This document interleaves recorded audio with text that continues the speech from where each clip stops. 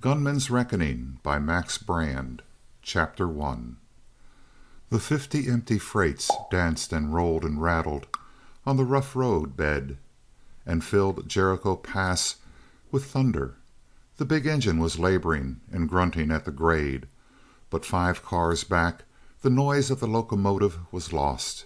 Yet there is a way to talk above the noise of a freight train, just as there is a way to whistle into the teeth of a stiff wind. This freight car talk is pitched just above the ordinary tone. It is an overtone of conversation, one might say, and it is distinctly nasal. The brakie could talk above the racket, and so of course could Lefty Joe. They sat about in the center of the train, on the forward end of one of the cars. No matter how the train lurched and staggered over that fearful roadbed, these two swayed in their places as easily and as safely as birds on swinging perches. The brakie had touched Lefty Joe for $2. He had secured 50 cents, and since the vigor of Lefty's oaths had convinced him that this was all the money that the tramp had, the two now sat elbow to elbow and killed the distance with their talk. "It's like old times to have you here," said the brakie. "You used to play this line when you jumped from coast to coast." "Sure," said Lefty Joe, and he scowled at the mountains on either side of the pass. The train was gathering speed, and the peaks lurched eastward in a confused, ragged procession. "And a derned hard ride it's been many a time."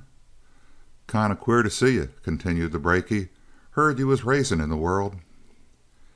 He caught the face of the other with a rapid side glance, but Lefty Joe was sufficiently concealed by the dark. "Heard you were the main guy with a whole crowd behind you," went on the brakie. "Yeah?" "Sure. Heard you was riding the cushions and all that." "Yeah?" "But I guess it was all bunk. Here you are back again, anyway." "Yep," agreed Lefty.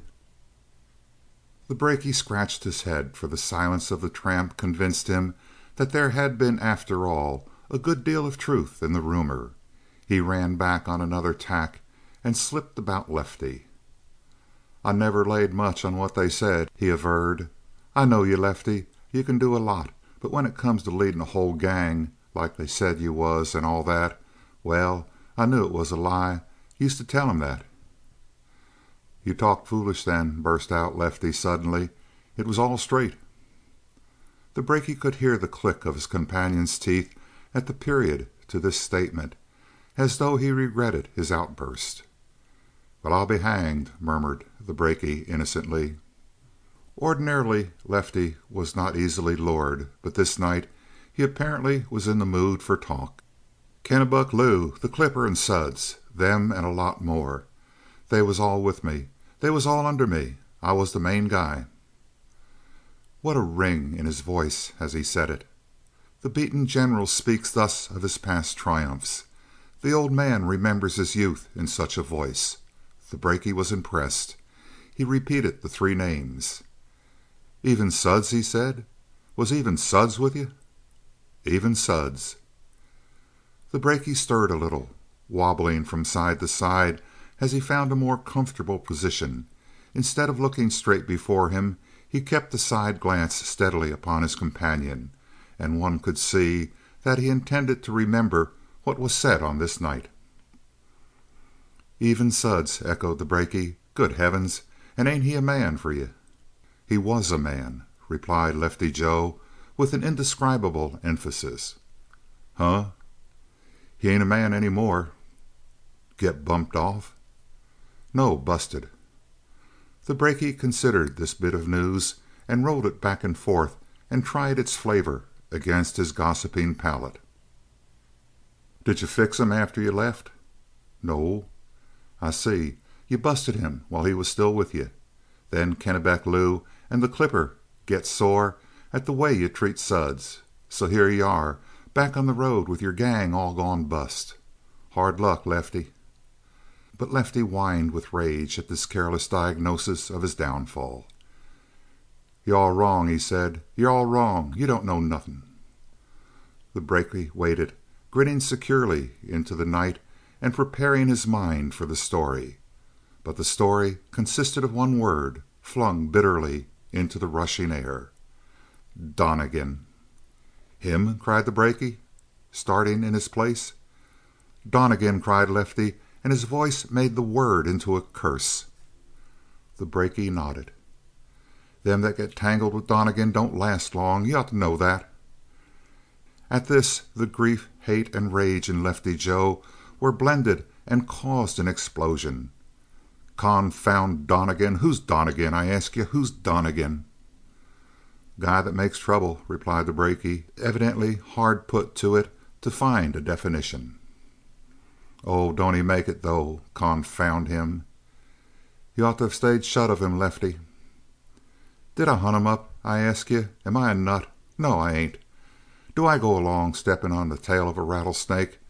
No more do I look up Donnegan." He groaned as he remembered. "I was going fine. Nothing could have been better.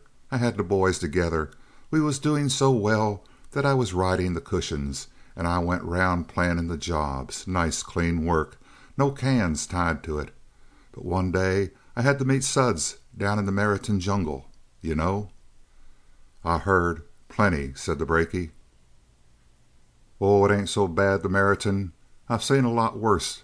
Found Suds there, and Suds was playing blackjack with an old gink. He was trimming him close. Get Suds going good, and he could read 'em 3 down and bury 'em as fast as they came under the bottom card. Takes a hand to do that sort of work. And that's the sort of work Suds was doing for the old man. Pretty soon the game was over and the old man was busted. He took up his pack and beat it, saying nothing and looking sick. I started talking to Suds. And while he was talking, along comes a boy and gives us a once-over. He knew me. 'Is this here a friend of yours, Lefty?' he says. 'Sure,' says I. 'Then he's in Dutch. He trimmed that old dad, and the dad is one of Donnegan's pals. Wait till Donnegan hears how your friend made the cards talk while he was skinning the old boy.' He passed me the wink and goes on. Made me sick. I turned to Suds, and the fool hadn't batted an eye. 'Never heard of Donnegan?' You know how it is. Half the road never heard of it. Part of the roads don't know nothing else. He's like a jumping tornado. Hits every 10 miles and don't bend a blade of grass in between." It took me about 5 minutes to tell Suds about Donnegan. Then Suds lets out a grunt and starts down the trail for the old dad. Missed him.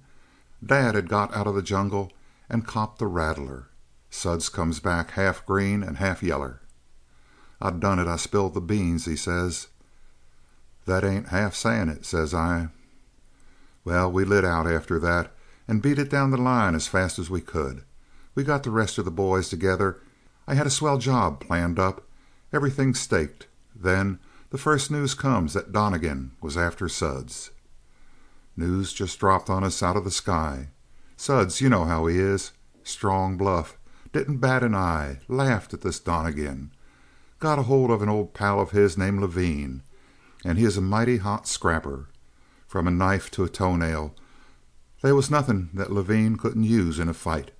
Suds sent him out to cross Donnegan's trail. He crossed it well enough. Suds got a telegram a couple days later saying that Levine had run into a wildcat and was considerably chawed, and would Suds send him a stake to pay the doctor.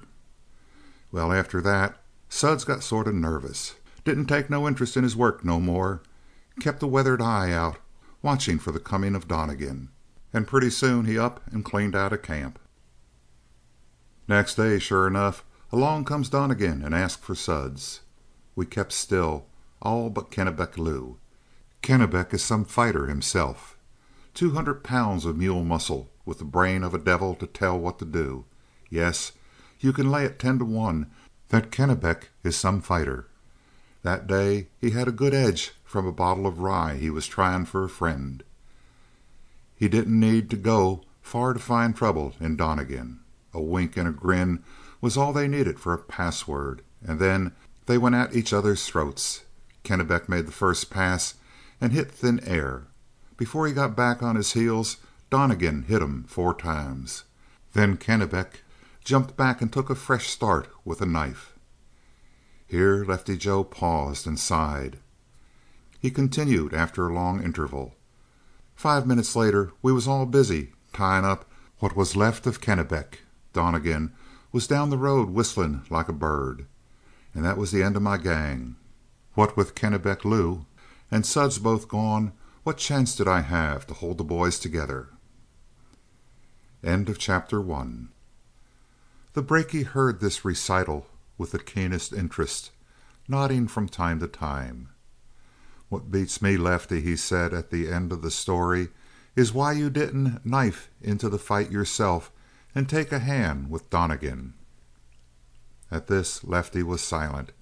It was rather the silence of one which cannot tell whether or not it is worth while to speak than it was the silence of one who needs time for thought. "I'll tell you why, Bo. It's because when I take a trail like that, it only has one end. I'm going to bump off the other bird, or he's going to bump off me." The brakie cleared his throat. "Look here," he said. "Looks to me like a queer thing that you're on this train." "Does it?" queried Lefty softly. "Why?"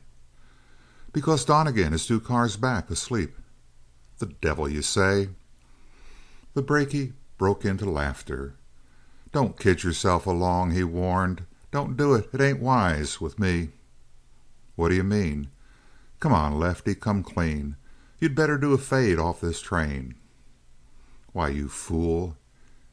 "It don't work, Joe. Why, the minute I seen you, I knew why you was here. I knew you meant to croak Donnegan."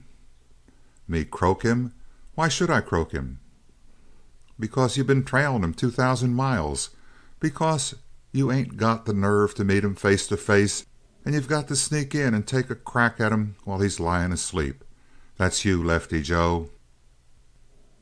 He saw Lefty sway toward him. But, all stories aside, it is a very bold tramp that cares for argument of a serious nature with a brakie. And even Lefty Joe was deterred from violent action. In the darkness his upper lip twitched, but he carefully smoothed his voice. "You don't know nothing, pal," he declared. "Don't I?" "Nothing," repeated Lefty. He reached into his clothes and produced something which rustled in the rush of wind. He fumbled and finally passed a scrap of paper into the hand of the brakie. "My heaven," drawled the latter. "Do you think you can fix me with $1 for a job like this?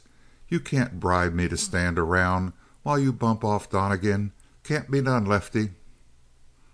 $1, did you say?"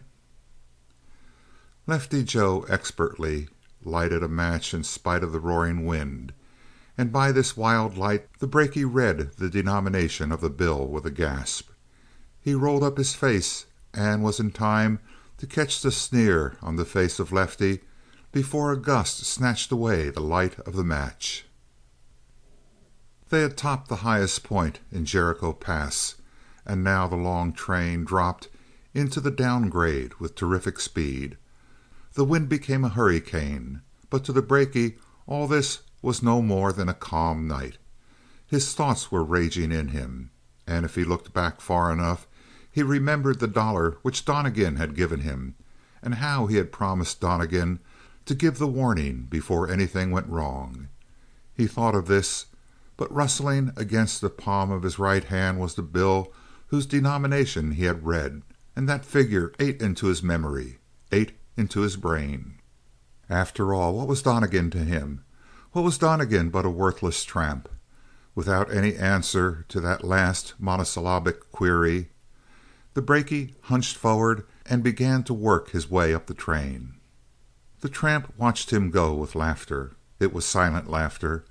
In the most quiet room it would not have sounded louder than a continual light hissing noise.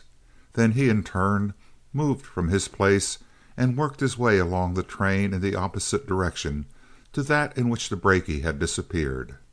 He went expertly, swinging from car to car with ape-like clumsiness and surety. 2 cars back.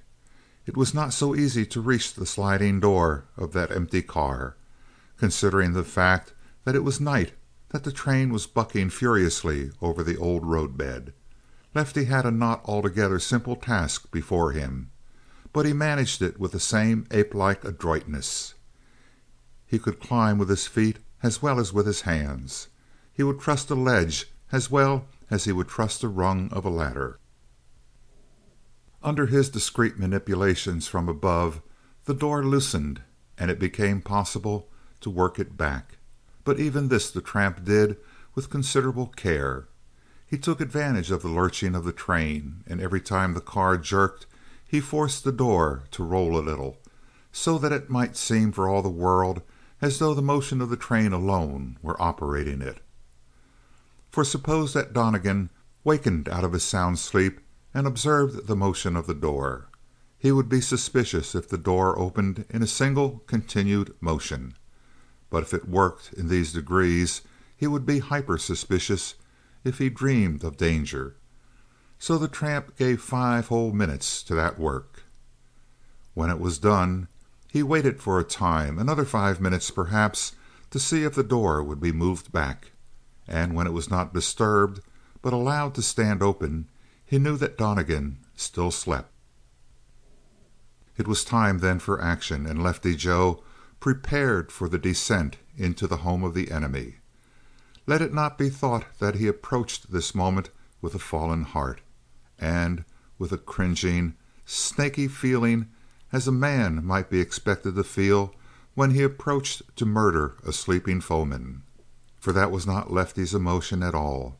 Rather, he was overcome by a tremendous happiness. He could have sung with joy at the thought that he was about to rid himself of this pest. True, the gang was broken up, but it might rise again. Donnegan had fallen upon it like a blight.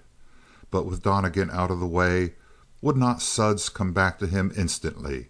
And would not Kennebec Lou himself return in admiration of a man who had done what he, Kennebec, could not do? With those two as a nucleus, how greatly might he not build? Justice must be done to Lefty Joe. He approached this murder as a statesman approaches the removal of a foe from the path of public prosperity. There was no more rancor in his attitude. It was rather the blissful largeness of the heart that comes to the politician when he unearths the scandal which will blight the race of his rival. With the peaceful smile of a child, therefore, Lefty Joe lay stretched at full length along the top of the car and made his choice of weapons. On the whole, his usual preference, day or night, was for a revolver. Give him a gat and Lefty was at home in any company. But he had reasons for transferring his alliance on this occasion. In the first place, a box car which is reeling and pitching to and fro from side to side is not a very good shooting platform, even for a snapshot like Lefty Joe. Also, the pitch darkness in the car would be a further annoyance to good aim. And in the third and most decisive place, if he were to miss his first shot, he would not be extremely apt to place his second bullet. For Donnegan had a reputation with his own revolver. Indeed, it was said that he rarely carried the weapon because when he did he was always tempted too strongly to use it. So that the chances were large that Donnegan would not have the gun now. Yet if he did have it, if he, Lefty, did miss his first shot, then the story would be brief and bitter indeed. On the other hand, a knife offered advantages almost too numerous to be listed. It gave one the deadly assurance which only comes with the knowledge of an edge of steel in one's hand, and when the knife reaches its mark it ends a battle at a stroke. Of course these doubts and considerations, pro and con, went through the mind of the tramp in about the same space of time that it requires for a dog to waken, snap at a fly, and drowse again. Eventually he took out his knife. It was a sheath knife which he wore from a noose of silk around his throat, and it always lay closest to his heart. The blade of the knife was of the finest Spanish steel, in the days when Spanish smiths knew how to draw out steel to a streak of light. The handle of the knife was from Milan. On the whole, it was a delicate and beautiful weapon, and it had the durable suppleness of, say, hatred itself. Lefty Joe, like a pirate in a tale, took this weapon between his teeth, allowed his squat, heavy bulk to swing down and dangle at arm's length for an instant, and then he swung himself a little and landed softly on the floor of the car. Who has not heard snow drop from the branch upon the snow beneath? That was the way Lefty Joe dropped to the floor of the car. He remained as he had fallen, crouched, alert, with one hand spread out on the boards to balance him and give him a leverage and a start in case he should wish to spring in any direction. Then he began to probe the darkness in every direction. With every glance he allowed his head to dart out a little. The movement was like a chicken pecking at imaginary grains of corn. But eventually he satisfied himself that his quarry lay in the forward end of the car, that he was prone, that he, Lefty, had accomplished 9/10 of his purpose by entering the place of his enemy unobserved. End of chapter 2. But even though this major step was accomplished successfully, Lefty Joe was not the man to abandon caution in the midst of an enterprise. The roar of the train would have covered sounds 10 times as loud as those of his snaky approach. Yet he glided forward with as much care as though he were stepping on old stairs in a silent house. He could see a vague shadow, Donnegan, but chiefly he worked by that peculiar sense of direction which some people possess in dim light. The blind, of course, have that sense in a high degree of sensitiveness, but even those who are not blind may learn to trust the peculiar and inverted sense of direction. With this to aid him, Lefty Joe went steadily, slowly across the first and most dangerous stage of his journey. That is, he got away from the square of the open door, where the faint starlight might vaguely serve to silhouette his body. After this, it was easier work. Of course, when he alighted on the floor of the car, the knife had been transferred from his teeth to his left hand, and all during his progress forward the knife was being balanced delicately, as though he were not yet quite sure of the weight of the weapon, just as a prize fighter keeps his deadly, poised hands in play, moving them as though he fears to lose his intimate touch with them. This stalking had occupied a matter of split seconds. Now Lefty Joe rose slowly. He was leaning very far forward, and he warded against the roll of the car by spreading out his right hand close to the floor. His left hand he poised with the knife, and he began to gather his muscles for the leap. He had already taken the last preliminary movement. He had swung himself to the right side a little, and, lightening his left foot, had thrown all his weight upon the right. In fact, his body was literally suspended in the instant of springing, cat-like, when the shadow which was Donnegan came to life. The shadow convulsed, as shadows are apt to swirl in a green pool when a stone is dropped into it, and a bit of board 2 feet long and some 8 inches wide cracked against the shins of Lefty Joe. It was about the least dramatic weapon that could have been chosen under those circumstances, but certainly no other defense could have frustrated Lefty's spring so completely. Instead of launching out in a compact mass whose point of contact was the reaching knife, Lefty crawled stupidly forward on his knees and had to throw out his knife hand to save his balance. It is a singular thing to note how important balance is to men. Animals fight, as a rule, just as well on their backs as they do on their feet. They can lie on their sides and bite. They can swing their claws even while they are dropping through the air. But a man needs poise and balance before he can act. What is speed in a fighter? It is not so much an affair of the muscles as it is the power of the brain to adapt itself instantly to each new move and put the body in a state of balance. In the prize ring, Speed does not mean the ability to strike one lightning blow, but rather that, having finished one drive, the fighter is in position to hit again and then again, so that no matter where the impetus of his last lunge has placed him, he is ready and poised to shoot all his weight behind his fist again, and drive it accurately at a vulnerable spot. Individually, the actions may be slow, but the series of efforts seem rapid. This is why a superior boxer seems to hypnotize his antagonist with movements which to the spectator seem perfectly easy, slow, and sure. But if Lefty lacked much in agility, he had an animal-like sense of balance.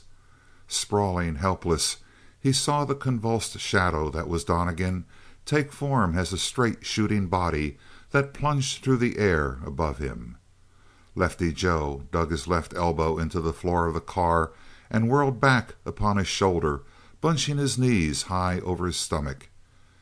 9 chances out of 10, if Donnegan had fallen flatwise upon this alert enemy, he would have received those knees in the pit of his own stomach and instantly been paralyzed.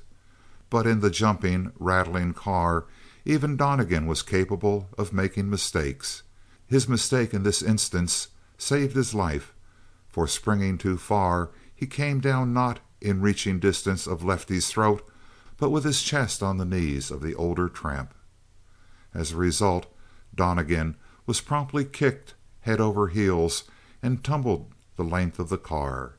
Lefty was on his feet and plunging after the tumbling form in the twinkling of an eye, literally speaking, and he was only kept from burying his knife in the flesh of his foe by a sway of the car that staggered him in the act of striking. Donnegan the next instant was beyond reach. He had struck the end of the car and rebounded like a ball of rubber at a tangent. He slid into the shadows, and Lefty, putting his own shoulders to the wall, felt for his revolver and knew that he was lost. He had failed in his first surprise attack, and without surprise to help him now he was gone. He weighed his revolver, decided that it would be madness to use it, for if he missed, Donnegan would instantly be guided by the flash to shoot him full of holes. Something slipped by the open door, something that glimmered faintly, and Lefty Joe knew that it was the red head of Donnegan. Donnegan, soft-footed as a shadow among shadows. Donnegan on a blood trail.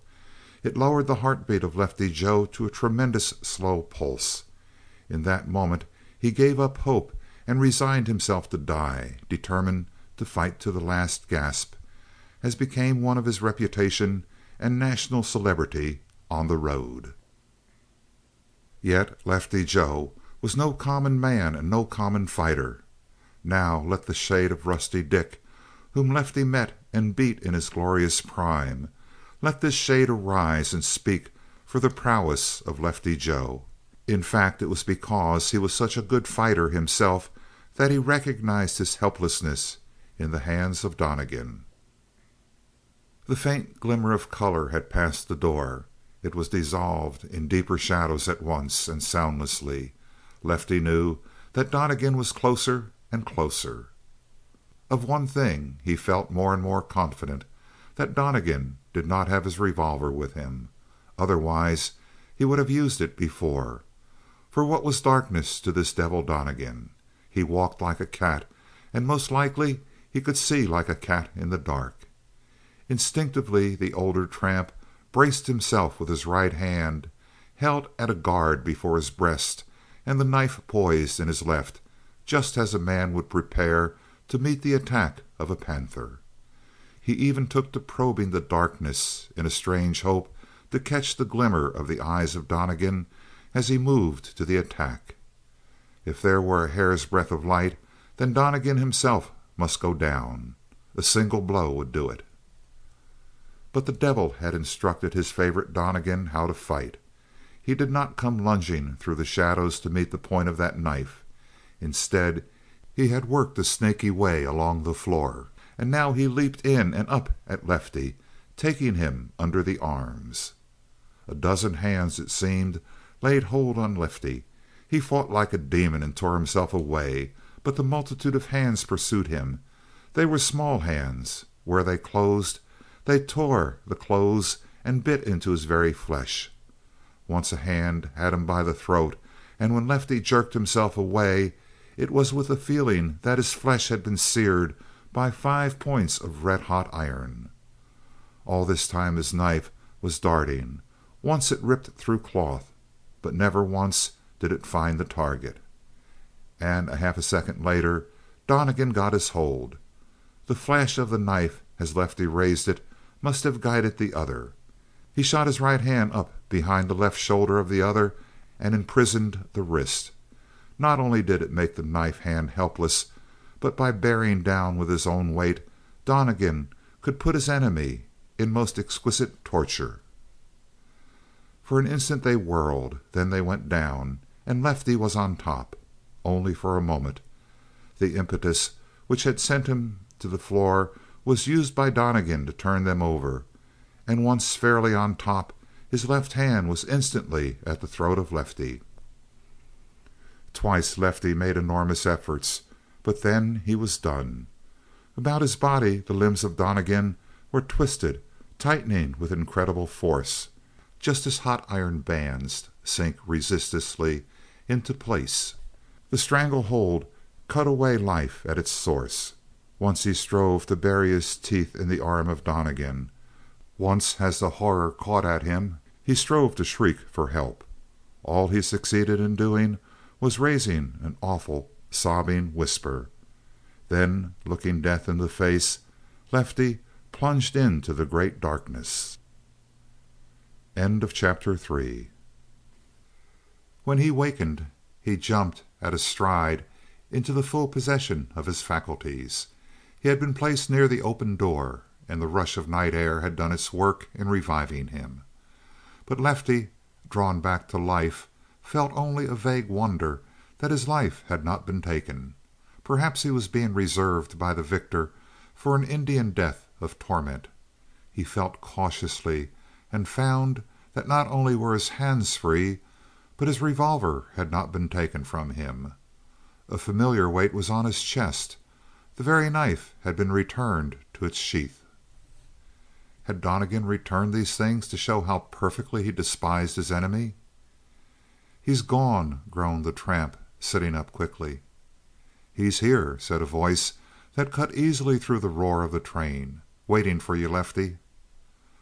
The tramp was staggered again, but then who had ever been able to fathom the ways of Donnegan?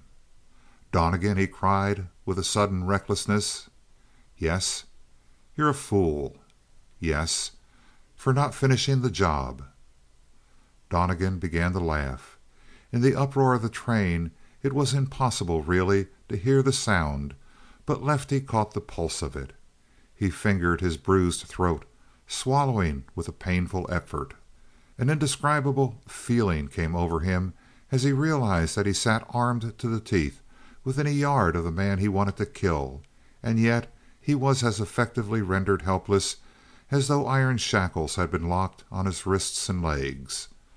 The night light came through the doorway, and he could make out the slender outline of Donnegan, and again he caught the faint luster of that red hair, and out of the shadowy form a singular power emanated and sapped his strength at the root. Yet he went on viciously. "Sooner or later, Donnegan, I'll get you."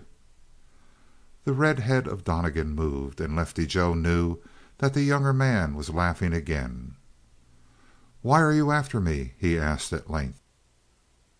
It was another blow in the face of Lefty. He sat for a time blinking with owlish stupidity. "Why?" he echoed, and he spoke his astonishment from the heart. "Why am I after you?" he said again. "Why, confound you, ain't you Donnegan?" "Yes."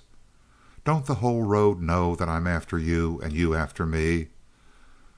"The whole road is crazy. I'm not after you." Lefty choked. "Maybe I've been dreaming. Maybe you didn't bust up the gang. Maybe you didn't clean up on Suds and Kennebec."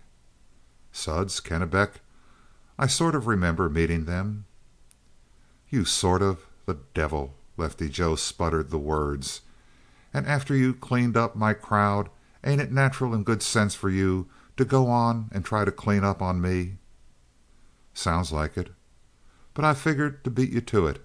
I cut in on your trail, Donnegan, and before I leave it you'll know a lot more about me." "You're warning me ahead of time?" "You've played this game square with me. I'll play square with you. Next time there'll be no slips, Donnegan. I don't know why you should have picked on me, though. Just the natural devil in you." "I haven't picked on you," said Donnegan. "What?"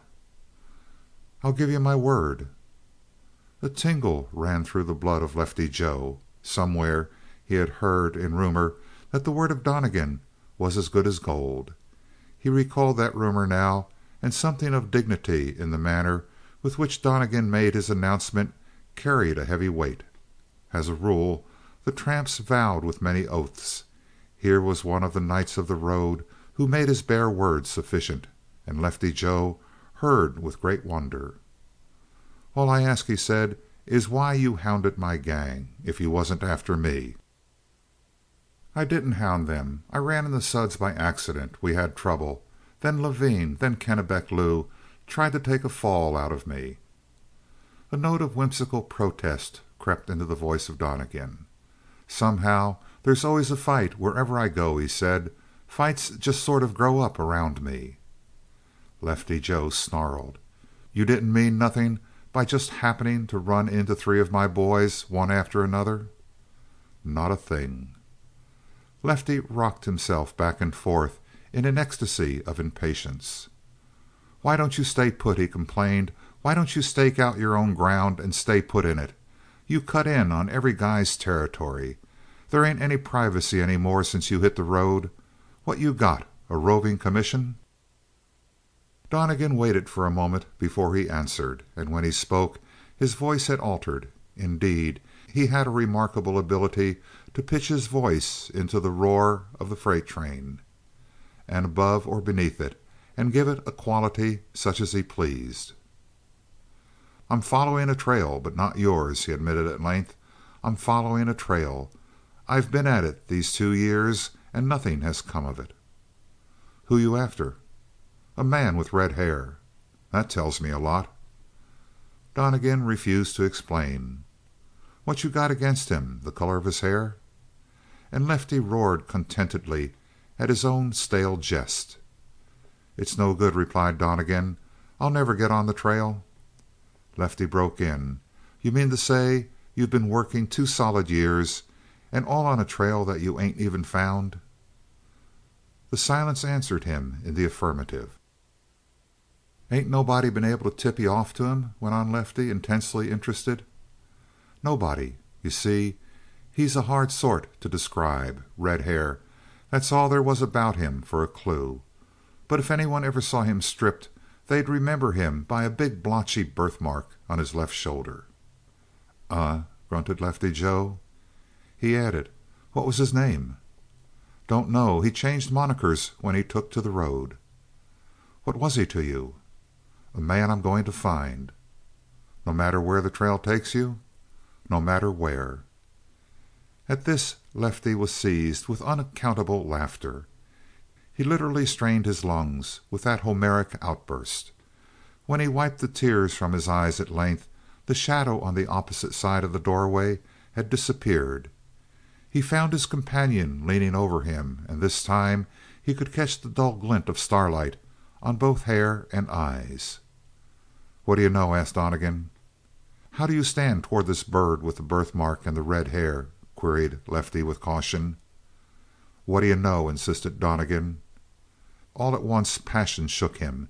He fastened his grip in the shoulder of the larger man, and his fingertips worked toward the bone. "What do you know?" he repeated for the third time, and now there was no hint of laughter in the hard voice of Lefty. "You fool, if you followed that trail you'll go to the devil. It was Rusty Dick, and he's dead." His triumphant laughter came again, but Donnegan cut into it. "Rusty Dick was the one you killed." "Sure. What of it? We fought fair and square." "Then Rusty wasn't the man I want. The man I want would have eaten two like you, Lefty." What about the birthmark? It was sure on his shoulder, Donnegan."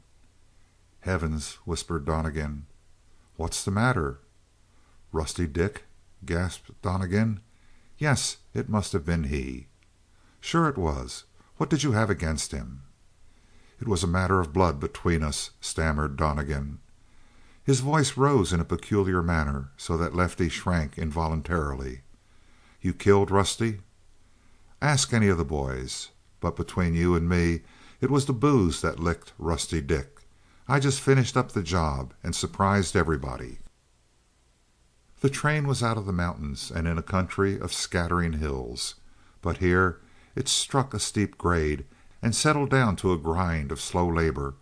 The rails hummed, and suspense filled the freight car. "Hey!" cried Lefty suddenly. "You fool, you'll do a flop out the door in about a minute." He even reached out to steady the toppling figure, but Donnegan pitched straight out into the night. Lefty craned his neck from the door, studying the roadbed, but at that moment the locomotive topped the little rise and the whole train lurched forward. "After all," murmured Lefty Joe, "it sounds like Donnegan hated a guy so bad that he hadn't any use for living when he heard the other guy was dead. But I'm never going to cross his path again, I hope." End of chapter 4. But Donnegan had leaped clear of the road bed, and he struck almost to the knees in a drift of sand. Otherwise he might well have broken his legs with that foolhardy chance. As it was, the fall whirled him over and over, and by the time he had picked himself up, the lighted caboose of the train was rocking past him. Donnegan watched it grow small in the distance, and then, when it was only a red, uncertain star far down the track, he turned to the vast country around him. The mountains were to his right, not far away, but caught up behind the shadows so that it seemed a great distance. Like all huge, half seen things, they seemed in motion toward him. For the rest, he was in bare, rolling country. The skyline everywhere was clean. There was hardly a sign of a tree. He knew by little reflection that this must be cattle country, for the brakie had intimated as much in their talk just before dusk. Now it was early night, and a wind began to rise, blowing down the valley with a keen motion and a rapidly lessening temperature, so that Donnegan saw he must get to a shelter. He could, if necessary, endure any privation, but his tastes were for luxurious comfort. Accordingly, he considered the landscape with gloomy disapproval. He was almost inclined to regret his plunge from the lumbering freight train. Two things had governed him in making that move. First, when he discovered that the long trail he followed was definitely fruitless, he was filled with a great desire to cut himself away from his past and make a new start. Secondly, when he learned that Rusty Dick had been killed by Joe, he wanted desperately to get the throttle of the latter under his thumb.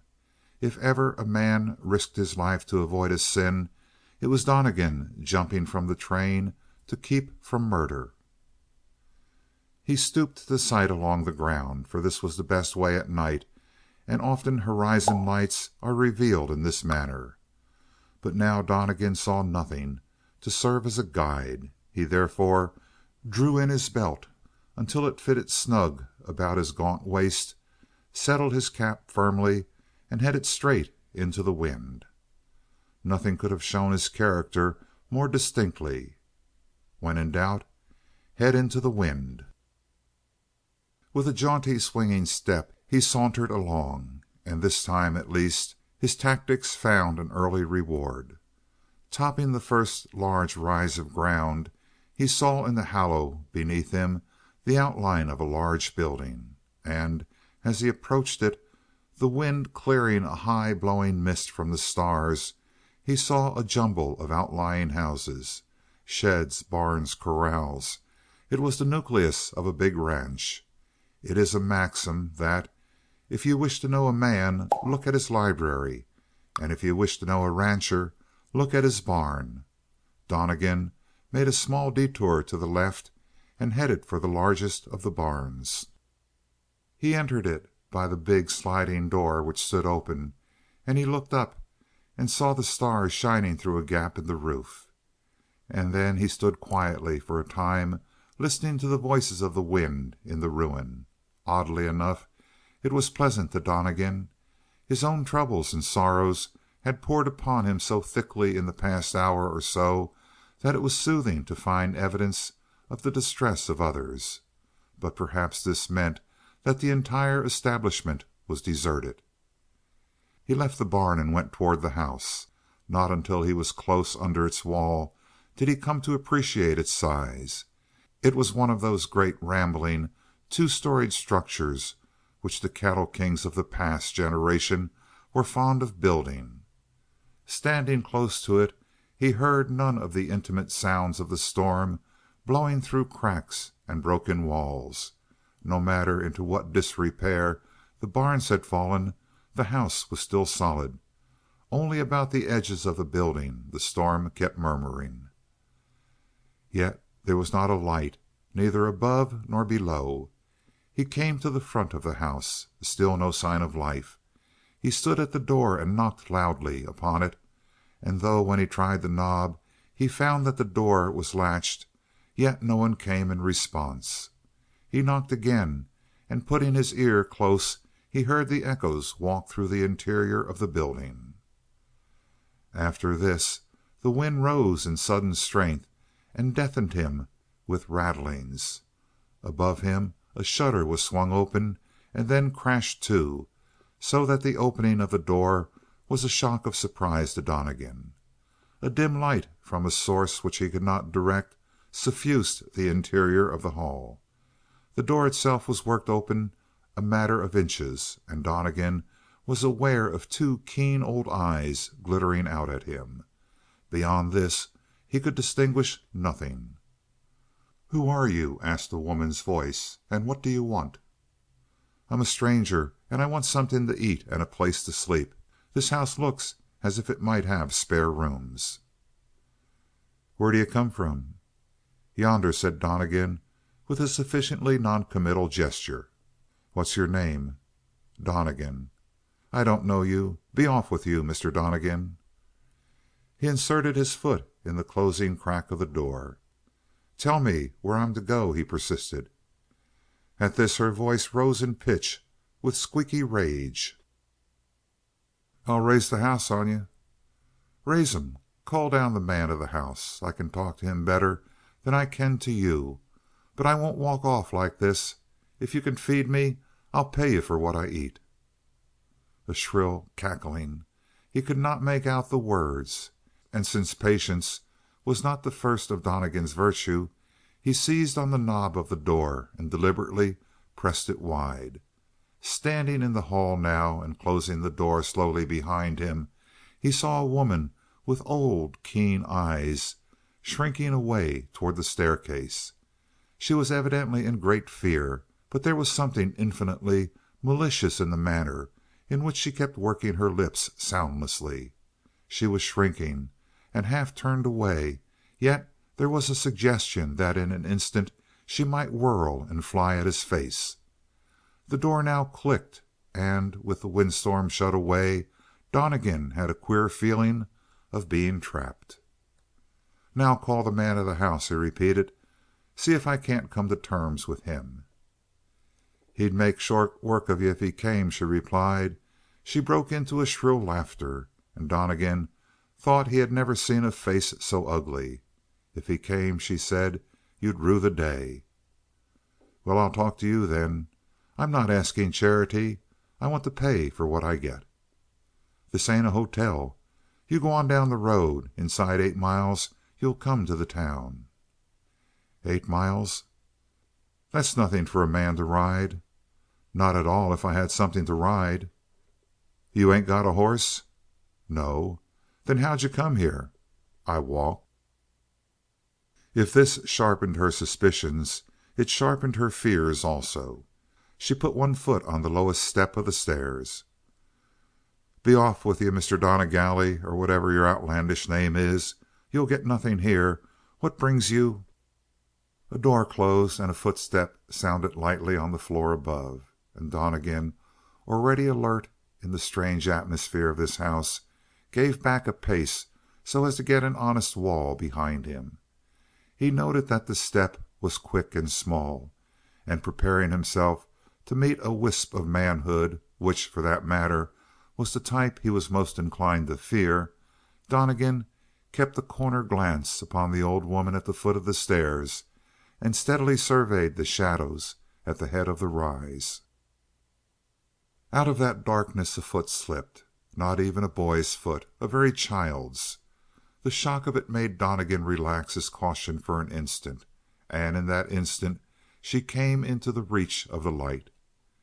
It was a wretched light at best, for it came from a lamp with smoky chimney which the old hag carried, and at the raising and lowering of her hand the flame jumped and died in the throat of the chimney, and set the hall awash with shadows. Falling away to a point of yellow, the lamp allowed the hall to assume a certain indefinite dignity of height and breadth and calm proportions. But when the flame rose, Donnegan could see the broken balusters of the balustrade, the carpet faded past any design and worn to rattiness, wallpaper which had rotted or dried away and hung in crisp tatters here and there, and on the ceiling an irregular patch from which the plaster had fallen and exposed the lathwork. But at the coming of the girl the old woman had turned, and as she did the flame tossed up in the lamp and Donnegan could see the newcomer distinctly. Once before his heart had risen as it rose now. It had been the fag end of a long party, and Donnegan, rousing from a drunken sleep, staggered to the window. Leaning there to get the freshness of the night air against his hot face, he had looked up and saw the white face of the moon going up the sky, and a sudden sense of the blackness and loathing against the city had come upon Donnegan, and the murky color of his own life, and when he turned away from the window he was sober. And so it was that he now stared up at the girl. At her breast she held a cloak together with one hand, and the other hand touched the railing of the stairs. He saw one foot suspended for the next step, as though the sight of him kept her back in fear. To the miserable soul of Donnegan she seemed all that was lovely, young and pure, and her hair, old gold in the shadow and pale gold where the lamp struck it, was to Donnegan like a miraculous light about her face. Indeed, that little pause was a great and awful moment, for considering that Donnegan, who had gone through his whole life with his eyes ready either to mock or hate, and who had rarely used his hand except to make a fist of it, Donnegan, who had never, so far as is known, had a companion, who had asked the world for action, not kindness, this Donnegan now stood straight with his back against the wall and poured out the story of his wayward life to a mere slip of a girl. End of chapter 5. Even the old woman, whose eyes were sharpened by her habit of looking constantly for the weaknesses and vices of men, could not guess what was going on behind the thin, rather ugly face of Donnegan. The girl, perhaps, may have seen more, for she caught the glitter of his active eyes even at that distance. The hag began to explain with vicious gestures that set the light flaring up and down. "He ain't come from nowhere, Lou," she said. "He ain't going nowhere. He wants to stay here for the night." The foot which had been suspended to take the next step was now withdrawn. Donnegan remembered at last, whipped off his cap, and at once the light flared and burned upon his hair. It was a wonderful red. It shone, and it had a terrible blood tinge, so that his face seemed pale beneath it. There were three things that made up that peculiar dominance of Donnegan's countenance. The three things were the hair, the uneasy bright eyes, and the rather thin, compressed lips. When Donnegan slept he seemed about to waken from a vigorous dream. When he sat down he seemed about to leap to his feet, and when he was standing he gave that impression of a poise which is ready for anything. It is no wonder that the girl, seeing that face and that alert, aggressive body, shrank a little on the stairs. Donnegan that instant knew that these two women were really alone in the house as far as fighting men were concerned. And the fact disturbed him more than a leveled gun would have done. He went to the foot of the stairs, even past the old woman, and, raising his head, he spoke to the girl. "My name's Donnegan. I came over from the railroad. Walked. I don't want to walk the other 8 miles unless there's a real need for it. I—" Why did he pause? "I'll pay you for anything I get here." His voice was not too certain. Behind his teeth there was knocking a desire to cry out to her the truth. "I am Donnegan. Donnegan the tramp. Donnegan the shiftless. Donnegan the fighter. Donnegan the killer. Donnegan the penniless, worthless. But for heaven's sake, let me stay until morning and let me look at you from a distance." But after all, perhaps he did not need to say all these things.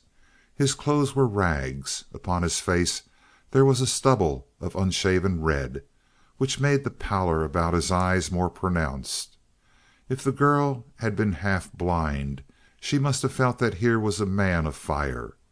He saw her gather the wrap a little closer about her shoulders, and that sign of fear made him sick at heart. "Mr. Donnegan," said the girl, "I am sorry.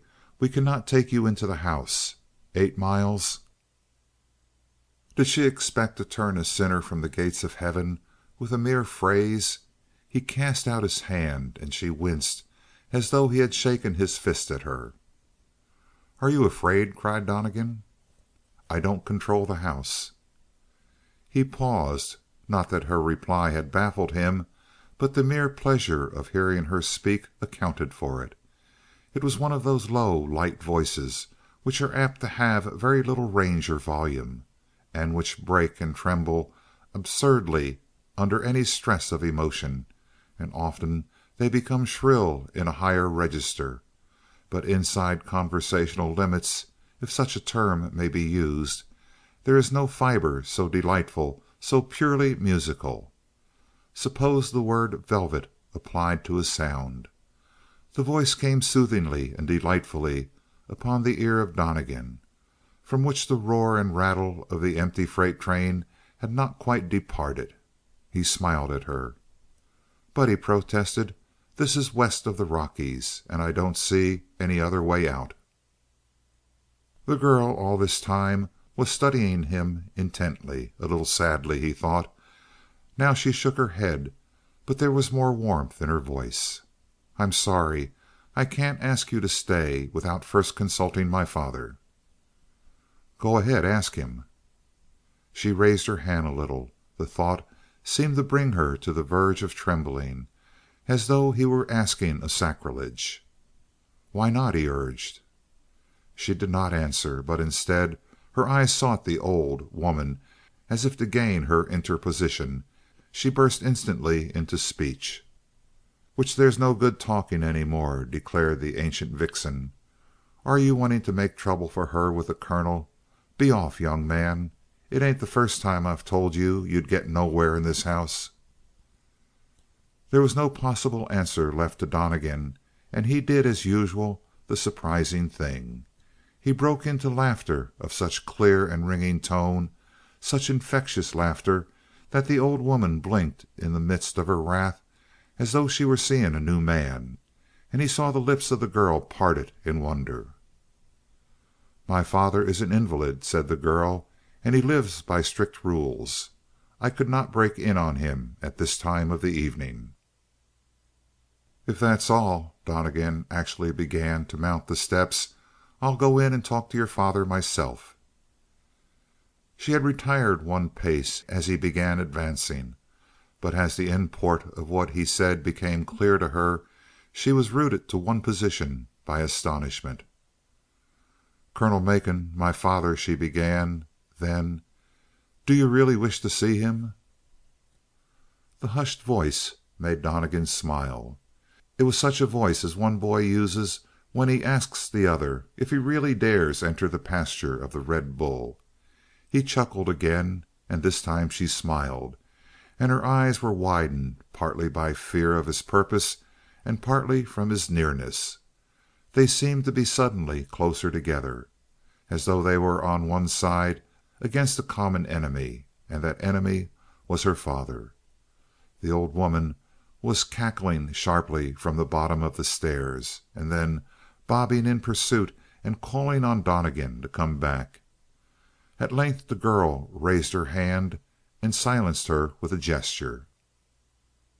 Donnegan was now hardly a pace away, and he saw that she lived up to all the promise of that first glance. Yet still she seemed unreal. There is a quality of the unearthly about a girl's beauty. It is, after all, only a gay moment between the formlessness of childhood and the hardness of middle age. This girl was pale, Donnegan saw, and yet she had color. She had the luster, say, of a white rose, and the same bloom. Lou, the old woman had called her, and Macon was her father's name. Lou Macon. The name fitted her, Donnegan thought. For that matter, if her name had been Sally Smith, Donnegan would probably have thought it beautiful. The keener a man's mind is, and the more he knows about men and women and the ways of the world, the more apt he is to be intoxicated by a touch of grace and thoughtfulness. And all these age-long seconds the perfume of girlhood had been striking up to Donnegan's brain. She brushed her timidity away, and with the same gesture accepted Donnegan as something more than a dangerous vagrant. She took the lamp from the hands of the crone and sent her about her business, disregarding the mutterings and the warnings which trailed behind the departing form. Now she faced Donnegan, screening the light from her eyes with a cupped hand, and by the same device focusing it upon the face of Donnegan. He mutely noted the small maneuver and gave her credit, but for the pleasure of seeing the white of her fingers and the way they tapered to pink transparency at the tips, he forgot the poor figure he must make with his soiled, ragged shirt, his unshaven face, his gaunt cheeks. Indeed, he looked so straight at her that in spite of her advantage with the light she had to avoid his glance. "I am sorry," said Lou Macon, "and ashamed because we can't take you in. The only house on the range where you wouldn't be welcome. I know, but my father leads a very close life. He has set ways. The ways of an invalid, Mr. Donnegan." "And you're bothered about speaking to him of me?" "I'm almost afraid of letting you go in yourself." "Let me take the risk." She considered him again for a moment, and then turned with a nod, and he followed her up the stairs into the upper hall. The moment they stepped into it he heard her clothes flutter, and a small gale poured on them. It was criminal to allow such a building to fall into this ruinous condition, and a gloomy picture rose in Donnegan's mind of the invalid, thin-faced, sallow-eyed, white-haired, lying in his bed, listening to the storm and silently gathering bitterness out of the pain of living. Lou Macon paused again in the hall, close to a door on the right. "I'm going to send you in to speak to my father," she said gravely. "First, I have to tell you that he's different." Donnegan replied by looking straight at her, and this time she did not wince from the glance. Indeed, she seemed to be probing him, searching with a peculiar hope. What could she expect to find in him? What that was useful to her?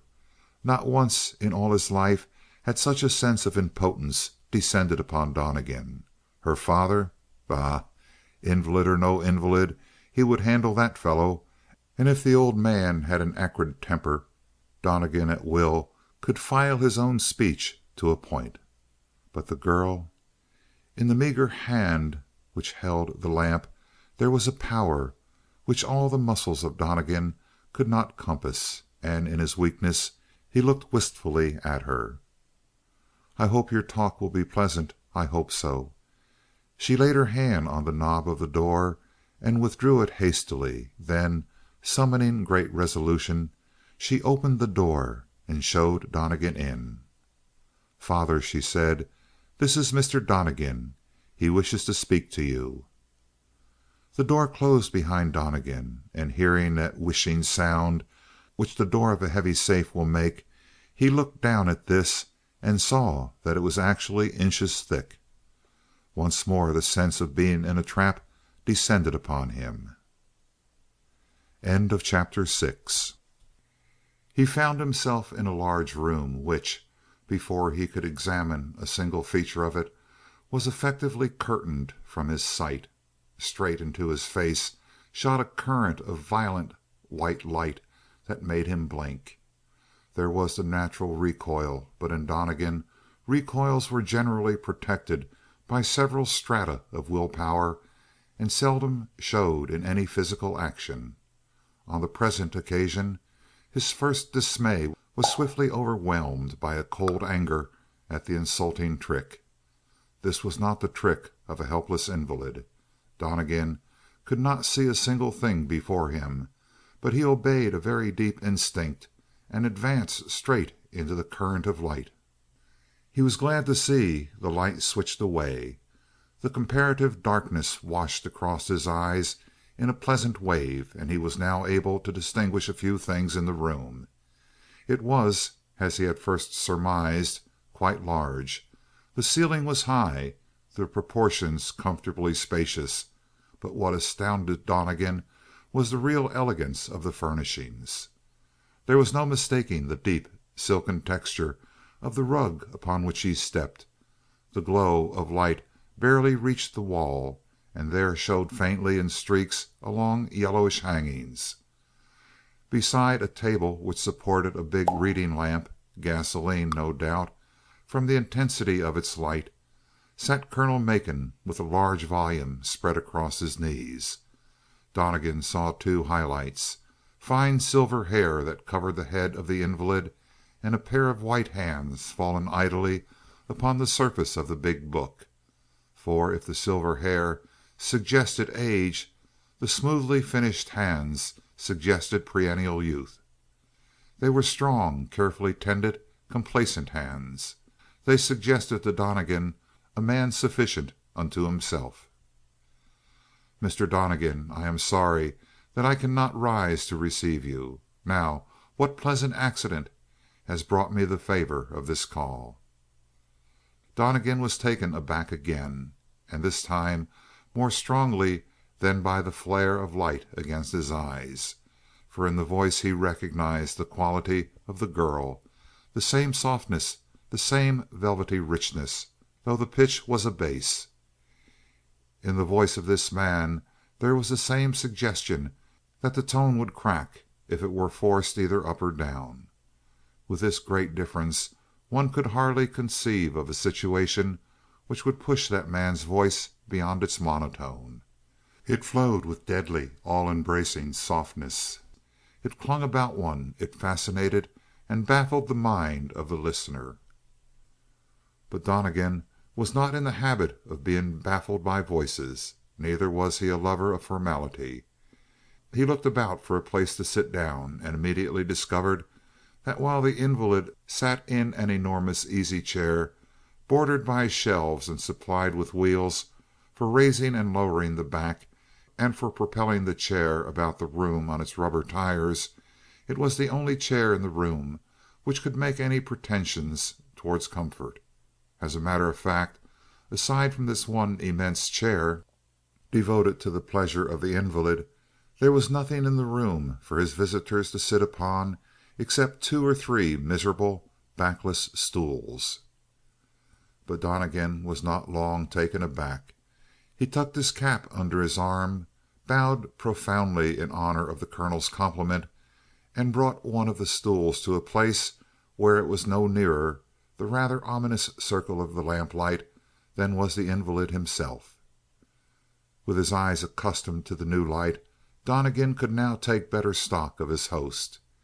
He saw a rather handsome face, with eyes exceedingly blue, young and active, but the features of Macon as well as his body were blurred and obscured by a great fatness.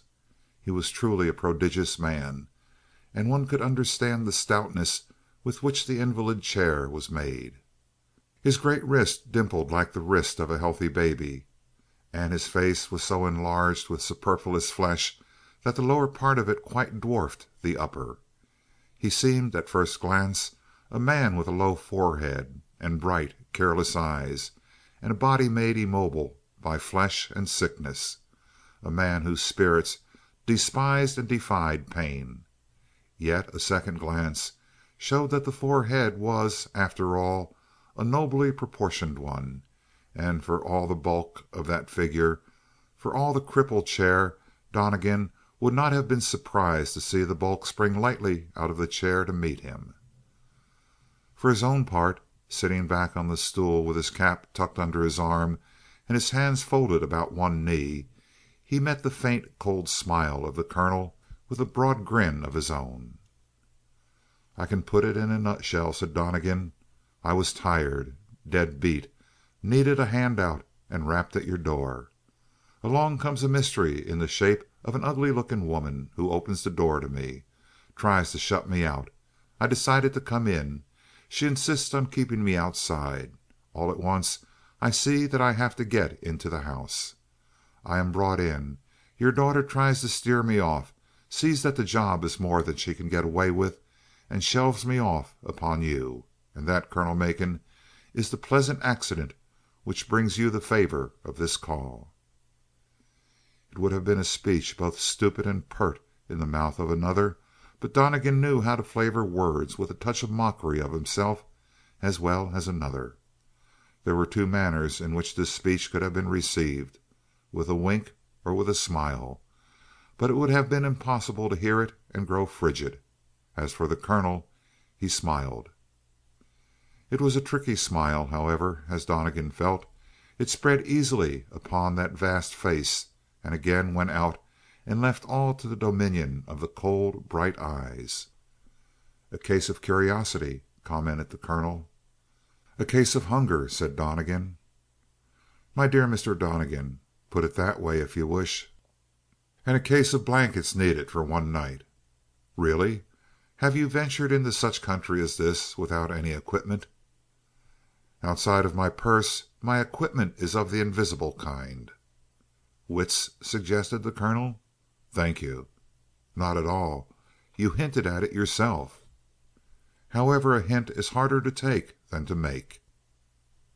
The colonel raised his faultless right hand, and oddly enough his great corpulence did not extend in the slightest degree to his hand, but stopped short at the wrists, and stroked his immense chin. His skin was like Lou Macon's, except that in place of the white flowered bloom, his was a parchment, dead pallor. He lowered his hand with the same slow precision and folded it with the other, all the time probing Donnegan with his difficult eyes. "Unfortunately, most unfortunately, it is impossible for me to accommodate you, Mr. Donnegan." The reply was not flippant, but quick. "Not at all. I'm the easiest person in the world to accommodate." The big man smiled sadly. "My fortune has fallen upon evil days, sir. It is no longer what it was. There are in this house 3 habitable rooms. This one, my daughter's apartment, and the kitchen where old Haggie sleeps. Otherwise, you are in a rat trap of a place." He shook his head, a slow, decisive motion. "A spare blanket," said Donnegan, "will be enough." There was another sigh and another shake of the head. "Even a corner of a rug to roll up in will do perfectly." "You see, it is impossible for me to entertain you." "Bare boards will do well enough for me, Colonel Macon. And if I have a piece of bread, a plate of cold beans, anything, I can entertain myself." "I'm sorry to see you so compliant, Mr. Donnegan, because that makes my refusal seem the more unkind. But I cannot have you sleeping on the bare floor. Not on such a night. Pneumonia comes on one like a cat in the dark in such weather. It is really impossible. to keep you here, sir." Said Donnegan. He began to feel that he was stumped, and it was a most unusual feeling for him. "Besides, for a young fellow like you, with your agility, what is 8 miles? Walk down the road, and you will come to a place where you will be made at home and fed like a king." 8 miles, that's not much, but on such a night as this. There was a faint glint in the eyes of the colonel. Was he not sharpening his wits for his contest of words, and enjoying it? "The wind will be at your back and buoy your steps. It will shorten the 8 miles to 4." Very definitely Donnegan felt that the other was reading him. What was it that he saw as he turned the pages? "There is one thing you fail to take into your accounting." "Ah?" "I have an irresistible aversion to walking." "Ah?" repeated Macon. "Or exercise in any form." "Then you are unfortunate to be in this country without a horse." "Unfortunate, perhaps, but the fact is that I'm here. Very sorry to trouble you, though, Colonel." "I'm rarely troubled," said the colonel coldly. "And since I have no means of accommodation, the laws of hospitality rest light on my shoulders." "Yet I have an odd thought," replied Donnegan. "Well, you have expressed a number already, it seems to me." "It is this: that you have already made up your mind to keep me here." Chapter 7. The colonel stiffened in his chair, and under his bulk even those ponderous timbers quaked a little. Once more Donnegan gained an impression of chained activity ready to rise to any emergency. The colonel's jaw set and the last vestige of the smile left his eyes. Yet it was not anger that showed in its place.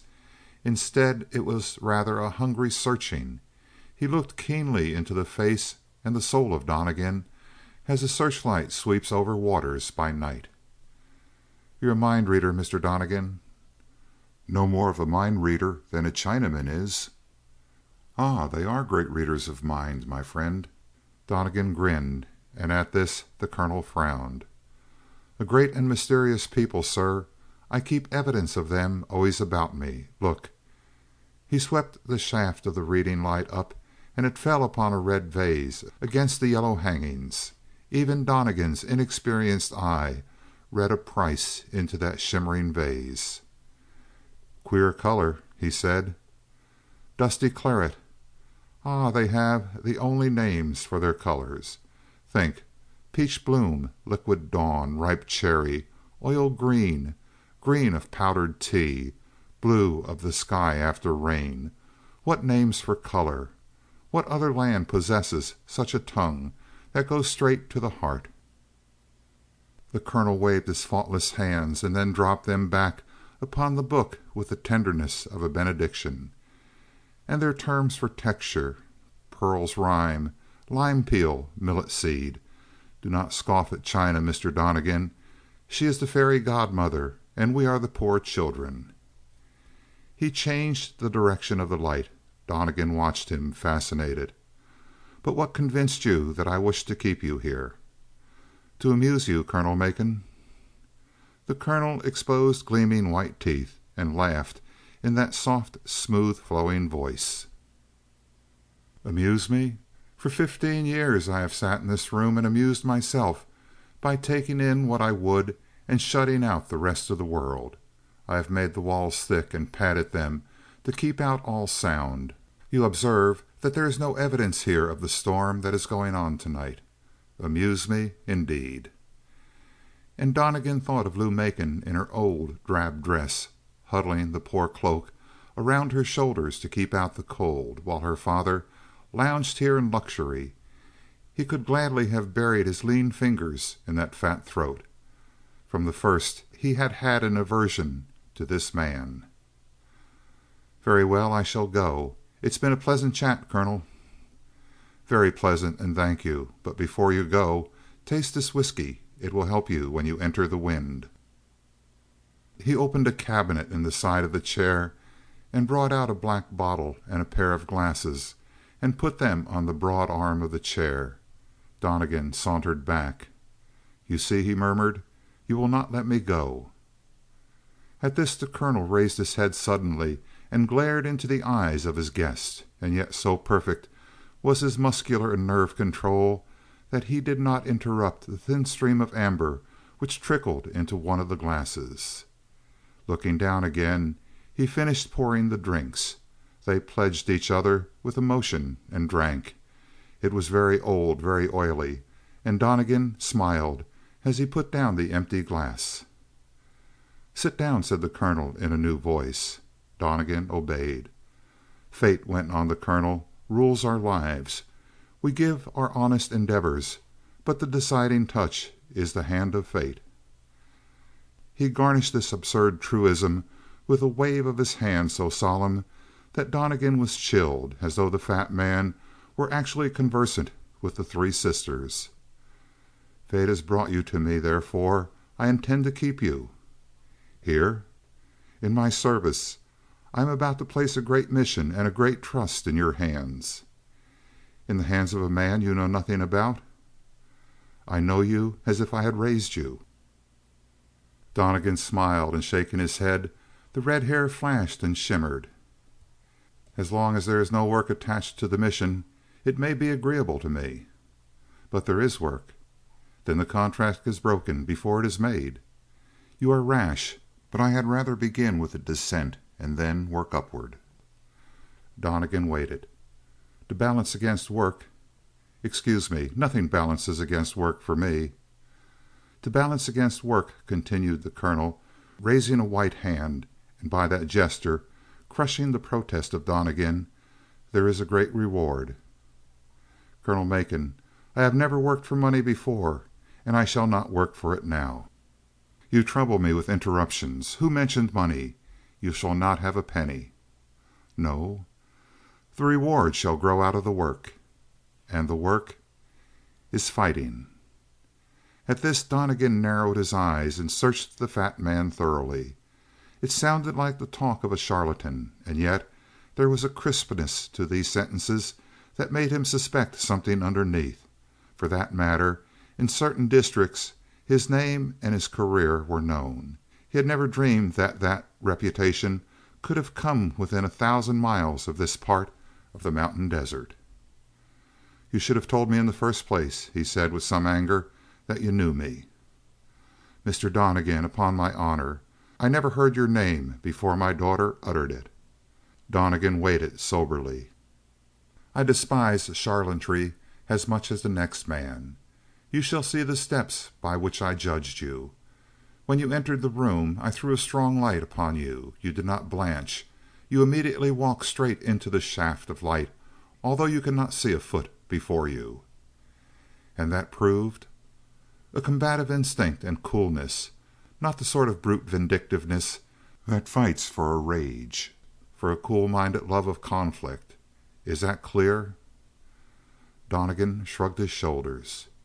"And above all I need a fighter. Then I watched your eyes and your hands. The first were direct, and yet they were alert. And your hands were perfectly steady." "Qualifications for a fighter, eh?" "Do you wish further proof?" "Well, what of the fight to the death which you went through this same night?" Donnegan started.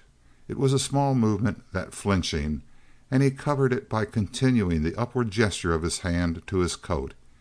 He drew out tobacco and cigarette papers and commenced to roll his smoke.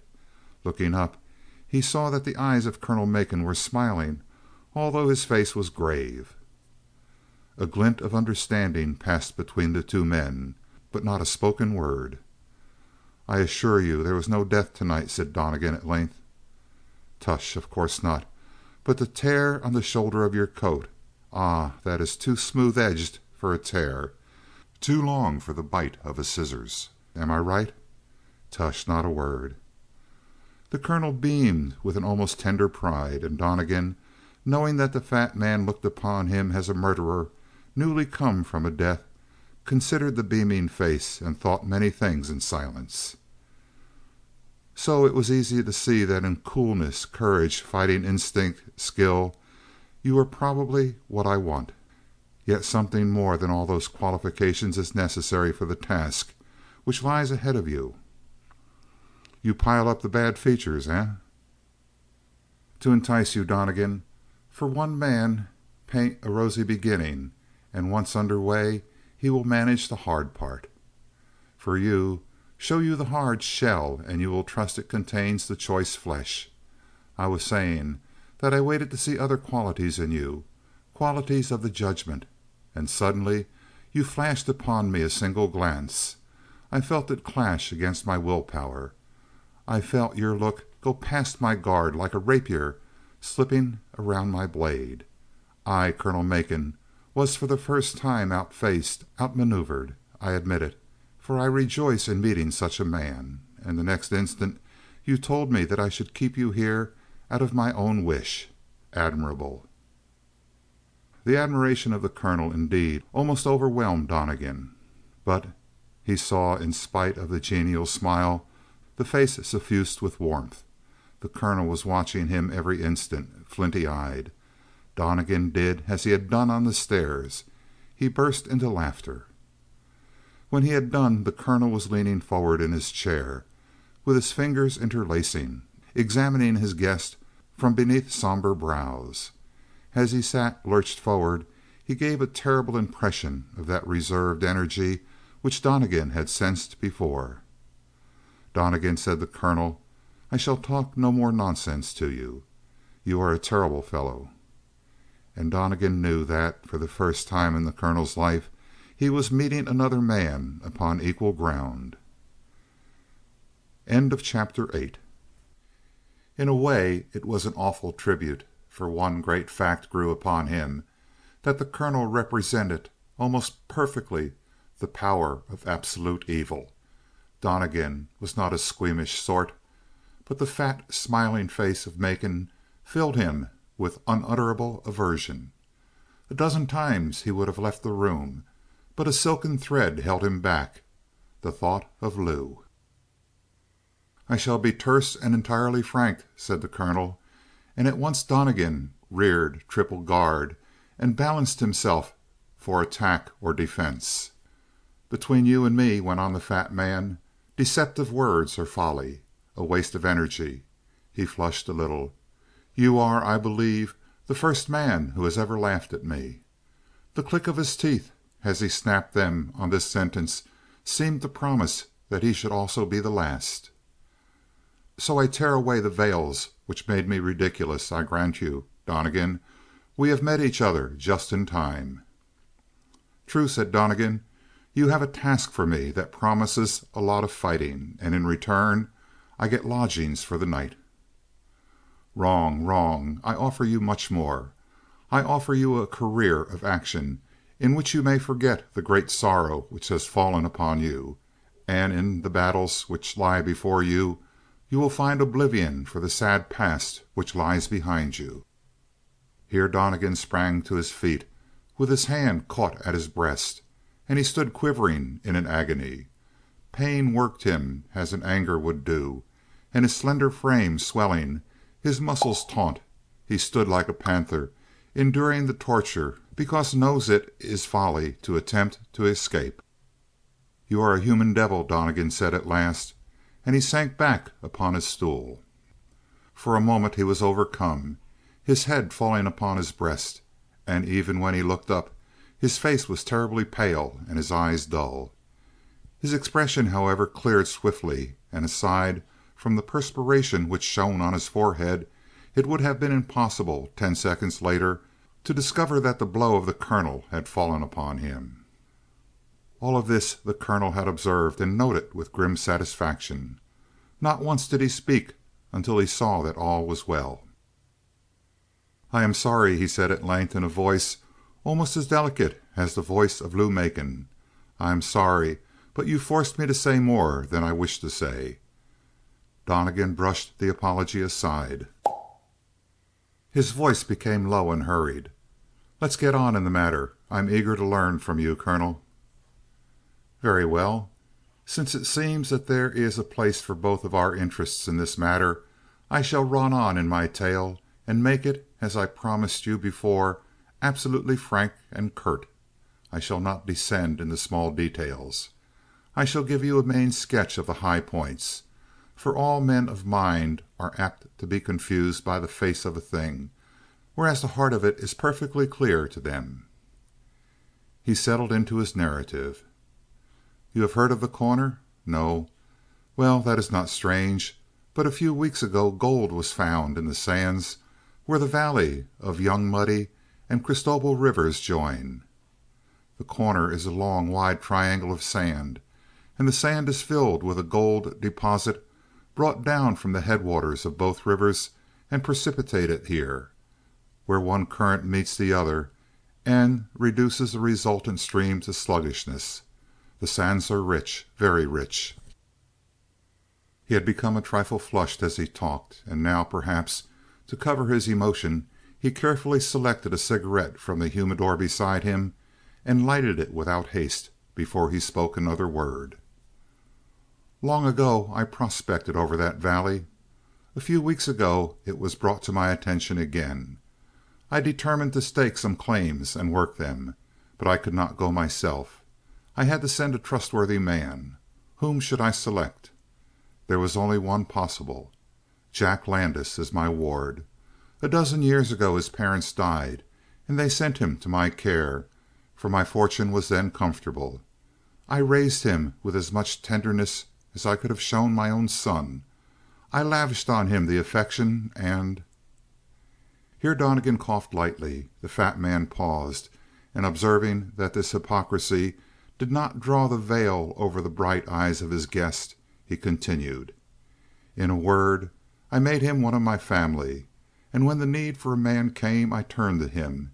He is young, strong, active, able to take care of himself." At this Donnegan pricked his ears.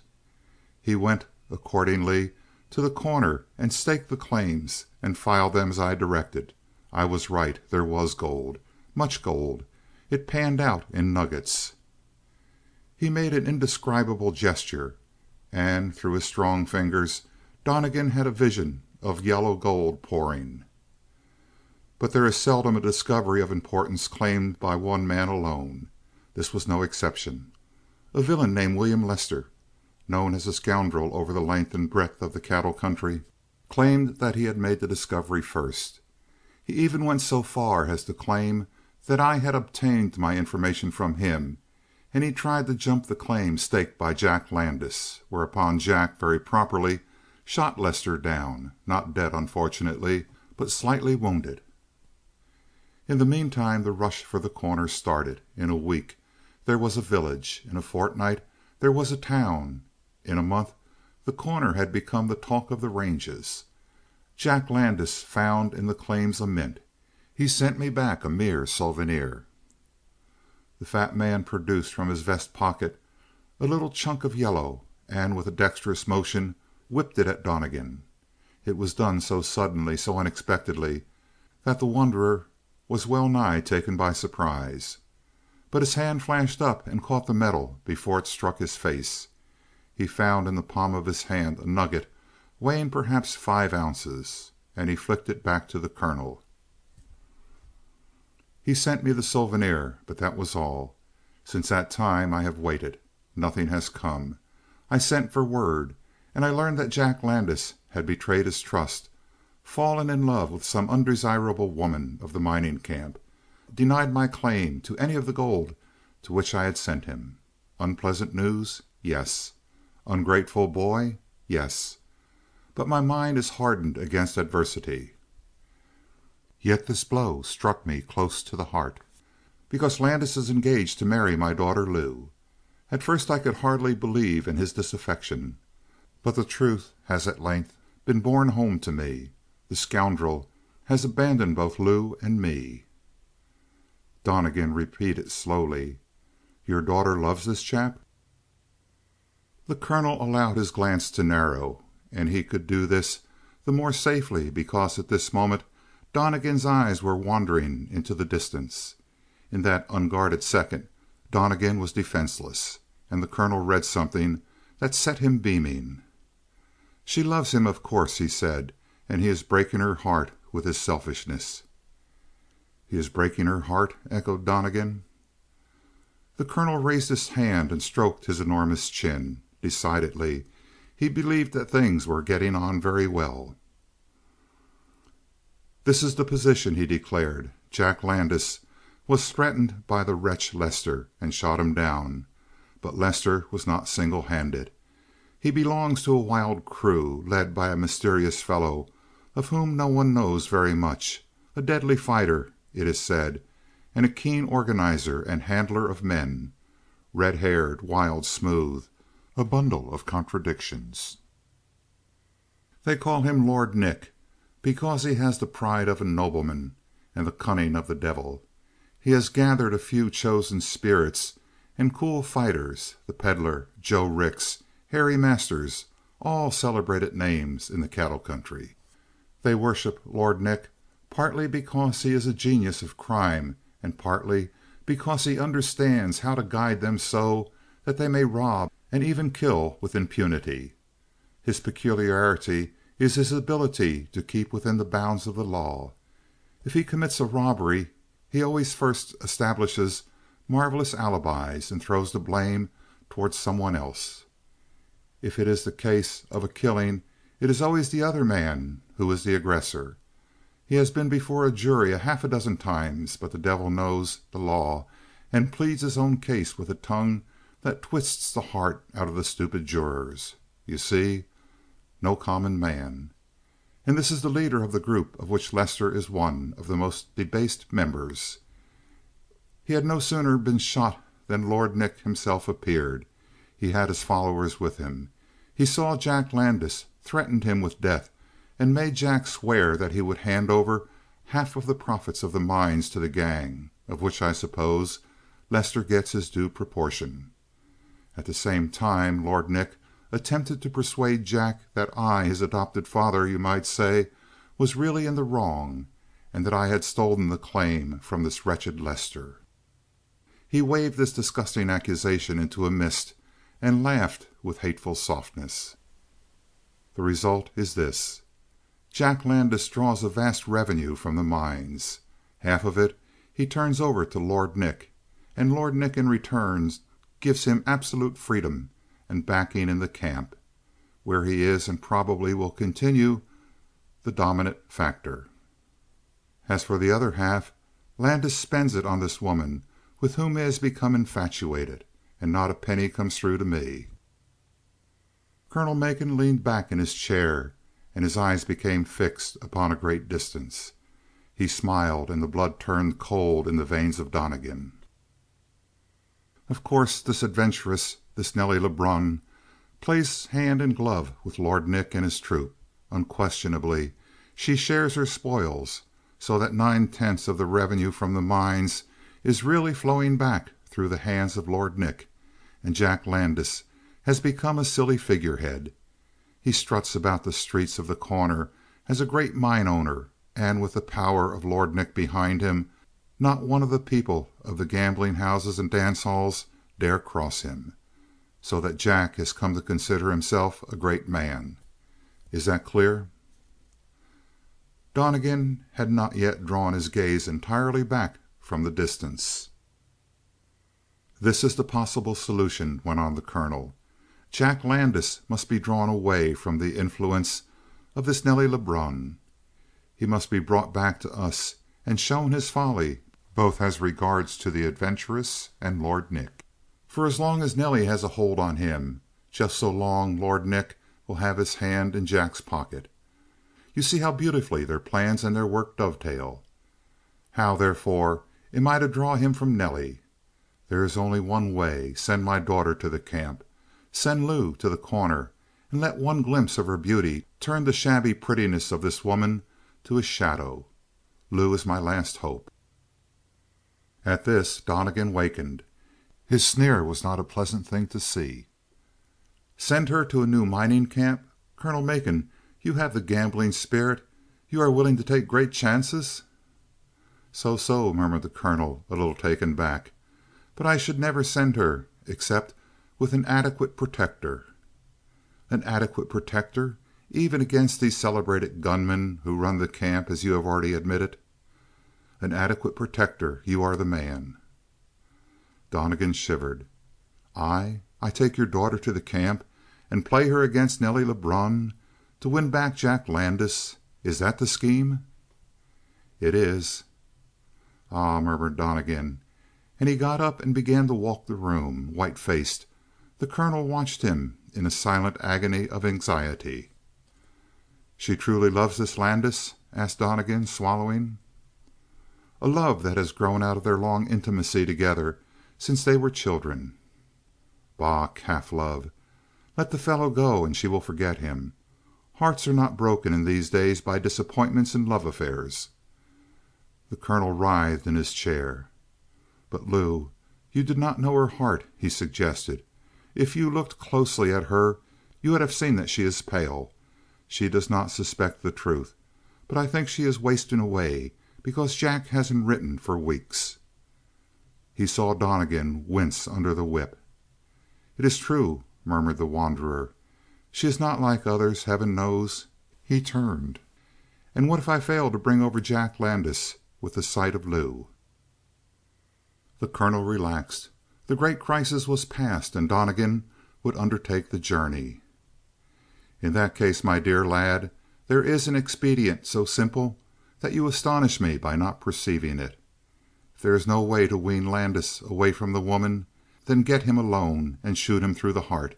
In that way you remove from the life of Lou a man unworthy of her, and you also make the mines come to the heir of Jack Landis, namely, myself.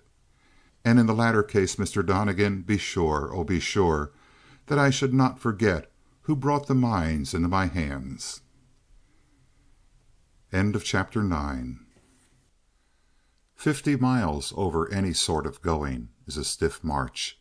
50 miles uphill and down, and mostly over districts where there was only a rough cow path in lieu of a road, made a prodigious day's work, and certainly it was an almost incredible feat for one who professed to hate work with a consuming passion, and who had looked upon an 8-mile jaunt the night before as an insuperable burden.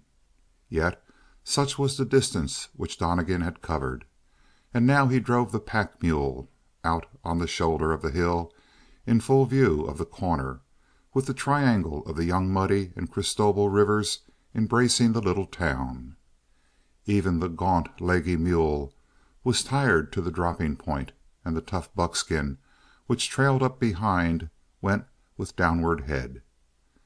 When Louise Macon turned to him he had reached the point where he swung his head around first and then grudgingly followed the movement with his body.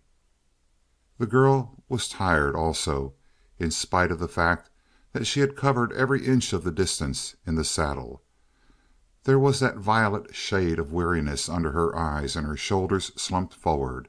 Only Donnegan, the hater of labor, was fresh.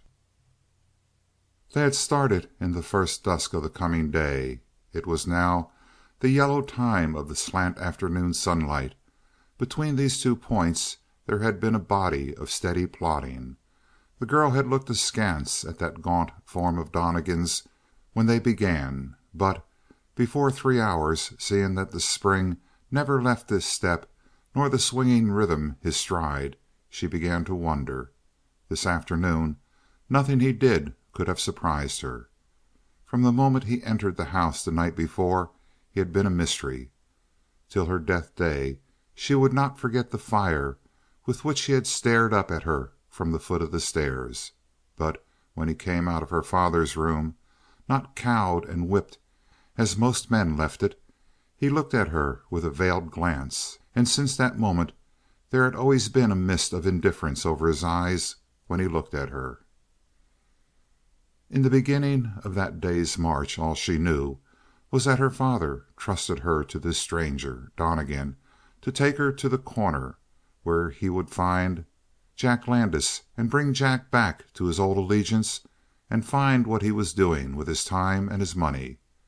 It was a quite natural proceeding, for Jack was a wild sort, and he was probably gambling away all the gold that was dug in his mines. It was perfectly natural throughout, except that she should have been trusted so entirely to a stranger. That was a remarkable thing, but then her father was a remarkable man, and it was not the first time that his actions had been inscrutable, whether concerning her or the affairs of other people. She had heard men come into their house cursing Colonel Macon with death in their faces, and she had seen them sneak out after a soft-voiced interview and never appear again. In her eyes her father was invincible, all-powerful. When she thought of superlatives she thought of him. Her conception of mystery was the smile of the colonel, and her conception of tenderness was bounded by the gentle voice of the same man. Therefore it was entirely sufficient to her that the colonel had said, "Go and trust everything to Donnegan. He has the power to command you, and you must obey until Jack comes back to you." That was odd, for as far as she knew, Jack had never left her. But she had early discarded any will to question her father. Curiosity was a thing which the fat man hated above all else. Therefore, it was really not strange to her that throughout the journey her guide did not speak half a dozen words to her. Once or twice, when she attempted to open the conversation, he had replied with crushing monosyllables, and there was an end. For the rest, he was always swinging down the trail ahead of her at a steady, unchanging, rapid stride. Uphill and down, it never varied. And so they came out upon the shoulder of the hill and saw the storm center of The Corner. They were in the hills behind the town. 2 miles would bring them into it. And now Donnegan came back to her from the mule. He took off his hat and shook the dust away, and brushed a hand across his face. He was still unshaven.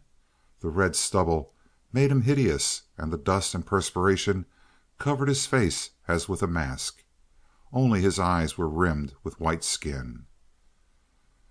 "You'd better get off the horse here," said Donnegan. He held her stirrup, and she obeyed without a word. "Sit down."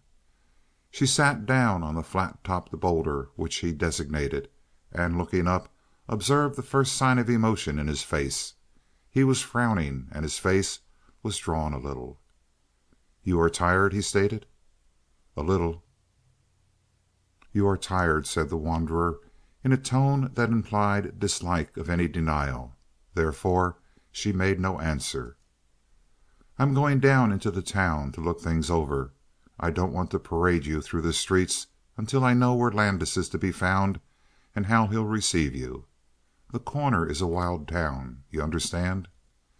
"Yes," she said blankly, and noted nervously that the reply did not please him. He actually scowled at her. "You'll be all right here. I'll leave the pack mule with you. If anything should happen but nothing's going to happen I'll be back in an hour or so. There's a pool of water.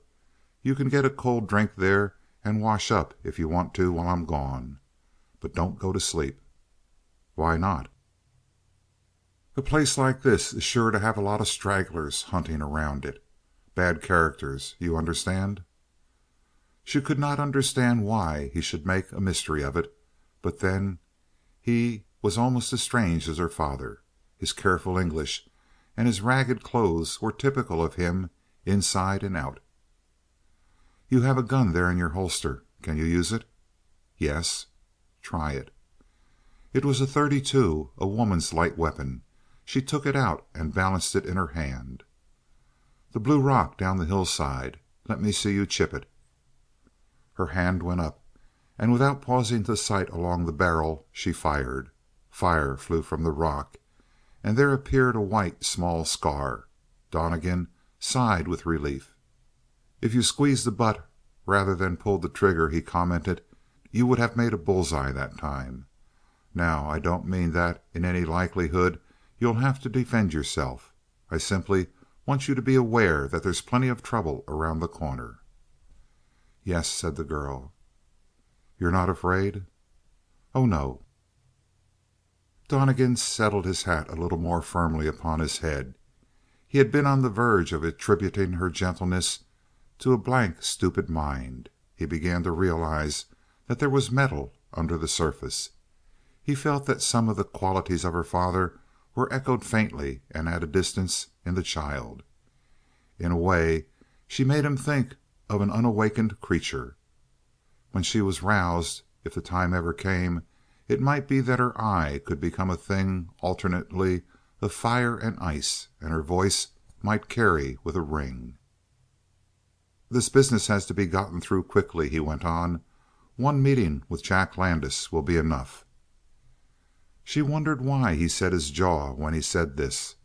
But he was wondering how deeply the colonel's ward had fallen into the clutches of Nelly Lebrun.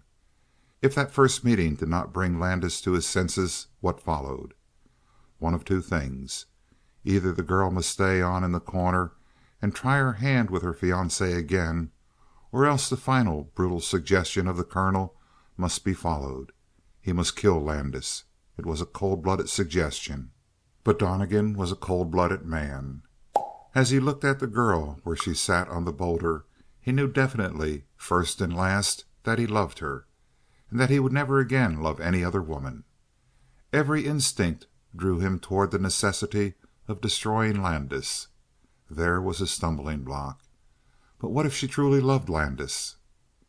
He would have to wait in order to find that out. And as he stood there, with the sun shining on the red stubble on his face, he made a resolution the more profound because it was formed in silence. If she truly loved Landis, he would serve her hand and foot until she had her will. But all he said was simply, "I shall be back before it's dark." "I shall be comfortable here," replied the girl, and smiled farewell at him. And while Donnegan went down the slope full of darkness, he thought of that smile. The Corner spread more clearly before him with every step he made. It was a type of the gold rush town.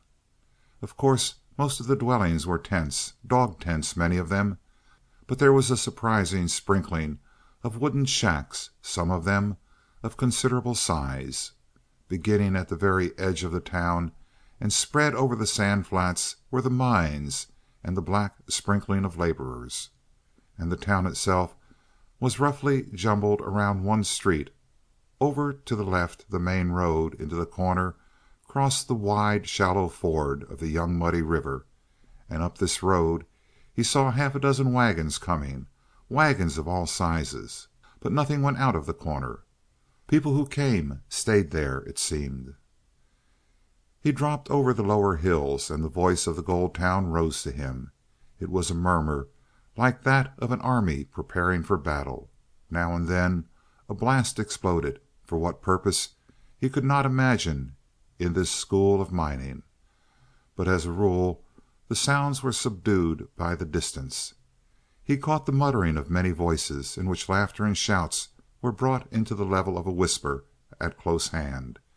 And through all this there was the persistent clangor of metallic sounds. No doubt from the blacksmith shops, where picks and other implements were made or sharpened, and all sorts of repairing carried on. But the predominant tone of the voice of The Corner was this persistent ringing of metal. It suggested to Donnegan that here was a town filled with men of iron, and all the gentler parts of their natures forgotten. An odd place to bring such a woman as Lou Macon, surely. He reached the level and entered the town. End of chapter 10. Hunting for news, he naturally went to the News Emporium, which took the place of the daily paper. Namely, he went to the saloons. But on the way he ran through a liberal cross-section of The Corner's populace. First of all, the tents and the ruder shacks. He saw little sheet iron stoves with the tin dishes piled, unwashed, upon the tops of them when the miners rushed back to their work. Broken handles of picks and shovels, worn out shirts and overalls lay where they had been tossed. Here was a flat strip of canvas supported by 4 4-foot poles and without shelter at the sides. And the belongings of one careless miner tumbled beneath this miserable shelter. Another man had striven for some semblance of a home, and he had framed a 5-foot walk leading up to the closed flap of his tent with stones of a regular size. But nowhere was there a sign of life, and would not be until semi-darkness brought the unwilling workers back to the tents. Out of this district he passed quickly onto the main street, and here there was a different atmosphere. The first thing he saw was a man dressed as a cowpuncher from belt to spurs. Spurs on a miner? But above the waist he blossomed in a frock coat and a silk hat. Around the coat he had fastened his belt, and the shirt beneath the coat was common flannel, open at the throat. He walked, or rather staggered, on the arm of an equally strange companion, who was arrayed in a white silk shirt, white flannel trousers with dancing pumps, and a vast sombrero. But as if this was not sufficient protection for his head, he carried a parasol of the most brilliant green silk and twirled it above his head. The two held a wavering course and went blindly past Donnegan. It was sufficiently clear that the storekeeper had followed the gold. He noted a cowboy sitting in his saddle while he rolled a cigarette. Obviously he had come in to look things over rather than to share in the mining, and he made the one sane critical note in the carnival of noise and color. Donnegan began to pass stores. There was the jeweler's, the gents' furnishings, a real estate office. What could real estate be doing on young Muddy's desert? Here was the pawn shop, the windows of which were already packed. The blacksmith had a great establishment, and the roar of the anvils never died away. Feed and grain, and a dozen lunch counter restaurants. All this had come to The Corner within 6 weeks. Liquor seemed to be plentiful too. In the entire length of the street he hardly saw a sober man, except the cowboy. Half a dozen in one group pitched silver dollars at a mark. But he was in the saloon district now, and dominant among the rest was the big, unpainted front of a building before which hung an enormous sign, Lebrun's Joy Emporium. Donnegan turned in under the sign. It was one big room. The bar stretched completely around 2 sides of it. The floor was dirt, but packed to the hardness of wood. The low roof was supported by a scattering of wooden pillars, and across the floor the gaming tables were spread. At the vast bar not 10 men were drinking now, and at the crowding tables there was not a half a dozen players. Yet behind the bar stood a dozen tenders ready to meet the evening rush from the mines. At the tables waited an equal number of the professional gamblers of the house. From the door Donnegan observed these things with one sweeping glance, and then proceeded to transform himself. One jerk at the visor of his cap brought it down over his eyes and covered his face with shadow. A single shrug bunched the ragged coat high around his shoulders, and the shoulders themselves he allowed to drop forward. With his hands in his pockets he glided slowly across the room toward the bar, for all the world a picture of the gutter snipe who had been kicked from pillar to post until self-respect is dead in him. And pausing in his advance, he leaned against one of the pillars and looked hungrily toward the bar. He was immediately hailed from behind the bar with, "Hey, you! No tramps in here. Pay and stay in Lebrun's." The command brought an immediate protest. A big fellow stepped from the bar, his sombrero pushed to the back of his head, his shirt sleeves rolled to the elbow away from vast hairy forearms. One of his long arms swept out and brought Donnegan to the bar.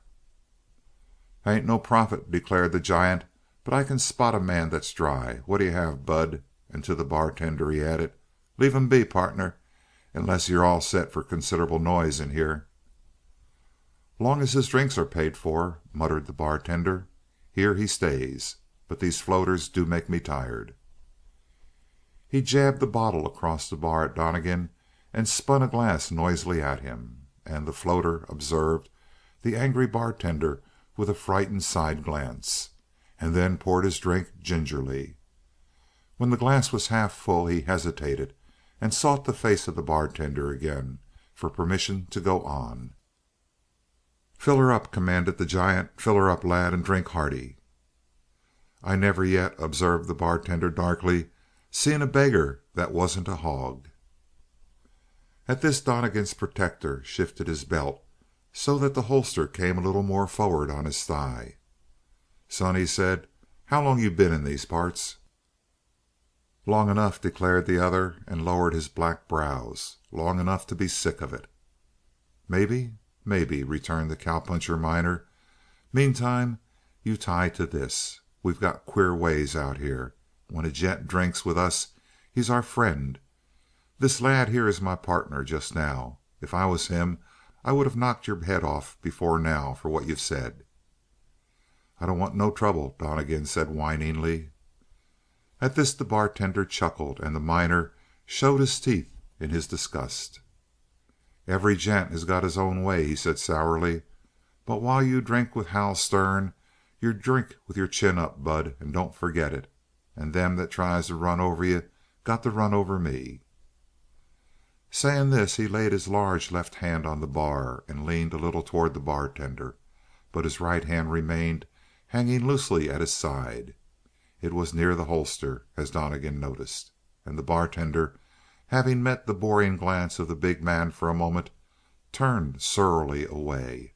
The giant looked to Donnegan and observed: "Know a good definition of the word skunk?" "Nope," said Donnegan, brightening now that the stern eye of the bartender was turned away. "Here's one that might do. A skunk is a critter that bites when your back is turned and runs when you look it in the eye. Here's how." He drained his own glass, and Donnegan dexterously followed the example. "And what might you be doing around these parts?" asked the big man, veiling his contempt under a mild geniality. "Me? Oh, nothing." "Looking for a job, huh?" Donnegan shrugged. "Work ain't my line," he confided. Said Hal Stern. "Well, you don't make no bones about it." "But just now," continued Donnegan, "I thought maybe I'd pick up some sort of a job for a while." He looked ruefully at the palms of his hands, which were as tender as the hands of a woman. "Heard a fellow say that Jack Landis was a good sort to work for. Didn't rush his men none. They said I might find him here." The big man grunted. "Too early for him. He don't circulate around much till the sun goes down. Kind of hard on his skin, the sun, maybe. So you're going to work for him?" "I was figuring on it." "Well, tie to this, Bud. If you work for him, you won't have him over you." "No?" "No, you'll have" he glanced a little uneasily around him "Lord Nick." "Who's he?" "Who's he?" The big man started in astonishment. "Suffering catamounts, who is he?" He laughed in a disagreeable manner. "Well, son, you'll find out right enough." "The way you talk, he don't sound none too good." Hal Stern grew anxious. "The way I talk? Have I said anything agin' him? No, not a word. He's well, there ain't ever been trouble between us, and there never ain't going to be." He flushed and looked steadily at Donnegan. "Maybe he sent you to talk to me?" he asked coldly. But Donnegan's eyes took on a childish wideness. "Why, I never seen him," he declared. Hal Stern allowed the muscles of his face to relax. "All right," he said. "They's no harm done. But Lord Nick is a name that ain't handled none too free in these here parts. Remember that." "But how," pondered Donnegan, "can I be working for Lord Nick when I sign up to work under Jack Landis?" "I'll tell you how. Nick and Lebrun work together split profits and Nelly Lebrun works for Landis for his dust. So the stuff goes in a circle Landis to Nelly to Lebrun to Nick. That clear?" "I don't quite see it," murmured Donnegan. "I didn't think you would," declared the other, and snorted his disgust. "But that's all I'm going to say. Here come the boys, and dead dry." For the afternoon was verging upon evening, and the first drift of laborers from the mines was pouring into The Corner. One thing at least was clear to Donnegan: that everyone knew how infatuated Landis had become with Nelly Lebrun, and that Landis had not built up an extraordinarily good name for himself. Chapter 12. By the time absolute darkness had set in, Donnegan, in the new role of ladies' chaperon, sat before a dying fire with Louise Macon beside him. He had easily seen from his talk with Sterne that Landis was a public figure, whether from the richness of his claims or his relations with Lord Nick and Lebrun, or because of all these things. But as a public figure it would be impossible to see him alone in his own tent, and unless Louise could meet him alone, half her power over him, supposing that she still retained any, would be lost. Better by far that Landis should come to her than she should come to him, so Donnegan had rented 2 tents by the day at an outrageous figure from the enterprising real estate company of The Corner, and to this new home he brought the girl. She accepted the arrangement with surprising equanimity. It seemed that her father's training had eliminated from her mind any questioning of the motives of others. She became even cheerful as she set about arranging the pack which Donnegan put in her tent. Afterward she cooked their supper over the fire which he built for her. Never was there such a quick house setting. And by the time it was absolutely dark they had washed the dishes and sat before Lou's tent, looking over the night lights of The Corner and hearing the voice of its great white way opening. She had not even asked why he did not bring her straight to Jack Landis. She looked into Donnegan's tent, furnished with a single blanket and his canvas kit, and had offered to share her pack with him. And now they sat side by side before the tent, and still she asked no questions about what was to come. Her silence was to Donnegan the dropping of the water upon the hard rock. He was crumbling under it, and a wild hatred for the colonel rose in him. No doubt that spirit of evil had foreseen all this, and he knew that every moment spent with the girl would drive Donnegan on closer to the accomplishment of the colonel's great purpose, the death of Jack Landis. For the colonel, as Jack's next of kin, would take over all his mining interests and free them at a stroke from the silent partnership which apparently existed with Lord Nick and Lester. One bullet would do all this. And with Jack dead, who else stood close to the girl? It was only necessary that she should not know who sped the bullet home. A horrible fancy grew up in Donnegan as he sat there, that between him and the girl lay a dead body. He was glad when the time came and he could tell her that he was going down to The Corner to find Jack Landis and bring him to her. She rose to watch him go, and he heard her say, "Come soon." It shocked Donnegan into realization that for all her calm exterior she was perfectly aware of the danger of her position in the wild mining camp. She must know also that her reputation would be compromised, yet never once had she winced, and Donnegan was filled with wonder as he went down the hill toward the camp which spread beneath him, for their tents were a little detached from the main body of the town. Behind her gentle eyes he now felt, under the softness of her voice, there was the same iron nerve that was in her father. Her hatred could be a deathless passion, and her love also, and the great question to be answered now was, did she truly love Jack Landis? The Corner at night was like a scene at a circus. There was the same rush of people, the same irregular flush of lights, the same glimmer of lanterns through canvas, the same air of impermanence. Once, in one of those hushes which fall upon every crowd, he heard a coyote wailing sharply and far away, as though the desert had sent out this voice to mock at The Corner and all it contained. He had only to ask once to discover where Landis was. Milligan's dance hall. Before Milligan's place a bonfire burned from the beginning of dusk to the coming of day, and until the time when the fire was quenched with buckets of water, it was a sign to all that the merriment was under way in the dance hall. If Lebrun's was the sun of the amusement world in The Corner, Milligan's was the moon. Everybody who had money to lose went to Lebrun's. Everyone who was out for gaiety went to Milligan's. Milligan was a plunger. He had brought up an orchestra which demanded $15 a day, and he paid them that and more.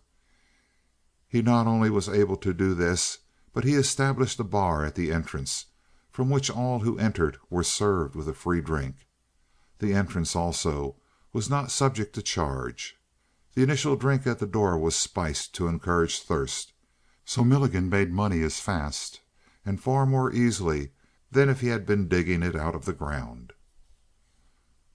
To the door of this pleasure emporium came Donnegan. He had transformed himself into the ragged hobo by the jerking down of his cap again and the hunching of his shoulders. And shrinking past the bar with a hungry sidewise glance, as one who did not dare present himself for free liquor, he entered Milligan's. That is, he had put his foot across the threshold when he was caught roughly by the shoulder and dragged to one side. He found himself looking up into the face of a strapping fellow who served Milligan as bouncer. Milligan had an eye for color. Andy Lewis was tolerably well known as a fighting man of parts, who not only wore two guns, but could use them both at once, which is much more difficult than is generally understood. But far more than for his fighting parts, Milligan hired his bouncer for the sake of his face. It was a countenance made to discourage troublemakers. A mule had kicked Lewis in the chin, and a great white welt deformed his lower lip. Scarves of smallpox added to his decorative effect, and he had those extremely bushy brows which for some reason are generally considered to denote ferocity. Now Donnegan was not above middle height at best, and in his present shrinking attitude he found himself looking up a full head into the formidable face of the bouncer. "And what are you doing in here?" asked the genial Andy. "Don't you know this joint is for white folks?" "I ain't colored," murmured Donnegan. "You look considerable yaller to me," declared Lewis. He straightway chuckled, and his own keen appreciation of his wit softened his expression. "What you want?" Donnegan shivered under his rags. "I want to see Jack Landis," he said. It had a wonderful effect upon the doorkeeper. Donnegan found that the very name of Landis was a charm of power in The Corner. "You want to see him?" he queried in amazement. "You?" He looked Donnegan over again, and then grinned broadly, as if in anticipation.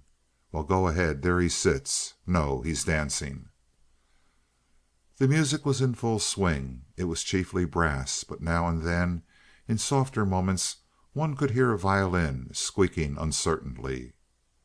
At least it went along with a marked, regular rhythm, and the dancers swirled industriously around the floor. A very gay crowd. Color was apparently appreciated in The Corner, and Donnegan, standing modestly out of sight behind a pillar until the dance ended, noted 20 phases of life in 20 faces. And Donnegan saw the flushes of liquor and heard the loud voices of happy fellows who had made their strikes. But in all that brilliant crew he had no trouble in picking out Jack Landis and Nelly Lebrun. They danced together, and where they passed the others steered a little off so as to give them room on the dance floor, as if the men feared that they might cross the formidable Landis, and as if the women feared to be brought into too close comparison with Nelly Lebrun. She was indeed a brilliant figure. She had eyes of the Creole duskiness, a delicate olive skin with a pastel coloring. The hand on the shoulder of Landis was a thing of fairy beauty, and her eyes had that peculiar quality of seeming to see everything and rest on every face particularly, so that as she whirled toward Donnegan he winced, feeling that she had found him out among the shadows. She had a glorious partner to set her off, and Donnegan saw bitterly why Lou Macon could love him. Height without clumsiness, bulk and a light foot at once, a fine head, well poised, blond hair, and a Grecian profile, Such was Jack Landis. He wore a vest of fawn skin. His boots were black in the foot and finished with the softest red leather for the leg. And he had yellow buckskin trousers, laced in a Mexican fashion, with silver at the sides, a narrow belt, a long red silk handkerchief flying from behind his neck in cowboy fashion. So much flashing splendor, even in that gay assembly, would have been childishly conspicuous on another man, but in big Jack Landis there was patently a great deal of the unaffected child. He was having a glorious time on this evening, and his eye roved the room, challenging admiration in a manner that was amusing rather than offensive. He was so overflowingly proud of having the prettiest girl in the corner upon his arm, and so conscious of being himself probably the finest looking man, that he escaped conceit, it might almost be said, by his very excess of it. Upon this splendid individual, then, the obscure Donnegan bent his gaze. He saw the dancers pause and scatter as the music ended, saw them drift to the tables along the edges of the room, and saw the scurry of waiters hurrying drinks up in the interval, saw Nelly Lebrun sip a lemonade, saw Jack Landis toss off something stronger. And then Donnegan skirted around the room and came to the table of Jack Landis at the very moment when the latter was tossing a gold piece to the waiter and giving a new order. Prodigal sons in the distance of thought are apt to be both silly and disgusting, but at close hand they usually dazzle the eye. Even the cold brain of Donnegan was daunted a little as he drew near. He came behind the chair of the tall master of the corner, and while Nelly Lebrun stopped her glass halfway to her lips and stared at the ragged stranger, Donnegan was whispering in the ear of Jack Landis, "I've got to see you alone." Landis turned his head slowly, and his eyes darkened a little as he met the reddish, unshaven face of the stranger. Then, with a careless shrug of distaste, he drew out a few coins and poured them into Donnegan's palm. The latter pocketed them. "Lou Macon," said Donnegan. Jack Landis rose from his chair, and it was not until he stood so close to Donnegan that the latter realized the truly Herculean proportions of the young fellow. He bowed his excuses to Nelly Lebrun, not without grace of manner, and then huddled Donnegan into a corner with a wave of his vast arm. "Now what do you want? Who are you? Who put that name in your mouth?" "She's in the corner," said Donnegan, and he dwelt upon the face of Jack Landis with feverish suspense. A moment later a great weight had slipped from his heart. If Lou Macon loved Landis, it was beyond peradventure that Landis was not breaking his heart because of the girl. For at her name he flushed darkly, and then, that rush of color fading, he was left with a white spot in the center of each cheek. End of chapter 12. First his glance plunged into vacancy. Then it flicked over his shoulder at Nelly Lebrun, and he bit his lip. Plainly, it was not the most welcome news that Jack Landis had ever heard. "Where is she?" he asked nervously of Donnegan, and he looked over the ragged fellow again. "I'll take you to her." The big man swayed back and forth from foot to foot, balancing in his hesitation. "Wait a moment." He strode to Nelly Lebrun and bent over her. Donnegan saw her eyes flash up. Oh, heart of the South, what eyes of shadow and fire! Jack Landis trembled under the glance. Yes, he was deeply in love with the girl. And Donnegan watched her face shade with suspicion, stiffen with cold anger, warm and soften again under the explanations of Jack Landis. Donnegan, looking from the distance, could read everything, in its nearness that bewitches a man when he talks to a woman.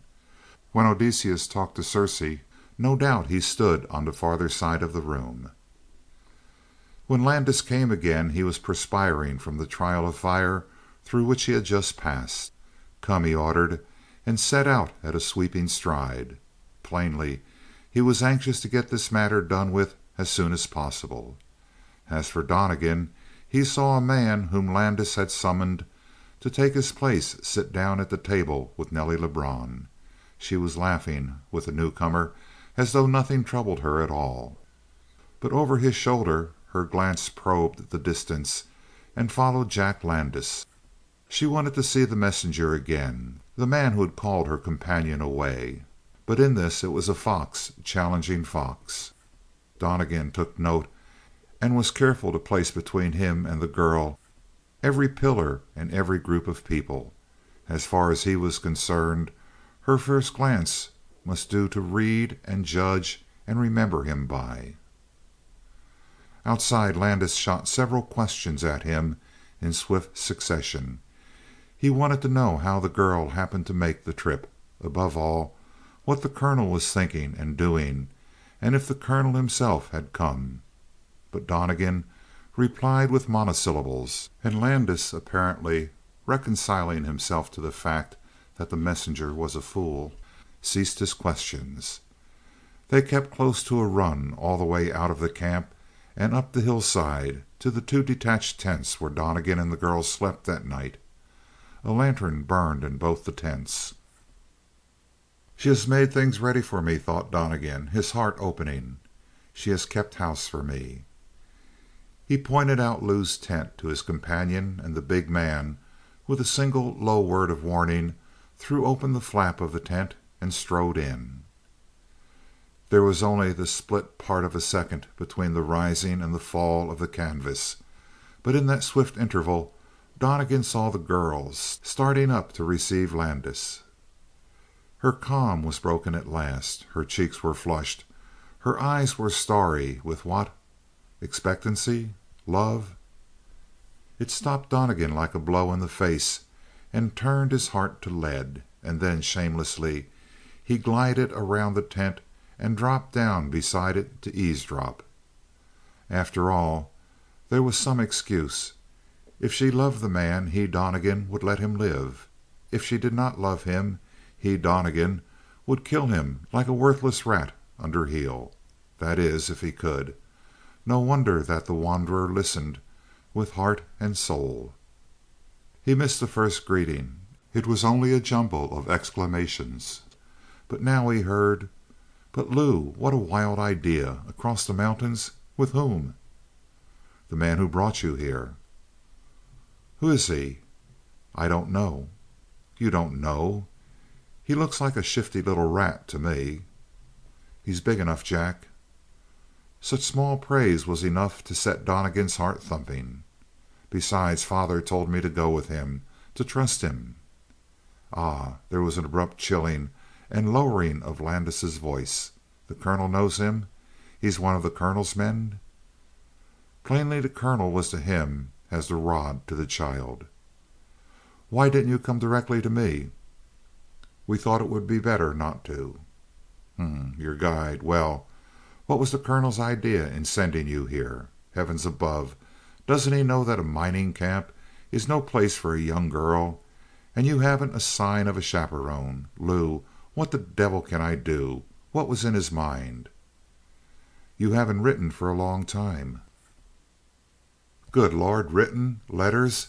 Does he think I have time for letters?" The lie came smoothly enough.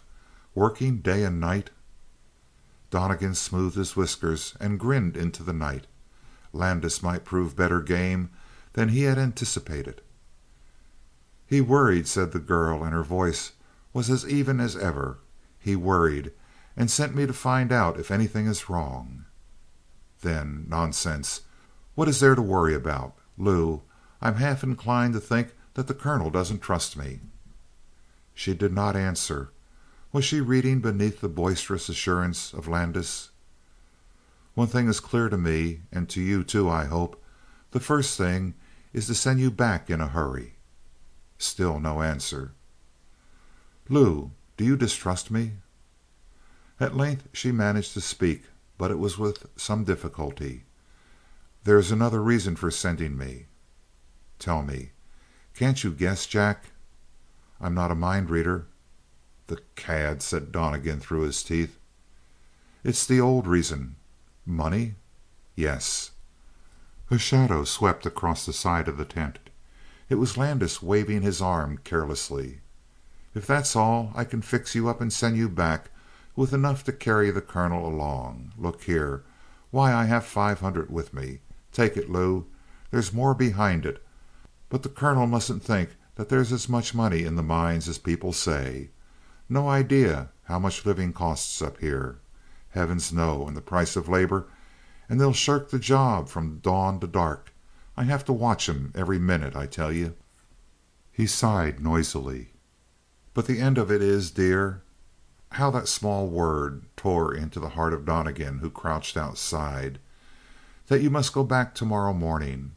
I'd send you tonight if I could.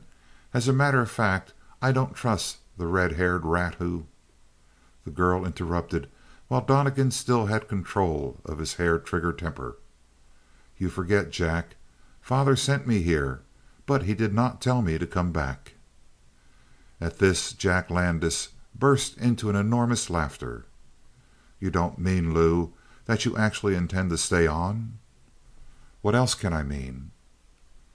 "Of course it makes it awkward if the colonel didn't expressly tell you just what to do. I suppose he left it to my discretion, and I decide definitely that you must go back at once." "I can't do it." "Lou, don't you hear me saying that I'll take the responsibility? If your father blames you, let him tell me." He broke down in the middle of his sentence, and another of those uncomfortable little pauses ensued. Donnegan knew that their eyes were miserably upon each other, the man tongue-tied by his guilt, the girl wretchedly guessing at the things which lay behind her fiancé's words. "I'm sorry you don't want me here." "It isn't that, but—" He apparently expected to be interrupted, but she waited coolly for him to finish the sentence, and of course he could not. After all, for a helpless girl, she had a devilish effective way of muzzling Landis. Donnegan chuckled softly in admiration.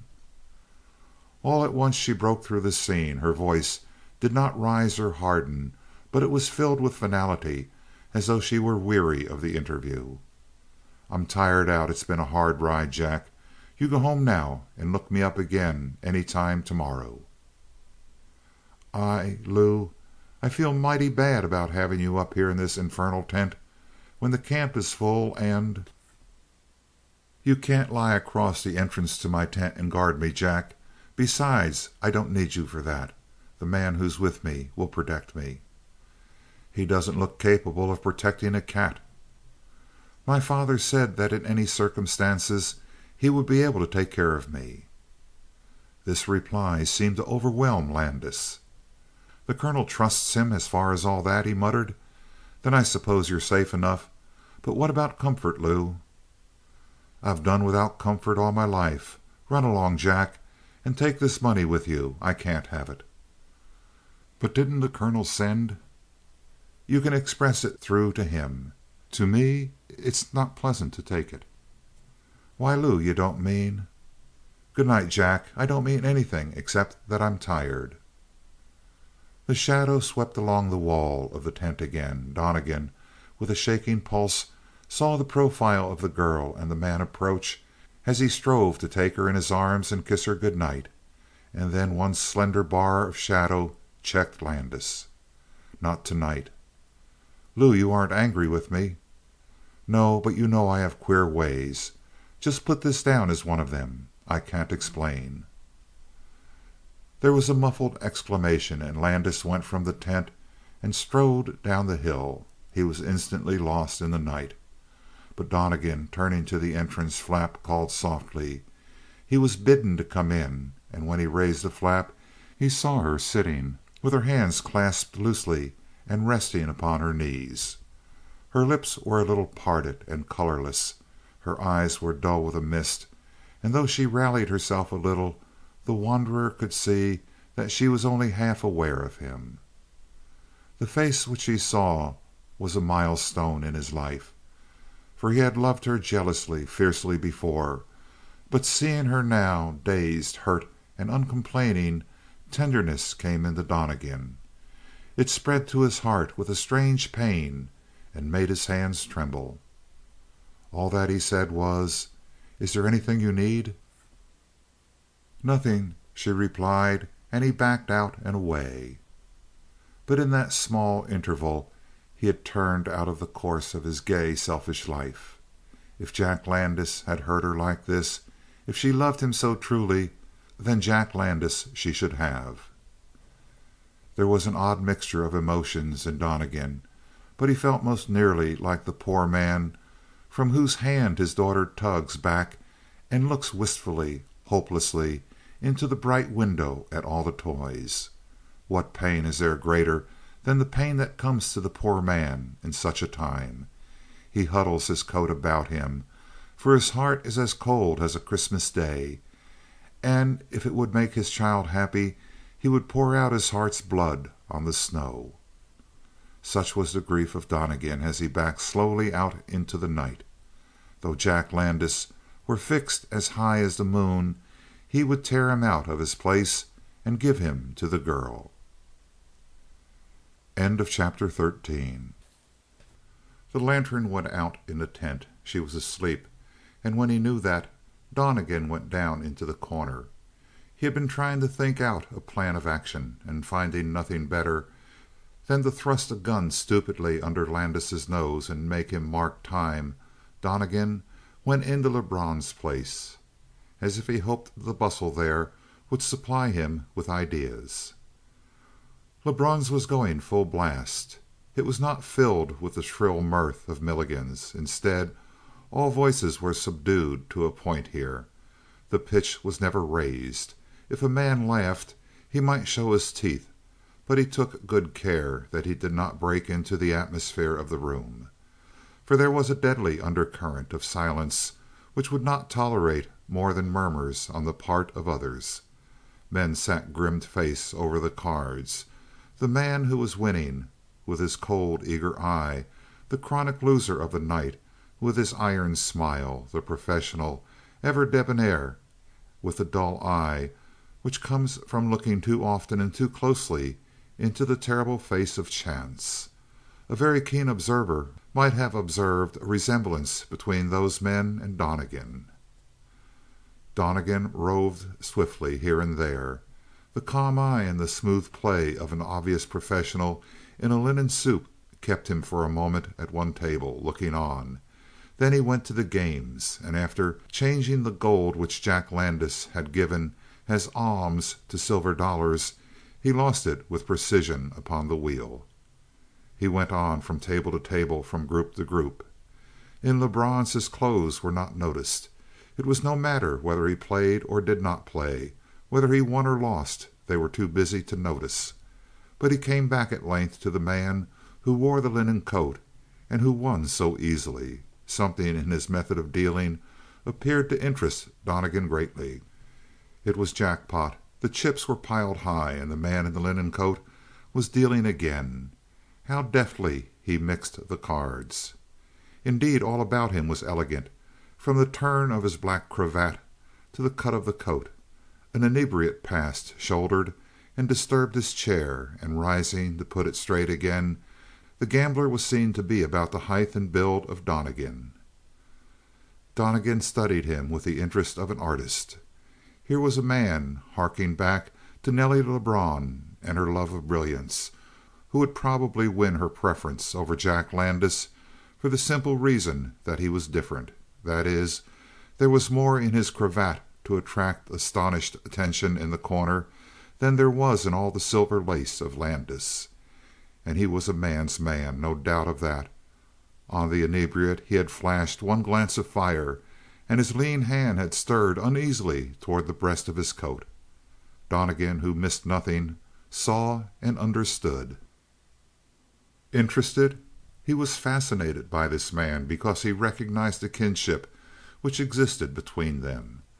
They might almost have been blood brothers, except for the differences in the face. He knew, for instance, just what each glance of the man in the linen coat meant, and how he was weighing his antagonists. As for the others, they were cool players themselves, but here they had met their master. It was the difference between the amateur and the professional. They played good chancy poker, but the man in the linen coat did more. He stacked the cards. For the first moment Donnegan was not sure. It was not until there was a slight faltering in the deal, an infinitely small hesitation, which only a practiced eye like that of Donnegan's could have noticed, that he was sure. The winner was crooked. Yet the hand was interesting for all that. He had done the master trick, not only giving himself the winning hand, but also giving each of the others a fine set of cards. And the betting was wild on that historic pot. To begin with, the smallest hand was three of a kind, and after the draw the weakest was a straight, and they bet furiously. The stranger had picked them with his consistent victories. Now they were out for blood. Chips having been exhausted, solid gold was piled up on the table, a small fortune. The man in the linen coat in the middle of the hand called for drinks. They drank. They went on with the betting, and then at last came the call.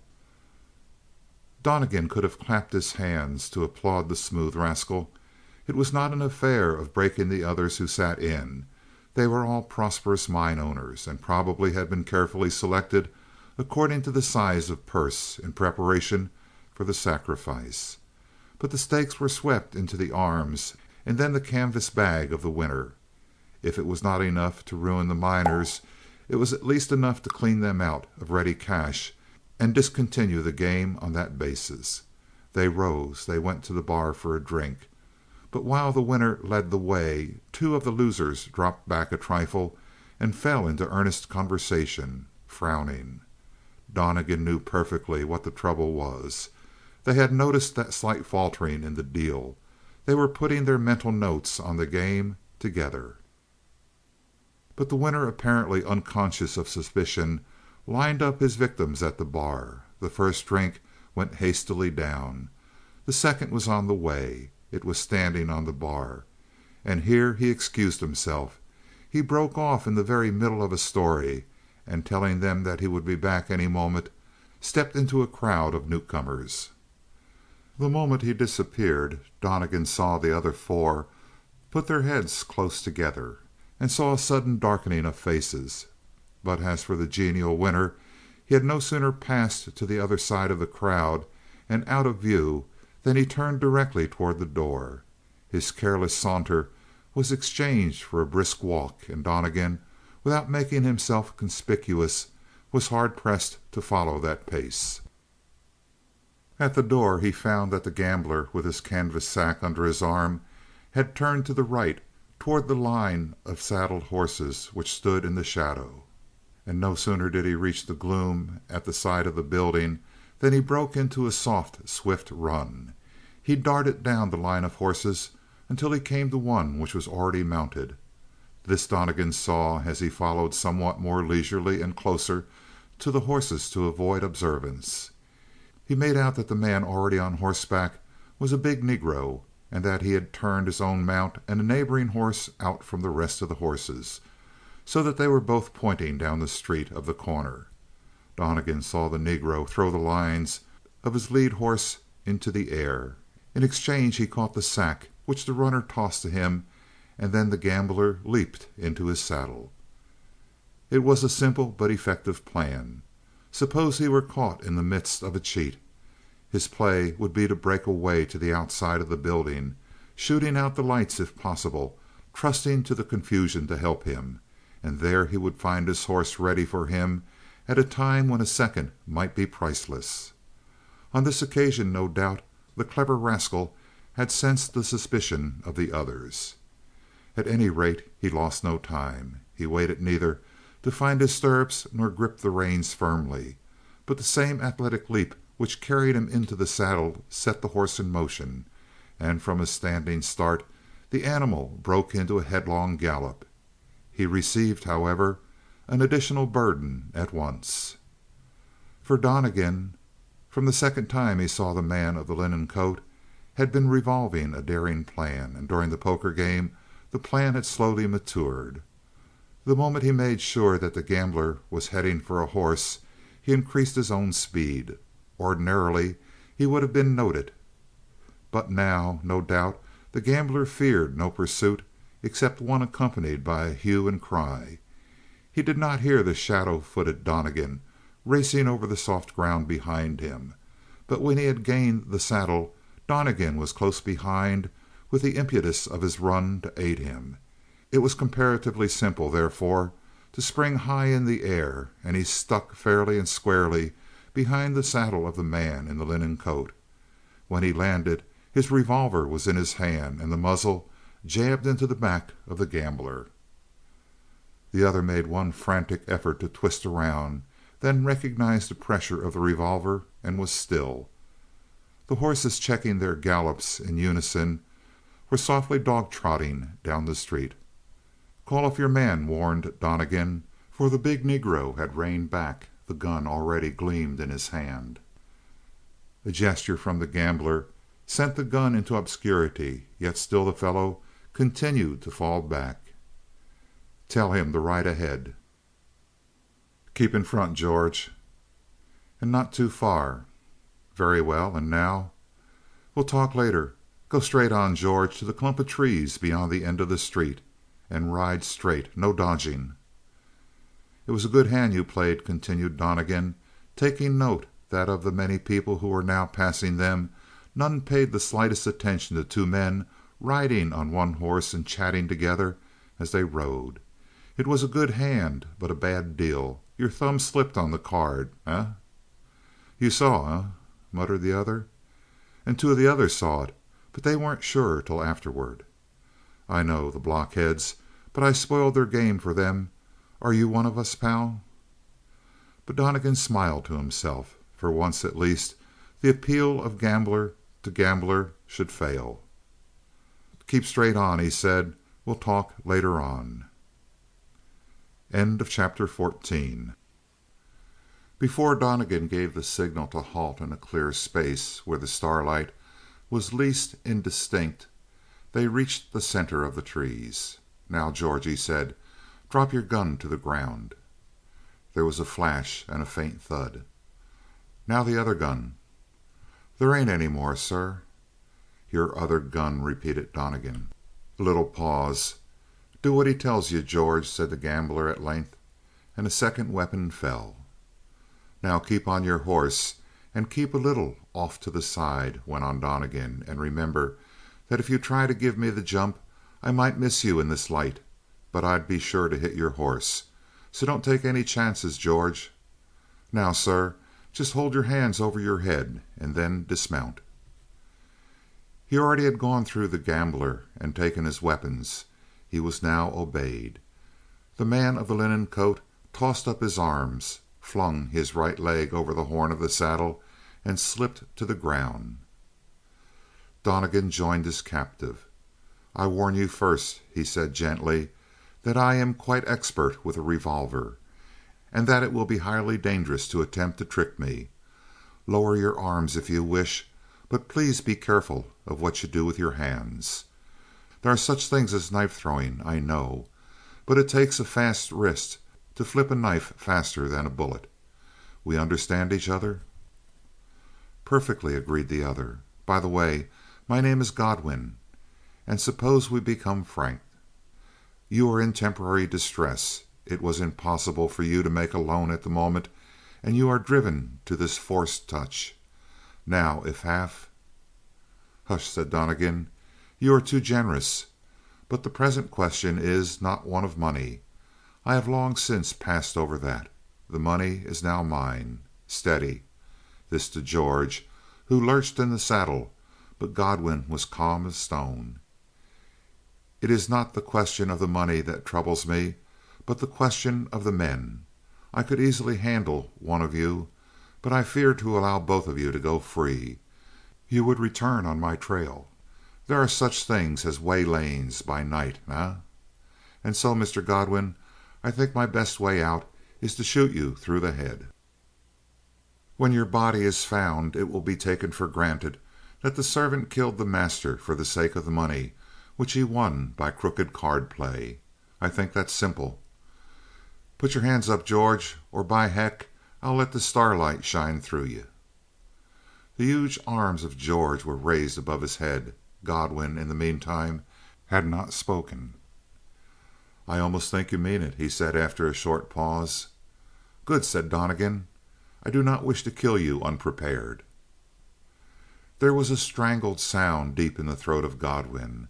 Then he was able to speak again, but now his voice was made into a horrible jumble by fear. "Pal," he said, "you're dead wrong. George here, he's a devil. If you let him live he'll kill you, as sure as you're standing here. You don't know him. He's George Green. He's got a record as long as my arm, and as bad as the devil's name. He's the man to get rid of. Me? Why, man, you and I could team it together. But George, not." Donnegan began to laugh, and the gambler stammered to a halt. "I knew you when I laid eyes on you for the first time," said Donnegan. "You have the hands of a craftsman, but your eyes are put too close together. A coward's eyes. A cur's face. Godwin. But you, George, have you heard what he said?" No answer from George, but a snarl. "It sounds logical what he said, eh, George?" Dead silence. "But," said Donnegan, "there are flaws in the plan. Godwin, get out of your clothes." The other fell on his knees. "For heaven's sake," he pleaded. "Shut up," commanded Donnegan. "I'm not going to shoot you. I never intended to, you fool. But I wanted to see if you are worth splitting the coin with. You're not. Now get out of your clothes." He was obeyed in fumbling haste, and while that operation went on, he succeeded in jumping out of his own rags, and still kept the two fairly steadily under the nose of his gun. He tossed this bundle to Godwin, who accepted it with a faint oath, and Donnegan stepped calmly and swiftly into the clothes of his victim. "A perfect fit," he said at length. "And to show that I'm pleased, here's your purse back. Must be close to 200 in that from the weight." Godwin muttered some unintelligible curse. "Tush now. Get out. If you show your face in the corner again, some of those miners will spot you, and they'll dress you in tar and feathers." "You fool, if they see you in my clothes?" "They'll never see these after tonight, probably. You have other clothes in your packs, Godwin, lots of 'em. You're the sort who knows how to dress, and I'll borrow your outfit. Get out." The other made no reply. A weight seemed to have fallen upon him along with his new outfit, and he slunk into the darkness. George made a move to follow. There was a muffled shriek from Godwin, who fled headlong, and then a sharp command from Donnegan stopped the big man. "Come here," said Donnegan. George Washington Green rode slowly closer. "If I let you go, what would you do?" There was a glint of teeth. "I'd find him." "And break him in two, eh? Instead, I'm going to take you home, where you'll have a chance of breaking me in two instead. There's something about the cut of your shoulders and your head that I like, Green, and if you don't murder me in the first hour or so, I think we'll get on very well together. You hear?" The silence of George Washington Green was a tremendous thing. "Now ride ahead of me. I'll direct you how to go." He went first straight back through the town and up the hill to the two tents. He made George go before him into the tent and take up the roll of bedding, and then with George and the bedding leading the way, and Donnegan leading the two horses behind, they went across the hillside to a shack which he had seen vacated that evening. It certainly could not be rented again before morning, and in the meantime Donnegan would be in possession, which was a large part of the law in The Corner, as he knew. A little lean-to against the main shack served as a stable. The creek down the hillside was the watering trough, and Donnegan stood by while the big Negro silently tended to the horses, removing the packs and preparing them for the night. Still in silence, he produced a small lantern and lighted it. It showed his face for the first time, the skin ebony black and polished over the cheekbones, but the rest of the face almost handsome, except that the slight flare of his nostrils gave him the cast of inhuman ferocity. and the fierceness was given point by a pair of arms of gorilla length, broad shoulders padded with rolling muscles, and the neck of a bull. On the whole, Donnegan, a connoisseur of fighting men, had never seen such promise of strength. At his gesture, George led the way into the house. It was more commodious than most of the shacks of The Corner. In place of a single room, this had two compartments, one for the kitchen and another for the living room. In vacating the hut, the last occupants had left some of the furnishings behind them. There was a mirror, for instance, in the corner, and beneath the mirror a cheap table in whose open drawer appeared a tumble of papers. Donnegan dropped the heavy sack of Godwin's winnings to the floor, and while George hung the lantern on a nail on the wall, Donnegan crossed to the table and appeared to run through the papers. He was humming carelessly while he did it, but all the time he watched with cat-like intensity the reflection of George in the mirror above him. He saw, rather dimly, for the cheap glass showed all its images in waves, that George turned abruptly after hanging up the lantern, paused, and then whipped a hand into his coat pocket and out again. Donnegan leaped lightly to one side, and the knife, hissing past his head, buried itself in the wall, and its vibrations set up a vicious humming. As for Donnegan, the leap that carried him to one side whirled him about also. He faced the big man, who was now crouched in the very act of following the knife cast with the lunge of his powerful body. There was no weapon in Donnegan's hand, and yet George hesitated, balanced, and then slowly drew himself erect. He was puzzled. An outburst of oaths, the flash of a gun, and he would have been at home in the brawl. But the silence, the smile of Donnegan, and the steady glance were too much for him. He moistened his lips, and yet he could not speak. And Donnegan knew that what paralyzed George was the manner in which he had received warning. Evidently the simple explanation of the mirror did not occur to the fellow, and the whole incident took on supernatural colorings. A phrase of explanation, and Donnegan would become again an ordinary human being. But while this small link was a mystery, the brain and body of George were numb. It was necessary, above all, to continue inexplicable. Donnegan, turning, drew the knife from the wall with a jerk. Half the length of the keen blade had sunk into the wood, a mute tribute to the force and speed of George's hand. And now Donnegan took the bright little weapon by the point and gave it back to the other. "If you throw for the body instead of the head," said Donnegan, "you have a better chance of sending the point home." He turned his back again upon the gaping giant, and drawing up a broken box before the open door, he sat down to contemplate the night. Not a sound behind him. It might be that the big fellow had regained his nerve and was stealing up for a second attempt.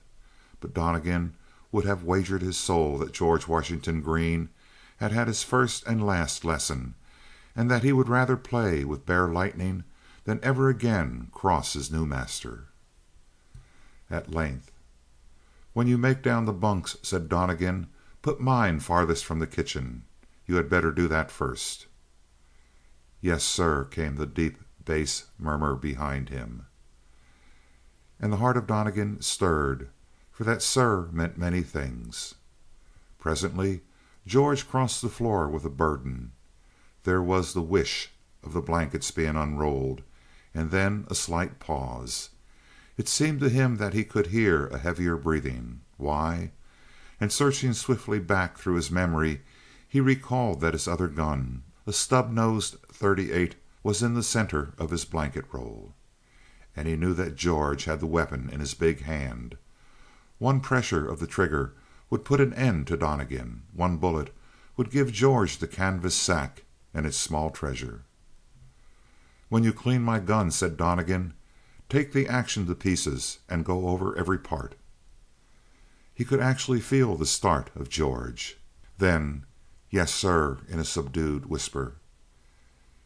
If the escape from the knife had startled George, this second incident had convinced him that his new master possessed eyes in the back of his head.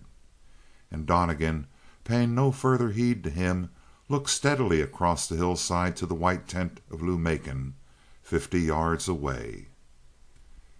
End of chapter 15. His plan, grown to full stature so swiftly, and springing out of nothing, well nigh, had come out of his first determination to bring Jack Landis back to Lou Macon, for he could interpret those blank, misty eyes with which she had sat after the departure of Landis in only one way. Yet to rule even the hand of big Jack Landis would be hard enough, and to rule his heart was quite another story. Remembering Nelly Lebrun, he saw clearly that the only way in which he could be brought back to Lou was first to remove Nelly as a possibility in his eye. But how remove Nelly as long as it was her cue from her father to play Landis for his money? How remove her, unless it were possible to sweep Nelly off her feet with another man? She might, indeed, be taken by storm, and if she once slighted Landis for the sake of another, his boyish pride would probably do the rest, and his next step would be to return to Lou Macon. All this seemed logical, but where to find the man to storm the heart of Nelly and dazzle her bright, clever eyes? His own rags had made him shrug his shoulders, and it was the thought of clothes which had made him fasten his attention so closely on the man of the linen suit in Lebrun's. Donnegan, with money, with well-fitted clothes, and with a few notorious escapades behind him. Yes, Donnegan, with such a flying start, might flutter the heart of Nelly Lebrun for a moment. But he must have the money, the clothes, and then he must deliberately set out to startle the Corner, make himself a public figure, talked of, pointed at, known, feared, respected, and even loved by at least a few. He must accomplish all these things beginning at literal zero.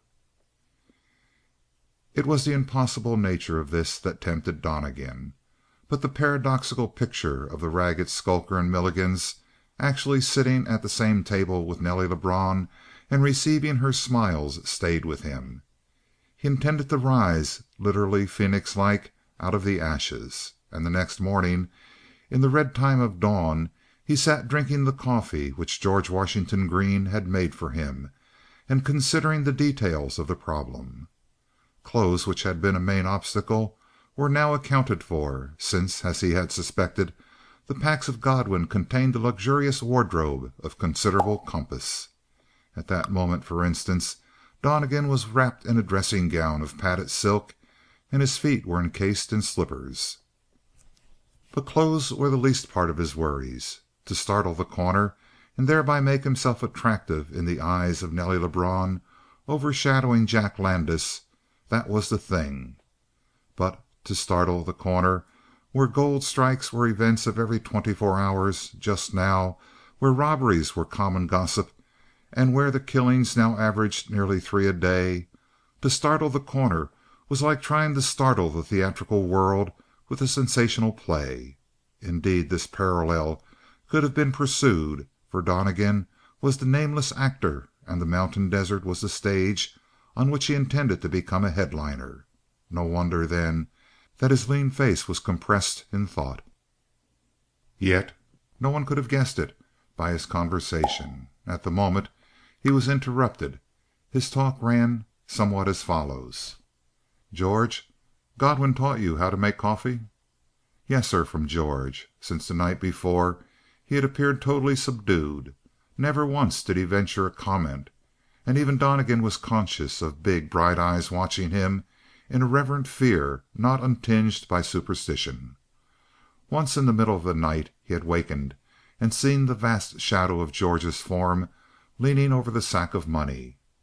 Murder by stealth in the dark had been in the giant's mind, no doubt. But when, after that, he came and leaned over Donnegan's bunk, the master closed his eyes and kept on breathing regularly, and finally George returned to his own place, softly as a gigantic cat.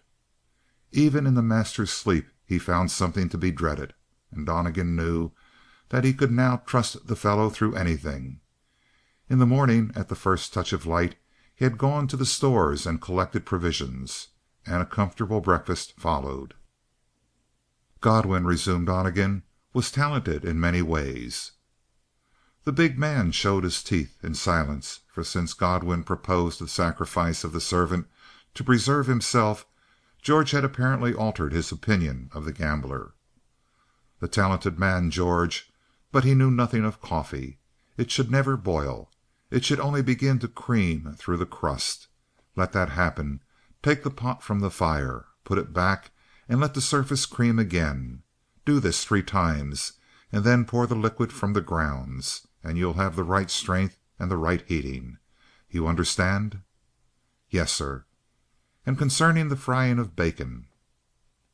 At this point the interruption came in the shape of 4 men at the open door. One of these Donnegan recognized as a real estate dealer who had shrewdly set up tents and shacks on every favorable spot in The Corner and was now reaping a rich harvest.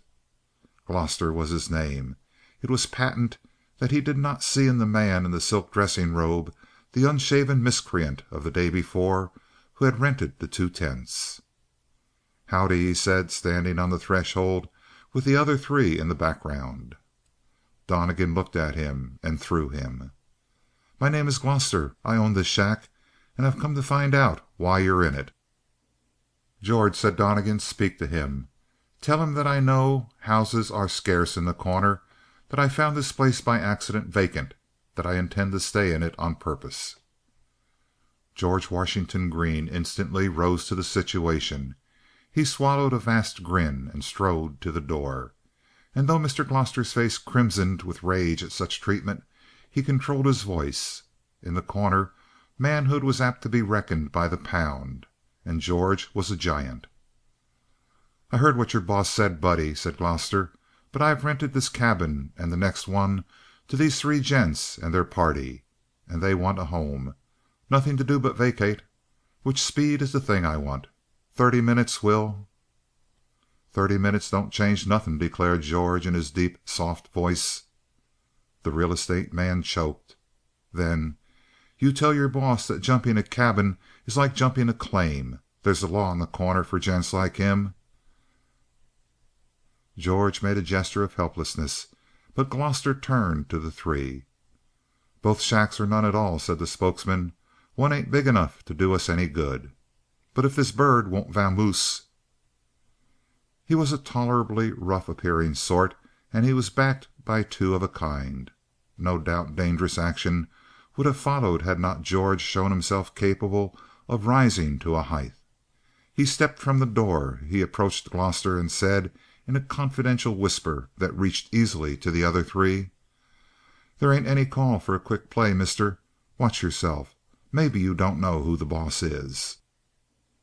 "And what more, I don't care," said Gloster defiantly, but with his voice instinctively lowered. He stared past George, and behold, the man in the dressing gown still sat in quiet and sipped his coffee. "It's Donnegan," whispered George. "Don? Who's he?" "You don't know Donnegan?" The mingled contempt and astonishment of George would have moved a thing of stone. It certainly troubled Gloster as he turned to the 3. "Gents," he said, "there's 2 things we can do. Try the law, and the law's a lame lady in these parts, or throw him out. Say which." The 3 looked from Gloster to the shack, from the shack to Donnegan, absently sipping his coffee, from Donnegan to George, who stood exhibiting a broad grin of anticipated delight. The contrast was too much for them. There is one great and deep seated terror in the mountain desert, and that is for the man who may be other than he seems. The giant with the rough voice and the boisterous ways is generally due for a stormy passage west of the Rockies, but the silent man with the gentle manners receives respect. Traditions live of desperadoes with exteriors of womanish calm and the actions of devils, and Donnegan, sipping his morning coffee, fitted into the picture which rumor had painted. The 3 looked at one another, declared that they had not come to fight for a house but to rent one, that the real estate agent could go to the devil for all of them, and that they were bound elsewhere. So they departed, and left Gloster both relieved and gloomy. "Now," said Donnegan to George, "tell him we'll take both the shacks, and that he can add 50% to his old price." The bargain was concluded on the spot. The money was paid by George. Gloster went down the hill to tell The Corner that a mystery had hit the town, and George brought the canvas bag back to Donnegan with the top still untied, as though to let it be seen that he had not pocketed any of the gold. "I don't want to count it," said Donnegan. "Keep the bag, George. Keep money in your pocket. Treat both of us well, and when that's gone I'll get more." If the manner in which Donnegan had handled the renting of the cabins had charmed George, he was wholly entranced by this last touch of free spending. To serve a man who was his master was one thing; to serve one who trusted him so completely was quite another. To live under the same roof with a man who was a riddle was sufficiently delightful, but to be allowed actually to share in the mystery was a super happiness. He was singing when he started to wash the dishes, and Donnegan went across the hill to the tent of Lou Macon. She was laying the fire before her tent, and the morning freshness had cleared from her face any vestige of the trouble of the night before. And in the slant light her hair was glorious, all ruffling gold, semi-transparent. She did not smile at him, but she could give the effect of smiling while her face remained grave. It was her inner calm content of which people were aware. "You missed me?" "Yes." "You were worried?" "No." He felt himself put quietly at a distance. So he took her up the hill to her new home, the shack beside his own, and George cooked her breakfast. When she had been served, Donnegan drew the big man to one side. "She's your mistress," said Donnegan. "Everything you do for her is worth two things you do for me. Watch her as if she were in your eye, and if a hair on her head is ever harmed you see that fire burning yonder? The bed of coals?" "Sir?" "I'll catch you and make a fire like that and feed you into it by inches."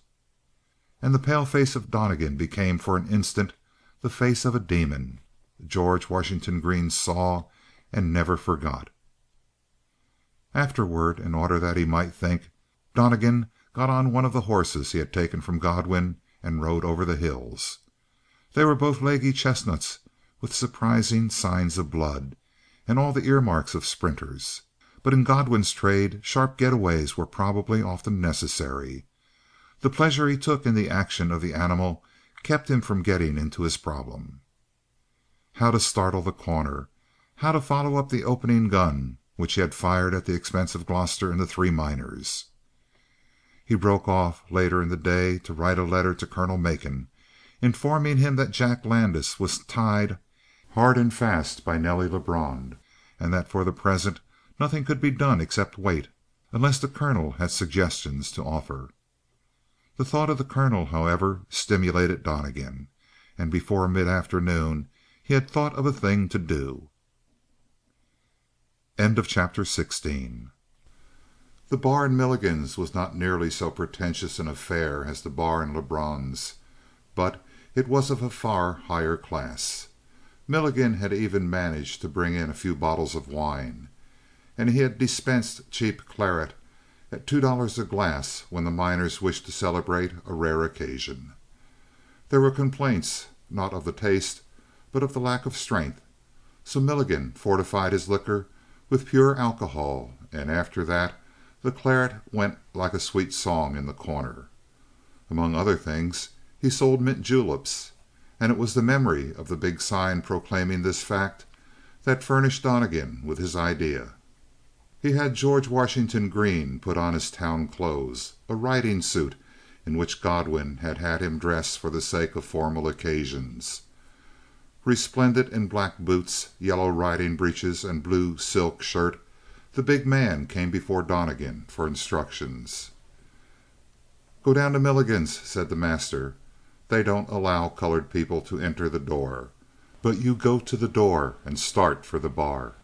They won't let you go very far. When they stop you, tell them you come from Donnegan, and that you have to get me some mint for a julep. Insist. The bouncer We'll start to throw you out." George showed his teeth. "No fighting back. Don't lift your hand. When you find that you can't get in, come back here. Now ride." So George mounted the horse and went. Straight to Milligan's he rode and dismounted, and half of the Corner's scant daytime population came into the street to see the brilliant horseman pass. Scar-faced Lewis met the big man at the door, and size meant little to Andy except as an easier target. "Well, confound my soul," said Lewis, blocking the way. "A Negro in Milligan's. Get out." But George did not move. "I've been sent, mister," he said mildly. "I've been sent for enough mint to make a julep." "You've been sent to the wrong place," declared Andy, hitching at his cartridge belt. "Ain't you seen that sign?" And he pointed to the one which eliminated colored patrons. "Signs don't mean nothing to my boss," said George. "Who's he?" "Donnegan." "And who's Donnegan?" It puzzled George. He scratched his head in bewilderment, seeking for an explanation. "Donnegan is Donnegan," he explained. "I heard Gloster talk about him," offered someone in the rapidly growing group. "He's the gent that rented the two places on the hill." "Tell him to come himself," said Andy Lewis. "We don't play no favorites at Milligan's." "Mister," said big George, "I don't want to bring no trouble on this here place, but don't make me go back and bring Donnegan." Even Andy Lewis was staggered by this assurance. "Rules is rules," he finally decided, and out you go. Big George stepped from the doorway and mounted his horse. "I call on all you gentlemen," he said to the assembled group, "to say that I done tried my best to do this peaceable. It ain't me that sent for Donnegan. It's him." He rode away, leaving Scar-faced Lewis biting his long mustaches in anxiety. He was not exactly afraid, but he waited in the suspense which comes before a battle. Moreover, an audience was gathering. The word went about as only a rumor of mischief can travel. New men had gathered.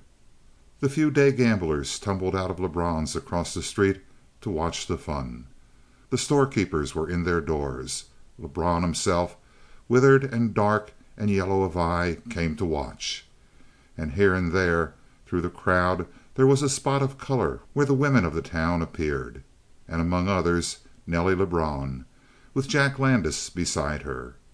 On the whole, it was not a large crowd, but what it lacked in size it made up in intense interest. For though the Corner had had its share of troubles of fist and gun, most of them were entirely impromptu affairs. Here was a fight in the offing for which the stage was set, the actors set in full view of a conveniently posted audience, and all the suspense of a curtain rising. The waiting bore in upon Andy Lewis. Without a doubt, he intended to kill his man neatly and with dispatch, but the possibility of missing before such a crowd as this sent a chill up and down his spine. If he failed now, his name would be a sign for laughter ever after in the Corner. A hum passed down the street. It rose to a chuckle, and then fell away to sudden silence, for Donnegan was coming. He came on a prancing chestnut horse, which sidled uneasily on a weaving course, as though it wished to show off for the benefit of the rider and the crowd at once. It was a hot afternoon, and Donnegan's linen riding suit shone an immaculate white. He came straight down the street, as unaware of the audience which awaited him as though he rode in a park where crowds were the common thing. Behind him came George Green, just a careful length back. Rumor went before the two with a whisper on either side. "That's Donnegan. There he comes." "Who's Donnegan?" "Gloster's man. The one who bluffed out Gloster and three others. He pulled a shooting iron and trimmed the whiskers off of one of 'em with a chunk of lead." "D'you mean that?" "What's that kind of gent doing in the Corner?" "Come to buy, I guess. He looks like money." "Looks like a confounded dude." "We'll see his hand in a minute." Donnegan was now opposite the dance hall, and Andy Lewis had his hand touching the butt of his gun. But though Donnegan was looking straight at him, he kept his reins in one hand and his heavy riding crop in the other. And without a move toward his own gun, he rode straight up to the door of the dance hall, with Andy in front of it. George drew rein behind him and turned upon the crowd one broad, superior grin, as who should say, "I promised you lightning. Now watch it strike." If the crowd had been expectant before, it was now reduced to wire-drawn tenseness. "Are you the fellow who turned back my man?" asked Donnegan. His quiet voice fell coldly upon the soul of Andy. He strove to warm himself by an outbreak of temper. "There ain't any poor fool dude can call me a fellow," he shouted. The crowd blinked, but when it opened its eyes the gunplay had not occurred. The hand of Andy was relaxing from the butt of his gun, and an expression of astonishment and contempt was growing upon his face. "I haven't come to curse you," said the rider, still occupying his hands with crop and reins. "I've come to ask you a question and get an answer. Are you the fellow who turned back my man?" "I guess you ain't the kind I was expecting to call on me," drawled Andy, his fear gone, and he winked at the crowd. But the others were not yet ready to laugh. Something about the calm face of Donnegan had impressed them. "Sure, I'm the one that kicked him out. He ain't allowed in there." "It's the last of my thoughts to break in upon a convention in your city," replied the grave rider. "But my man was sent on an errand, and therefore he had a right to expect courtesy. George, get off your horse and go into Milligan's place. I want that mint." For a moment Andy was too stunned to answer. Then his voice came harshly as he swayed from side to side, gathering and summoning his wrath. "Keep out, boy, keep out, or you're buzzard meat. I'm warning." For the first time his glance left the rider to find George, and that instant was fatal. The hand of Donnegan licked out as a snake's tongue darts. The loaded quirt slipped over in his hand, and holding it by the lash, he brought the butt of it thudding down on the head of Andy. Even then the instinct to fight remained in the stunned man. While he fell, he was drawing his revolver. He lay in a crumpling heap at the feet of Donnegan's horse, with the revolver shoved muzzle first into the sand. Donnegan's voice did not rise. "Go in and get that mint, George," he ordered. "And hurry. This rascal has kept me waiting until I'm thirsty." But George hesitated only one instant. It was to sweep to the crowd for the second time with his confident grin. And then he strolled through the door of the dance hall. As for Donnegan, his only movement was to swing his horse around and shift riding crop and reins into the grip of his left hand. His other hand was dropped carelessly upon his hip. Now, both these things were very simple maneuvers, but the Corner noted that his change of face had enabled Donnegan to bring the crowd under his eyes, and that his right hand was now ready for a more serious bit of work, if need be. Moreover, he was probing faces with his glance, and every armed man in that group felt that the eye of the rider was directed particularly toward him. There had been one brief murmur. Then the silence lay heavily again, for it was seen that Andy had been only slightly stunned, knocked out as a boxer might be. Now his sturdy brains were clearing. His body stiffened into a human semblance once more. He fumbled, found the butt of his gun with his first move. He pushed his hat straight, and in so doing he raked the welt which the blow had left on his head. The pain finished clearing the mist from his mind. In an instant he was on his feet, maddened with shame. He saw the semicircle of white faces, and the whole episode flashed back on him. He had been knocked down like a dog. For a moment he looked into the blank faces of the crowd. Someone noted that there was no gun strapped at the side of Donnegan. A voice shouted a warning.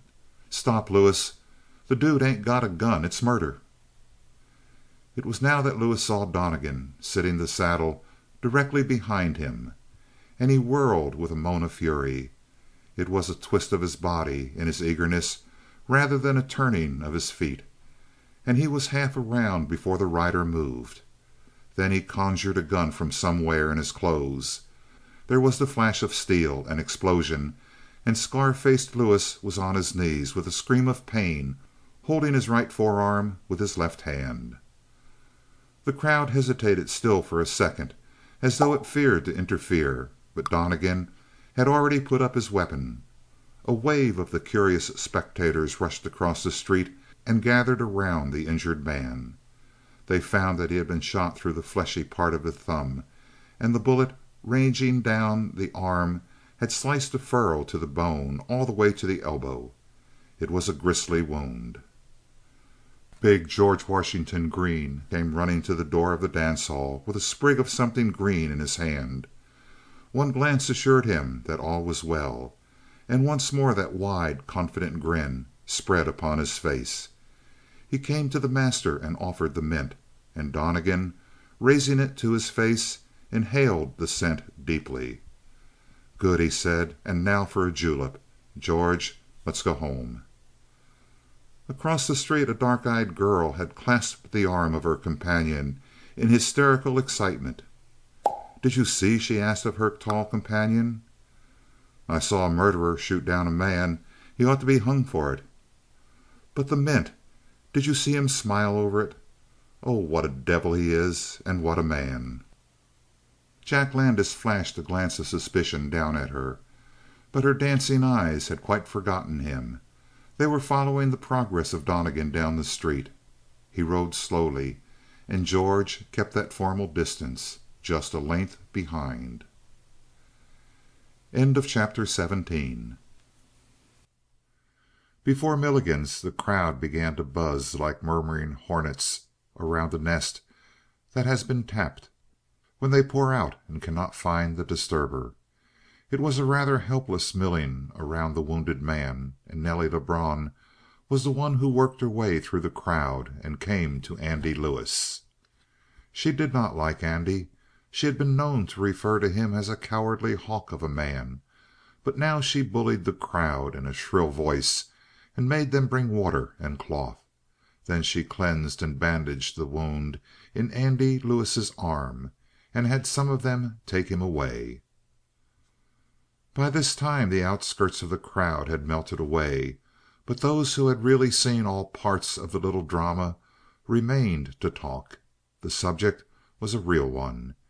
Had Donnegan aimed at the hand of Andy and risked his own life on his ability to disable the other without killing him? Or had he fired at Lewis's body and struck the hand and arm only by a random lucky chance? If the second were the case, he was only a fair shot with plenty of nerve and a great deal of luck. If the first were true, then this was a nerve of ice-tempered steel, an eye vulture sharp, and a hand miraculous, fast, and certain. To strike that swinging hand with a snap shot when a miss meant a bullet fired at his own body at deadly short range, truly it would take a credulous man to believe that Donnegan had coldly planned to disable his man without killing him. "A murderer by intention!" exclaimed Milligan. He had hunted long and hard before he found a man with a face like that of Lewis, capable of maintaining order by a glance. And now he wanted revenge. "A murder by intention!" he cried to the crowd, standing beside the place where the imprint of Andy's knees was still in the sand. "And like a murderer he ought to be treated. He aimed to kill Andy. He had luck and only broke his hand. Now, boys, I say it ain't so much what he's done as the way he's done it. He's given us the laugh. He's come in here in his dude clothes and tried to walk over us. But it don't work not in The Corner. If Andy was dead, I'd say lynch the dude. But he ain't, and all I say is run him out of town." Here there was a brief outburst of applause, but when it ended it was observed that there was a slow, soft laughter. The crowd gave way between Milligan and the mocker. It was seen that he who laughed was old Lebrun, rubbing his olive-skinned hands together and showing his teeth in his mirth. There was no love lost between Lebrun and Milligan, even if Nelly was often in the dance hall and the center of its merriment. "It takes a thief to catch a thief," said Lebrun enigmatically, when he saw that he had the ear of the crowd. "And it takes a man to catch a man." "What the devil do you mean by that?" a dozen voices asked. "I mean that if you've got men enough to run out this man Donnegan, The Corner is a better town than I think." It brought a growl, but no answer. Lebrun had never been seen to lift his hand, but he was more dreaded than a rattler. "We'll try," said Milligan dryly. "I ain't much of a man myself." There were dark rumors about Milligan's past, and the crowd chuckled at this modesty. "But I'll try my hand agin' him with a bit of backing. And first I want to tell you boys that there ain't any danger of him having aimed at Andy's hand. I tell you it ain't possible. Hardly for him to have planned to hit a swinging target like that. Maybe some could do it. I dunno." "How about Lord Nick?" "Sure, Lord Nick might do anything, but Donnegan ain't Lord Nick. Not by 20 pounds and 3 inches." This brought a laugh. And by comparison with the terrible and familiar name of Lord Nick, Donnegan became a smaller danger. Besides, as Milligan said, it was undoubtedly luck. And when he called for volunteers, 3 or 4 stepped up at once. The others made a general milling, as though each were trying to get forward and each were prevented by the crowd in front. But in the background, big Jack Landis was seriously trying to get to the firing line. He was encumbered with the clinging weight of Nelly Lebrun. "Don't go, Jack," she pleaded. "Please, please, be sensible for my sake." But she backed this appeal with a lifting of her eyes and a parting of her lips, and Jack Landis paused. "You won't go, dear Jack?" Now Jack knew perfectly well that the girl was only half sincere. It is the peculiar fate of men that they always know when a woman is playing with them, but, from Samson down, they always go to the slaughter with open eyes, hoping each moment that the girl has been seriously impressed at last. As for Jack Landis, his slow mind did not readily get under the surface of the arts of Nelly, but he knew that there was at least a tinge of real concern in the girl's desire to keep him from the posse which Milligan was raising. "But there's something about him that I don't like, Nelly. Something sort of familiar that I don't like." For naturally enough he did not recognize the transformed Donnegan, and the name he had never heard before. "A gunfighter, that's what he is." "Why, Jack, sometimes they call you the same thing. Say that you hunt for trouble now and then." "Do they say that?" asked the young chap quickly, flushing with vanity. "Oh, I aim to take care of myself, and I'd like to take a hand with this murdering Donnegan." "Jack, listen. Don't go. Keep away from him." "Why do you look like that? As if I was a dead one already." "I tell you, Jack, he'd kill you." Something in her terrible assurance whitened the cheeks of Landis, but he was also angered. When a very young man becomes both afraid and angry, he is apt to be dangerous.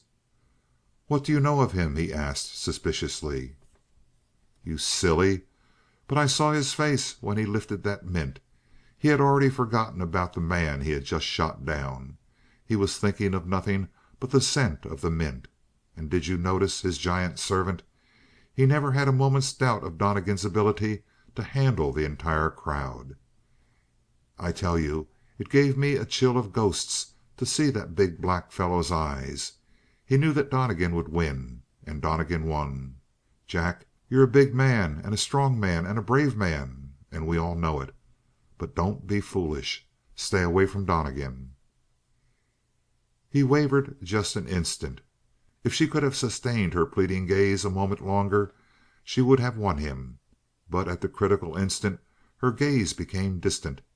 She was seeing the calm face of Donnegan as he raised the mint, and as though he understood, Jack Landis hardened. "I'm glad you don't want me shot up, Nelly," he said coldly. "Mighty good of you to watch out for me. But I'm going to run this Donnegan out of town." "He never harmed you. Why?" "I don't like his looks. For a man like me, that's enough." And he strode away toward Milligan, He was greeted by a cheer just as the girl reached the side of her father. "Jack is going," she said. "Make him come back." But the old man was still rubbing his hands. There seemed to be a perpetual chill in the tips of his fingers. "He is a jackass. The moment I first saw his face I knew that he was meant for gun fodder, buzzard food. Let him go. Bah!" The girl shivered. "And then the mines?" she asked, changing her tactics. "Ah, yes, the mines. But leave that to Lord Nick. He'll handle it well enough." So Jack Landis strode up the hill first and foremost of the six stalwart men who wished to correct the stranger's apparent misunderstandings of the status of The Corner. They were each armed to the teeth, and each provided with enough bullets to disturb a small city. All this in honor of Donnegan.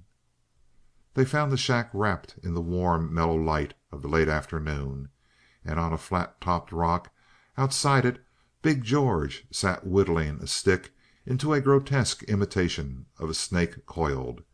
He did not rise when the posse approached. He merely rocked back upon the rock, embraced his knees in both of his enormous arms, and, in a word, transformed himself into a round ball of mirth. But having hugged away his laughter, he was able to convert his joy into a vast grin. The smile stopped the posse. When a mob starts for a scene of violence, the least exhibition of fear incenses it, but mockery is apt to pour water on its flames of anger. Decidedly the fury of the posse was chilled by the grin of George. Milligan, who had lived south of the Mason-Dixon line, stepped up to impress George properly. "Boy," he said, frowning, "go in and tell your man that we've come for him. Tell him to step right out here and get ready to talk. We don't mean him no harm, lessen he can't explain one or two things. Hop along." The boy did not stir. Only he shifted his eyes from face to face, and his grin broadened. Ripples of mirth waved along his chest and convulsed his face, but still he did not laugh. "Go in and tell them things to Donnegan?" he said. "But don't ask me to wake him up. He's sleeping sound and fast. Like a baby, mostly. He sleeps every day to get rested up for the night. Now can't you all wait until Donnegan wakes up tonight? No? Then step right in, gentlemen. But if you all set on waking him up now, George will just step over the hill, because he don't want to be near the explosion." At this he allowed his mirth free rein. His laughter shook up to his throat, to his enormous mouth. It rolled and bellowed across the hillside, and the posse stood, each man in his place, and looked frigidly upon one another. But having been laughed at, they felt it necessary to go on, and do or die. So they strode across the hill and were almost to the door when another phenomenon occurred. A girl in a cheap calico dress of blue was seen to run out of a neighboring shack and spring up before the door of Donnegan's hut. When she faced the crowd, it stopped again. The soft wind was blowing the blue dress into lovely, long, curving lines. About her throat a white collar of some sheer stuff was being lifted in waves, or curling against her cheek, and the golden hair in disorder was tousled low upon her forehead. Whirling thus upon the crowd, she shook them to a pause with her parted lips, her flare of delicate color. "Have you come here," she cried, "for Donnegan?"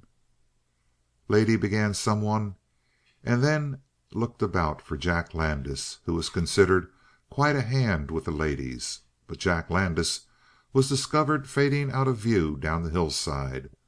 One glance at that blue dress had quite routed him, for now he remembered the red-haired man who had escorted Lou Macon to The Corner, and the colonel's singular trust in this fellow. It explained much, and he fled before he should be noticed. Before the spokesman could continue his speech, the girl had whipped inside the door, and the posse was dumbfounded. Milligan saw that the advance was ruined. "Boys," he said, "we came to fight a man, not to storm a house with a woman in it. Let's go back. We'll tend to Donnegan later on." "We'll drill him clean," muttered the others furiously, and straightway the posse departed down the hill. But inside the girl had found, to her astonishment, that Donnegan was stretched upon his bunk, wrapped again in the silken dressing gown and with a smile upon his lips. He looked much younger as he slept, and perhaps it was this that made the girl steal forward upon tiptoe and touch his shoulder so gently. He was up on his feet in an instant. Alas, vanity, vanity! Donnegan in shoes was one thing, for his shoes were of a particular kind, but Donnegan in his slippers was a full 2 inches shorter. He was hardly taller than the girl. He was, if the bitter truth must be known, almost a small man. And Donnegan was furious at having been found by her in such careless attire, and without those dignity building shoes. First he wanted to cut the throat of big George. "What have you done? What have you done?" cried the girl in one of those heart-piercing whispers of fear. "They have come for you. A whole crowd of armed men. They're outside the door. What have you done? It was something done for me, I know." Donnegan suddenly transferred his wrath from big George to the mob. "Outside my door?" he asked, and as he spoke he slipped on a belt at which a heavy holster tugged down on one side, and buckled it around him. "Oh, no, no, no!" she pleaded, and caught him in her arms. Donnegan allowed her to stop him with that soft power for a moment, until his face went white, as if with pain. Then he adroitly gathered both of her wrists into one of his bony hands, and having rendered her powerless, he slipped by her and cast open the door. It was an empty scene upon which he looked, with big George rocking back and forth upon a rock, convulsed with silent laughter. Donnegan looked sternly at the girl and swallowed. He was fearfully susceptible to mockery. "There seems to have been a jest," he said. But she lifted him a happy, tearful face. "And thank heaven!" she cried gently. Oddly enough, Donnegan at this set his teeth and turned upon his heel, and the girl stole out of the door again and closed it softly behind her. As a matter of fact, not even the terrible colonel inspired in her quite the fear which Donnegan instilled. End of chapter 18. Big Landis lost his nerve and sidestepped at the last minute, and then the whole gang faded.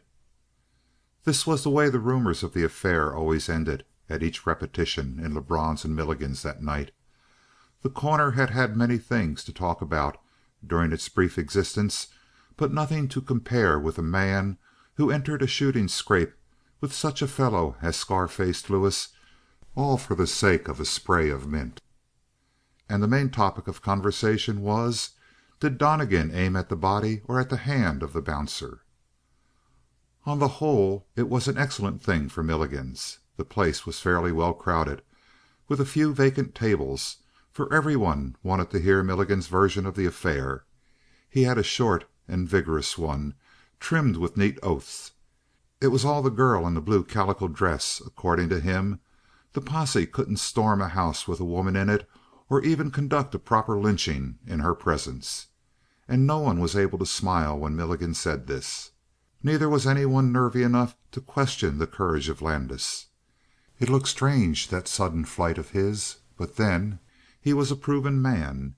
Everyone remembered the affair of Lester. It had been a clean-cut fight, and Jack Landis had won cleanly on his merits. Nevertheless, some of the whispers had not failed to come to the big man, and his brow was black. The most terribly heartless and selfish passion of all is shame in a young man. To repay the sidelong glances which he met on every side, Jack Landis would have willingly crowded every living soul in the Corner into one house and touched a match to it. And chiefly because he felt the injustice of the suspicion, he had no fear of Donnegan. He had a theory that little men had little souls.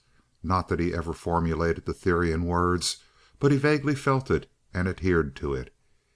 He had more fear of one man of 6'2" than a dozen under 5'10". He reserved in his heart of hearts a place of awe for one man whom he had never seen. That was for Lord Nick, for that celebrated character was said to be as tall and as finely built as Jack Landis himself. But as for Donnegan, Landis wished there were three Donnegans instead of one. Tonight his cue was surly silence. For Nelly Lebrun had been warned by her father, and she was making desperate efforts to recover any ground she might have lost. Besides, to lose Jack Landis would be to lose the most spectacular fellow in The Corner, to say nothing of the one who held the largest and the choicest of the mines. The blond good looks of Landis made a perfect background for her dark beauty. With all these stakes to play for, Nelly outdid herself. If she were attractive enough ordinarily, when she exerted herself to fascinate, Nelly was intoxicating. What chance had poor Jack Landis against her? He did not call for her that night, but went to play gloomily at Lebrun's until Nelly walked into Lebrun's and drew him away from a table. Half an hour later she had him whirling through a dance in Milligan's, and had danced the gloom out of his mind for the moment. Before the evening was well under way, Landis was making love to her openly, and Nelly was in the position of one who had roused the bear. It was a dangerous flirtation, and it was growing clumsy. In any place other than The Corner it would have been embarrassing long ago, and when Jack Landis, after a dance, put his one big hand over both of Nelly's and held her moveless while he poured out a passionate declaration, Nelly realized that something must be done. Just what, she could not tell. And it was at this very moment that a wave of silence, beginning at the door, rushed across Milligan's dance floor. It stopped the bartenders in the act of mixing drinks. It put the musicians out of key, and in the midst of a waltz phrase they broke down and came to a discordant pause. What was it? The men faced the door, wondering, and then the swift rumor passed from lip to lip, almost from eye to eye, so rapidly it sped. Donnegan is coming. Donnegan, and Big George with him. Someone tell Milligan. But Milligan had already heard. He was back of the bar giving directions. Guns were actually unlimbering. What would happen? "Shall I get you out of this?" Landis asked the girl. "Leave now?" She laughed fiercely and silently. "I'm just beginning to live." "Miss Donnegan in action? No, sir." She would have given a good deal to retract that sentence, for it washed the face of Landis white with jealousy. Surely Donnegan had built greater than he knew. And suddenly he was there in the midst of the house. No one had stopped him. At least, no one had interfered with his servant. Big George had on a white suit and a dappled green necktie. He stood directly behind his master and made him look like a small boy. For Donnegan was in black, and he had a white neckcloth wrapped as high and stiffly as an old-fashioned stock. Altogether he was a queer, drab figure compared with the brilliant Donnegan of that afternoon. He looked older, more weary. His lean face was pale, and his hair flamed with redoubled ardor on that account. Never was hair as red as that. Not even the hair of Lord Nick, said the people in Milligan's this night. He was perfectly calm even in the midst of that deadly silence. He stood looking about him. He saw Gloster, the real estate man, and bowed to him deliberately. For some reason that drew a gasp.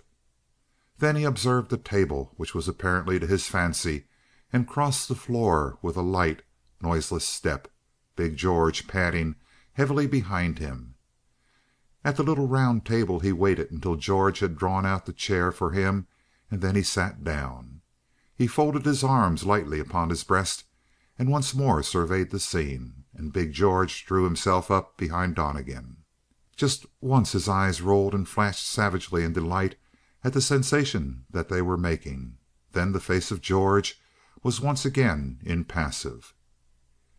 If Donnegan had not carried it off with a certain air, the whole entrance would have seemed decidedly stagey. But The Corner, as it was, found much to wonder at and little to criticize. And in the West, grown men are as shrewd judges of affection as children are in other places. "Putting on a lot of style, huh?" said Jack Landis, and with fierce intensity he watched the face of Nelly Lebrun. For once she was unguarded. "He's superb!" she exclaimed. "The big fellow is going to bring a drink for him." She looked up, surprised by the silence of Landis, and found that his face was actually yellow. "I'll tell you something. Do you remember that little red-headed tramp who came in here the other night and spoke to me?" "Very well. You seem to be bothered." "Maybe. I don't know. But that's the man. The one who's sitting over there now, all dressed up. The man The Corner is talking about. Donnegan. A tramp." She caught her breath. "Is that the one?" A pause. "Well, I believe it is. He's capable of anything."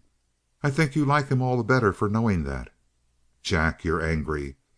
"Why should I be? I hate to see you fooled by the bluff of a tramp, though." "Tush! Do you think I'm fooled by it? But it's an interesting bluff, Jack, don't you think?" "Nelly, he's interesting enough to make you blush. By heaven, the hound is looking right at you now, Nelly!" He had pressed her suddenly against the wall, and she struck back desperately in self defense. "By the way, what did he want to see you about?" It spiked the guns of Landis for the time being at least, and the girl followed by striving to prove that her interest in Donnegan was purely impersonal. "He's clever," she ran on, not daring to look at the set face of her companion. "See how he fails to notice that he's making a sensation. You'd think he was in a big restaurant in a city. He takes the drink off the tray from that fellow as if it were a common thing to be waited on by a body servant in The Corner. Jack, I'll wager that there's something crooked about him. A professional gambler, say." Jack Landis thawed a little under this careless chatter. He still did not quite trust her. "Do you know what they're whispering? That I was afraid to face him." She tilted her head back so that the light gleamed on her young throat, and she broke into laughter. "Why, Jack, that's foolish. You proved yourself when you first came to The Corner. Maybe some of the newcomers may have said something, but all the old timers know you had some different reason for leaving the rest of them. By the way, what was that reason?" She sent a keen little glance at him from the corner of her eyes, but the moment she saw that he was embarrassed and at sea because of the query, she instantly slipped into a fresh tide of careless chatter and covered up his confusion for him. "See how the girls are making eyes at him?" "I'll tell you why," Jack replied. "A girl likes to be with a man who's making the town talk." He added pointedly, "Oh, I found that out." She shrugged that comment away. "He isn't paying the slightest attention to any of them," she murmured. "He's queer. Has he just come here hunting trouble?" End of chapter 19.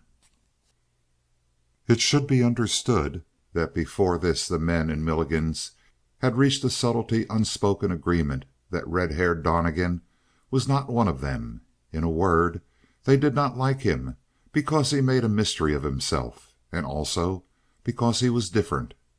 Yet there was a growing feeling that the shooting of Lewis through the hand had not been an accident, for the whole demeanor of Donnegan composed the action of a man who is a professional troublemaker. There was no reason why he should go to Milligan's and take a servant with him unless he wished to fight, and why a man should wish to fight the entire Corner was something no one could guess. That he should have done all this merely to focus all eyes upon him, and particularly the eyes of a girl, did not occur to anyone. It looked rather like the bravado of a man who lived for the sake of fighting. Now, men who hunt trouble in the mountain desert generally find all that they may desire. But for the time being everyone held back, wolfishly, waiting for another to take the first step toward Donnegan. Indeed, there was an unspoken conviction that the man who took the first step would probably not live to take another. In the meantime, both men and women gave Donnegan the lion's share of their attention. There was only one who was clever enough to conceal it, and that one was the pair of eyes to which the red-haired man was playing. Nelly Lebrun. She confined herself strictly to Jack Landis.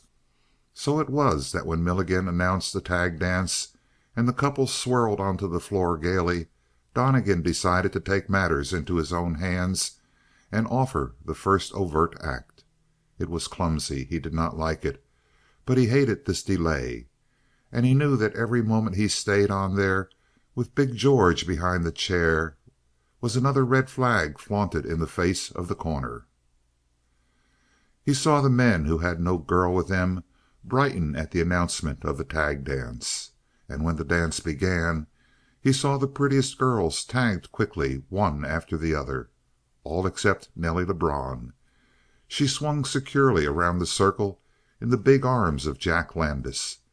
She seemed to be set apart and protected from the common touch by his size and by his formidable, challenging eye.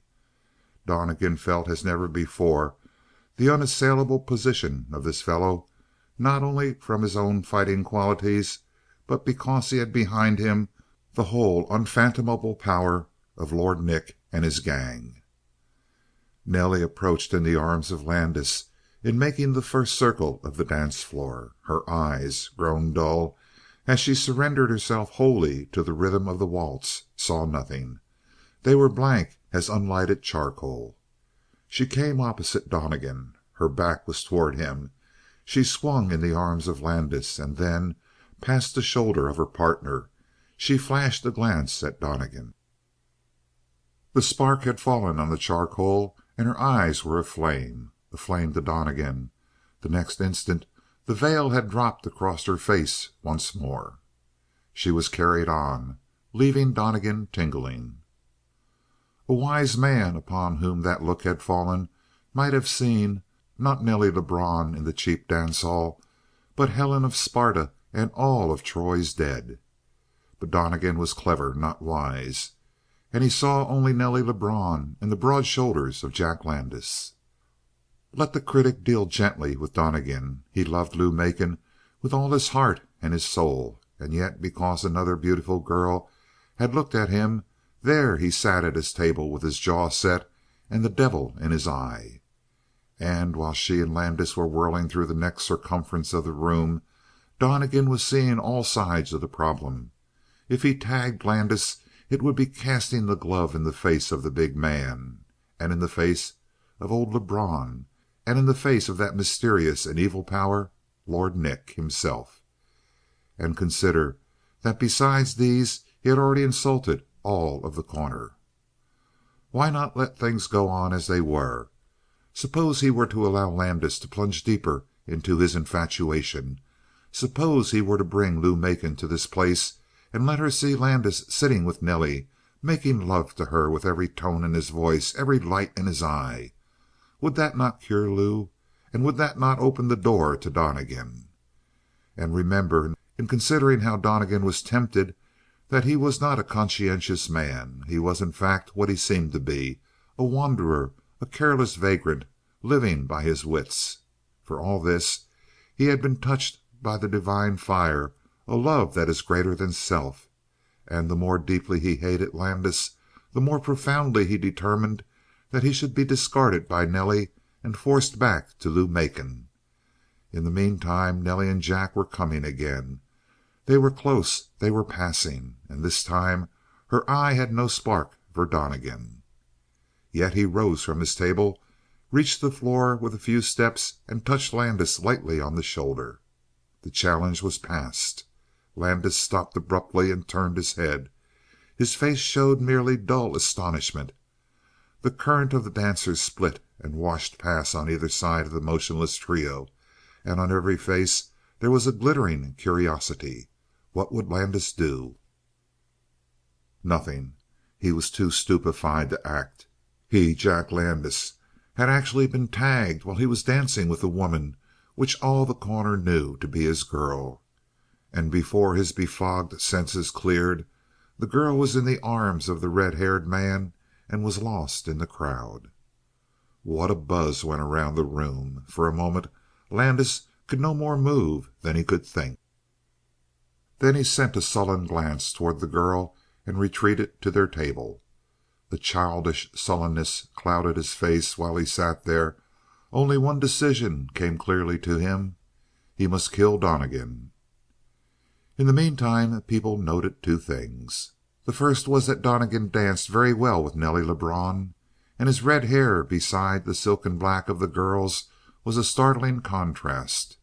It was not a common red; it flamed as though with phosphoric properties of its own.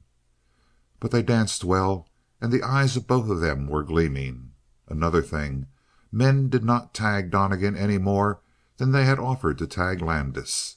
One or two slipped out from the outskirts of the floor, but something in the face of Donnegan discouraged them and made them turn elsewhere, as though they had never started for Nelly Lebrun in the first place.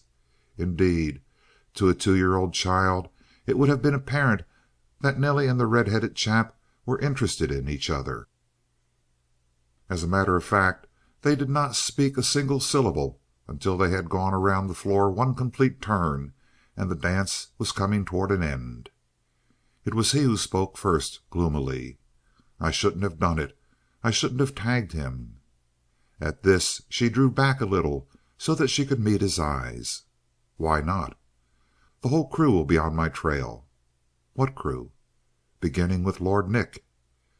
This shook her completely out of the thrall of the dance. "Lord Nick? What makes you think that?"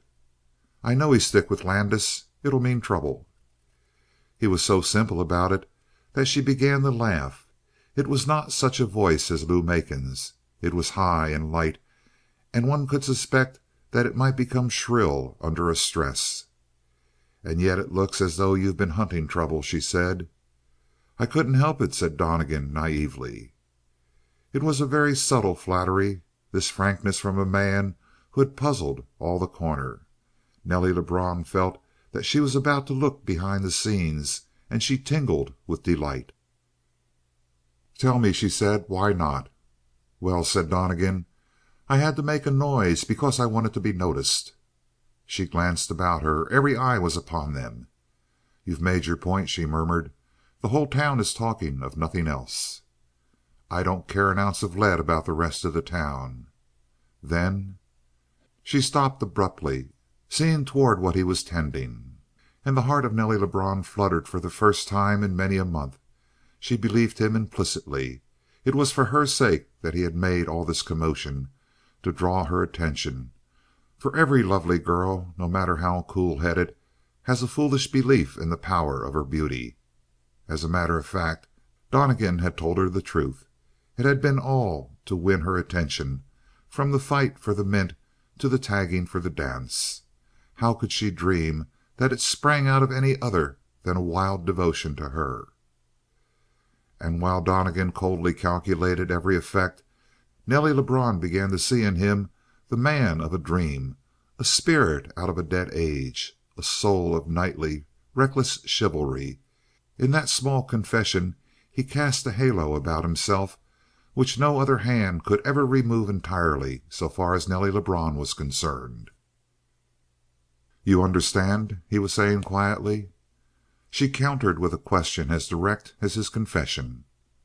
"What are you, Mr. Donnegan?" "A wanderer," said Donnegan instantly, "and an avoider of work." At that they laughed together. The strain was broken, and in its place there was a mutual excitement. She saw Landis in the distance watching their laughter with a face contorted with anger, but it only increased her unreasoning happiness. "Mr. Donnegan, let me give you friendly advice. I like you. I know you have courage. I saw you meet Scar faced Lewis. But if I were you, I'd leave The Corner tonight and never come back. You've set every man against you. You've stepped on the toes of Landis, and he's a big man here. And even if you were to prove too much for Jack, you'd come against Lord Nick, as you say yourself. Do you know Nick? No? Then, Mr. Donnegan, leave The Corner." The music, ending, left them face to face as he dropped his arm from about her, and she could appreciate now for the first time that he was smaller than he had seemed at a distance, or while he was dancing. He seemed a frail figure indeed to face the entire banded Corner and Lord Nick. "Don't you see," said Donnegan, "that I can't stop now?" There was a double meaning that sent her color flaring.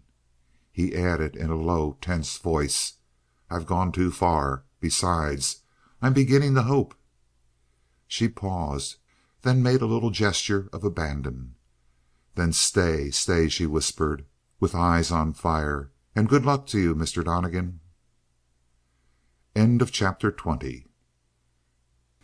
As they went back toward Nellie's table, where Jack Landis was trying to appear carelessly at ease, the face of Donnegan was pale. One might have thought that excitement and fear caused his pallor, but as a matter of fact it was in him an unfailing sign of happiness and success. Landis had manners enough to rise as they approached.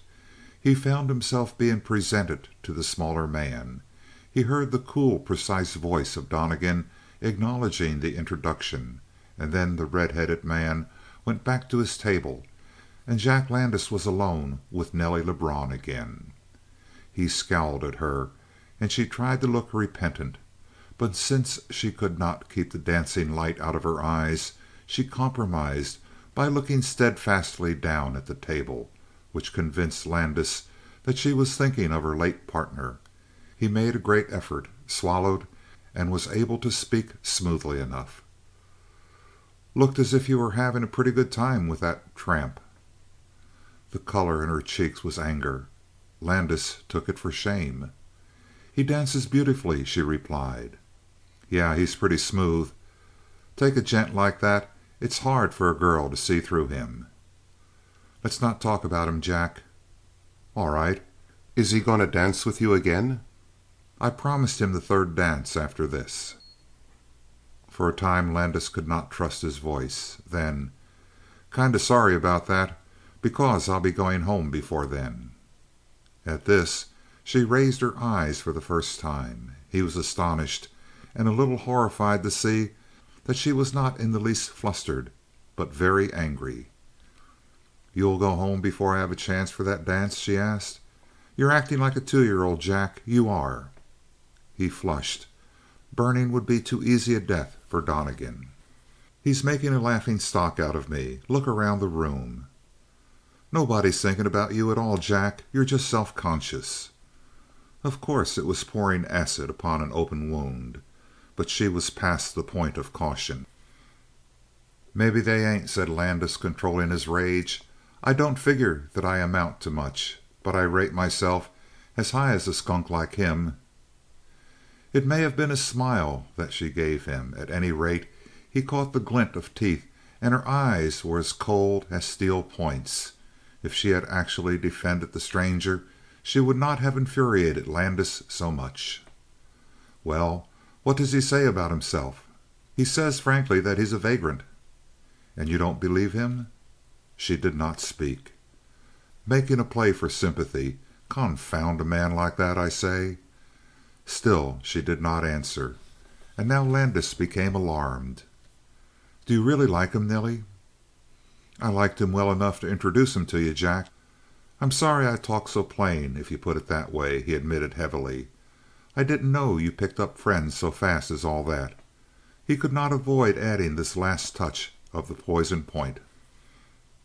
His back was to Donnegan, and consequently the girl facing him could look straight across the room at the red-headed man. She allowed herself one brief glance, and she saw that he was sitting with his elbow on the table, his chin in his hand, looking fixedly at her. It was the gaze of one who forgets all else and wraps himself in a dream. Other people in the room were noting that changeless stare, and the whisper buzzed more and more loudly, but Donnegan had forgotten the rest of the world, it seemed. It was a very cunning piece of acting, not too much overdone, and once more the heart of Nelly Lebrun fluttered. She remembered that in spite of his frankness he had not talked with insolent presumption to her. He had merely answered her individual questions with an astonishing childlike frankness. He had laid his heart before her, it seemed. And now he sat at a distance, looking at her with the white, intense face of one who sees a dream. Nelly Lebrun was recalled by the heavy breathing of Jack Landis, and she discovered that she had allowed her eyes to rest too long on the red-headed stranger. She had forgotten. Her eyes had widened, and even Jack Landis was able to look into her mind and see things that startled him. For the first time he sensed that this was more than a careless flirtation, and he sat stiffly at the table, looking at her and through her with a fixed smile. Nelly, horrified, strove to cover her tracks. "You're right, Jack," she said. "I think there was something brazen in the way he tagged you. And let's go home together." Too late. The mind of Landis was not over sharp, but now jealousy gave it a point. He nodded his assent, and they got up, but there was no increase in his color. She read as plain as day in his face that he intended murder this night, and Nelly was truly frightened. So she tried different tactics. All the way to the substantial little house which Lebrun had built at a little distance from the gambling hall, she kept up a running fire of steady conversation. But when she said good night to him, his face was still set. She had not deceived him. When he turned, she saw him go back into the night with long strides. And within half an hour she knew, as clearly as if she were remembering the picture instead of foreseeing it, that Jack and Donnegan would face each other, gun in hand, on the floor of Milligan's dance hall. Still, she was not foolish enough to run after Jack, take his arm, and make a direct appeal. It would be too much like begging for Donnegan. And even if Jack forgave her for this interest in his rival, she had sense enough to feel that Donnegan himself never would. Something, however, must be done to prevent the fight, and she took the straightest course. She went as fast as a run would carry her, straight behind the intervening houses, and came to the back entrance to the gaming hall. There she entered, and stepped into the little office of her father. Black Lebrun was not there. She did not want him. In his place there sat the Pedlar and Joe Rix. They were members of Lord Nick's chosen crew, and since Nick's temporary alliance with Lebrun for the sake of plundering Jack Landis, Nick's men were Nelly's men. Indeed, this was a formidable pair. They were the kind of men about whom many whispers and no facts circulate, and yet the facts are far worse than the whispers. It was said that Joe Rix, who was a fat little man with a great aversion to a razor and a pair of shallow, pale blue eyes, was in reality a merciless fiend. He was, and he was more than that, if there be a stronger superlative. If Lord Nick had dirty work to be done, there was the man who did it with a relish. The Pedlar, on the other hand, was the exact opposite. He was long, lean, raw-boned, and prodigiously strong, in spite of his lack of flesh. He had vast hands, all loose skin and outstanding tendons. He had a fleshless face, over which his smile was capable of extending limitlessly. He was the sort of man from whom one would expect shrewdness, some cunning, stubbornness, a dry humor, and many principles, all of which, except the last, was true of the Pedlar. There was this peculiarity about the Pedlar. In spite of his broad grins and his wise, bright eyes, none, even of Lord Nick's gang, extended a friendship or familiarity toward him. When they spoke of the Pedlar, they never used his name. They referred to him as him, or they indicated him with gestures. If he had a fondness for any living creature, it was for fat Joe Rix. Yet on seeing this ominous pair, Nelly Lebrun cried out softly in delight. She ran to them and dropped a hand on the bony shoulder of the Pedlar and one on the plump shoulder of Joe Rix, whose loose flesh rolled under her fingertips. "It's Jack Landis," she cried. "He's gone to Milligan's to fight the new man. Stop him." "Donnegan?" said Joe, and did not rise. "Him," said the Pedlar, and moistened his broad lips like one on the verge of starvation. "Are you going to sit there?" she cried. "What will Lord Nick say if he finds out you've let Jack get into a fight?" "We ain't nursing mothers," declared the Pedlar, "but I'd kind of like to look on." And he rose, unkinking joint after joint, straightening his legs, his back, his shoulders, his neck. He soared up and up until he stood a prodigious height. The girl controlled a shudder of disgust. "Joe," she appealed. "Do you want us to clean up Donnegan?" he asked, rising, but without interest in his voice. To his surprise, she slipped back to the door and blocked it with her outcast arms. "Not a hair on his head," she said fiercely. "Swear that you won't harm him, boys." "What the devil!" ejaculated Joe, who was a blunt man in spite of his fat. "You want us to keep Jack from fighting, but you don't want us to hurt the other gent? What do you want? Hog tie 'em both?" "Yes, yes. Keep Jack out of Milligan's, but for heaven's sake don't try to put a hand on Donnegan." "Why not?" "For your sakes. He'd kill you, Joe." At this they both gaped in unison, and as one man they drawled in vast admiration. "Good heavens!" "But go, go, go!" cried the girl, and she shoved them through the door and into the night. Chapter 21. To the people in Milligan's it had been most incredible that Jack Landis should withdraw from a competition of any sort. And though the girls were able to understand his motives in taking Nelly Lebrun away, they were not able to explain this fully to their men companions. For one and all, they admitted that Jack was imperiling his hold on the girl in question if he allowed her to stay near this red-headed fiend. But one and all, they swore that Jack Landis had ruined himself with her by taking her away. And this was a paradox which made masculine heads in the corner spin. The main point was that Jack Landis had backed down before a rival, and this fact was stunning enough. Donnegan, however, was not confused. He sent Big George to ask Milligan to come to him for a moment. Milligan at this cursed George, but he was drawn by curiosity to consent.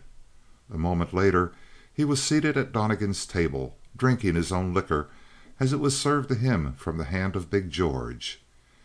If the first emotions of the dance hall proprietor were anger and intense curiosity, his second emotion was that never failing surprise which all who came close to the wanderer felt. For he had that rare faculty of seeming larger when in action, even when actually near much bigger men. Only when one came close to Donnegan one stepped, as it were, through a veil and saw the almost fragile reality. When Milligan had caught his breath and adjusted himself, he began as follows. "Now, Bud," he said, "you've made a pretty play. Not bad at all. But no more bluffs in Milligan's." "Bluff?" Donnegan repeated gently. "About your servant. I let it pass for one night, but not for another." "My dear Mr. Milligan, however," changing the subject easily, "what I wish to speak to you about is a bit of trouble which I foresee. I think, sir, that Jack Landis is coming back." "What makes you think that?" "It's a feeling I have. I have queer premonitions, Mr. Milligan. I'm sure he's coming back, and I'm sure he's going to attempt a murder." Milligan's thick lips framed his question, but he did not speak. Fear made his face ludicrous. "Right here?" "Yes." "A shooting scrape here? You?" "He has me in mind. That's why I'm speaking to you." "Don't wait to speak to me about it. Get up and get out." "Mr. Milligan, you're wrong. I'm going to stay here, and you're going to protect me." "Well, confound your soul.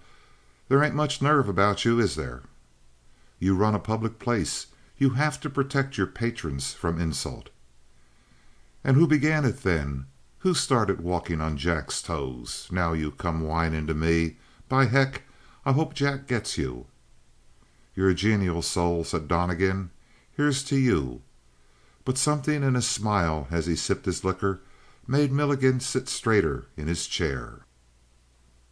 As for Donnegan, he was thinking hard and fast. If there were a shooting affair and he won, he would nevertheless run a close chance of being hung by a mob. He must dispose that mob to look upon him as the defendant and Landis as the aggressor. He had not foreseen the crisis until it was fairly upon him. He had thought of Nelly playing Landis along more gradually and carefully, so that, while he was slowly learning that she was growing cold to him, he would have a chance to grow fond of Lou Macon once more. But even across the width of the room he had seen the girl fire up, and from that moment he knew the result. Landis already suspected him. Landis, with the feeling that he had been robbed, would do his best to kill the thief. He might take a chance with Landis if it came to a fight, just as he had taken a chance with Lewis. But how different this case would be. Landis was no dull-nerved ruffian and drunkard. He was a keen boy with a hair-trigger balance, and in a gunplay he would be apt to beat the best of them all. Of all this Donnegan was fully aware. Either he must place his own life in terrible hazard, or else he must shoot to kill. And if he killed, what of Lou Macon? While he smiled into the face of Milligan, perspiration was bursting out under his armpits. "Mr. Milligan, I implore you to give me your aid." "What's the difference?" Milligan asked in a changed tone. "If he don't fight you here, he'll fight you later." "You're wrong, Mr. Milligan. He isn't the sort to hold malice. He'll come here tonight and try to get at me like a bulldog straining on a leash. If he is kept away, he'll get over his bad temper." Milligan pushed back his chair. "You've tried to force yourself down the throat of The Corner," he said, "and now you yell for help when you see the teeth." He had raised his voice. Now he got up and strolled noisily away. Donnegan waited until he was halfway across the dance floor and then rose in turn. "Gentlemen," he said. The quiet voice cut into every conversation. The musicians lowered their instruments. "I have just told Mr. Milligan that I am sure Jack Landis is coming back here to try to kill me. I have asked for his protection. He has refused it. I intend to stay here and wait for him, Jack Landis. In the meantime, I ask any able-bodied man who will do so to try to stop Landis when he enters." He sat down, raised his glass, and sipped the drink. 200 pairs of eyes were fastened with hawk-like intensity upon him, and they could perceive no quiver of his hand. The sipping of his liquor was not an affectation, for he was drinking, at incredible cost, liquors from Milligan's store of rarities. The effect of Donnegan's announcement was first a silence, then a hum, then loud voices of protest, curiosity, and finally a scurrying toward the doors. Yet really very few left. The rest valued a chance to see the fight beyond the fear of random slugs of lead which might fly their way. Besides, where such men as Donnegan and big Jack Landis were concerned, there was not apt to be much wild shooting. The dancing stopped, of course. The music was ordered by Milligan to play, in a frantic endeavor to rouse custom again. But the music of its own accord fell away in the middle of the piece, for the musicians could not watch the notes and the door at the same time. As for Donnegan, he found that it was one thing to wait and another to be waited for. He, too, wished to turn and watch that door until it should be filled by the bulk of Jack Landis. Yet he fought the desire. And in the midst of this torturing suspense an idea came to him. And at the same instant Jack Landis entered the doorway. He stood there looking vast against the night. One glance around was sufficient to teach him the meaning of the silence. The stage was set, and the way opened to Donnegan. Without a word, Big George stole to one side. Straight to the middle of the dance floor went Jack Landis, red-faced, with long, heavy steps. He faced Donnegan. "You skunk!" shouted Landis. "I've come for you!" And he went for his gun. Donnegan, too, stirred, but when the revolver leaped into the hands of Landis, it was seen that the hands of Donnegan rose past the line of his waist, past his shoulders, and presently locked easily behind his head. A terrible chance, for Landis had come within a breath of shooting. So great was the impulse that, as he checked the pressure of his forefinger, he stumbled a whole pace forward. He walked on. "You need a cause to fight?" he cried, striking Donnegan across the face with the back of his left hand, jerking up the muzzle of the gun in his right. Now a dark trickle was seen to come from the broken lips of Donnegan, yet he was smiling faintly. Jack Landis muttered a curse and said sneeringly, "Are you afraid?" There were sick faces in that room. Men turned their heads, for nothing is so ghastly as the sight of a man who is taking water. "Hush," said Donnegan. "I'm going to kill you, Jack, but I want to kill you fairly and squarely. There's no pleasure, you see, in beating a youngster like you to the draw.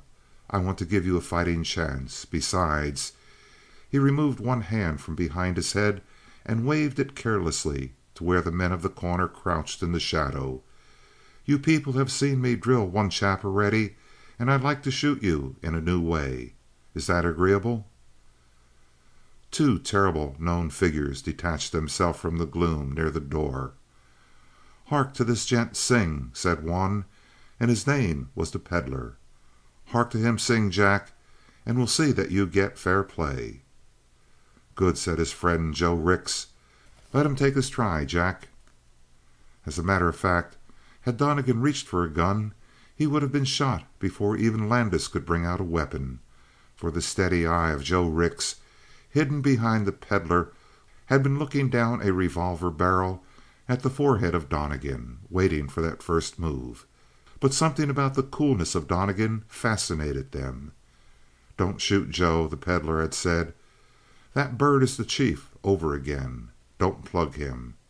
And that was why Donnegan lived. End of chapter 22.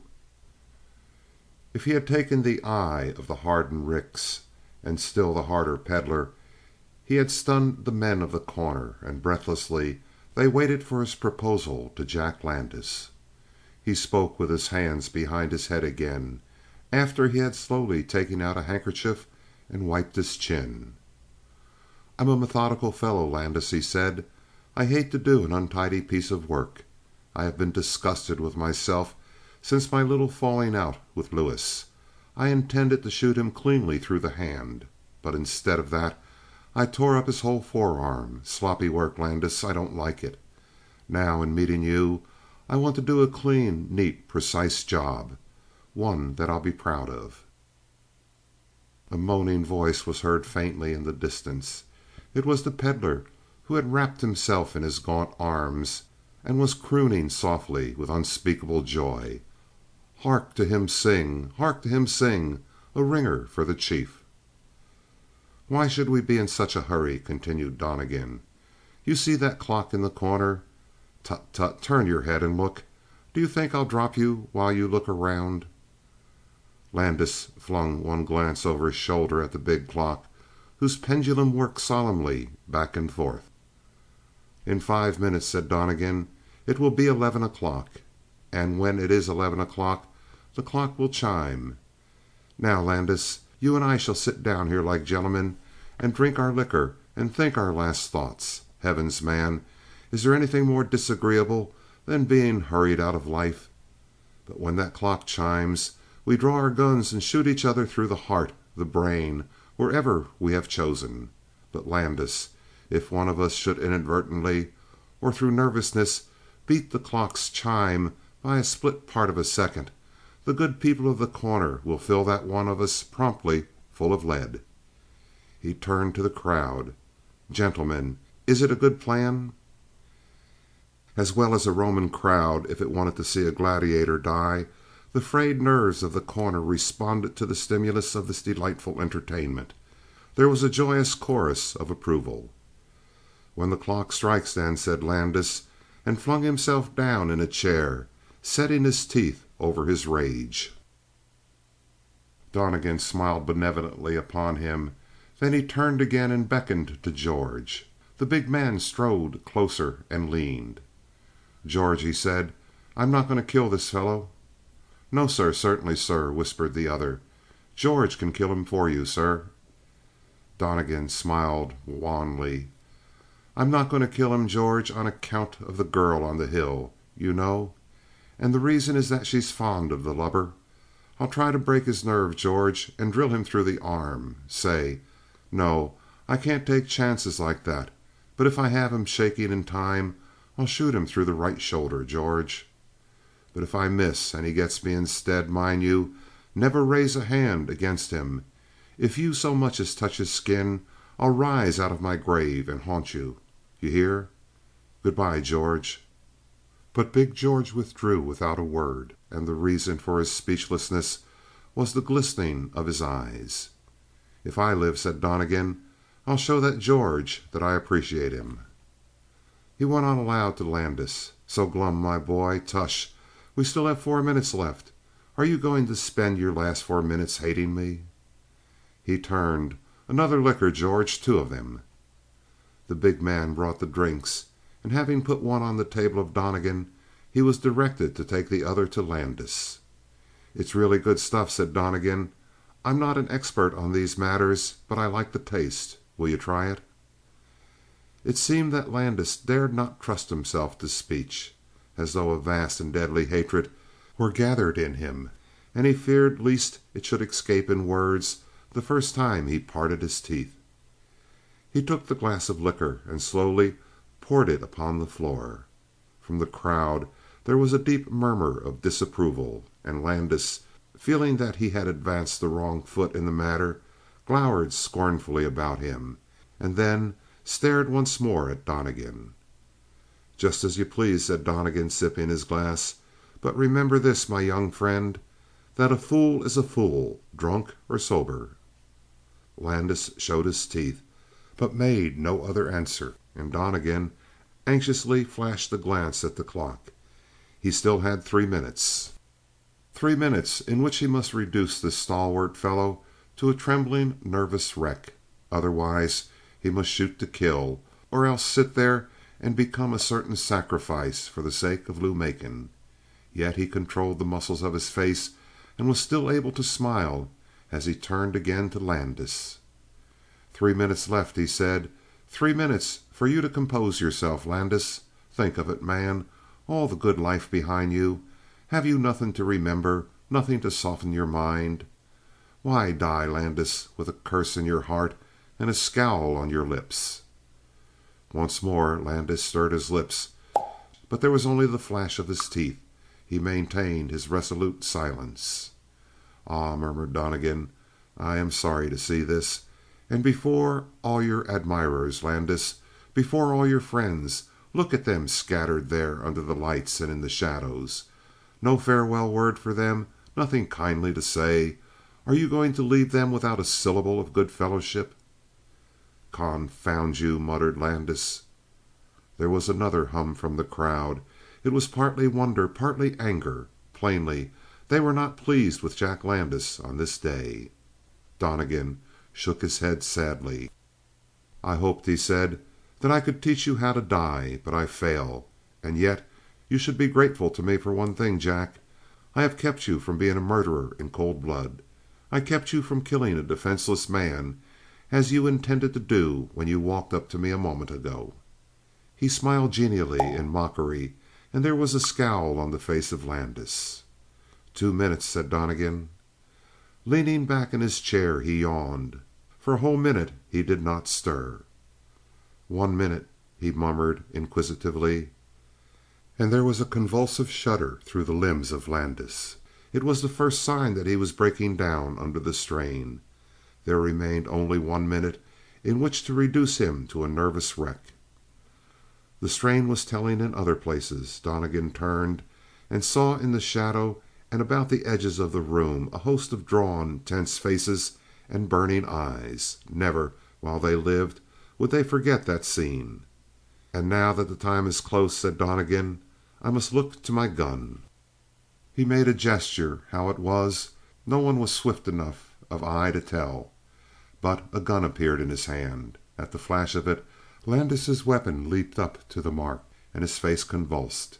But Donnegan calmly spun the cylinder of his revolver and held it toward Landis, dangling from his forefinger under the guard. "You see," he said to Landis, "clean as a whistle, easy as a girl's smile. I hate a stiff action, Jack." And Landis slowly allowed the muzzle of his own gun to sink. For the first time his eyes left the eyes of Donnegan, and sinking inch by inch, stared fascinated at the gun in the hand of the enemy. "30 seconds," said Donnegan, by way of conversation. Landis jerked up his head and his eyes once more met the eyes of Donnegan, but this time they were wide, and the pointed glance of Donnegan sank into them. The lips of Landis parted; his tongue tremblingly moistened them. "Keep your nerve," said Donnegan in an undertone. "You hound!" gasped Landis. "I knew it," said Donnegan sadly. "You'll die with a curse on your lips." He added, "10 seconds, Landis." And then he achieved his third step toward victory, for Landis jerked his head around, saw the minute hand almost upon its mark, and swung back with a shudder toward Donnegan. From the crowd there was a deep breath. And then Landis was seen to raise the muzzle of his gun again and crouch over it, leveling it straight at Donnegan. He, at least, would send his bullet straight to the mark when the first chime went humming through the big room. But Donnegan? He made his last play to shatter the nerve of Landis. With the minute hand on the very mark, he turned carelessly, the revolver still dangling by the trigger guard, and laughed toward the crowd. And out of the crowd there came a deep, sobbing breath of heartbreaking suspense. It told on Landis. Out of the corner of his eye Donnegan saw the muscles of the man's face sag and tremble, saw him allow his gun to fall, in imitation of Donnegan's, to his side, and saw the long arm quivering. And then the chime rang, with a metallic sharp click, and then a long reverberant clanging. With a gasp Landis whipped up his gun and fired. Once, twice, again the weapon crashed. And to the eternal wonder of all who saw it, at a distance of 5 paces, Landis 3 times missed his man. But Donnegan, sitting back with a smile, raised his own gun almost with leisure, unhurried, dropped it upon the mark, and sent a .45 slug through the right shoulder of Jack Landis. The blow of the slug, like the punch of a strong man's fist, knocked the victim out of his chair to the floor. He lay clutching at his shoulder. "Gentlemen," said Donnegan, rising, "is there a doctor here?" End of chapter 23. That was the signal for the rush that swept across the floor and left a flood of marveling men around the fallen Landis. On the outskirts of this tide, Donnegan stepped up to 2 men, Joe Rix and the Pedlar. They greeted him with expectant glances. "Gentlemen," said Donnegan, "will you step aside?" They followed him to a distance from the clamoring group. "I have to thank you," said Donnegan. "For what?" "For changing your minds," said Donnegan, and left them. And afterward the Pedlar murmured with an oddly twisted face, "Cat-eye, Joe. He can see in the dark. But I told you he was worth saving." "Speaking in general," said Joe, "which you ain't hardly ever wrong when you get stirred up about a thing." "He's something new," the Pedlar said wisely. "Aye, he's rare." "But talking aside, suppose he was to meet up with Lord Nick?"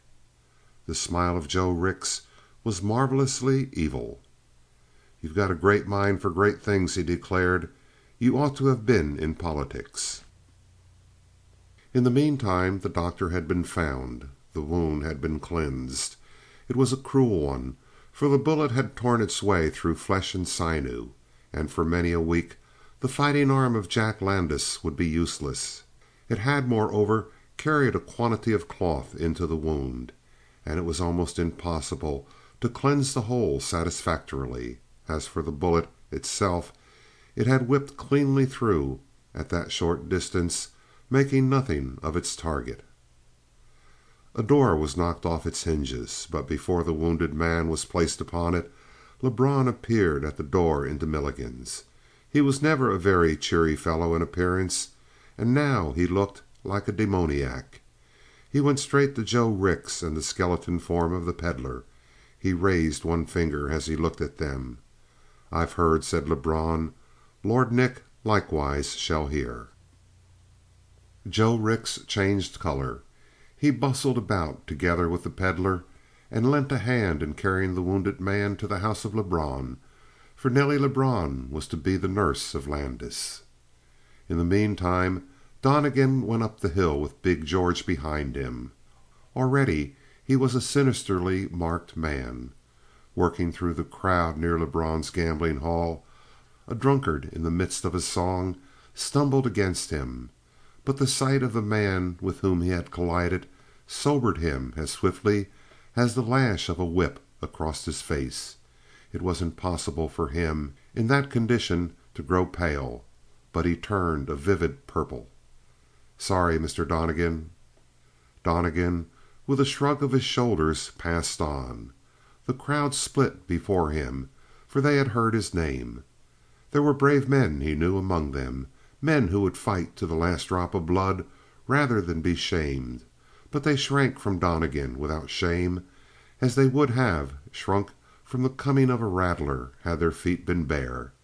So he went easily through the crowd with big George in his wake, walking proudly. For George had stood to one side and watched Donnegan indomitably beat down the will of Jack Landis, and the sight would live in his mind forever. Indeed, if Donnegan had bidden the sun to stand in the heavens, the big man would have looked for obedience. That the forbearance of Donnegan should have been based on a desire to serve a girl certainly upset the mind of George, but it taught him an amazing thing, that Donnegan was capable of affection.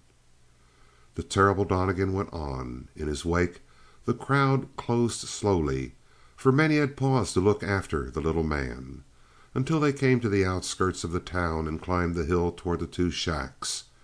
The one, of course, was dark, but the shack in which Lou Macon lived burst with light. Donnegan paused to consider this miracle.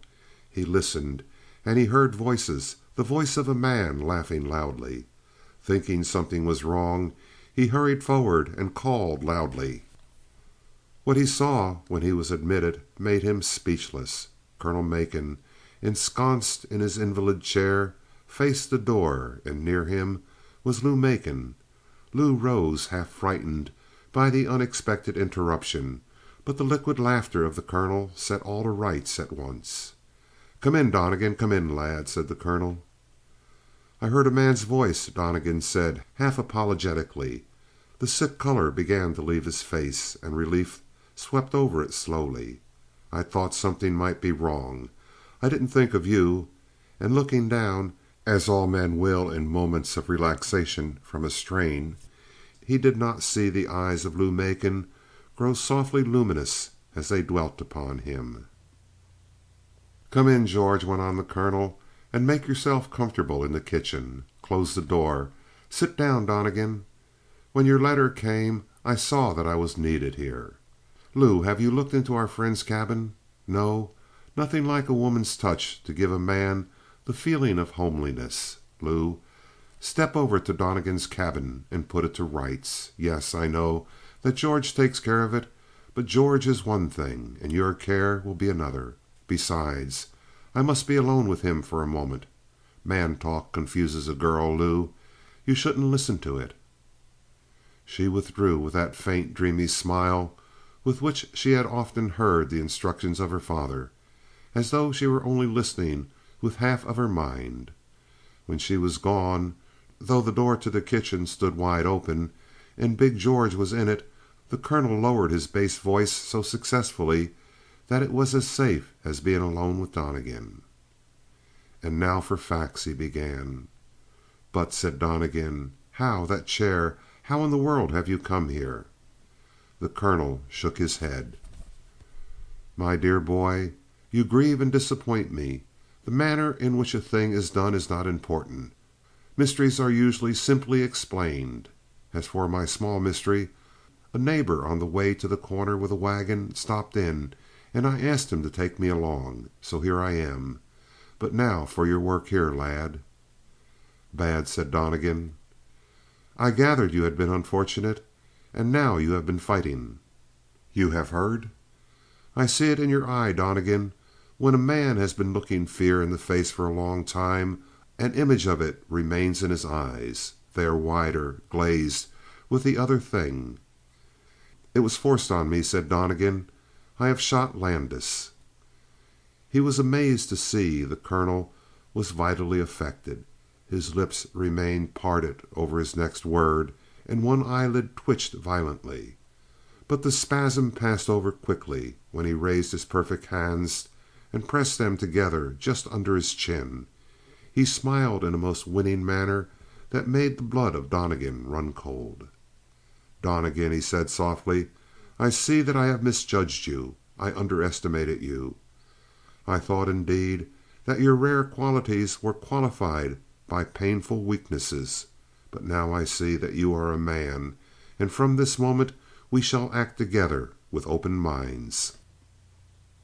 "So you have done it, tush. Then I need not have taken my trip. The work is done.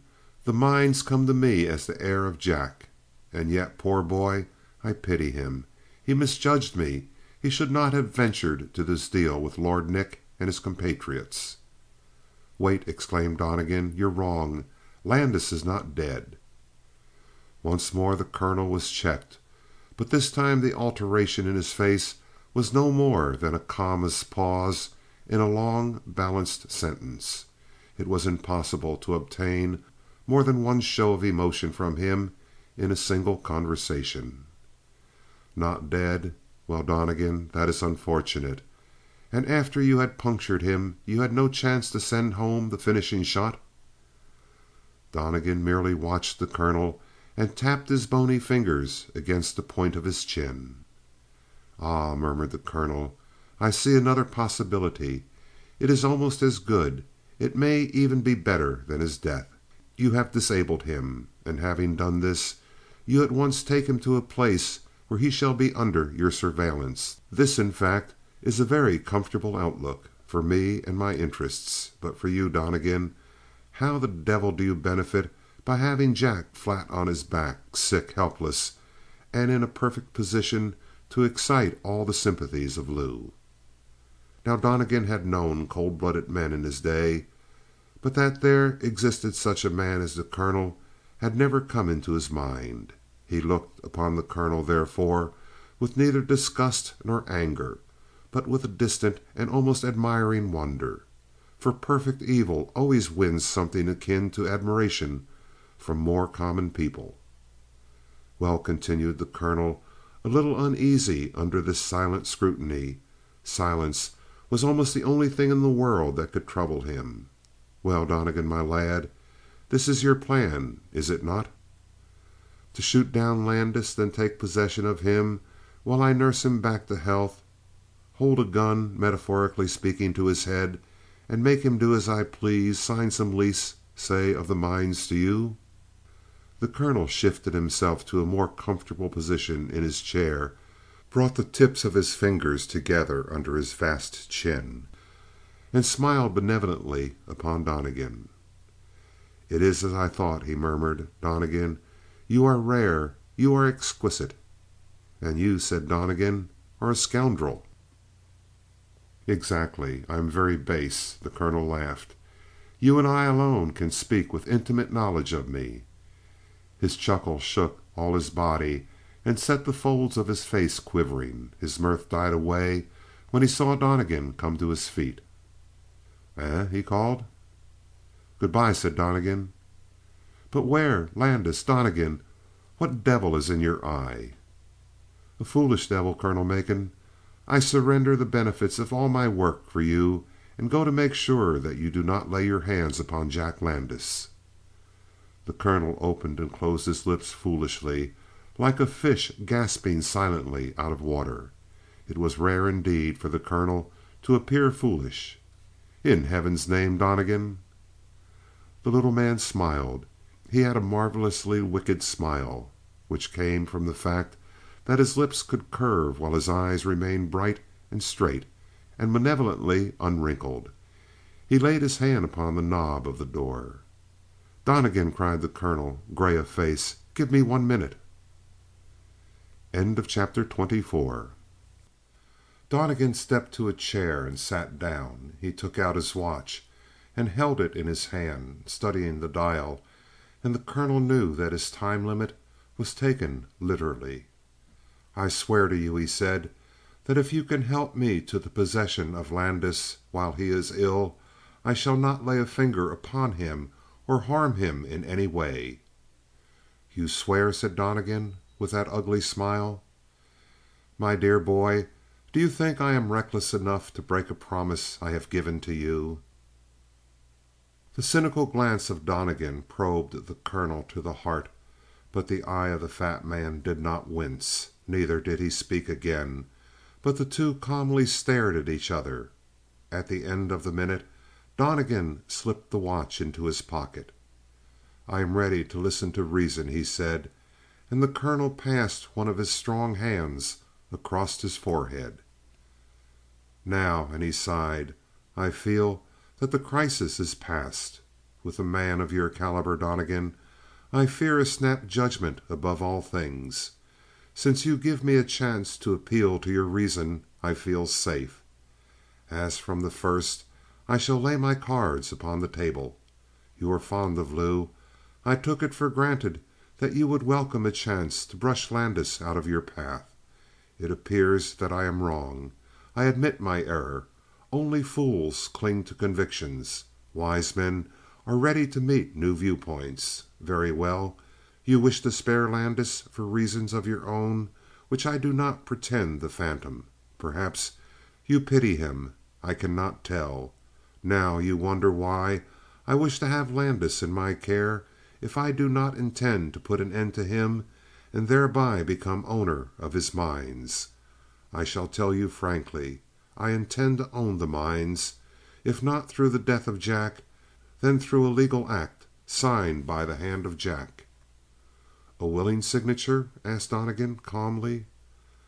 A shadow came and went across the face of the colonel, and Donnegan caught his breath. There were times when he felt that if the colonel possessed strength of body as well as strength of mind, even he, Donnegan, would be afraid of the fat man. "Willing or unwilling," said the colonel, "he shall do as I direct." "Without force?" "Listen to me," said the colonel. "You and I are not children, and therefore we know that ordinary men are commanded rather by fear of what may happen to them than by being confronted with an actual danger. I have told you that I shall not so much as raise the weight of a finger against Jack Landis. I shall not. But a whisper adroitly put in his ear may accomplish the same ends." He added with a smile, "Personally, I dislike physical violence. In that, Mr. Donnegan, we belong to opposite schools of action." The picture came to Donnegan of Landis lying in the cabin of the colonel, his childish mind worked upon by the devilish insinuation of the colonel. Truly, if Jack did not go mad under the strain, he would be very apt to do as the colonel wished. "I have made a mess of this from the beginning," said Donnegan quietly.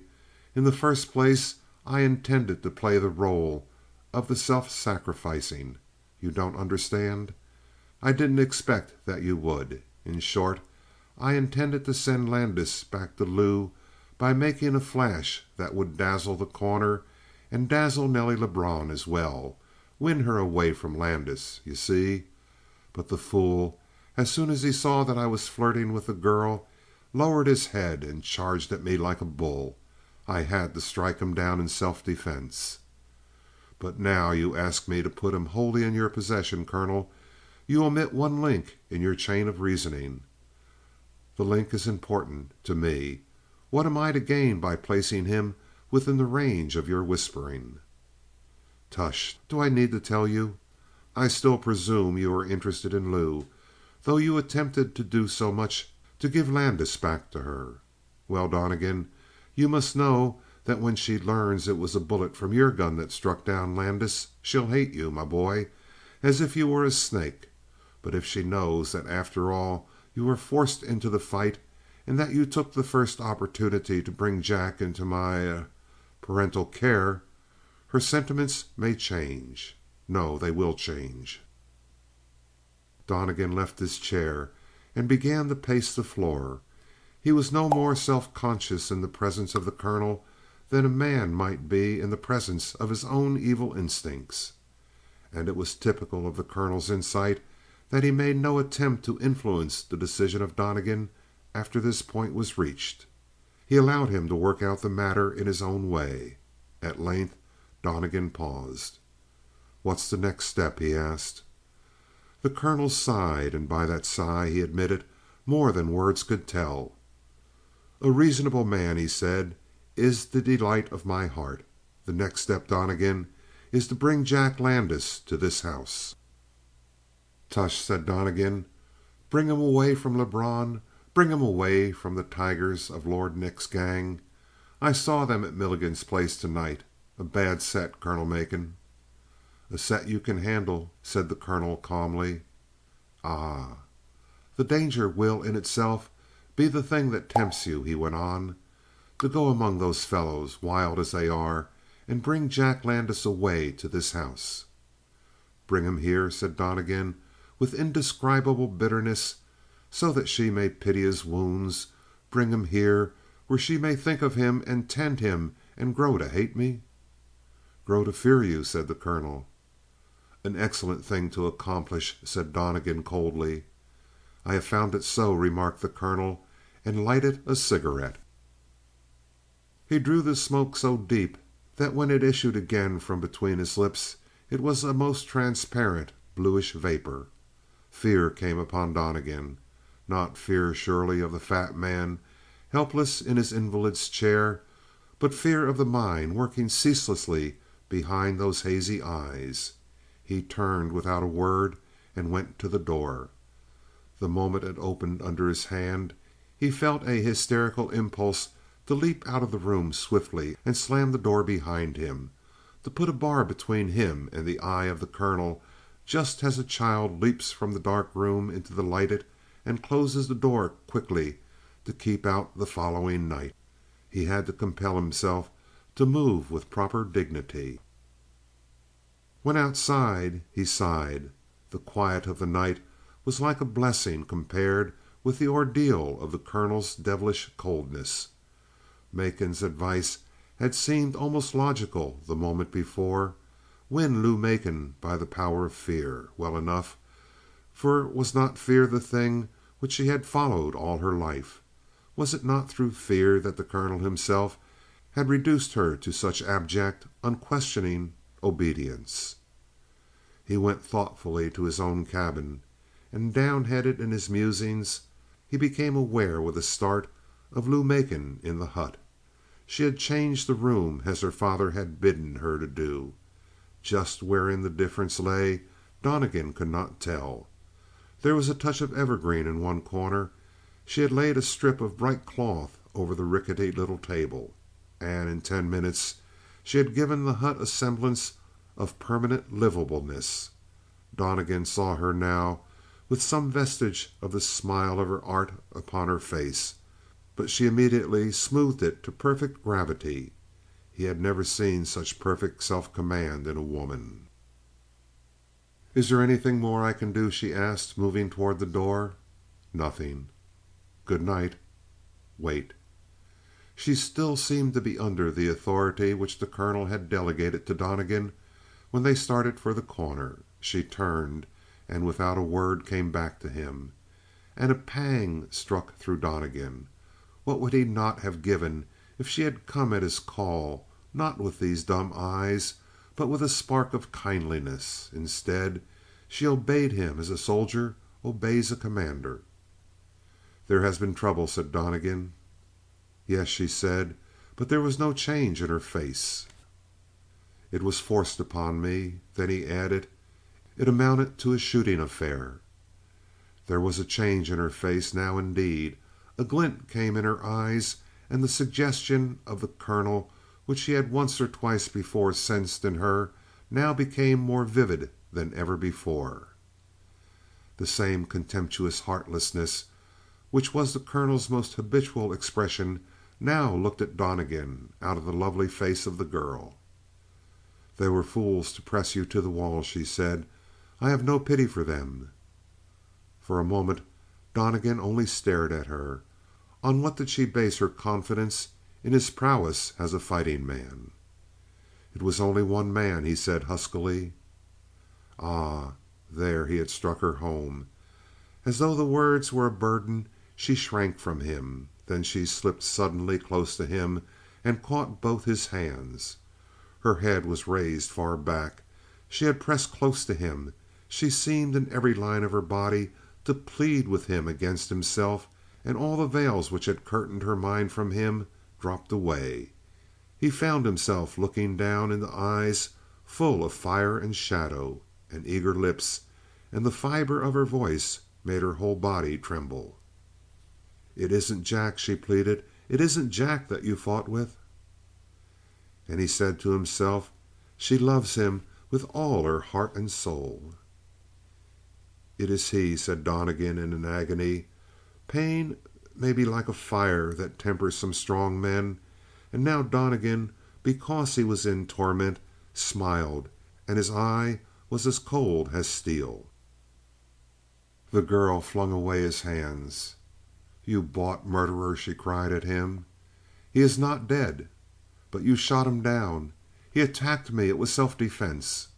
She broke into a low-pitched, mirthless laughter. Where was the filmy-eyed girl he had known? The laughter broke off short like a sob. "Don't you suppose I've known," she said, "that I've read my father, that I knew he was sending a bloodhound when he sent you? But oh, I thought you had a touch of the other thing." He cringed under her tone. "I'll bring him to you," said Donnegan desperately. "I'll bring him here so that you can take care of him." "You'll take him away from Lord Nick and Lebrun and the rest?" And it was the cold smile of her father with which she mocked him. "I'll do it." "You play a deep game," said the girl bitterly. "Why would you do it?"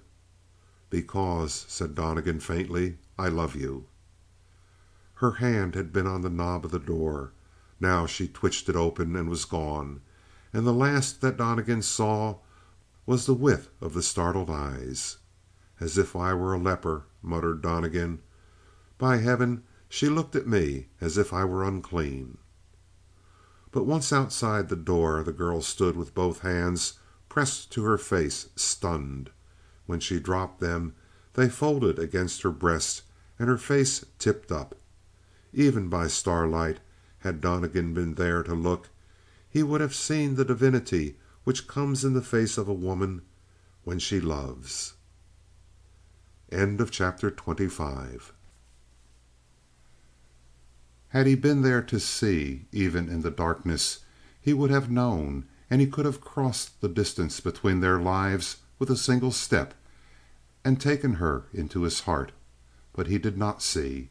He had thrown himself upon his bunk and lay face down, his arms stretched rigidly out before him, his teeth set, his eyes closed. For what Donnegan had wanted in the world he had taken, by force when he could, by subtlety when he must. And now what he wanted most of all was gone from him, he felt, forever. There was no power in his arms to take that part of her which he wanted. He had no craft which could encompass her. Big George, stealing into the room, wondered at the lithe, slender form of the man in the bed. Seeing him thus, it seemed that with the power of one hand George could crush him. But George would have soon closed his fingers over a rattler. He slipped away into the kitchen and sat with his arms wrapped around his body, as frightened as though he had seen a ghost. But Donnegan lay on the bed without moving for hours and hours, until Big George, who sat wakeful and terrified all that time, was sure that he slept. Then he stole in and covered Donnegan with a blanket, for it was the chill gray time of the night. But Donnegan was not asleep, and when George rose in the morning he found the master sitting at the table with his arms folded tightly across his breast and his eyes burning into vacancy. He spent the day in that chair. It was the middle of the afternoon when George came with a scared face and a message that a gentleman who looks riled, sir, wanted to see him. There was no answer, and George perforce took the silence as acquiescence, so he opened the door and announced, "Mr. Lester to see you, sir." Into the fiery haze of Donnegan's vision stepped a raw-boned fellow with sandy hair and a disagreeably strong jaw. "You're the gent that's here with the colonel, ain't you?" said Lester. Donnegan did not reply. "You're the gent that cleaned up on Landis, ain't you?" continued the sandy-haired man. There was still the same silence, and Lester burst out: "It don't work, Donnegan. You've shown your man sized several ways since you've been in The Corner. Now I come to tell you to get out from under Colonel Macon. Why? Because he's crooked. Because we know he's crooked. Because he played crooked with me. You hear me talk?" Still Donnegan considered him without a word. "We're going to run him out, Donnegan. We want you on our side if we can get you. If we can't get you, then we'll run you out along with the colonel." He began to talk with difficulty, as though Donnegan's stare unnerved him. He even took a step back toward the door. "You can't bluff me out, Donnegan. I ain't alone. They's others behind me. I don't need to name names. Here's another thing. You ain't alone yourself. You've got a woman and a cripple on your hands. Now, Donnegan, you're a fast man with a gun, and you're a fast man at thinking. But I ask you personal, have you got a chance running under that weight?" He added fiercely: "I'm through. Now talk turkey, Donnegan, or you're done." For the first time Donnegan moved.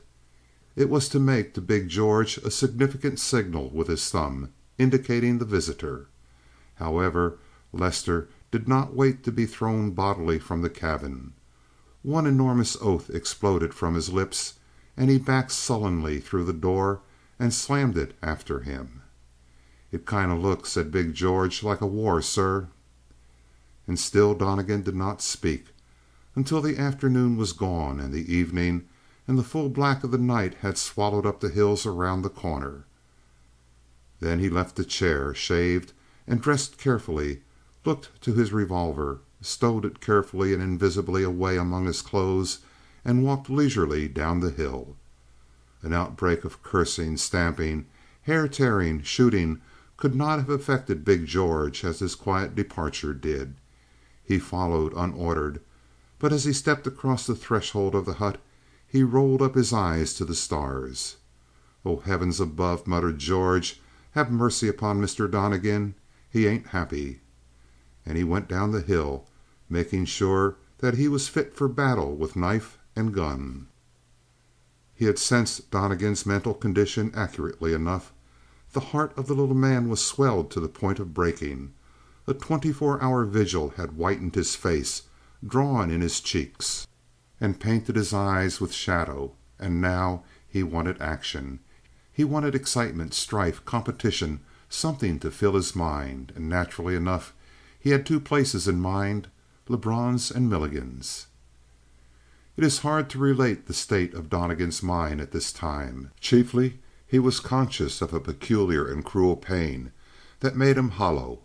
It was like homesickness raised to the nth degree. Vaguely he realized that in some way, somehow, he must fulfill his promise to the girl and bring Jack Landis home. The colonel dared not harm the boy for fear of Donnegan, and the girl would be happy.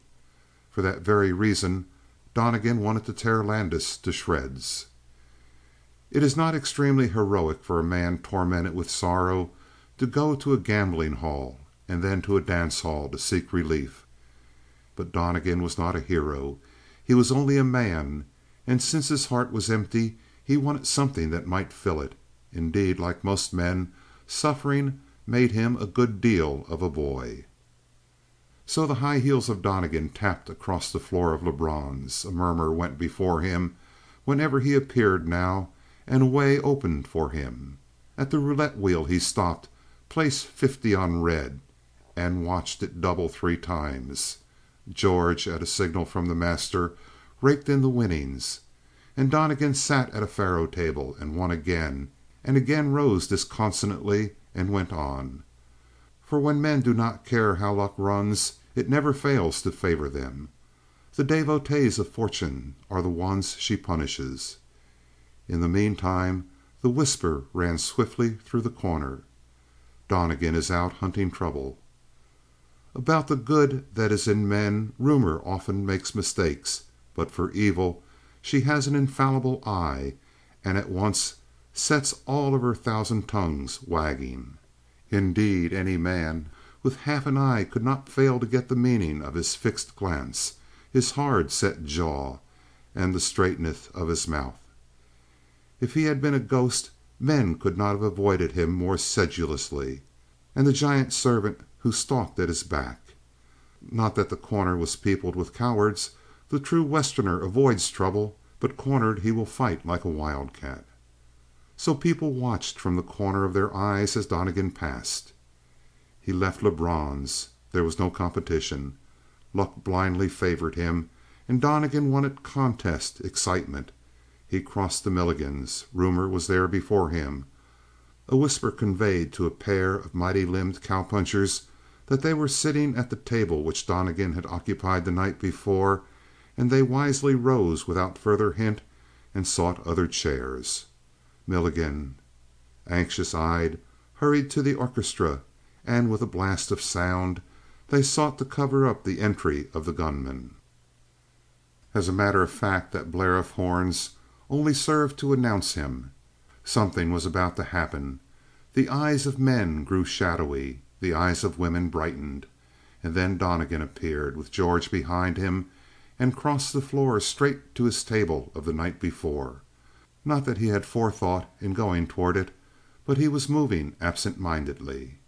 Indeed, he had half forgotten that he was a public figure in The Corner, and sat sipping the cordial which big George brought him at once. He let his glance rove swiftly around the room. The eye of more than one brave man sank under that glance.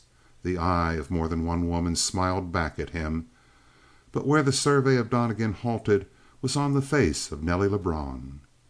She was crossing the farther side of the floor alone, unescorted, except for the whisper about her. But seeing Donnegan, she stopped abruptly. Donnegan instantly rose. She would have gone on again in a flurry, but that would have been too pointed. A moment later Donnegan was threading his way across the dance floor to Nelly Lebrun, with all eyes turned in his direction. He had his hat under his arm, and in his black clothes with his white socks he made an old-fashioned figure as he bowed before the girl and straightened again. "Did you send for me?" Donnegan inquired. Nelly Lebrun was frankly afraid, and she was also delighted. She felt that she had been drawn into the circle of intense public interest which surrounded the red-headed stranger. She remembered, on the other hand, that her father would be furious if she exchanged two words with the man. And for that very reason she was intrigued. Donnegan, being forbidden fruit, was irresistible, so she let the smile come to her lips and eyes, and then laughed outright in her excitement. "No," she said with her lips, while her eyes said other things. "I've come to ask a favor, to talk with you 1 minute." "If I should, what would people say?" "Let's find out." "It would be daring," said Nelly Lebrun, "after last night." "It would be delightful," said Donnegan. "Here's a table ready for us." She went a pace closer to it with him. "I think you've frightened the poor people away from it. I mustn't sit down with you, Mr. Donnegan." And she immediately slipped into the chair. End of chapter 26. She qualified her surrender, of course, by sitting on the very edge of the chair. She had on a wine-colored dress, and, with the excitement whipping color into her cheeks and her eyes dancing, Nelly Lebrun was a lovely picture. "I must go at once," said Nelly. "Of course. I can't expect you to stay." She dropped one hand on the edge of the table. One would have thought that she was in the very act of rising. "Do you know that you frighten me?" "I?" said Donnegan, with appropriate inflection. "As if I were a man and you were angry. But you see," and he made a gesture with both of his palms turned up, "people have slandered me. I'm harmless." "The minute is up, Mr. Donnegan. What is it you wish?" "Another minute." "Now you laugh at me." "No, no." "And in the next minute?" "I hope to persuade you to stay till the third minute." "Of course I can't." "I know it's impossible." "Quite." She settled into the chair. "See how people stare at me. They remember poor Jack Landis, and they think the whole crowd A crowd is always foolish. In the meantime, I'm happy. You? To be here, to sit close to you, to watch you." Her glance was like the tip of a rapier, searching through him for some iota of seriousness under this banter. "Ah!" And Nelly Lebrun laughed. "Don't you see that I mean it? You can watch me from a distance, Mr. Donnegan. May I say a bold thing? You have said several. No one can really watch you from a distance." She canted her head a little to one side. Such an encounter of personal quips was a seventh heaven to her. "That's a riddle, Mr. Donnegan." "A simple one. The answer is because there's too much to watch." He joined her when she laughed, but the laughter of Donnegan made not a sound, and he broke in on her mirth suddenly. "And don't you see I'm serious?" Her glance flicked on either side, as though she feared someone might have read his lips. "Not a soul can hear me," murmured Donnegan, "and I'm going to be bolder still and tell you the truth. It's the last thing I dare stay to hear. You are too lovely to watch from a distance, Nelly Lebrun." He was so direct that even Nelly Lebrun, expert in flirtations, was given pause, and became sober. She shook her head and raised a cautioning finger. But Donnegan was not shaken. "Because there is a glamour about a beautiful girl," he said gravely. "One has to step into the halo to see her, to know her. Are you contented to look at a flower from a distance? That's an old comparison, isn't it? But there is something like a fragrance about you, Nelly Lebrun. Don't be afraid. No one can hear. No one shall ever dream I've said such bold things to you. In the meantime, we have a truth party. There is a fragrance, I say. It must be breathed. There is a glow which must touch one, as it touches me now. You see?" Indeed, there was a faint color in his cheeks, and the girl flushed more deeply. Her eyes were still bright, but they no longer sharpened to such a penetrating point. She was believing at least a little part of what he said, and her disbelief only heightened her joy in what was real in this strangest of love makings. "I shall stay here to learn one thing," she said. "What deviltry is behind all this talk, Mr. Donnegan?" "Is that fair to me? Besides, I only follow a beaten trail in The Corner." "And that?" "Toward Nelly Lebrun." "A beaten trail? You?" she cried, with just a touch of anger. "I'm not a child, Mr. Donnegan." "You are not, and that's why I am frank. You have done all these things, following this trail you speak of?" "Remember," said Donnegan soberly, "what I have done. Shot down two men, played like an actor on a stage a couple of times, at least. If I must be blunt, hunted danger like a reckless madman, dared all The Corner to cross you, flaunted the red rag in the face of the bull. Those are a few things you have done, sir, and all of them on one trail. That trail you spoke of?" "Nelly Lebrun, I'm listening, and do you know, I'm persuading myself to believe you." "It's because you feel the truth before I speak it. Truth speaks for itself, you know. I have closed my eyes, you see. I have stepped into a masquerade. Now you can talk." "Masquerades are exciting," murmured Donnegan. "And they are sometimes beautiful. But this sober truth of mine. Well, I came here unknown, and I saw you, Nelly Lebrun." He paused. She was looking a little past him. "I came in rags, no friends, no following, and I saw that I should have to make you notice me." "And why?" "No, I shouldn't have asked that." "You shouldn't ask that," agreed Donnegan. "But I saw you, the queen of The Corner, worshipped by all men. What could I do? I am not rich. I am not big. You see?"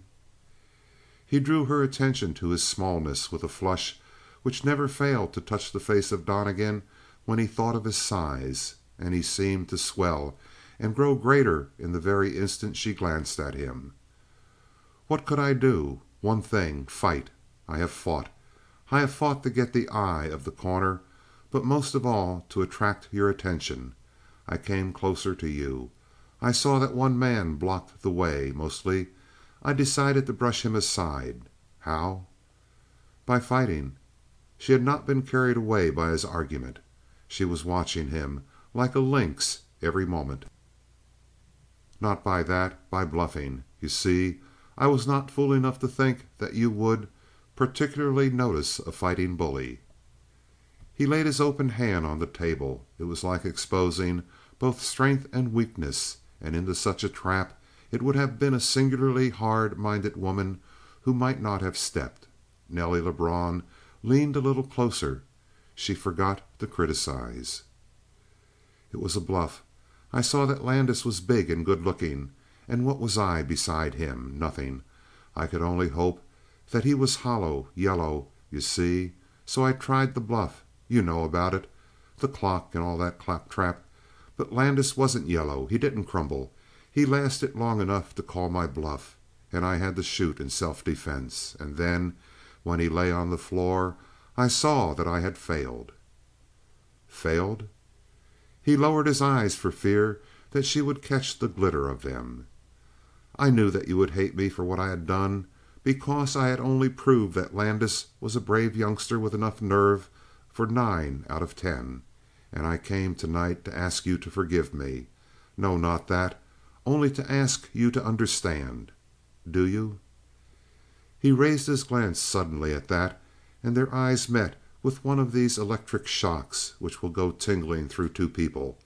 And when the lips of Nelly Lebrun parted a little, he knew that she was in the trap. He closed his hand that lay on the table, curling the fingers slowly. In that way he expressed his exultation. "There is something wrong," said the girl, in a tone of one who argues with herself. "It's all too logical to be real." "Ah." "Was that your only reason for fighting Jack Landis?" "Do I have to confess even that?" She smiled in the triumph of her penetration, but it was a brief, unhappy smile. One might have thought that she would have been glad to be deceived. "I came to serve a girl who was unhappy," said Donnegan. "Her fiancé had left her. Her fiancé was Jack Landis, and she's now in a hut up the hill, waiting for him. And I thought that if I ruined him in your eyes, he'd go back to a girl who wouldn't care so much about bravery, who'd forgive him for having left her. But you see what a fool I was, and how clumsily I worked. My bluff failed, and I only wounded him, put him in your house under your care, where he'll be happiest, and where there'll never be a chance for this girl to get him back." Nelly Lebrun, with her folded hands under her chin, studied him. "Mr. Donnegan," she said, "I wish I knew whether you are the most chivalrous, self-sacrificing of men, or simply the most gorgeous liar in the desert." "And it's hardly fair," said Donnegan, "to expect me to tell you that." End of chapter 27. It gave them both a welcome opportunity to laugh. Welcome to the girl, because it broke into an excitement which was rapidly telling upon her, and welcome to Donnegan, because the strain of so many distortions of the truth was telling upon him as well. They laughed together. One hasty glance told Donnegan that half the couples in the room were whispering about Donnegan and Nelly Lebrun. But when he looked across the table, he saw that Nelly Lebrun had not a thought of what might be going on in the minds of others. She was quite content. "And the girl?" she said. Donnegan rested his forehead upon his hand and thought. He dared not let Nelly see his face at this moment, for the mention of Lou Macon had poured the old flood of sorrow back upon him, and therefore, when he looked up, he was sneering. "You know these blonde, pretty girls," he said. "Oh, they are adorable." "With dull eyes," said Donnegan coldly, and a twinkle came into the responsive eye of Nelly Lebrun. "The sort of girl who sees a hero in such a fellow as Jack Landis." "And Jack is brave." "I shouldn't have said that." "Never mind. Brave, but such a boy." "Are you serious?" She looked questioningly at Donnegan, and they smiled together slowly. "I'm glad it's that way," and Donnegan sighed. "And did you really think it could be any other way?" "I didn't know. I'm afraid I was blind."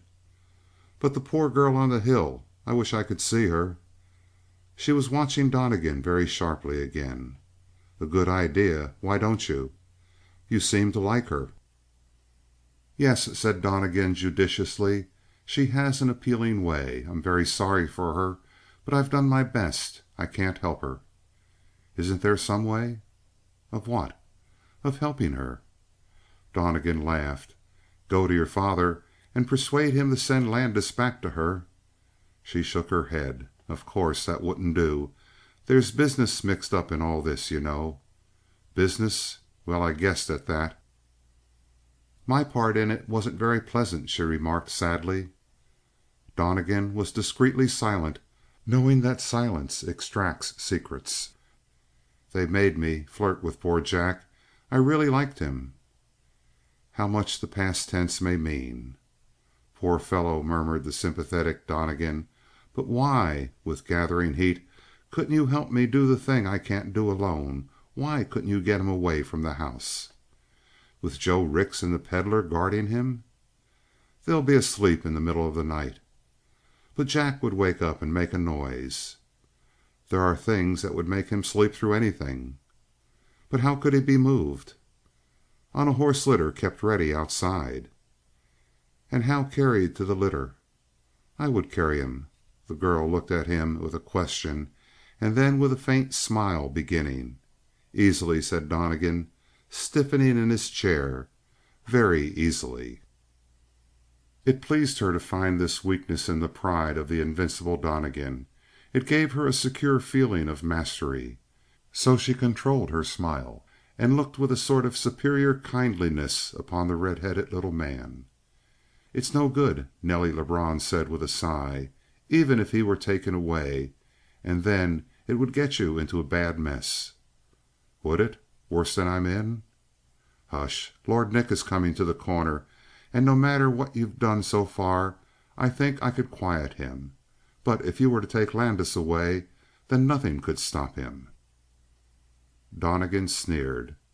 "I begin to think Lord Nick is a bogey," he said. "Everyone whispers when they speak of him." He leaned forward. "I should like to meet him, Nelly Lebrun." It staggered Nelly. "Do you mean that?" she cried softly. "I do."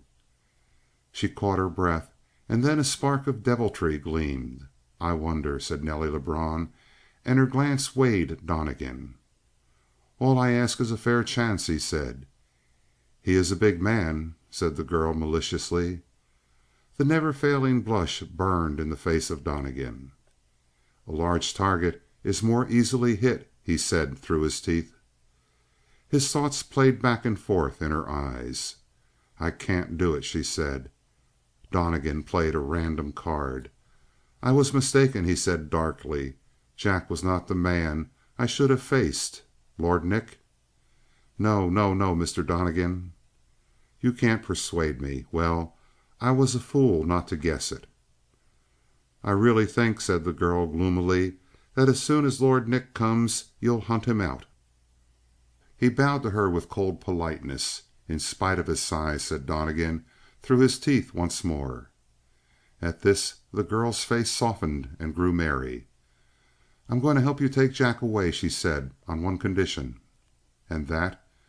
"That you won't make a step toward Lord Nick when he comes." "I shall not avoid him," said Donnegan. "You're unreasonable. Well, not avoid him, but simply not provoke him. I'll arrange it so that Lord Nick won't come hunting trouble." "And he'll let Jack stay with the girl and her father?" "Perhaps he'll persuade them to let him go of their own free will." Donnegan thought of the colonel and smiled. "In that case, of course, I shouldn't care at all," he added. "But do you mean all this?" "You shall see." They talked only a moment longer, and then Donnegan left the hall with the girl on his arm. Certainly the thoughts of all in Milligan's followed that pair, and it was seen that Donnegan took her to the door of her house and then went away through the town and up the hill, and big George followed him like a shadow cast from a lantern behind a man walking in a fog. In the hut on the hill Donnegan put George quickly to work, and with a door and some bedding, a litter was hastily constructed and swung between the two horses. In the meantime Donnegan climbed higher up the hill and watched steadily over the town until, in a house beneath him, two lights were shown. He came back at that and hurried down the hill with George behind and around the houses until they came to the pretentious cabin of the gambler Lebrun. Once there, Donnegan went straight to an unlighted window, tapped, and it was opened from within softly. Nelly Lebrun stood within. "It's done," she said. "Joe and the Pedlar are sound asleep. They drank too much." "Your father?" "Hasn't come home." "And Jack Landis?" "No matter what you do, he won't wake up. But be careful of his shoulder. It's badly torn. How can you carry him?" She could not see Donnegan's flush, but she heard his teeth grit. And he slipped through the window, gesturing to George to come close. It was still darker inside the room, far darker than the starlit night outside. And the one path of lighter gray was the bed of Jack Landis. His heavy breathing was the only sound. Donnegan kneeled beside him and worked his arms under the limp figure. And while he kneeled there, a door in the house was opened and closed softly. Donnegan stood up. "Is the door locked?" "No," whispered the girl. "Quick!" "Too late. It's father, and he'd hear the turning of the key." They waited while the light, quick step came down the hall of the cabin. It came to the door. It went past, and then the steps retraced, and the door was opened gently. There was a light in the hall. The form of Lebrun was outlined, black and distinct. "Jack?" he whispered. No sound. He made as if to enter, and then he heard the heavy breathing of the sleeper, apparently. "Asleep, poor fool," murmured the gambler, and closed the door. The door was no sooner closed than Donnegan had raised the body of the sleeper. Once as he rose, straining, it nearly slipped from his arms, and when he stood erect he staggered. But once he had gained his equilibrium, he carried the wounded man easily enough to the window through which George reached his long arms and lifted out the burden. "You see?" said Donnegan, panting, to the girl. "Yes, it was really wonderful." "You are laughing now." "I? But hurry. My father has a fox's ears for noises." "He will not hear this, I think." There was a swift scuffle, very soft of movement. "Nelly?" called a far off voice. "Hurry, hurry. Don't you hear?" "You forgive me?"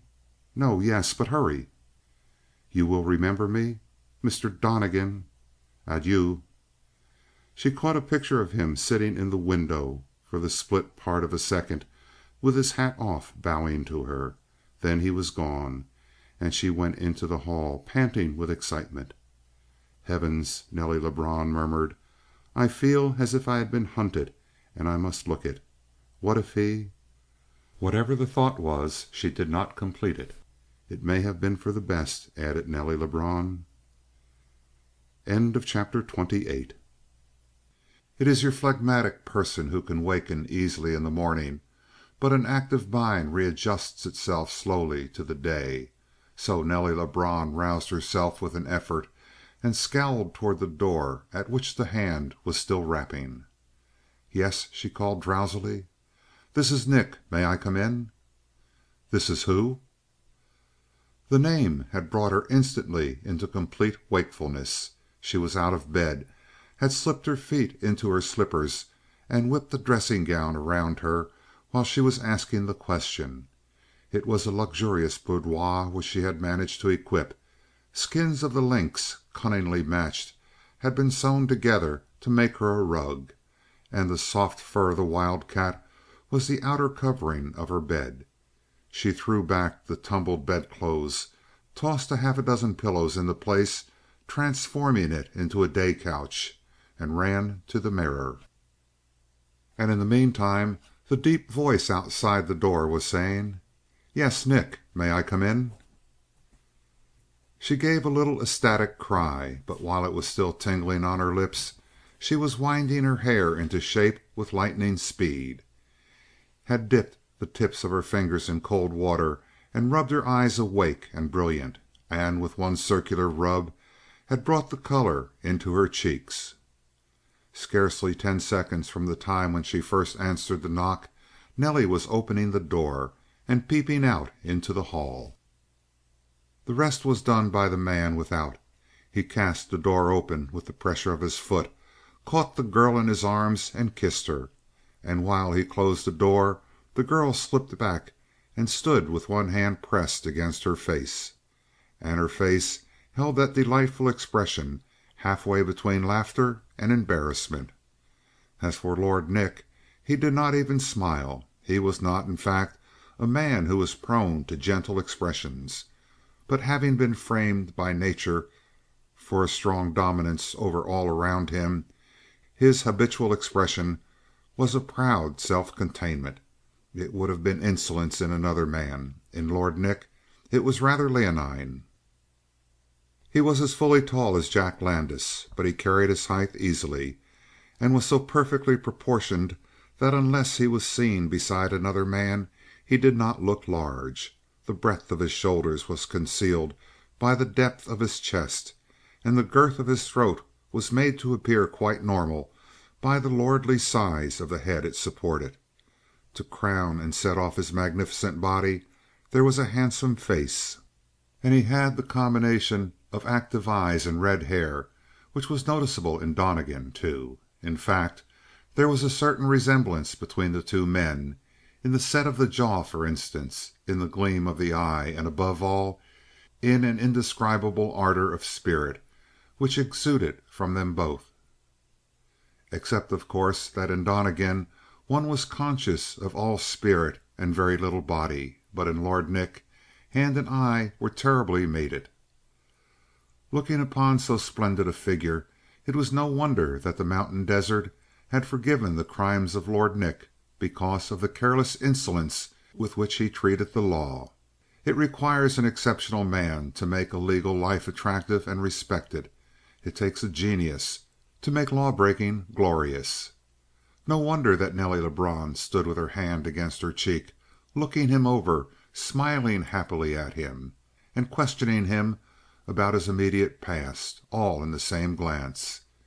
He waved her back to the couch, and she hesitated. Then, as though she remembered that she now had to do with Lord Nick in person, she obediently curled up on the lounge and waited expectantly. "I hear you've been raising the devil," said this singularly frank admirer. The girl merely looked at him. "Well?" he insisted. "I haven't done a thing," protested Nelly, rather childishly. "No?" One felt that he could have crushed her with evidence to the contrary, but that he was restraining himself. It was not worth while to bother with such a girl seriously. "Things have fallen into a tangle since I left. Old Satan Macon is on the spot, and your rat of a father has let Landis get away. What have you been doing, Nelly, while all this was going on? Sitting with your eyes closed?" He took a chair and lounged back in it gracefully. "How could I help it? I'm not a watchdog." He was silent for a time. "Well," he said, "if you told me the truth, I suppose I shouldn't love you, my girl. But this time I'm in earnest. Landis is a mint. Silly child, if we let him go we lose the mint." "I suppose you'll get him back." "First I want to find out how he got away." "I know how." "Ah?" "Donnegan." "Donnegan, Donnegan, Donnegan!" burst out Lord Nick, and though he did not raise the pitch of his voice, he allowed its volume to swell softly so that it filled the room like the humming of a great angry tiger. "Nobody says 3 words without putting in the name of Donnegan as one of them. You, too?" She shrugged her shoulders. "Donnegan thrills The Corner," went on the big man in the same terrible voice. "Donnegan wears queer clothes. Donnegan shoots Scar-faced Lewis. Donnegan pumps the nerve out of poor Jack Landis and then drills him. Why, Nelly, it looks as though I'll have to kill this intruding fool." She blanched at this, but did not appear to notice. "It's a long time since you've killed a man, isn't it?" she asked coldly. "It's an awful business," declared Lord Nick. "Always complications. have to throw the blame on the other fella, and even these blockheads are beginning to get tired of my self-defense pleas." "Well," murmured the girl, "don't cross that bridge until you come to it, and you'll never come to it." "Never, because I don't want him killed." "Ah," Lord Nick murmured. "And why?" "Because he's in love with me." "Tush," said Lord Nick. "I see you, my dear. Donnegan seems to be a rare fellow, but he couldn't have gotten Landis out of this house without help. Rix and the Pedlar may have been a bit sleepy, but Donnegan had to find out when they fell asleep. He had a confederate. Who? Not Rix, not the Pedlar, not Lebrun. They all know me. It had to be someone who doesn't fear me. Who? Only one person in the world. Nelly, you're the one."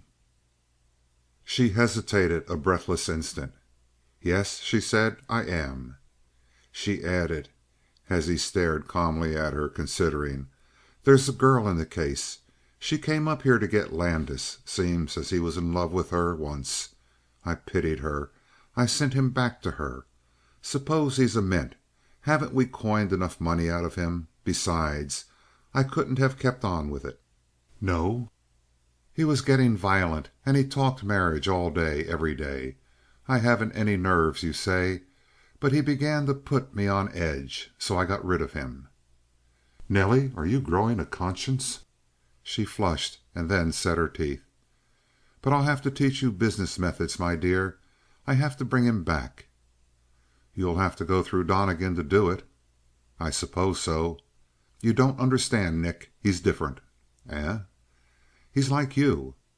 "What are you driving at?"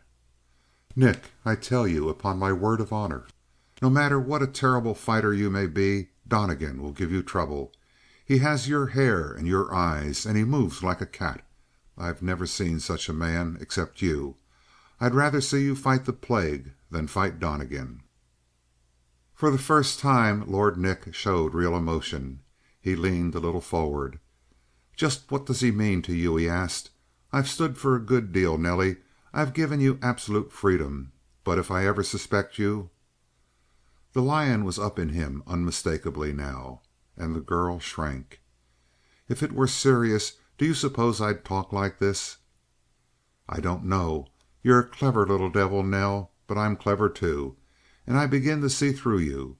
Do you still want to save Donnegan?" "For your own sake." He stood up. "I'm going up the hill today. If Donnegan's there, I'll go through him. But I'm going to have Landis back." She also rose. "There's only one way out, and I'll take that way. I'll get Donnegan to leave the house." "I don't care what you do about that." "And if he isn't there, will you give me your word that you won't hunt him out afterward?" "I never make promises, Nell." "But I'll trust you, Nick." "Very well. I'll start up the hill in an hour. You have that long." Chapter 29. The air was thin and chilly. Snow had fallen in the mountains to the north. The wind was bringing the cold down to The Corner. Nelly Lebrun noted this as she dressed and made up her mind accordingly. She sent out two messages, one to the cook to send breakfast to her room, which she ate while she finished dressing with care, and the other to the gambling house, summoning one of the waiters. When he came, she gave him a note for Donnegan. The fellow flashed a glance at her as he took the envelope. There was no need to give that name and address in The Corner, and the girl tingled under the glance. She finished her breakfast and then concentrated in polishing up her appearance. From all of which it may be gathered that Nelly Lebrun was in love with Donnegan. But she really was not. But he had touched in her that chord of romance which runs through every woman. Whenever it is touched, the vibration is music, and Nelly was filled with the sound of it. And except for Lord Nick, there is no doubt that she would have really lost her head, for she kept seeing the face of Donnegan as he had leaned toward her across the little table in Milligan's, and that, as anyone may know, is a dangerous symptom. Her glances were alternating between her mirror and her watch, and the hands of the latter pointed to the fact that 50 minutes of her hour had elapsed when a message came up that she was waited for in the street below.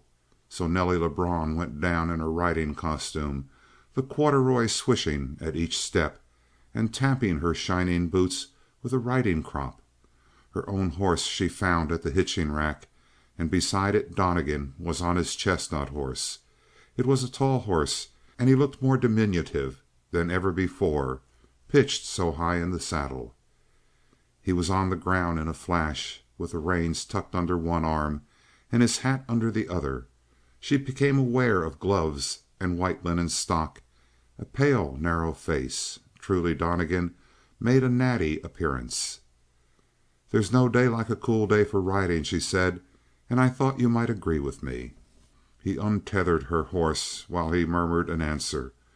But for his attitude she cared little, so long as she had him riding away from that house on the hill where Lord Nick in all his terror would appear in some few minutes. Besides, as they swung up the road, the chestnut at a long strided canter and Nelly's black at a soft and choppy pace, the wind of the gallop struck into her face. Nelly was made to enjoy things one by one and not two by two. They hit over the hills, and when the first impulse of the ride was done, they were a mile or more away from the Corner and Lord Nick. The resemblance between the two men was less striking now that she had Donnegan beside her. He seemed more wizen, paler, intense as a violin string screwed to the snapping point. There was none of the lordly tolerance of Nick about him. He was like a bull terrier compared with a staghound, and only the color of his eyes and his hair made her make the comparison at all. "What could be better?" she said when they checked their horses on a hilltop to look over a gradual falling of the ground below. "What could be better?" The wind flattened a loose curl of hair against her cheek, and overhead the wild geese were flying and crying, small and far away.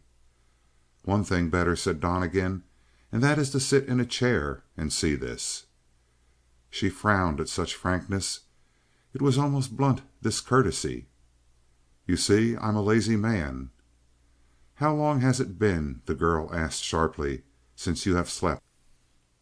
"2 days, I think." "What's wrong?" He lifted his eyes slowly from a glittering, distant rock and brought his glance toward her by degrees. He had a way of exciting people, even in the most commonplace conversation, and the girl felt a thrill under his look. "That," said Donnegan, "is a dangerous question." And he allowed such hunger to come into his eye that she caught her breath. The imp of perversity made her go on. "And why dangerous?" It was an excellent excuse for an outpouring of the heart from Donnegan, but instead his eyes twinkled at her. "You are not frank," he remarked. She could not help laughing, and her laughter trailed away musically in her excitement. "Having once let down the bars, I cannot keep you at arm's length. After last night I suppose I should never have let you see me for days and days." "That's why I'm curious," said Donnegan, "and not flattered. I'm trying to find what purpose you have in taking me riding." "I wonder," she said thoughtfully, "if you will." And since such fencing with wits delighted her, she let all her delight come with a sparkle in her eyes. "I have one clue." "Yes?" "And that is that you may have the old woman curiosity to find out how many ways a man can tell her that he's fond of her."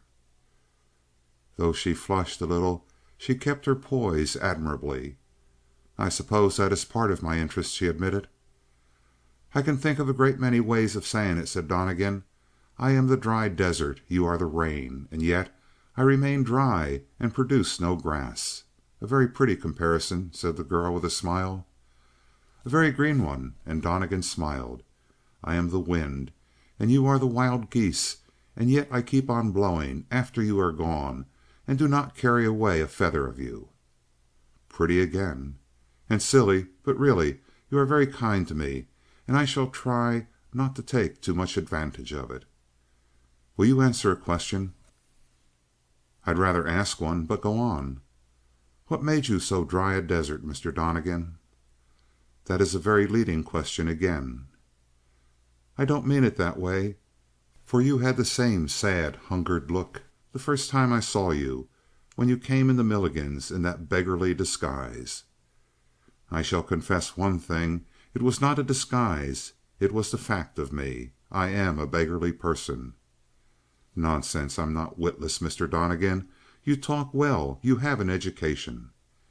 In fact, I have an educated taste. I disapprove of myself, you see, and long ago learned not to take myself too seriously. Which leads to the reason why I have wondered so much. Like a hunter on a trail. Hunting for what?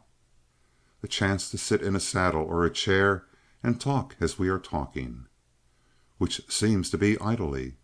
Oh, you mistake me. Under the surface I am as serious as fire. Or ice. At the random hit he glanced sharply at her, but she was looking a little past him, thinking.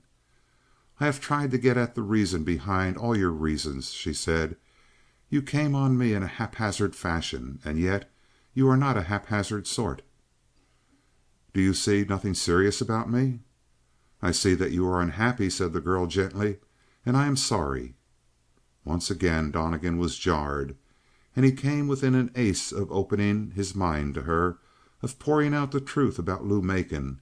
Love is a talking madness in all men, and he came within an ace of confessing his troubles.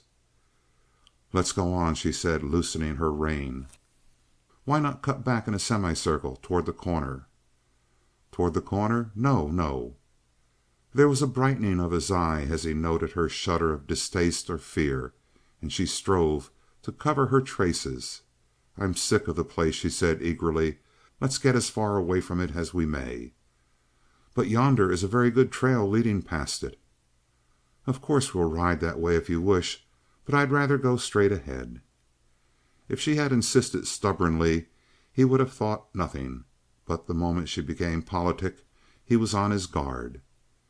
You dislike something in the corner, he said, thinking carelessly and aloud.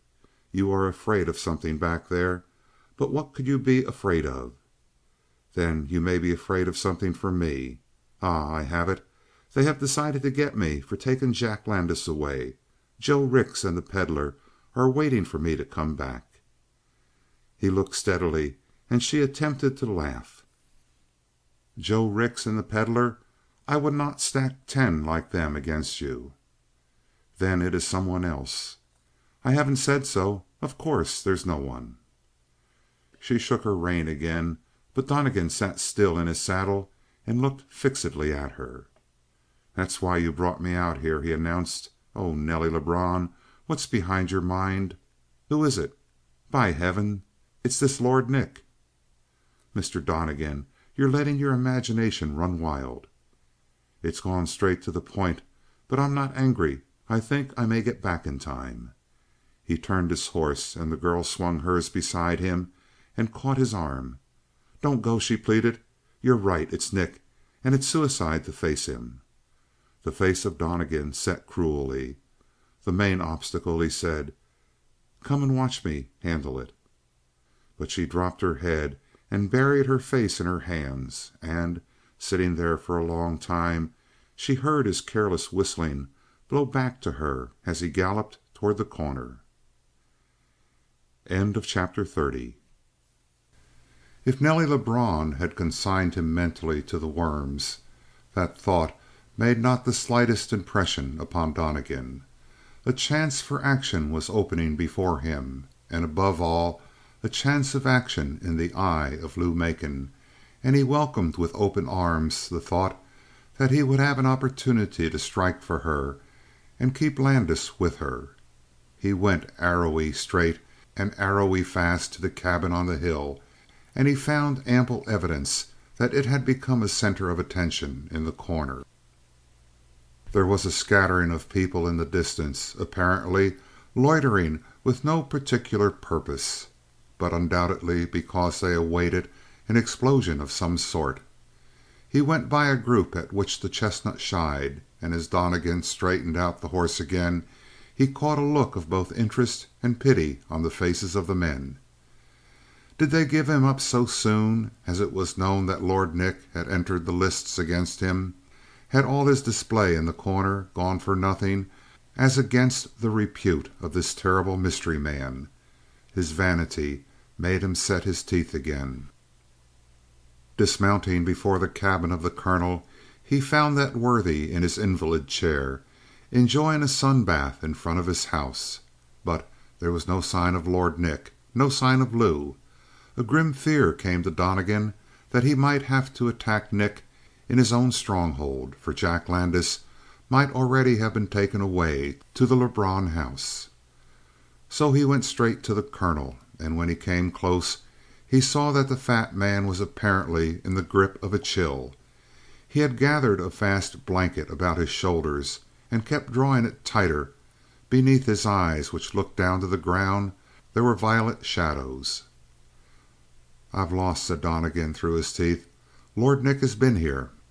The invalid lifted his eyes, and Donnegan saw a terrible thing, that the nerve of the fat man had been crushed. The folds of his face quivered as he answered huskily: "He has been here." "And Landis is gone?" "No." "Not gone, then?" "Nick is gone to get a horse litter. He came up just to clear the way." "When he comes back he'll find me." The glance of the colonel cleared long enough to survey Donnegan slowly from head to foot, and his amusement sent the familiar hot flush over the face of the little man. He straightened to his full height, which in his high heels was not insignificant, but the colonel was apparently so desperate that he was willing to throw caution away. "Compared with Lord Nick, Donnegan," he said, "you don't look half a man even with those heels." And he smiled calmly at Donnegan in the manner of one who, having escaped the lightning bolt itself, does not fear mere thunder. "There is no fool like a fat fool," said Donnegan with childish viciousness. "What did Lord Nick, as you call him, do to you?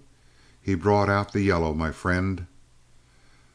The colonel accepted the insult without the quiver of an eyelid. Throughout he seemed to be looking expectantly beyond Donnegan. "My young friend," he said, "you have been very useful to me, but I must confess that you are no longer a tool equal to the task. I dismiss you. I thank you cordially for your efforts. They are worthless. You see that crowd gathering yonder? They have come to see Lord Nick prepare you for a hole in the ground. And make no mistake, if you are here when he returns, that hole will have to be dug. Unless they throw you out for the claws of the buzzards. In the meantime, our efforts have been wasted completely. I hadn't enough time. I had thrown the fear of sudden death into Landis, and in another hour he would have signed away his soul to me for fear of poison." The colonel paused to chuckle at some enjoyable memory. "Then Nick came. You see, I know all about Nick." "And Nick knows all about you." For a moment the agate, cat-like eyes of the colonel clouded and cleared again in their unfathomable manner.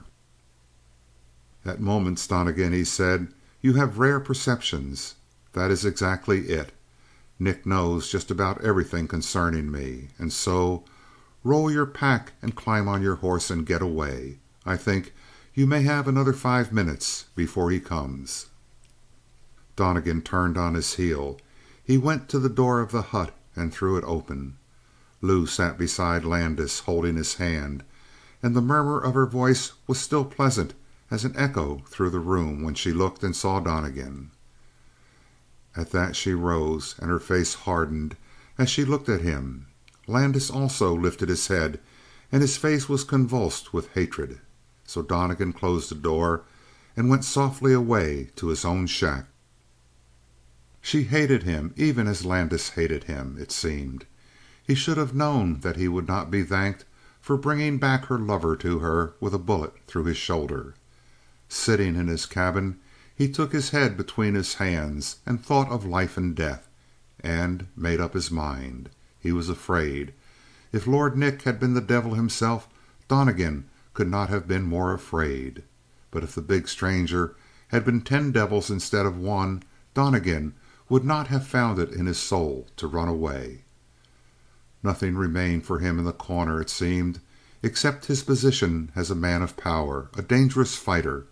It was a less than worthless position, and yet, once having taken it up, he could not abandon it. More than one gunfighter had been in the same place, forced to act as a public menace long after he has ceased to feel any desire to fight. Of selfish motives there remained not a scruple to him. But there was still the happiness of Lou Macon. If the boy were taken back to Lebrun's it would be fatal to her. For even if Nelly wished, she could not teach her eyes new habits, and she would ceaselessly play on the heart of the wounded man. It was the cessation of all talk from the gathering crowd outside that made Donnegan lift his head at length and know that Lord Nick had come. But before he had time to prepare himself, the door was cast open, and into it, filling it from side to side, stepped Lord Nick. There was no need of an introduction. Donnegan knew him by the aptness with which the name fitted the glorious figure of a man, and by the calm, confident eye which now was looking him slowly over, from head to foot. Lord Nick closed the door carefully behind him. "The colonel told me," he said in his deep, smooth voice, "that you are waiting for me here." And Donnegan recognized the snake-like malice of the fat man in drawing him into the fight. But he dismissed that quickly from his mind. He was staring, fascinated, into the face of the other. He was a reader of men, was Donnegan. He was a reader of mind, too. In his life of battle he had learned to judge the prowess of others at a glance, just as a musician can tell the quality of a violin by the first note he hears played upon it. So Donnegan judged the quality of fighting men, and looking into the face of Lord Nick, he knew that he had met his equal at last. It was a great and bitter moment to him. The sense of physical smallness he had banished 1,000 times by the recollection of his speed of hand and his surety with weapons. He had looked at men muscularly great and despised them in the knowledge that a gun or a knife would make him their master. But in Lord Nick he recognized his own nerveless speed of hand, his own trigger balance, his own deadly seriousness and contempt of life. The experience in battle was there, too, and he began to feel that the size of the other crushed him to the floor and made him hopeless. It was unnatural, it was wrong, that this giant in body should be a giant in adroitness also. Already Donnegan had died one death before he rose from his chair and stood to the full of his height, ready to die again and summoning his nervous force to meet the enemy. He had seen that the big man had followed his own example and had measured him at a glance. Indeed, the history of some lives of action held less than the concentrated silence of these two men during that second's space. And now Donnegan felt the cold eye of the other eating into his own, striving to beat him down, break his nerve. For an instant panic got hold on Donnegan. He himself had broken the nerve of other men by the weight of his unaided eye. Had he not reduced poor Jack Landis to a trembling wreck by 5 minutes of silence? And had he not seen other brave men become trembling cowards, unable to face the light, and all because of that terrible power which lies in the eyes of some? He fought away the panic, though perspiration was pouring out upon his forehead and beneath his armpits. "The colonel is very kind," said Donnegan. At that moment he sent up a prayer of thankfulness that his voice was smooth as silk, and that he was able to smile into the face of Lord Nick. The brow of the other clouded, and then smoothed itself deftly. Perhaps he too recognized the clang of steel upon steel, and knew the mettle of his enemy. "And therefore," said Lord Nick, "since most of the corner expects business from us, it seems much as if one of us must kill the other before we part." "As a matter of fact," said Donnegan, "I have been keeping that in mind," he added with that deadly smile of his that never reached his eyes. I never disappoint the public when it's possible to satisfy them." "No," and Lord Nick nodded. "You seem to have most of the habits of an actor, including an inclination to make up for your part." Donnegan bit his lip until it bled, and then smiled. "I have been playing to fools," he said. "Now I shall enjoy a discriminating critic." "Yes," remarked Lord Nick. "Actors generally desire an intelligent audience for the death scene." "I applaud your penetration, and I shall speak well of you when this disagreeable duty is finished." "Come," and Lord Nick smiled genially. "You are a game little cock." The telltale flush crimsoned Donnegan's face, and if the fight had begun at that moment, no power under heaven could have saved Lord Nick from the frenzy of the little man. "My size keeps me from stooping," said Donnegan. "I shall look up to you, sir, until the moment you fall." "Well hit again. You are also a wit, I see, Donnegan. I am almost sorry for the necessity of this meeting, and if it weren't for the audience—" "Say no more," said Donnegan, bowing. "I read your heart and appreciate all you intend." He had touched his stock as he bowed, and now he turned to the mirror and carefully adjusted it, for it was a little awry from the ride. But in reality he used that moment to examine his own face, and the set of his jaw and the clearness of his eyes reassured him. Turning again, he surprised a glint of admiration in the glance of Lord Nick. "We are at one, sir, it appears," he said. "And there is no other way out of this disagreeable necessity?" "Unfortunately not. I have a certain position in these parts. People are apt to expect a good deal of me. And for my part, I see no way out except a gunplay. No way out between the devil and the moon." Astonishment swept suddenly across the face of the big man, for Donnegan, turning white as death, shrank toward the wall as though he had that moment received cold steel in his body. "Say that again," said Donnegan hoarsely. "I said there's no way out," repeated Lord Nick, and though he kept his right hand in readiness, he passed his left through his red hair and stared at Donnegan with a tinge of contempt. He had seen men buckle like this at the last moment when their backs were to the wall. "Between?" repeated Donnegan. "The devil and the moon. Do you see a way yourself?" He was astonished again to see Donnegan wince as if from a blow. His lips were trembling, and they writhed stiffly over his words. "Who taught you that expression?" said Donnegan. "A gentleman," said Lord Nick. "Ah?" "My father, sir." "Oh, heaven!" moaned Donnegan, catching his hands to his breast. "Oh, heaven, forgive us!" "What the devil is in you?" asked Lord Nick. The little man stood erect again, and his eyes were now on fire. "You are Henry Nicholas Reardon," he said. Lord Nick set his teeth. "Now," he said, "it is certain that you must die." But Donnegan cast out his arms and broke into a wild laughter. "Oh, you fool, you fool!" he cried. "Don't you know me? I am the cripple." Chapter 31. The big man crossed the floor with one vast stride, and seizing Donnegan by both shoulders, dragged him under the full light of the window, and still the crazy laughter shook Donnegan and made him helpless. "They tied me to a board like a papoose," said Donnegan, "and they straightened my back, but they left me this way, wizened up." He was stammering, hysterical, and the words tumbled from his lips in a jumble. "That was a month after you ran away from home. I was going to find you. Got bigger. Took the road. Kept hunting. Then I met a yegg who told about Rusty Dick. Described him like you. I thought you were dead." And the tears rolled down his face. He sobbed like a woman. A strange thing happened then. Lord Nick lifted the little man in his arms as if he were a child, and literally carried him in that fashion to the bunk.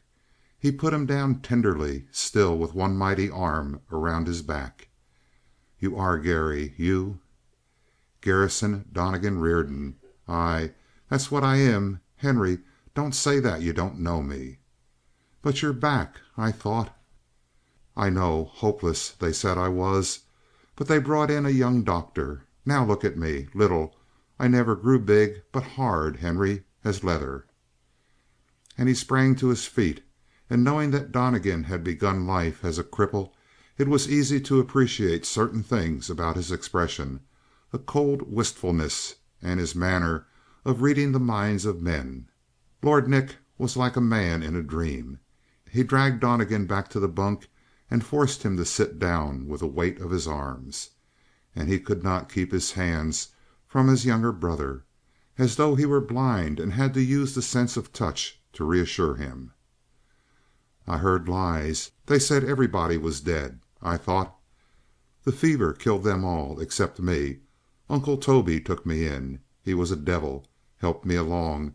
But I left him when I could, and—" "Don't tell me any more. All that matters is that I have you at last, Garry. Heaven knows it's a horrible thing to be kithless and kinless. But I have you now. Ah, lad, but the old pain has left its mark on you. Poor Garry!" Donnegan shuddered. "I've forgotten it. Don't bring it back. I keep feeling that you should be in that chair. I know, but I'm not. I'm hard as nails, I tell you." He leaped to his feet again. "And not so small as you might think, Henry." "Oh, big enough, Garry. Big enough to paralyze The Corner, from what I've heard." "I've been playing a game with him, Henry. And now, if one of us could clear the road, what will we do together, eh?" The smile of Lord Nick showed his teeth. "Haven't I been hungry all my life for a man like you, lad?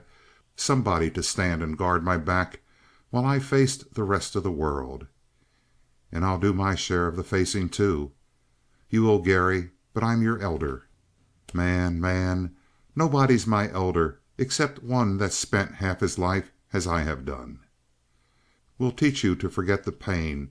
I'll make life roses for you, Garry." And the fools outside thought— Donnegan broke into a soundless laughter, and running to the door, opened it a fraction of an inch and peeped out. "They're standing about in a circle. I can see 'em gaping. Even from here. What will they think, Henry?" Lord Nick ground his teeth. "They'll think I've backed down from you," he said gloomily. "They'll think I've taken water for the first time." "Well, confound 'em, the first man that opens his head—" I know. You'll fill his mouth with lead, and so would I. But if it ever gets about, and it's sure to, that Lord Nick, as they call me, has been bluffed down without a fight, I'll have every Chinaman that cooks on the range talking back to me. I'll have to start all over again." "Don't say that, Henry. Don't you see that I'll go out and explain that I'm your brother?" "What good will that do? No. Do we look alike?" Donnegan stopped short. "I'm not very big," he said rather coldly. "But then I'm not so very small, either. I found myself big enough, speaking in general. Besides, we have the same hair and eyes." "Why, man, people will laugh when they hear that we call ourselves brothers." Donnegan ground his teeth, and the old flush burned upon his face. "I'll cut some throats if they do," he said, trembling with his passion. "I can hear them say it."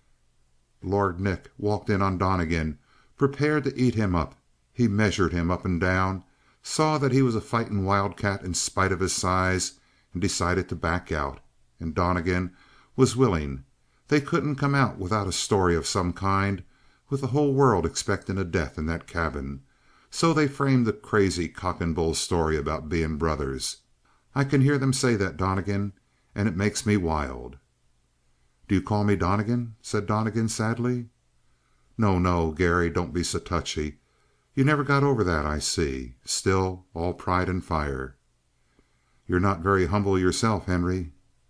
Maybe not. But I've been in a certain position around these parts, Garry, and it's hard to see it go."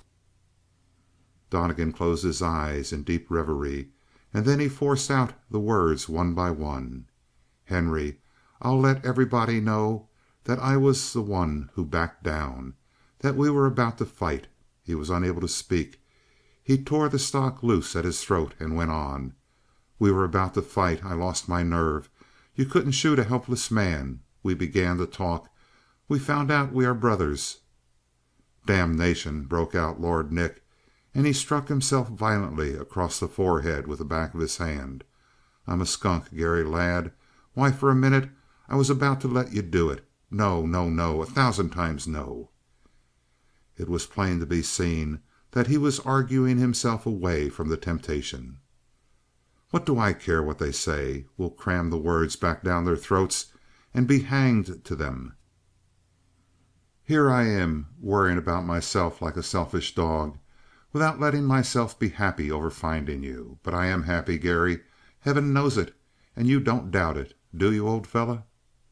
"Ah," said Donnegan, and he smiled to cover a touch of sadness. "I hope not. No, I don't doubt you, of course. I've spent my life wishing for you since you left us, you see, and then I followed you for 3 years on the road, hunting everywhere." "You did that?" "Yes, 3 years. I liked the careless life, for to tell you the truth, I'm not worth much, Henry. I'm a loafer by instinct and—" Not another word. There were tears in the eyes of Lord Nick, and he frowned them away. "Confound it, Garry, you unman me. I'll be weeping like a woman in a minute. But now sit down.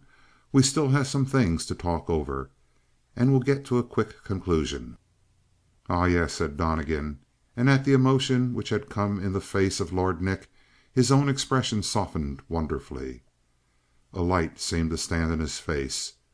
"We'll brush over the incidentals, and everything is incidental aside from the fact that we're together again. They can chisel iron chain apart, but we'll never be separated again, God willing." He looked up as he spoke, and his face was for the moment as pure as the face of a child. Donnegan, the thief, the beggar, the liar by gift, and the man killer by trade and artistry. But Lord Nick in the meantime was looking down to the floor and mustering his thoughts.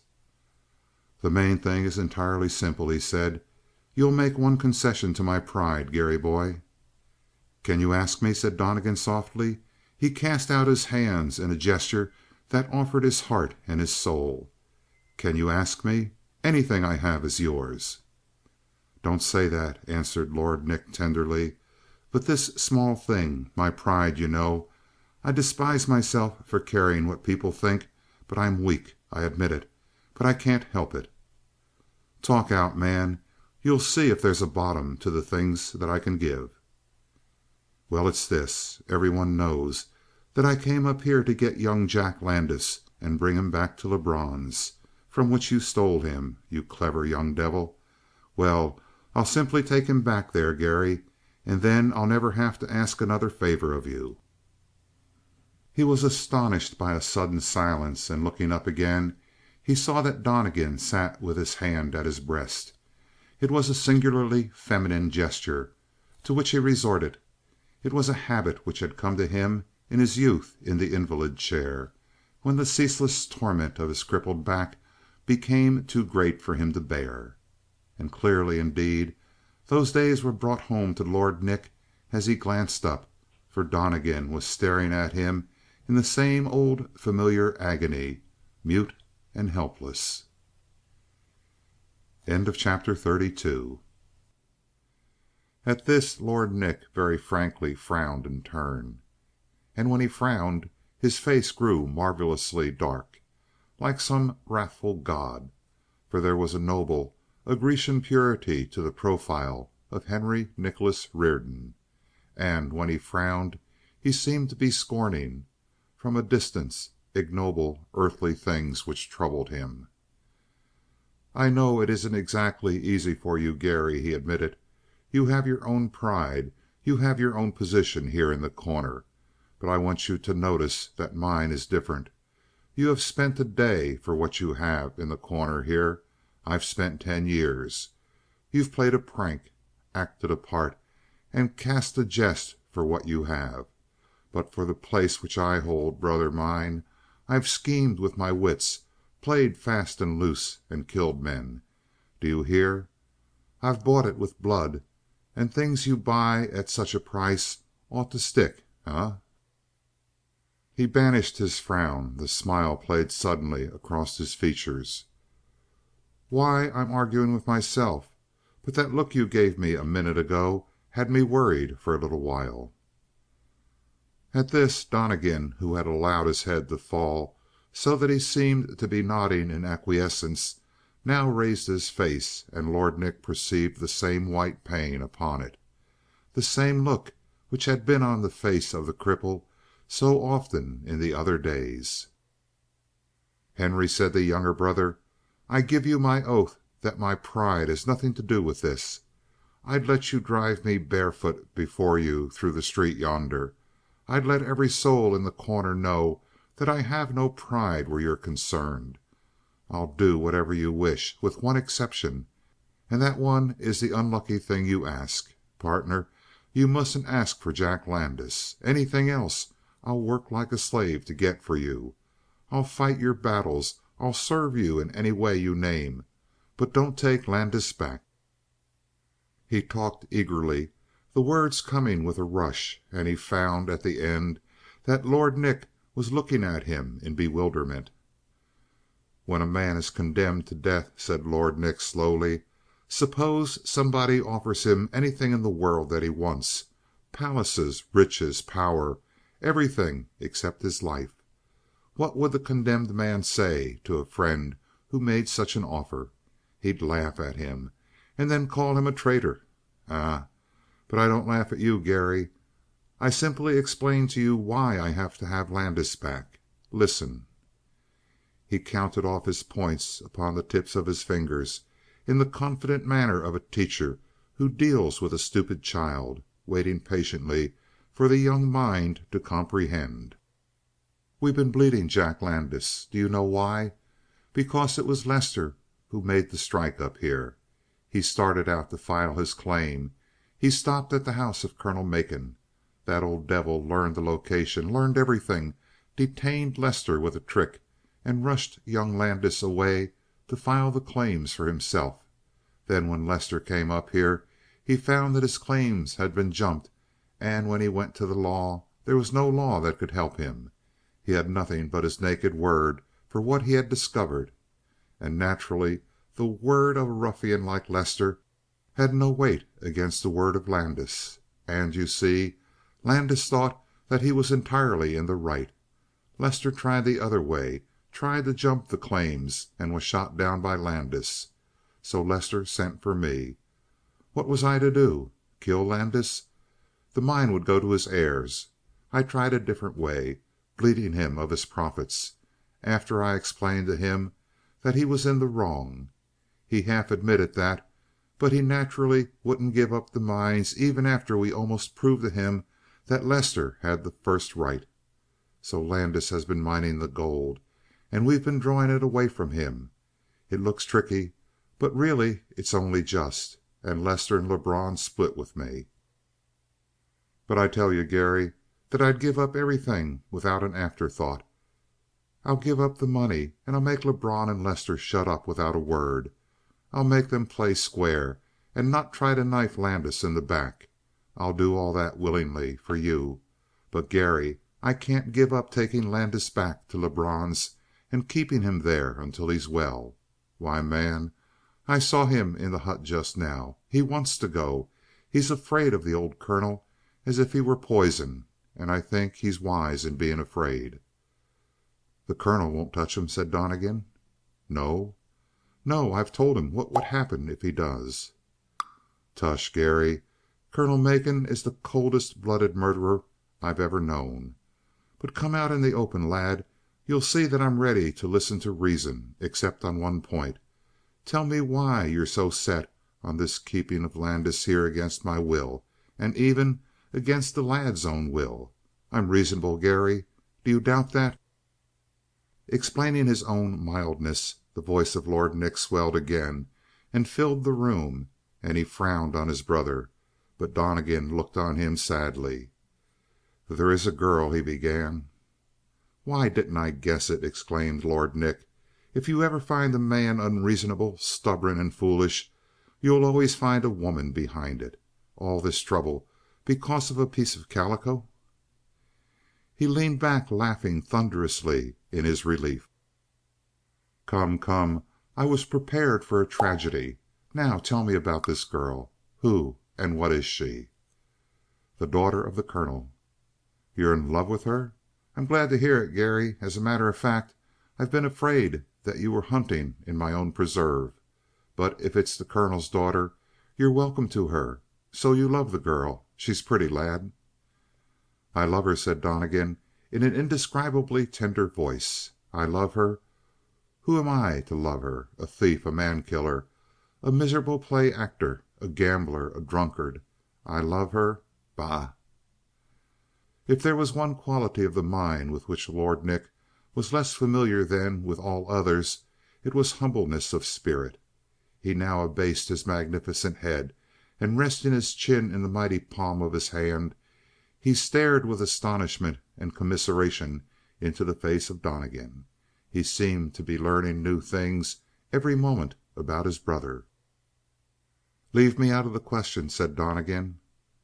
"Can't be done. If I leave you out, dear boy, there's not one of them that I care a hang about. I'd ride roughshod over the whole lot. I've done it before to better men than these." "Then you'll change, I know. This is the fact of the matter. She loves Landis, and if you take Landis away, where will you put him?" "Where he was stolen away. In Lebrun's." "And what will be in Lebrun's?" "Joe Rix to guard him, and the old negress to nurse him." "No, no. Nelly Lebrun will be there." "Eh? Are you glancing at her now?" "Henry, you know yourself that Landis is mad about the girl." "Oh, she's flirted a bit with him. Turn the fool's head. He'll come out of it safe. She won't break his heart. I've seen her work on others." He chuckled at the memory. "What do I care about Landis?" said Donnegan with unutterable scorn. "It's the girl. You'll break her heart, Henry, and if you do I'll never forgive you." "Steady, lad. This is a good deal like a threat." "No, no, no. Not a threat, heaven knows." "By heaven!" exclaimed Lord Nick. "I begin to be irritated to see you stick on a silly point like this. Listen to me, lad. Do you mean to say that you are making all this trouble about a slip of a girl?" "The heart of a girl," said Donnegan calmly.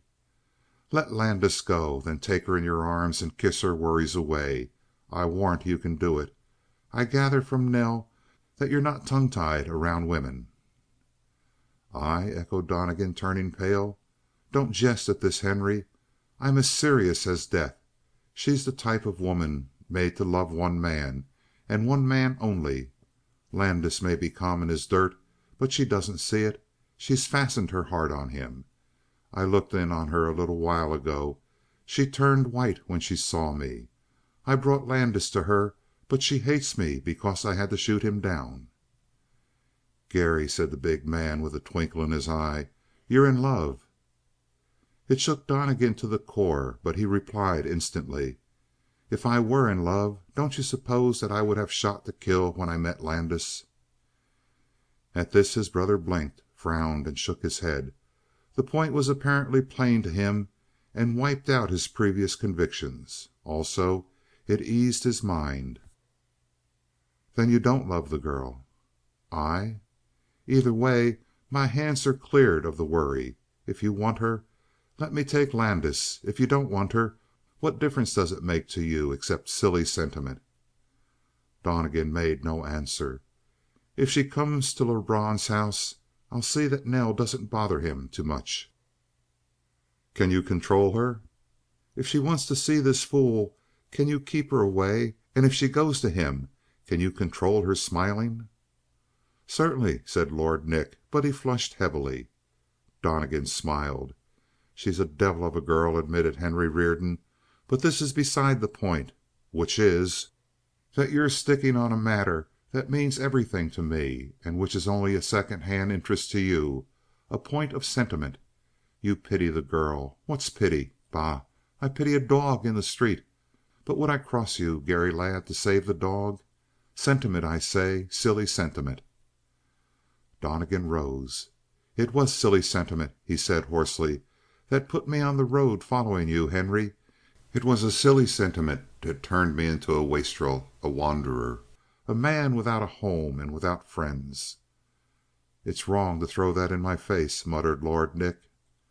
"It is, and I'm sorry for it. But I want you to see that matters of sentiment may be matters of life and death with me." "Aye, if it were for you, it would be different." "I might see my way clear. But for a girl you have only a distant interest in?" "It's a matter of whether or not her heart shall be broken." "Come, come, let's talk man talk. Besides, girls' hearts don't break in this country. You're old fashioned." "I tell you the question of her happiness is worth more than a dozen lives like yours and mine."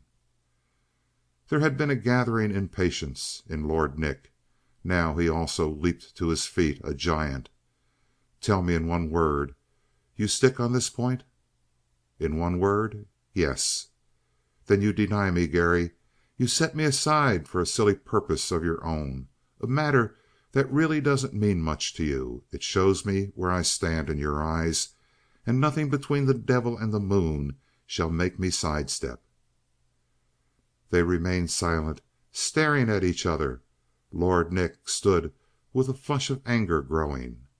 Donnegan became whiter than ever, and he stiffened himself to his full height, which, in all who knew him well, was the danger signal.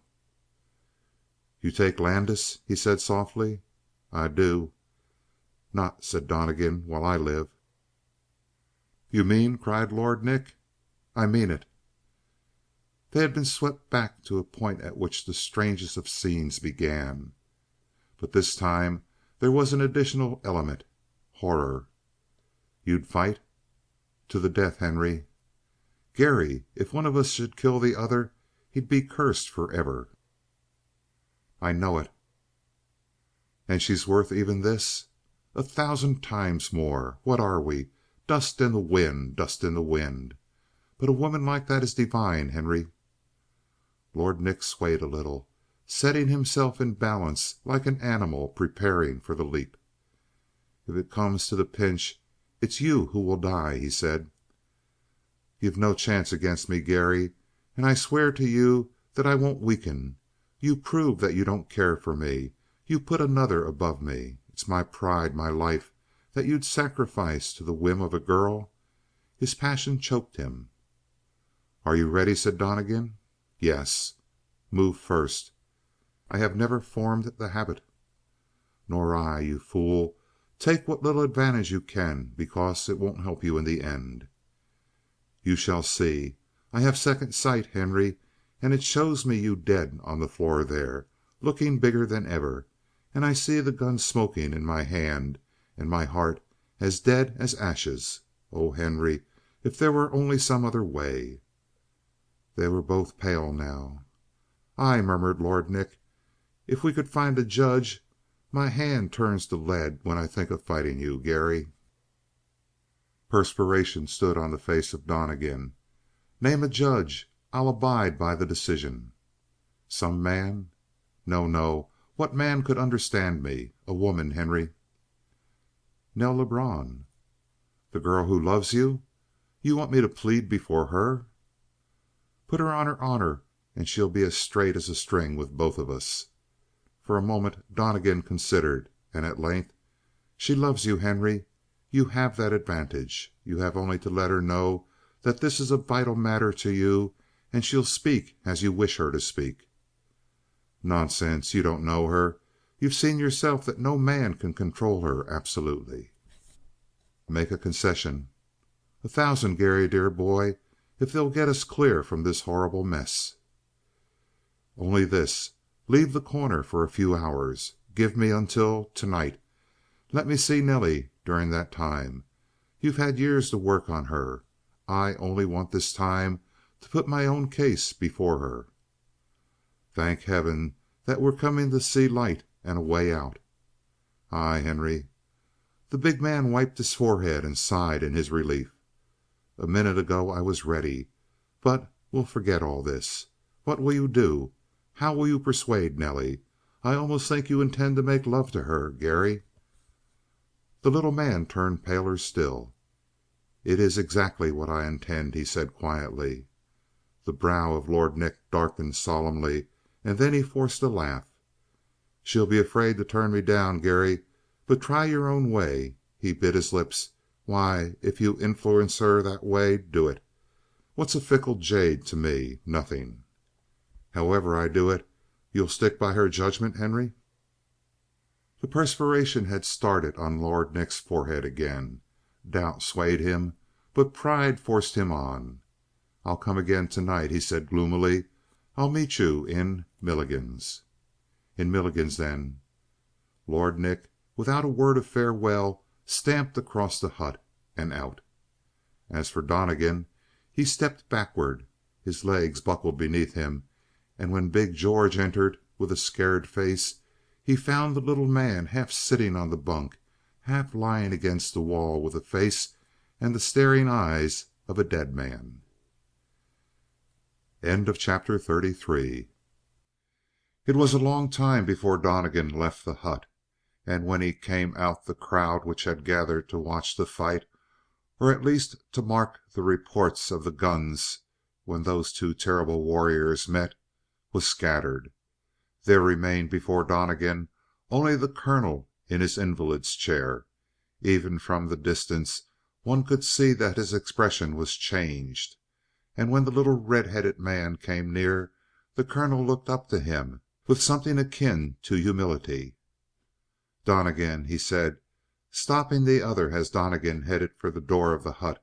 "Donnegan, don't go in there just now." Donnegan turned and came slowly toward him. "The reason," said the colonel, "is that you probably won't receive a very cheery reception. Unfortunate, very unfortunate. Lou has turned wrong-headed for the first time in her life, and she won't listen to reason." He chuckled softly. "I never dreamed there was so much of my mettle in her. Blood will tell, my boy, blood will tell. And when you finally get her, you'll find that she's worth waiting for." "Let me tell you a secret," said Donnegan dryly. "I'm no longer waiting for her." "Ah," smiled the colonel, "of course not. This bringing of Landis to her, it was all pure self-sacrifice. It was not an attempt to soften her heart. It was not a cunning maneuver. Tush, of course not." "I'm about to make a profound remark," said Donnegan carelessly. "By all means." "You read the minds of other people through a colored glass, colonel. You see yourself everywhere." "In other words, I put my own motives into the actions and behind the actions of people? Perhaps. I am full of weaknesses, very full. In the meantime, let me tell you one important thing. If you have not made the heart of Lou tender toward you, you have at least frightened her." The jaw on Donnegan set. "Excellent," he said huskily. "Perhaps better than you think. And to keep you abreast with the times, you must know another thing. Lou has a silly idea that you are a lost soul, Donnegan, but she attributes your fall entirely to my weakness. Nothing can convince her that you did not intend to kill Landis. Nothing can convince her that you did not act on my inspiration. I have tried arguing. Bah! She overwhelmed me with her scorn. 'You are a villain,' says Lou, 'and I have made you one.' And for the first time in my memory of her, her eyes fill with tears." "Tears?" "Upon my honor. And when a girl begins to weep about a man, I don't need to say that he is close to her heart." "You are full of maxims, Colonel Macon." "As a nut is full of meat. Old experience, you know. In the meantime, Lou is perfectly certain that I intend to make away with Landis. Ha, ha!" The laughter of the colonel was a cheery thunder, and soft as with distance. "Landis is equally convinced. He begs Lou not to fall asleep, lest I should steal in on him. She hardly dares to leave him to cook his food. I actually think she would have been glad to see that fiend, Lord Nick, take Landis away." Donnegan smiled wanly. But could he tell her, poor girl, the story of Nelly Lebrun? Landis, in fear of his life, was no doubt at this moment pouring out protestations of deathless affection. "And they both consider you an archdemon for keeping Lord Nick away." Again Donnegan winced and coughed behind his hand to cover it. "However," went on the colonel, "when it comes to matters with the hearts of women, I trust to time.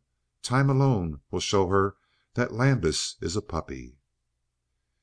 "In the meantime, Colonel, she keeps you from coming near Landis." "Not at all. You fail to understand me and my methods, dear boy. I have only to roll my chair into the room and sit and smile at Jack in order to send him into an hysteria of terror. It is amusing to watch. And I can be there while Lou is in the room, and through a few careful innuendos convey to Landis my undying determination to either remove him from my path and automatically become his heir, or secure from him a legal transfer of his rights to the mines." "I have learned," said Donnegan, "that Landis has not the slightest claim to them himself, and that you set him on the trail of the claims by trickery."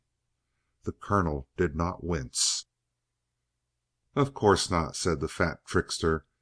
"Not the slightest right. My claim is a claim of superior wits, you see. And in the end all your labor shall be rewarded, for my share will go to Lou, and through her it shall come to you. No?" "Quite logical." The colonel disregarded the other's smile. "But I have a painful confession to make." "Well?" "I misjudged you, Donnegan. A moment since, when I was nearly distraught with disappointment, I said some most unpleasant things to you." "I have forgotten them." But the colonel raised his strong forefinger and shook his head, smiling. "No, no, Donnegan.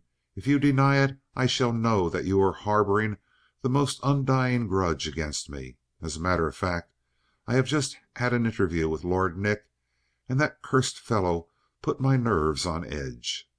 The colonel made a wry face. "And when you came, I saw no manner in which you could possibly thwart him." His eyes grew wistful. "Between friends, as a son to his future father," he said softly, "can't you tell me what the charm was that you used on Nick to send him away? I watched him come out of the shack. He was in a fury.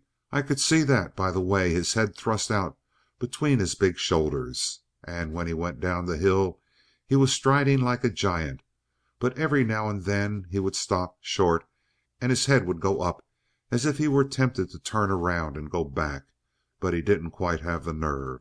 Donnegan, tell me the trick of it." "Willingly. I appealed to his gambling instinct." "Which leaves me as much in the dark as ever." But Donnegan smiled in his own peculiar and mirthless manner, and he went on to the hut. Not that he expected a cheery greeting from Lou Macon, but he was drawn by the same perverse instinct which tempts a man to throw himself from a great height. At the door he paused a moment. He could distinguish no words, but he caught the murmur of Lou's voice as she talked to Jack Landis. And it had that infinitely gentle quality which only a woman's voice can have, and only when she nurses the sick. It was a pleasant torture to Donnegan to hear it. At length he summoned his resolution and tapped at the door. The voice of Lou Macon stopped. He heard a hurried and whispered consultation. What did they expect? Then swift footfalls on the floor, and she opened the door. There was a smile of expectancy on her lips. Her eyes were bright, but when she saw Donnegan, her lips pinched in. She stared at him as if he were a ghost. I knew," she said piteously, falling back a step but still keeping her hand upon the knob of the door as if to block the way to Donnegan. "Oh, Jack, he has killed Lord Nick, and now he is here " "To do what? To kill Landis in turn?" Her horrified eyes implied as much. He saw Landis in the distance raise himself upon one elbow, and his face was gray, not with pain, but with dread. "It can't be," groaned Landis. "Lord Nick is alive," said Donnegan, "and I have not come here to torment you. I have only come to ask that you let me speak with you alone for a moment, Lou." He watched her face intently. All the cabin was in deep shadow, but the golden hair of the girl glowed as if with an inherent light of its own, and the same light touched her face. Jack Landis was stricken with panic. He stammered in a dreadful eagerness of fear. "Don't leave me, Lou. You know what it means. He wants to get you out of the way so that the colonel can be alone with me. Don't go, Lou. Don't go." As though she saw how hopeless it was to try to bar Donnegan by closing the door against him, she fell back to the bed. She kept her eyes on the little man as if to watch against a surprise attack, and fumbling behind her, her hand found the hand of Landis and closed over it with the reassurance of a mother. "Don't be afraid, Jack. I won't leave you. Not unless they carry me away by force." "I give you my solemn word," said Donnegan in torment, "that the colonel shall not come near Landis while you're away with me." "Your word?" murmured the girl with a sort of horrified wonder. "Your word?" And Donnegan bowed his head. But all at once she cast out her free hand toward him, while the other still cherished the weakness of Jack Landis. "Oh, give them up!" she cried. "Give up my father and all his wicked plans. There is something good in you. Give him up. Come with us. Stand for us, and we shall be grateful all our lives." The little man had removed his hat, so that the sunshine burned brightly on his red hair. Indeed, there was always a flame-like quality about him. In inaction he seemed femininely frail and pale, but when his spirit was roused, his eyes blazed as his hair burned in the sunlight. "You shall learn in the end," he said to the girl, "that everything I do for you." She cried out as if he had struck her. "It's not worthy of you," she said bitterly. "You are keeping Jack here in peril for my sake?" "For your sake," said Donnegan. She looked at him with a queer pain in her eyes. "To keep you from needless lying," she said, "let me tell you that Jack has told me everything. I am not angry because you come and pretend that you do all these horrible things for my sake. I know my father has tempted you with a promise of a great deal of money, but in the end you will get nothing. No, he will twist everything away from you and leave you nothing. But as for me, I know everything. Jack told me." "He has told you what? What?" "About the woman you love." "The woman I love?" echoed Donnegan, stupefied. It seemed that Lou Macon could only name her with an effort that left her trembling. "The Lebrun woman," she said. "Jack has told me." "Did you tell her that?" he asked Landis. "The whole town knows it," stammered the wounded man. The cunning hypocrisy spurred Donnegan. He put his foot on the threshold of the shack, and at this the girl cried out and shrank from him. But Landis was too paralyzed to stir or speak. For a moment Donnegan was wildly tempted to pour his torrent of contempt and accusation upon Landis. To what end? To prove to the girl that the big fellow had coolly tricked her? That it was to be near Nelly Lebrun as much as to be away from the colonel that he wished so ardently to leave the shack? After all, Lou Macon was made happy by an illusion. Let her keep it. He looked at her sadly again. She stood defiant over Landis, ready to protect the helpless bulk of the man. So Donnegan closed the door softly and turned away with ashes in his heart. Chapter 34. When Nelly Lebrun raised her head from her hands, Donnegan was a far figure, yet even in the distance she could catch the lilt and easy sway of his body. He rode as he walked, lightly, his feet in the stirrups, half taking his weight in the semi English fashion. For a moment she was on the verge of spurring after him, but she kept the rein taut and merely stared until he dipped away among the hills. For one thing, she was quite assured that she could not overtake that hard rider, and again she felt that it was useless to interfere. To step between Lord Nick and one of his purposes would have been like stepping before an avalanche and commanding it to halt with a raised hand. She watched miserably until even the dust cloud dissolved and the bare brown hills alone remained before her. Then she turned away, and hour after hour let her black jog on. To Nelly Lebrun this day was one of those still times which come over the life of a person, and in which they see themselves in relation to the rest of the world clearly. It would not be true to say that Nelly loved Donnegan. Certainly not as yet, for the familiar figure of Lord Nick filled her imagination. But the little man was different. Lord Nick commanded respect, admiration, obedience. But there was about Donnegan something which touched her in an intimate and disturbing manner. She had felt the will-o'-the-wisp flame which burned in him in his great moments. It was possible for her to smile at Donnegan.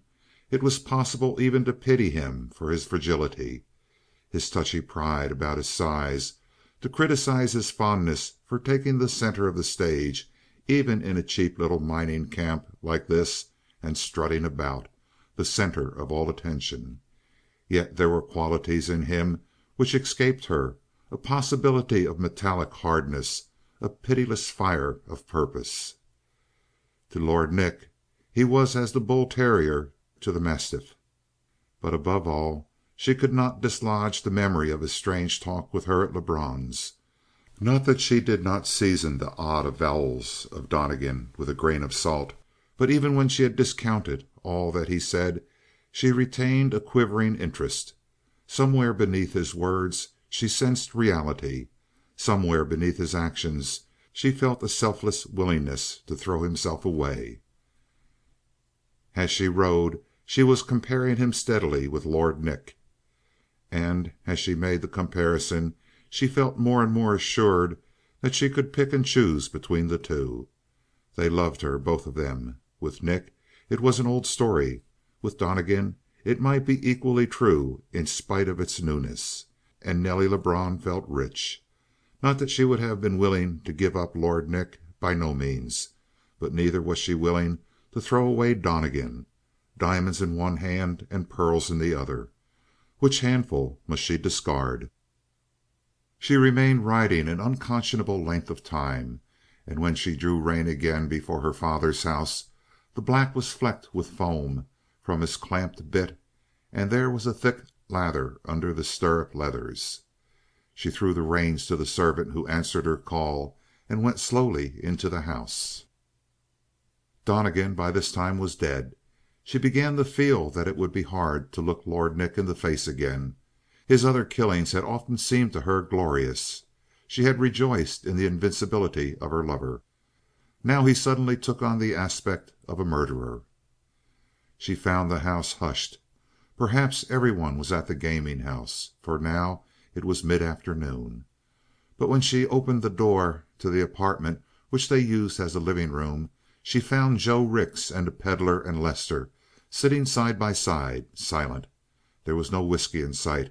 There were no cards to be seen. Marvel of marvels, these three men were spending their time in solemn thought.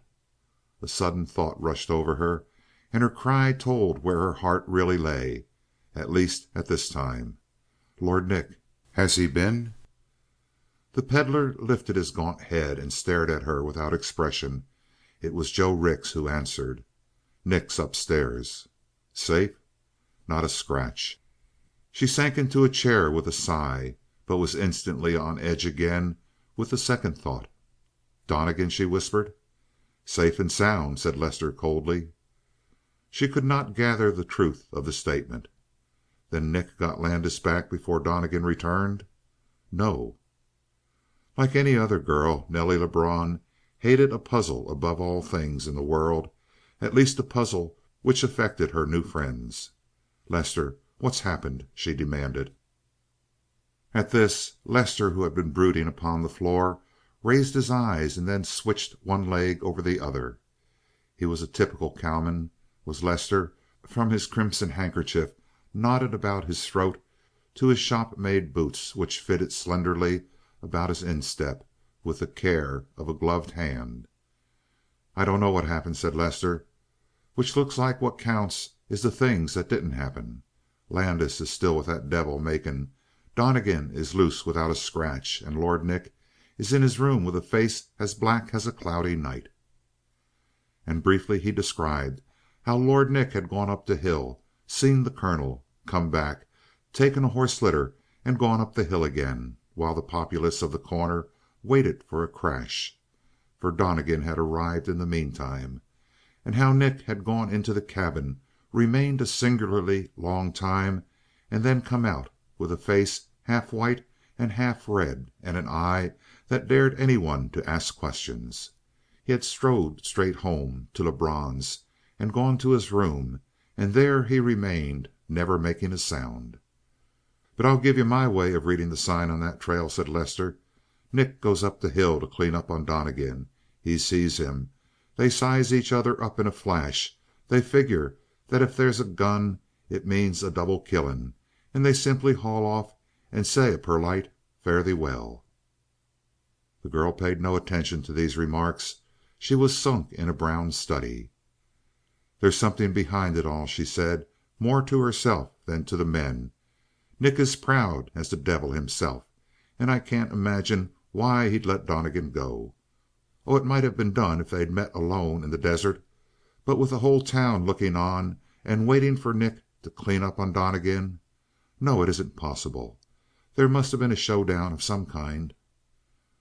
There was a grim little silence after this. "Maybe there was," said the Pedlar dryly. "Maybe there was a showdown, and the wind up of that is that Nick comes home meek as a 6-year-old broke down in front." She stared at him, first astonished and then almost frightened. "You mean that Nick may have taken water?" The three as one man shrugged their shoulders and met her glance with cold eyes. "You fools!" cried the girl, springing to her feet. "He'd rather die." Joe Rix leaned forward, and to emphasize his point he stabbed one dirty forefinger into the fat palm of his other hand.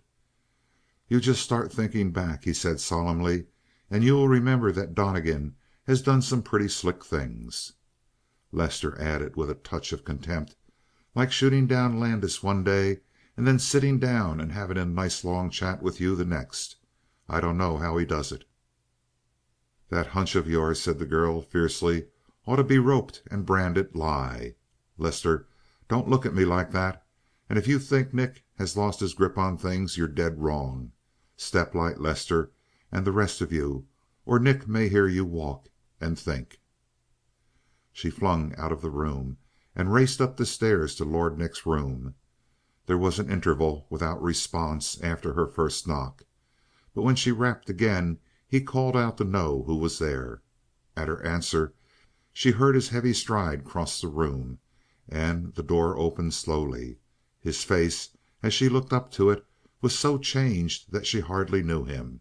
His hair was unkempt, on end, where he had sat with his fingers thrust into it, buried in thought, and the marks of his palms were red upon his forehead. "Nick," she whispered, frightened, "what is it?" He looked down half fiercely, half sadly at her, and though his lips parted, they closed again before he spoke. Fear jumped coldly in Nelly Lebrun. "Did Donnegan?" she pleaded, white faced. "Did he?" "Did he bluff me out?" finished Nick. "No, he didn't. That's what everybody'll say. I know it, don't I? And that's why I'm staying here by myself, because the first fool that looks at me with a question in his face, why, I'll break him in two." She pressed close to him, more frightened than before. That Lord Nick should have been driven to defend himself with words was almost too much for credence. "You know I don't believe it, Nick. You know that I'm not doubting you." But he brushed her hands roughly away. "You want to know what it's all about? Then go over to, well, to Milligan's. Donnegan will be there. He'll explain things to you, I guess. He wants to see you. And maybe I'll come over later and join you." Seeing Lord Nick before her, so shaken, so gray of face, so dull of eye, she pictured Donnegan as a devil in human form, cunning, resistless. "Nick, dear," she pleaded. He closed the door in her face, and she heard his heavy step go back across the room. In some mysterious manner she felt the Promethean fire had been stolen from Lord Nick, and Donnegan's was the hand that had robbed him of it. Chapter 35. It was fear that Nelly Lebrun felt first of all. It was fear because the impossible had happened and the immovable object had been at last moved. Going back to her own room, the record of Lord Nick flashed across her mind, one long series of thrilling deeds. He had been a great and widely known figure on the mountain desert, while she herself was no more than a girl. When she first met him she had been prepared for the sight of a fire-breathing monster, and she had never quite recovered from the first thrill of finding him not devil but man.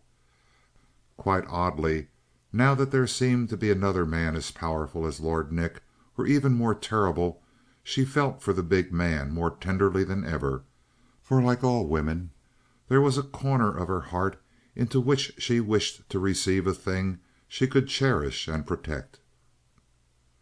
Lord Nick, the invincible, had seemed without any real need for other human beings. His love for her had seemed unreal because his need of her seemed a superficial thing. Now that he was in sorrow and defeat, she suddenly visualized a Lord Nick to whom she could truly be a helpmate. Tears came to her eyes at the thought. Yet, very contradictorily and very humanly, the moment she was in her room she began preparing her toilet for that evening at Lebrun's. Let no one think that she was already preparing to cast Lord Nick away and turn to the new star in the sky of the mountain desert. By no means. No doubt her own heart was not quite clear to Nelly. Indeed, she had put on her most lovely gown with a desire for revenge. If Lord Nick had been humbled by this singular Donnegan, would it not be a perfect revenge to bring Donnegan himself to her feet? Would it not be a joy to see him turn pale under her smile, and then, when he was well nigh on his knees, spurn the love which he offered her? She set her teeth, and her eyes gleamed with the thought, but nevertheless she went on lavishing care in the preparation for that night. As she visioned the scene, the many curious eyes that watched her with Donnegan, the keen envy in the faces of the women, the cold watchfulness of the men, were what she pictured. In a way, she almost regretted that she was admired by such fighting men, Landis, Lord Nick, and now Donnegan, who frightened away the rank and file of other would-be admirers. But it was a pang which she could readily control and subdue. To tell the truth, the rest of the day dragged through a weary length. At the dinner table her father leaned to her and talked in his usual murmuring voice, which could reach her own ear and no other by any chance. "Nelly, there's going to be the devil to pay around the corner. You know why? Now be a good girl and a wise girl and play your cards. Donnegan is losing his head. He's losing it over you. So play your cards." "Turn down Nick and take up with Donnegan?" she asked coldly. "I've said enough already," said her father, and would not speak again. But it was easy to see that he already felt Lord Nick's star to be past its full glory. Afterward, Lebrun himself took his daughter over to Milligan's and left her under the care of the dance hall proprietor. "I'm waiting for someone," said Nelly, and Milligan sat willingly at her table and made talk. He was like the rest of The Corner, full of the subject of the strange encounter between Lord Nick and Donnegan. What had Donnegan done to the big man? Nelly merely smiled and said they would all know in time. One thing was certain, Lord Nick had not taken water. But at this Milligan smiled behind his hand. 10 minutes later there was that stir which announced the arrival of some public figures, and Donnegan, with big George behind him, came into the room. This evening he went straight to the table to Nelly Lebrun. Milligan, a little uneasy, rose. But Donnegan was gravely polite and regretted that he had interrupted. "I have only come to ask you for 5 minutes of your time," he said to the girl. She was about to put him off merely to make sure of her hold over him, but something she saw in his face fascinated her. She could not play her game. Milligan had slipped away before she knew it, and Donnegan was in his place at the table. He was as much changed as Lord Nick, she thought. Not that his clothes were less carefully arranged than ever, but in the compression of his lips and something behind his eyes she felt the difference. She would have given a great deal indeed to have learned what went on behind the door of Donnegan's shack when Lord Nick was there. "Last time you asked for 1 minute and stayed half an hour," she said. "This time it's 5 minutes." No matter what was on his mind, he was able to answer fully as lightly. "When I talk about myself, I'm always long-winded." "Tonight it's someone else?" "Yes." She was, being a woman, intensely disappointed, but her smile was as bright as ever. "Of course I'm listening." "You remember what I told you of Landis and the girl on the hill? She seems to stick in your thoughts, Mr. Donnegan." "Yes, she's a lovely child." And by his frankness he very cunningly disarmed her. Even if he had hesitated an instant she would have been on the track of the truth. But he had foreseen the question, and his reply came back instantly. He added, "Also, what I say has to do with Lord Nick." "Ah," said the girl a little coldly. Donnegan went on. He had chosen frankness to be his role, and he played it to the full. "It's a rather wonderful story," he went on. "You know that Lord Nick went up the hill for Landis, and the Corner was standing around waiting for him to bring the youngster down?" "Of course." "There was only one obstacle, which you had so kindly removed myself." "For your own sake, Mr. Donnegan." "Ah, don't you suppose that I know?" And his voice touched her. "He came to kill me, and no doubt he could have done so." Such frankness shocked her into a new attention. Perhaps Donnegan overdid his part a little at this point, for in her heart of hearts she knew that the little man would 1,000 times rather die than give way to any living man. "But I threw my case boldly before him the girl, her love for Landis, and the fear which revolved around your own unruly eyes, you know, if he were sent back to your father's house. I placed it all before him. At first he was for fighting at once. But the story appealed to him. He pitied the girl, and in the end he decided to let the matter be judged by a third person. He suggested a man. But I know that a man would see in my attitude nothing but foolishness. No man could have appreciated the position of that girl on the hill. I myself named another referee. Yourself." She gasped. "And so I have come to place the question before you, because I know that you will decide honestly." "Then I shall be honest," said the girl. She was thinking. Why not have Landis back? It would keep the three men revolving around her. Landis on his feet and well would have been nothing. Either of these men would have killed him. But Landis sick, she might balance in turn against them both. Nelly had the instincts of a fencer. She loved balance. But Donnegan was heaping up his effects, for by the shadow in her eyes he well knew what was passing through her mind, and he dared not let her speak too quickly. "There is more hanging upon it. In the first place, if Landis is left with the girl, it gives the colonel a chance to work on him, and like as not the colonel will get the young fool to sign away the mines to him. Frighten him, you see, though I've made sure that the colonel will not actually harm him." "How have you made sure? They say the colonel is a devil." "I have spoken with him. The colonel is not altogether without sensibility to fear." She caught the glint in the little man's eye, and she believed. "So much for that. Landis is safe, but his money may not be. Another thing still hangs upon your decision. Lord Nick wanted to know why I trusted to you. Because I felt you were honest. Why did I feel that? There was nothing to do. Besides, How could I conceal myself from such a man? I spoke frankly and told him that I trusted you because I love you." She closed her hand hard on the edge of the table to steady herself. "And he made no move at you?" "He restrained himself."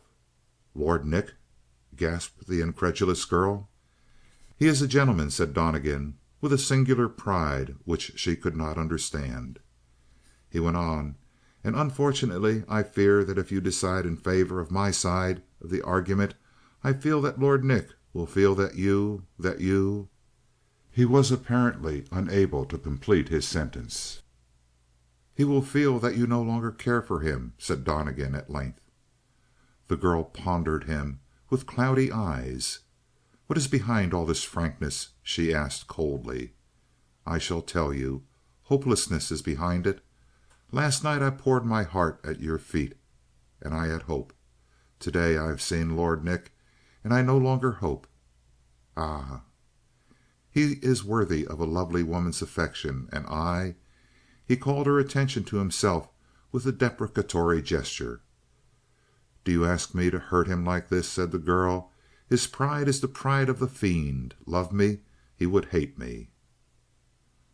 "It might be true. Still I know you would risk it because " He paused. "Well?" asked the girl, whispering in her excitement. "Because you are a lady." He bowed to her. "Because you are fair, because you are honest, Nelly Lebrun. Personally, I think that you can win Lord Nick back with 1 minute of smiling. But you might not. You might alienate him forever. It will be clumsy to explain to him that you were influenced not by me, but by justice. He will make it a personal matter, whereas you and I know that it is only the right that you are seeing." She propped her chin on the tips of her fingers, and her arms were a thing of grace. For the last moments that clouded expression had not cleared. "If only I could read your mind," she murmured now. "There is something behind it all." "I shall tell you what it is. It's the restraint that has fallen upon me. It is because I wish to lean closer to you across the table and speak to you of things which are at the other end of the world from Landis and the other girl. It is because I have to keep my hands gripped hard to control myself. Because, though I have given up hope, I would follow a forlorn chance, a lost cause, and tell you again and again that I love you, Nelly Lebrun." He had half lowered his eyes as he spoke. He had called up a vision, and the face of Lou Macon hovered dimly between him and Nelly Lebrun. If all that he spoke was a lie, let him be forgiven for it. It was the golden-haired girl whom he addressed, and it was she who gave the tremor and fiber to his voice. After all, was he not pleading for her happiness as he believed? He covered his eyes with his hand, but when he looked up again she could see the shadow of the pain which was slowly passing. She had never seen such emotion in a man's face. And it was for another. How could she guess it? Her blood was singing in her veins, and the old question was flying back and forth through her brain like a shuttle through a loom. Which shall it be? She called up the picture of Lord Nick, half broken but still terrible. She well knew. She pitied him, but when did pity wholly rule the heart of a woman? As for Nelly Lebrun, she had the ambition of a young Caesar. She could not fill a second place. He who loved her must stand first, and she saw Donnegan as the invincible man. She had not believed half of his explanation. No, he was shielding Lord Nick. Behind that shield the truth was that the big man had quailed before the small. Of course she saw that Donnegan, pretending to be constrained by his agreement with Lord Nick, was in reality cunningly pleading his own cause. But his passion excused him. When has a woman condemned a man for loving her beyond the rules of fair play? "Whatever you may decide," Donnegan was saying, "I shall be prepared to stand by it without a murmur. Send Landis back to your father's house, and I submit. I leave The Corner and say farewell. But now think quickly, for Lord Nick is coming to receive your answer." Chapter 36. If the meeting between Lord Nick and Donnegan earlier that day had wrought up the nerves of The Corner to the point of hysteria, if the singular end of that meeting had plied mystery upon excitement, if the appearance of Donnegan sitting calmly at the table of the girl who was known to be engaged to Nick had further stimulated public curiosity, the appearance of Lord Nick was now a crowning burden under which The Corner staggered. Yet not a man or woman stirred from his chair, for everyone knew that if the long delayed battle between these two gunfighters was at length to take place, neither bullet was apt to fly astray. But what happened completed the wreck of The Corner's nerve, for Lord Nick walked quietly across the floor and sat down with Nelly Lebrun and his somber rival. Oddly enough, he looked at Donnegan, not at the girl, and this token of the beaten man decided her. "Well?" said Lord Nick. "I have decided," said the girl. "Landis should stay where he is." Neither of the two men stirred hand or eye, but Lord Nick turned gray. At length he rose and asked Donnegan quietly to step aside with him. Seeing them together, the difference between their sizes was more apparent. Donnegan seemed hardly larger than a child beside the splendid bulk of Lord Nick, but she could not overhear their talk. "You've won," said Lord Nick.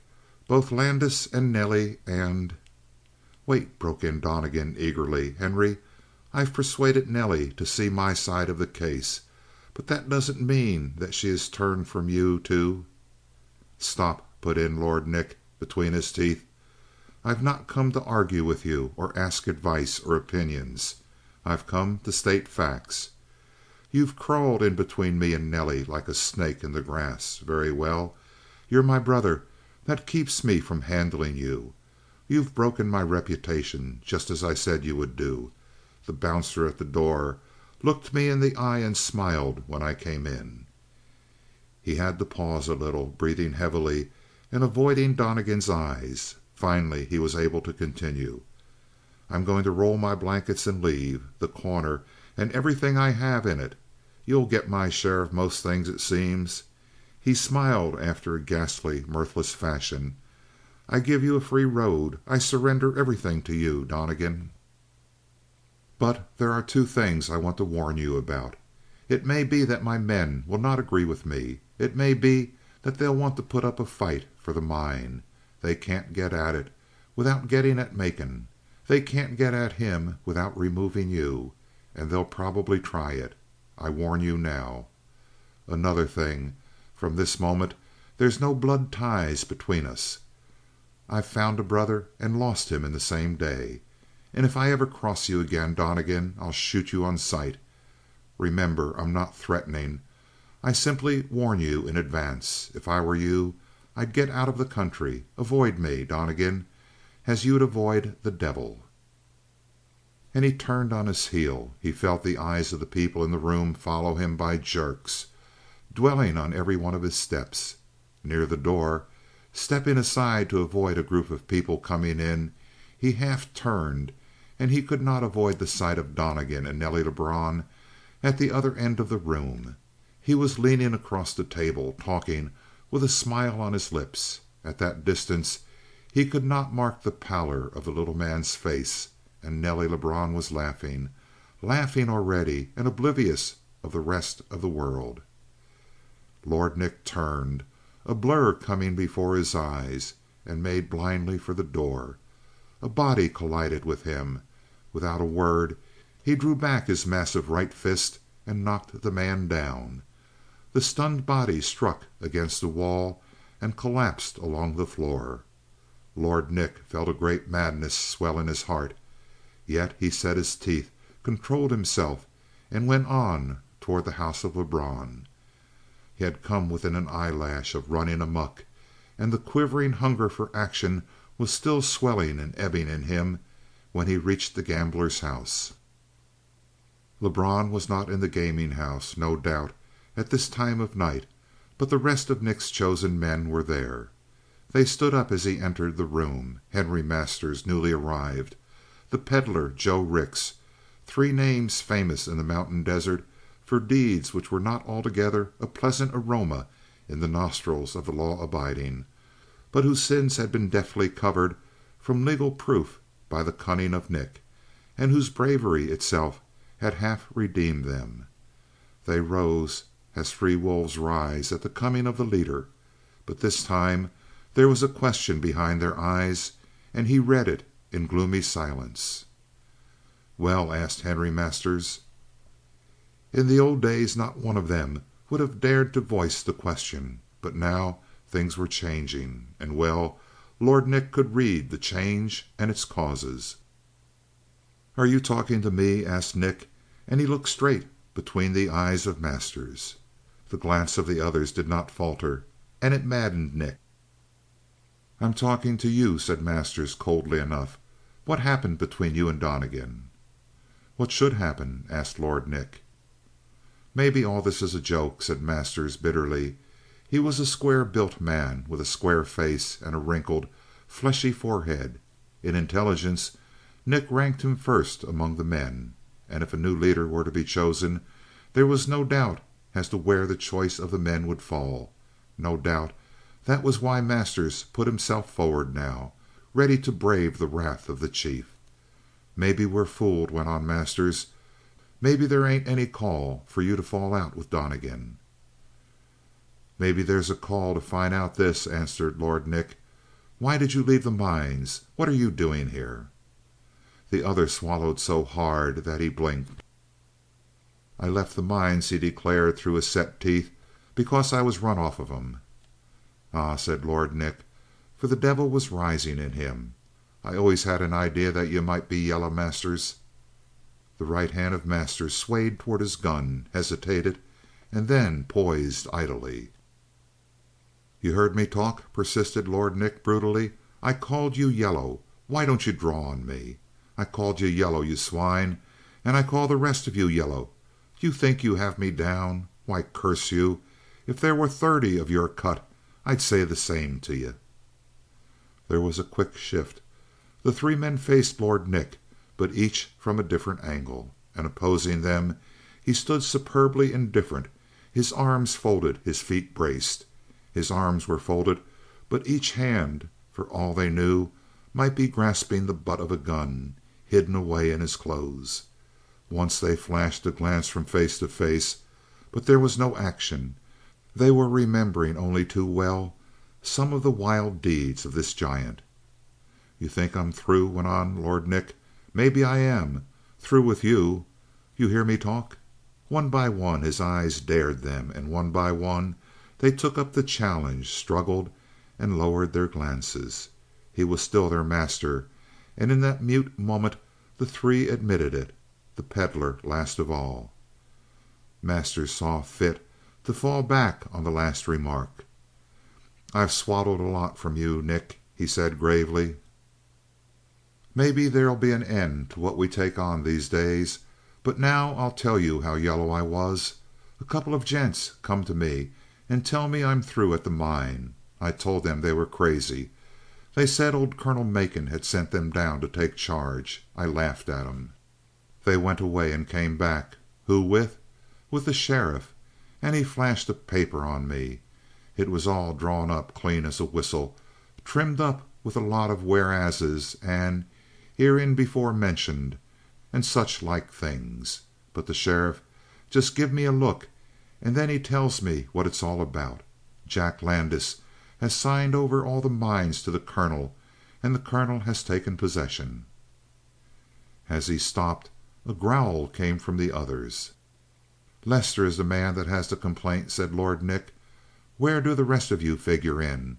Lester had the mines. He lost 'em because he couldn't drop Landis with his gun. He'd never have had a smell of gold if I hadn't come in. Who made Landis see light? I did. Who worked it so that every nickel that came out of the mines went through the fingers of Landis and came back to us? I did. But I'm through with you. You can hunt for yourselves now. I've kept you together to guard one another's backs. I've kept the law off your trail. You, Masters, you'd have swung for killing the McKay brothers. Who saved you? Who was it bribed that jury that tried you for shooting up of Derbyville? Pedlar? Who took the marshal off your trail after you knifed Lefty Waller? Joe Rix? I've saved you all a dozen times. Now you whine at me. I'm through with you forever." Stopping, he glared about him. His knuckles stung from the impact of the blow he had delivered in Milligan's place.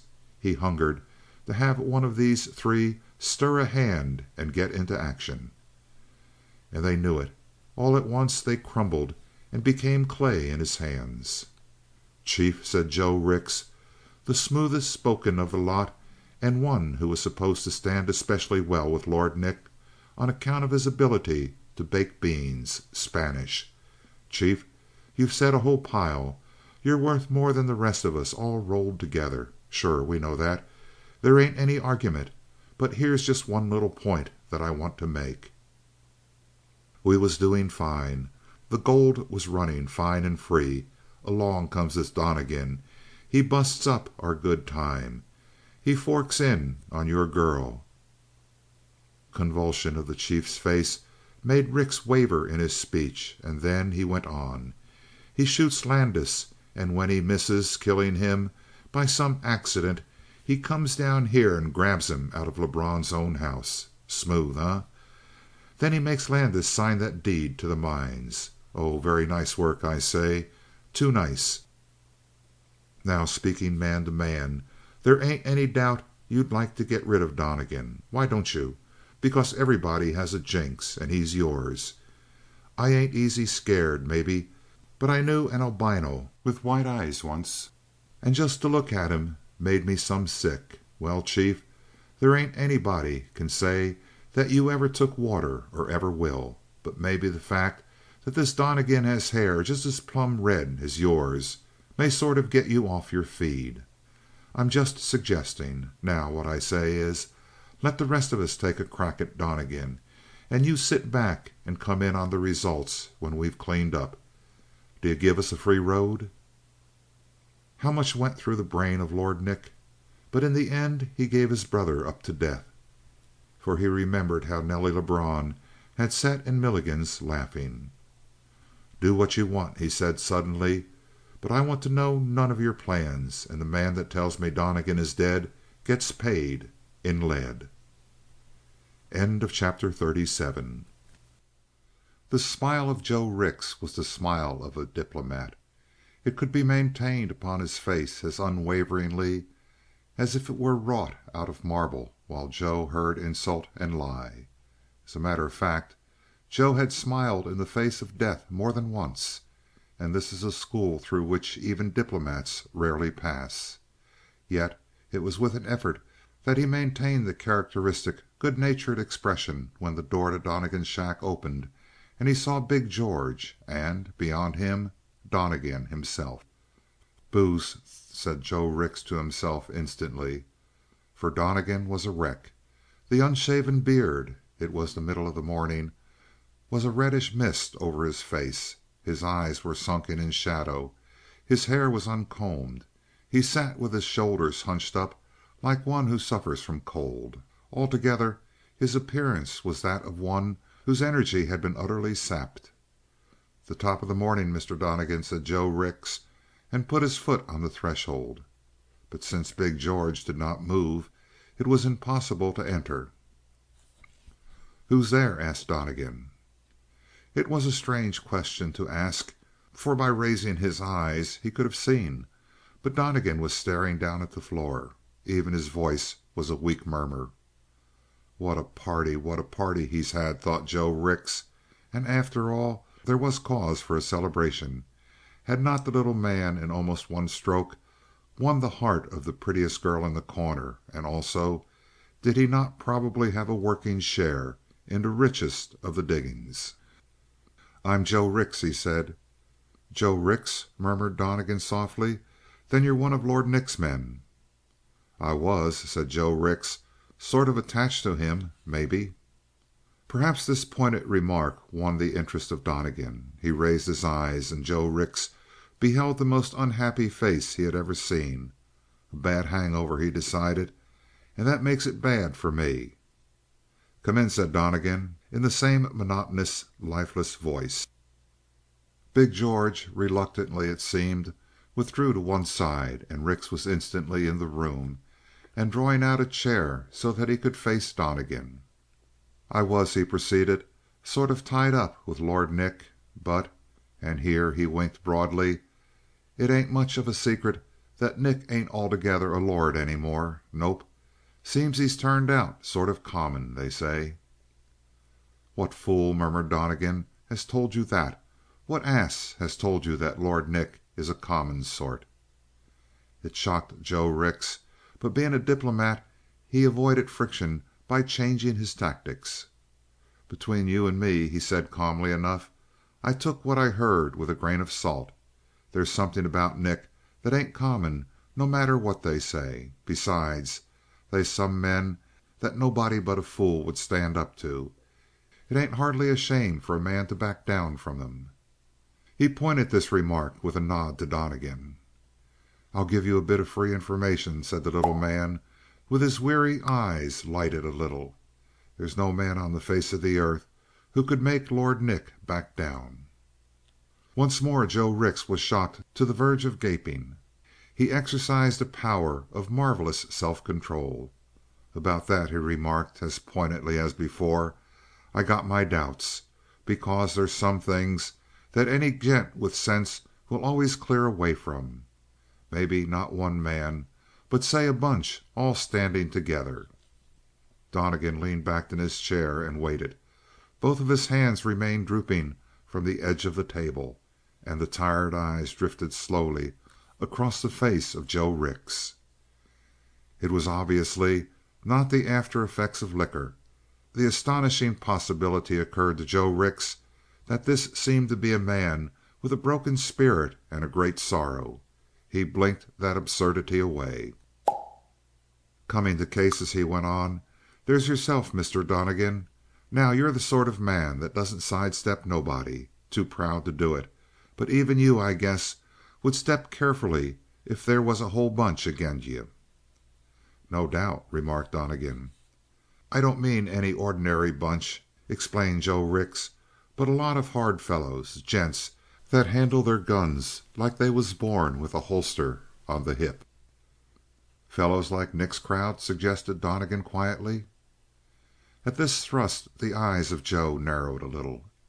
"Yes," he admitted. "I see you get my drift." "I think so." "Two hard fighters would give the best man that ever pulled a gun a lot of trouble, eh?" "No doubt." "And three men there ain't any question, Mr. Donnegan would get him ready for a hole in the ground." "I suppose so." "And four men would make it no fight just plain butchery." "Yes?" "Now, I don't mean that Nick's crowd has any hard feelings about you, Mr. Donnegan." "I'm glad to hear that." "I knew you'd be. That's why I've come, all friendly, to talk things over. Suppose you look at it this way." "Joe Rix," broke in Donnegan, sighing, "I'm very tired. Won't you cut this short? Tell me in 10 words just how you stand." Joe Rix blinked once more, caught his breath, and fired his volley. "Short talk is straight talk, mostly," he declared. "This is what Lester and the rest of us want the mines." "Aye." "Macon stole 'em. We got 'em back through Landis. Now we've got to get 'em back through the colonel himself. But we can't get at the colonel while you're around." "In short, you're going to start out to get me. I expected it, but it's kind of you to warn me." "Wait, wait, wait. Don't rush along to conclusions. We ain't so much in a hurry. We don't want you out of the way. We just want you on our side." "Shoot me up and then bring me back to life, eh?" "Mr. Donnegan," said the other, spreading out his hands solemnly on the table, "you ain't doing us justice. We don't hanker none for trouble with you. Any way it comes, a fight with you means somebody dead besides you. We'd get you. 4 to 1 is too much for any man, but one or two of us might go down. Who would it be? Maybe the Pedlar, maybe Harry Masters, maybe Lester, or maybe me. Oh, we know all that. No gunplay if we can keep away from it." "You've left out the name of Lord Nick," said Donnegan. Joe Rix winked. "Seems like you've tended to him once and for all when you got him alone in this cabin. Must have thrown a mighty big scare into him. He won't lift a hand against you now." "No?" murmured Donnegan hoarsely. "Not him. But that leaves four of us, and four is plenty, eh?" "Perhaps." "But I'm not here to insist on that point. No, we put a value on keeping up good feeling between us and you, Mr. Donnegan. We ain't fools. We know a man when we see him. And the fastest gunman that ever slit a gun out of leather ain't the sort of man that me and the rest of the boys pass over lightly. Not us. We know you, Mr. Donnegan. We respect you. We want you with us. We're going to have you with us." "You flatter me, and I thank you.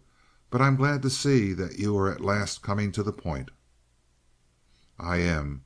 And the point is $5,000 that's tied behind the horse that stands outside your door."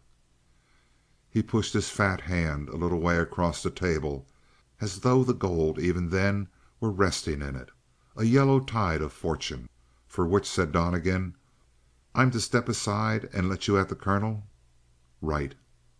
Donnegan smiled. "Wait," said Joe Rix. "I was making a first offer to see how you stood, but you're right. 5,000 ain't enough, and we ain't cheapskates. Not us, Mr. Donnegan. There's 10,000 cold iron men behind that saddle out there, and every cent of it belongs to you when you come over to our side."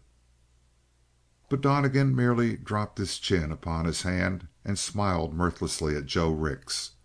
A wild thought came to the other man. Both of Donnegan's hands were far from his weapons. Why not a quick draw, a snap shot, and then the glory of having killed this manslayer in single battle for Joe Rix? The thought rushed red across his brain and then faded slowly. Something kept him back. Perhaps it was the singular calm of Donnegan. No matter how quiet he sat, he suggested the sleeping cat which can leap out of a dead sleep into fighting action at a touch. By the time a second thought had come to Joe Rix, the idea of an attack was like an idea of suicide. "Is that final?" he asked, though Donnegan had not said a word. "It is." Joe Rix stood up. "You put it to us kind of hard, but we want you, Mr. Donnegan. And here's the whole thing in a nutshell. Come over to us. We'll stand behind you. Lord Nick is slipping. We'll put you in his place. You won't even have to face him. We'll get rid of him." "You'll kill him and give his place to me?" asked Donnegan. "We will. And when you're with us, you cut in on the whole amount of coin the mines turn out. And it'll be something tidy. And right now, to show where we stand and how high we put you, I'll let you in on the rock bottom truth, Mr. Donnegan. Out there tied behind my saddle there's $30,000 in pure gold. You can take it in here and weigh it out." He stepped back to watch this blow take effect. To his unutterable astonishment, the little man had not moved. His chin still rested upon the back of his hand, and the smile which was on the lips and not in the eyes of Donnegan remained there, fixed. "Donnegan," muttered Joe Rix, "if we can't get you, we'll get rid of you. You understand?" But the other continued to smile. It gave Joe Rix a shuddering feeling that someone was stealing behind him to block his way to the door. He cast one swift glance over his shoulder, and then, seeing that the way was clear, he slunk back, always keeping his face to the red-headed man. But when he came to the doorway, his nerve collapsed. He whirled, covered the rest of the distance with a leap, and emerged from the cabin in a fashion ludicrously like one who had been kicked through a door. His nerve returned as soon as the sunlight fell warmly upon him again, and he looked around hastily to see if anyone had observed his flight. There was no one on the whole hillside except Colonel Macon in the invalid chair, and the colonel was smiling broadly, beneficently. He had his perfect hands folded across his breast, and seemed to cast a prayer of peace and goodwill upon Joe Rix. Chapter 38. Nelly Lebrun smelled danger. She sensed it as plainly as the deer when the puma comes between her and the wind.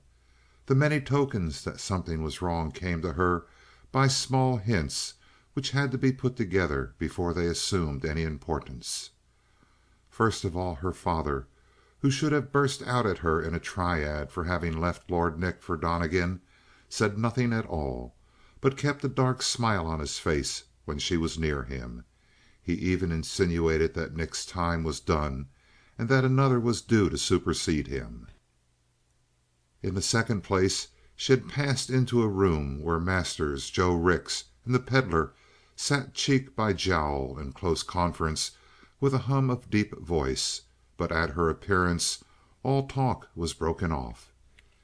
It was not strange that they should not invite her into their confidence if they had some dark work ahead of them, but it was exceedingly suspicious that Joe Rix attempted to pass off their whispers by immediately breaking off the soft talk and springing into the midst of a full-fledged jest. Also, it was strangest of all that when the jest ended, even the Pedlar, who rarely smiled, now laughed uproariously and smote Joe soundingly on the back. Even a child could have strung these incidents into a chain of evidence which pointed toward danger. Obviously, the danger was not directly hers, but then it must be directed at someone near to her. Her father? No, he was more apt to be the mainspring of their action. Lord Nick? There was nothing to gain by attacking him. Who was left? Donnegan? As the realization came upon her, it took her breath away for a moment. Donnegan was the man. At breakfast everyone had been talking about him. Lebrun had remarked that he had a face for the cards, emotionless. Joe Rix had commented upon his speed of hand, and the Pedlar had complimented the little man on his dress. But at lunch not a word was spoken about Donnegan, even after she had dexterously introduced the subject twice. Why the sudden silence? Between morning and noon Donnegan must have grievously offended them. Fear for his sake stimulated her, but above and beyond this, indeed, there was a mighty feminine curiosity. She smelled the secret. It reeked through the house, and she was devoured by eagerness to know. She handpicked Lord Nick's gang in the hope of finding a weakness among them, some weakness upon which she could play in one of them and draw out what they were all concealing.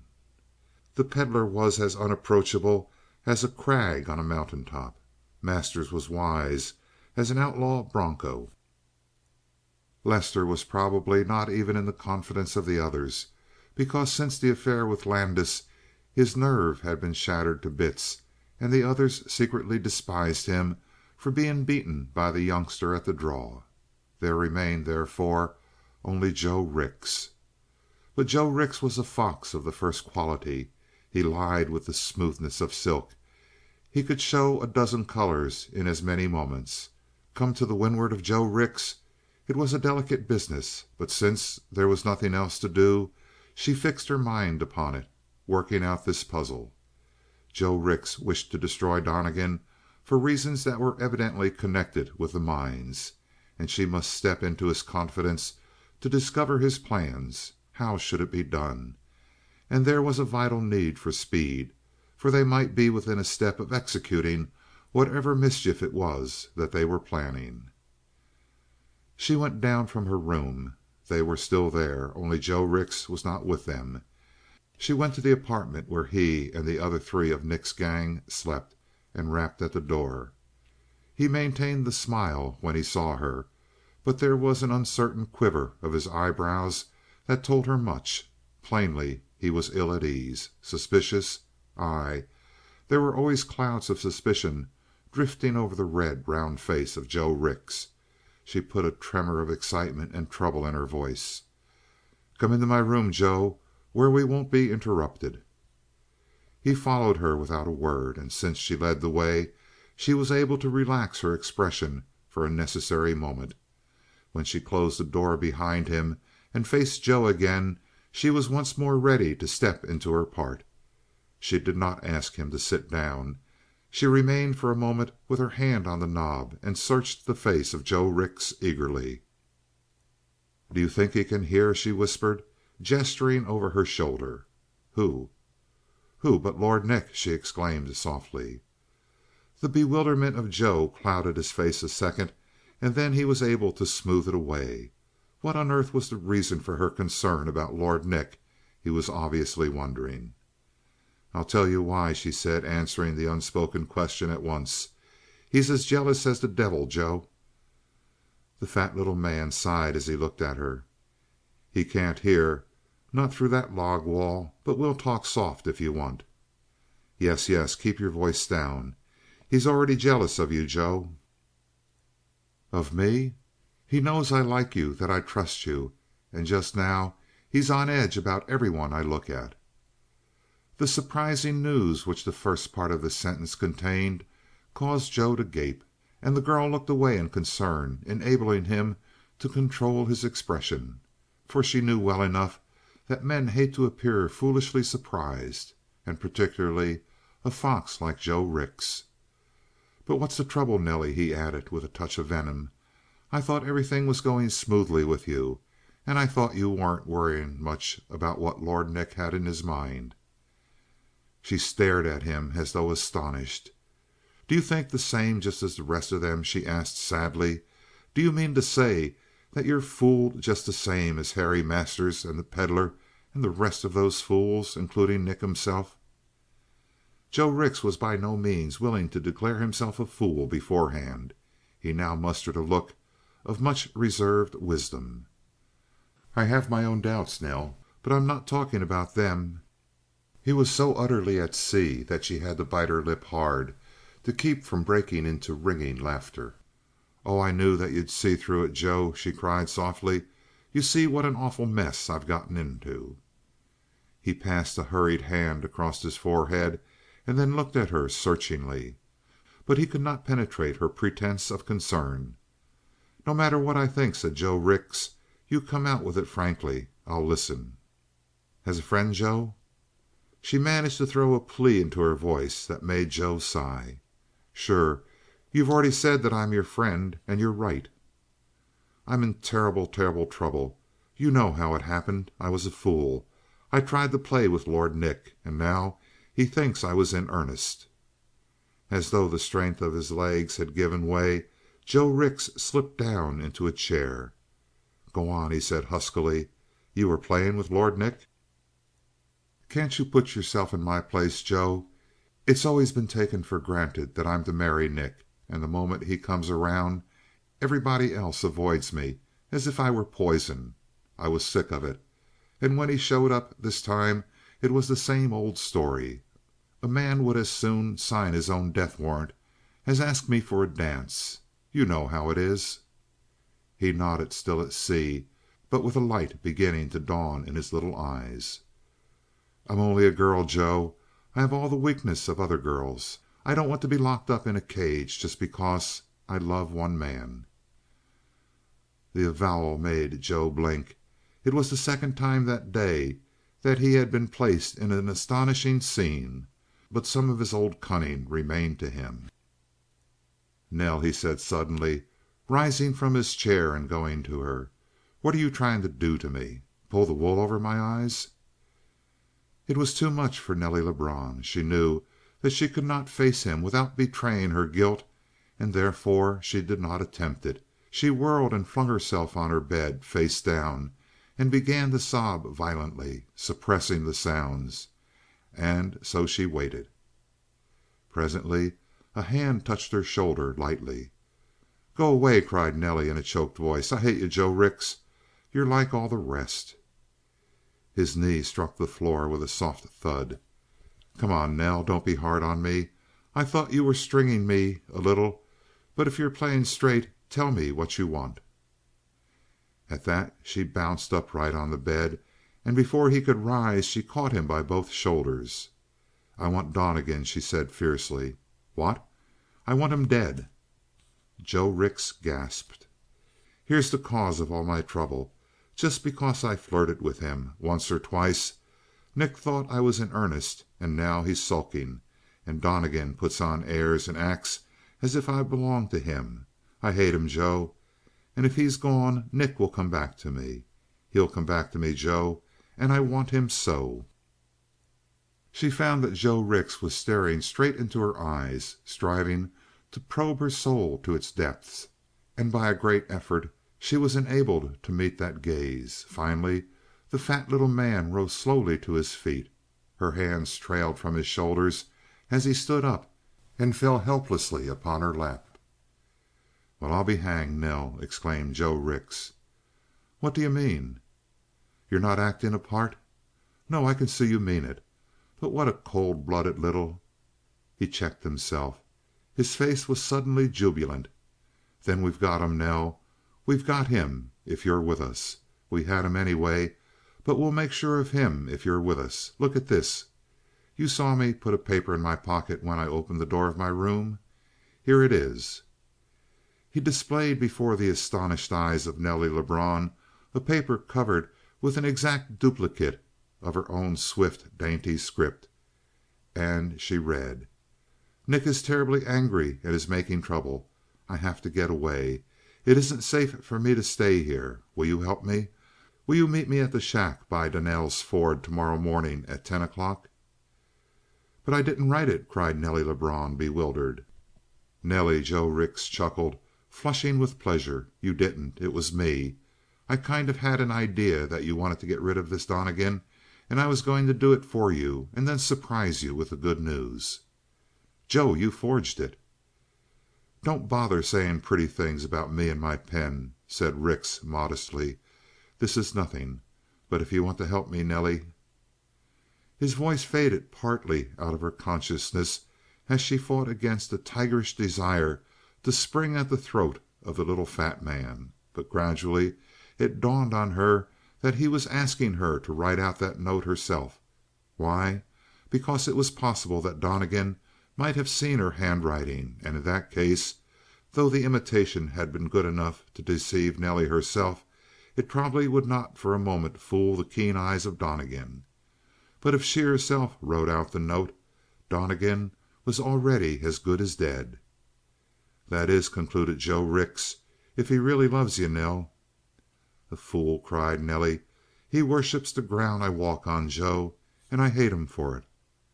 Even Joe Rix shivered, for he saw the hate in her eyes and could not dream that he himself was the cause and the object of it. There was a red haze of horror and confusion in front of her eyes, and yet she was able to smile while she copied the note for Joe Rix. "But how are you going to work it?" she asked. "How are you going to kill him, Joe?" "Don't bother your pretty head," said the fat man, smiling. "Just wait till we bring you the good news." "But are you sure?" she asked eagerly. "See what he's done already. He's taken Landis away from us. He's baffled Nick himself, in some manner, and he's gathered the minds away from all of us. He's a devil, Joe, and if you want to get him, you'd better take 10 men for the job." "You hate him, Nell, don't you?" queried Joe Rix, and his voice was both hard and curious. "But how has he harmed you?" "Hasn't he taken Nick away from me? Isn't that enough?" The fat man shivered again. "All right, I'll tell you how it works. Now listen." And he began to check off the details of his plan. Chapter 39.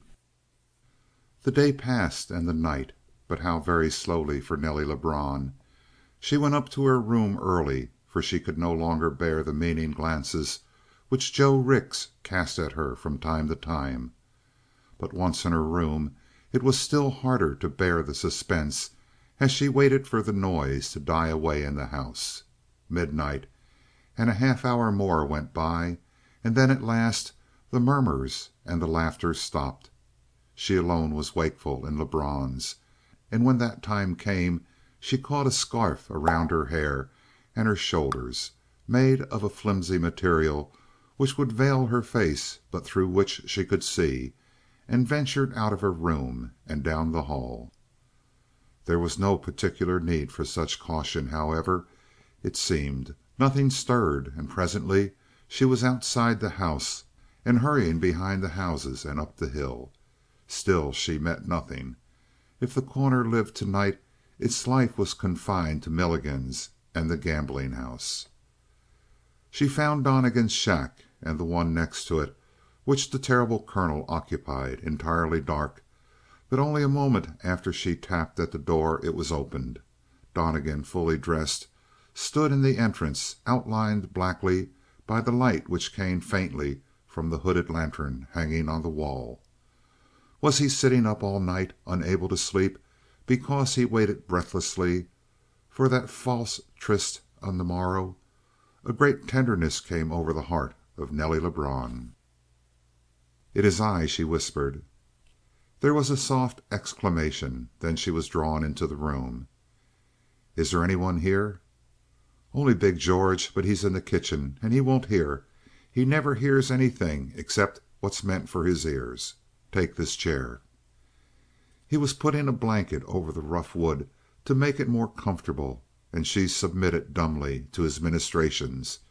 It seemed terrible and strange to her that one so gentle should be the object of so much hate, such deadly hate as the members of Nick's gang felt for him. And now that he was sitting before her, she could see that he indeed had been wakeful for a long time. His face was grimly wasted.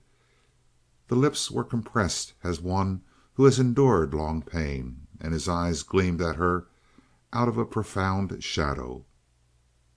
He remained in the gloom. The light from the lantern fell brightly upon his hands alone, meager, fleshless hands which seemed to represent hardly more strength than that of a child. Truly this man was all a creature of spirit and nerve. Therein lay his strength, as also his weakness. And again the cherishing instinct grew strong and swept over her. "There is no one near," he said, "except the colonel and his daughter. They are up the hillside somewhere. Did you see them?" "No. What in the world are they out for at this time of night?"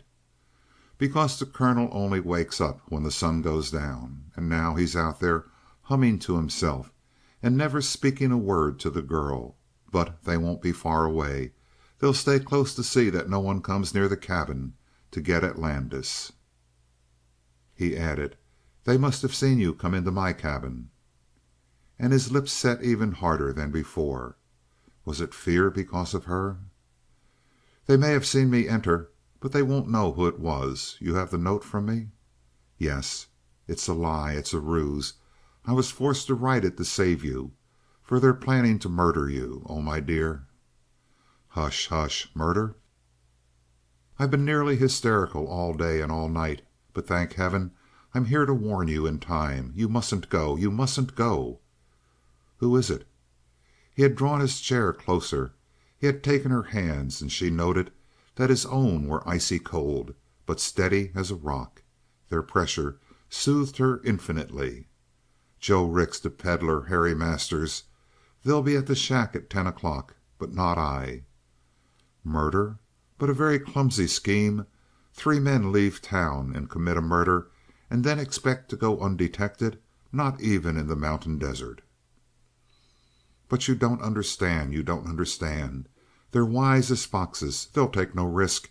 They don't even leave town together or travel by the same routes. Harry Masters starts first. He rides out at 8 o'clock in the morning and takes the north trail. He rides down the gulch and winds out of it and strikes for the shack at the ford. At 8:30 the Pedlar starts. He goes past Sandy's place and then over the trail through the marsh. You know it?" "Yes." "Last of all, Joe Rix starts at 9 o'clock. Half an hour between them. How does he go to the shack?" "By the south trail. He takes the ridge of the hills. But they'll all be at the shack long before you, and they'll shoot you down from a distance as you come up to it. Plain murder, but even for cowardly murder they daren't face you except 3 to 1." He was thoughtful. "Suppose they were to be met on the way?" "You're mad to think of it." "But if they fail this time they'll try again. They must be taught a lesson." "3 men! Oh, my dear, my dear! Promise." "Very well. I shall do nothing rash. And I shall never forget that you've come to tell me this and been in peril, Nell, for if they found you had come to me " "The Pedlar would cut my throat. I know him." "Ah, but now you must go. I'll take you down the hill, dear." "No, no. It's much easier to get back alone. My face will be covered. But there's no way you could be disguised. You have a way of walking. Good night, and God bless you." She was in his arms, straining him to her, and then she slipped out the door. And sure enough, there was the colonel in his chair not 50 feet away, with a girl pushing him. The moonlight was too dim for Nelly Lebrun to make out the face of Lou Macon, but even the light which escaped through the filter of clouds was enough to set her golden hair glowing. The color was not apparent, but its luster was soft silver in the night. There was a murmur of the colonel's voice as Nelly came out of the cabin, and then from the girl a low cry. It brought the blood to the cheeks of Nelly as she hurried down the hill, for she recognized the pain that was in it, and it occurred to her that if the girl was in love with Jack Landis, she was strangely interested in Donnegan also. The thought came so sharply home to her that she paused abruptly on the way down the hill. After all, this Macon girl would be a very strange sort if she were not impressed by the little red-headed man with his gentle voice and his fiery ways, and his easy way of making himself a brilliant spectacle whenever he appeared in public.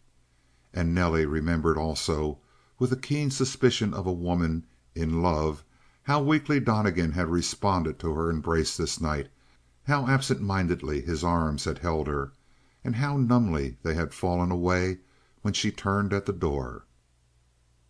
But she shook her head and made the suspicion shudder its way out of her. Lou Macon, she decided, was just the sort of girl who would think Jack Landis an ideal. Besides, she had never had an opportunity to see Donnegan in his full glory at Milligan's. And as for Donnegan, he was wearied out, his nerves relaxed, and for the deeds with which he had startled The Corner and won her own heart, he was now paying the penalty in the shape of ruined nerves. Pity again swelled in her heart, and a consuming hatred for the 3 murderers who lived in her father's house. And when she reached her room again, her heart was filled with a singing happiness and a glorious knowledge that she had saved the man she loved. And Donnegan himself? He had seen Lou and her father. He had heard that low cry of pain, and now he sat bowed again over his table, his face in his hands, and a raging devil in his heart. End of chapter 40.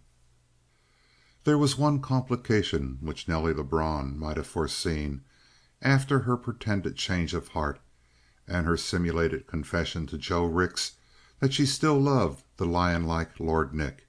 But strangely enough, she did not think of this phase, and even when her father the next morning approached her in the hall and tapping her arm whispered, "Good girl, Nick has just heard and he's hunting for you now," even then the full meaning did not come home to her.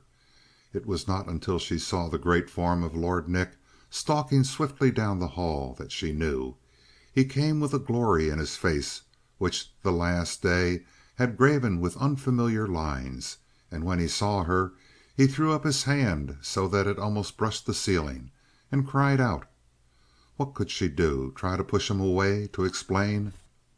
There was nothing to be done. She had to submit when he swept her into his arms. "Rix has told me. Rix has told me. Ah, Nell, you little fox." "Told you what, Nick?"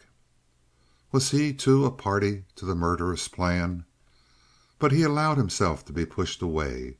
"I've gone through something in the last few days. Why did you do it, girl?" She saw suddenly that she must continue to play her part. "Some day I'll tell you why it was that I gave you up so easily, Nell. You thought I was afraid of Donnegan?" He ground his teeth and turned pale at the thought. "But that wasn't it. Some day I can tell you. But after this, the first man who comes between us, Donnegan or any other, I'll turn him into powder under my heel." He ground it into the floor as he spoke. She decided that she would see how much he knew. "It will never be Donnegan, at least," she said. "He's done for today. and I'm almost sorry for him in spite of all that he's done." He became suddenly grave. "What are you saying, Nell?" "Why, Joe told you, didn't he? They've drawn Donnegan out of town, and now they're lying in wait for him. Yes, they must have him by this time. It's 10 o'clock." A strange, tense exclamation broke from Lord Nick. "They've gone for Donnegan?" "Yes. Are you angry?" The big man staggered. One would have said that he had been stunned with a blow. "Garry," he whispered. "What are you saying?" "Nell," he muttered hoarsely. "Did you know about it?" "But I did it for you, Nick. I knew you hated " "No, no, don't say it," he added bitterly after a moment. "This is for my sins." And then to her: "But you knew about it and didn't warn him. You hated him all the time you were laughing with him and smiling at him. Oh, Nell, what a merciless witch of a woman you are! For the rest of them, I'll wait till they come back." "What are you going to do, Nick?" "I told them I'd pay the man who killed Donnegan with lead. Did the fools think I didn't mean it?" Truly, no matter what shadow had passed over the big man, he was the lion again, and Nell shrank from him. "We'll wait for them," he said. "We'll wait for them here." And they sat down together in the room. She attempted to speak once in a shaken voice, but he silenced her with a gesture, and after that she sat and watched in quiet the singular play of varying expressions across his face. Grief, rage, tenderness, murderous hate, they followed like a puppet play. What was Donnegan to him? And then there was a tremor of fear. Would the three suspect when they reached the shack by the ford and no Donnegan came to them? The moments stole on. Then the soft beat of a galloping horse in the sand. The horse stopped. Presently they saw Joe Rix and Harry Masters pass in front of the window, and they looked as though a cyclone had caught them up, juggled them a dizzy distance in the air, and then flung them down carelessly upon bruising rocks. Their hats were gone, and the clothes of burly Harry Masters were literally torn from his back. Joe Rix was evidently far more terribly hurt, for he leaned on the arm of Masters, and they came on together, staggering. "They've done the business," exclaimed Lord Nick. "And now, curse them, I'll do theirs." But the girl could not speak. A black haze crossed before her eyes. Had Donnegan gone out madly to fight the three men in spite of her warning? The door opened. They stood in the doorway, and if they had seemed a horrible sight passing the window, they were a deadly picture at close range. And opposite them stood Lord Nick. In spite of their wounds, there was murder in his face, and his revolver was out. "You've met him? You've met Donnegan?" he asked angrily. Masters literally carried Joe Rix to a chair and placed him in it.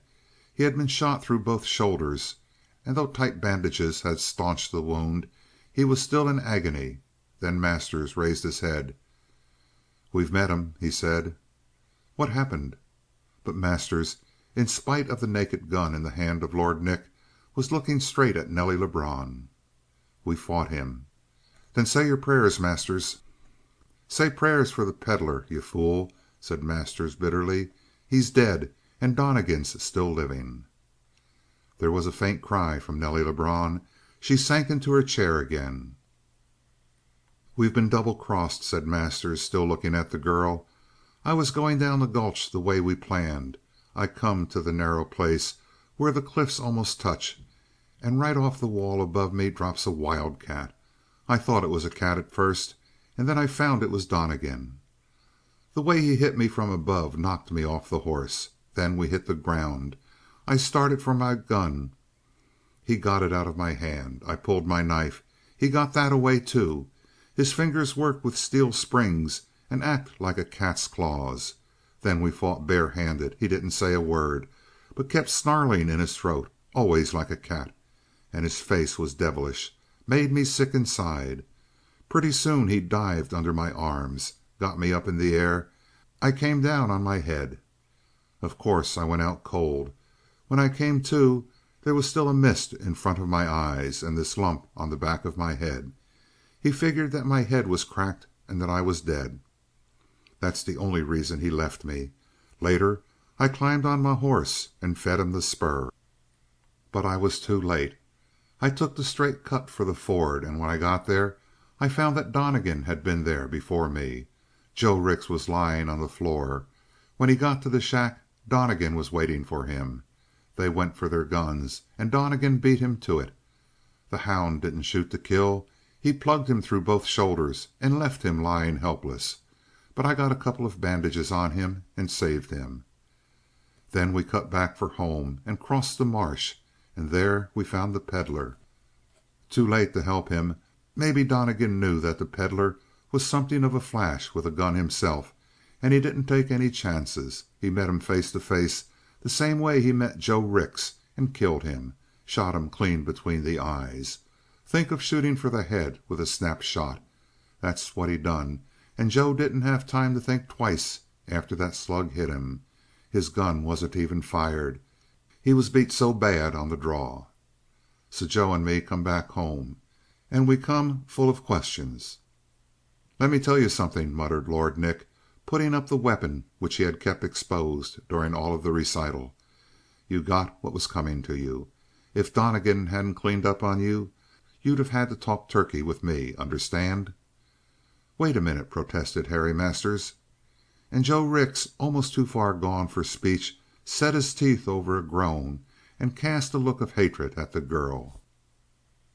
"Wait a minute, Chief. There's one thing we all got to get straight. Somebody had tipped off Donnegan about our whole plan.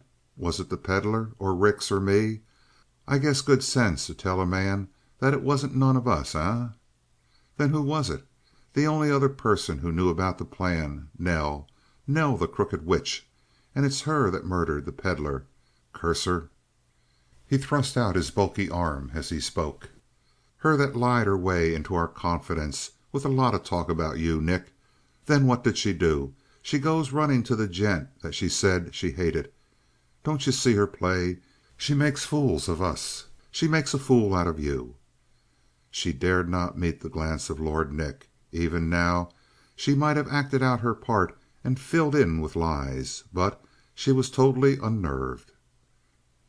"Get Rix to bed," was all he said, and he did not even glance at Nelly Lebrun. Masters glowered at him and then silently obeyed, lifting Joe as a helpless bulk, for the fat man was nearly fainting with pain. Not until they had gone and he had closed the door after them, and upon the murmurs of the servants in the hall, did Lord Nick turn to Nelly. "Is it true?" he asked shortly. Between relief and terror her mind was whirling. "Is what true?" "You haven't even sense enough to lie, Nell, eh? It's all true then. And last night, after you wormed it out of Joe, you went to Donnegan." She could only stare miserably at him. "And that's why you pushed me away when I kissed you a little while ago." Once more she was dumb, but she was beginning to be afraid, not for herself, but for Donnegan.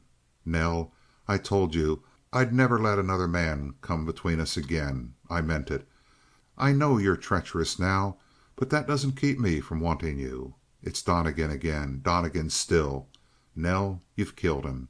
As sure as if your own finger pulled the trigger when I shoot him. He's a dead one, and you've done it."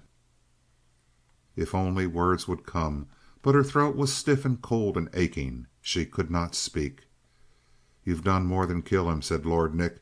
"You've put a curse on me as well. And afterward I'm going to even up with you. You hear me?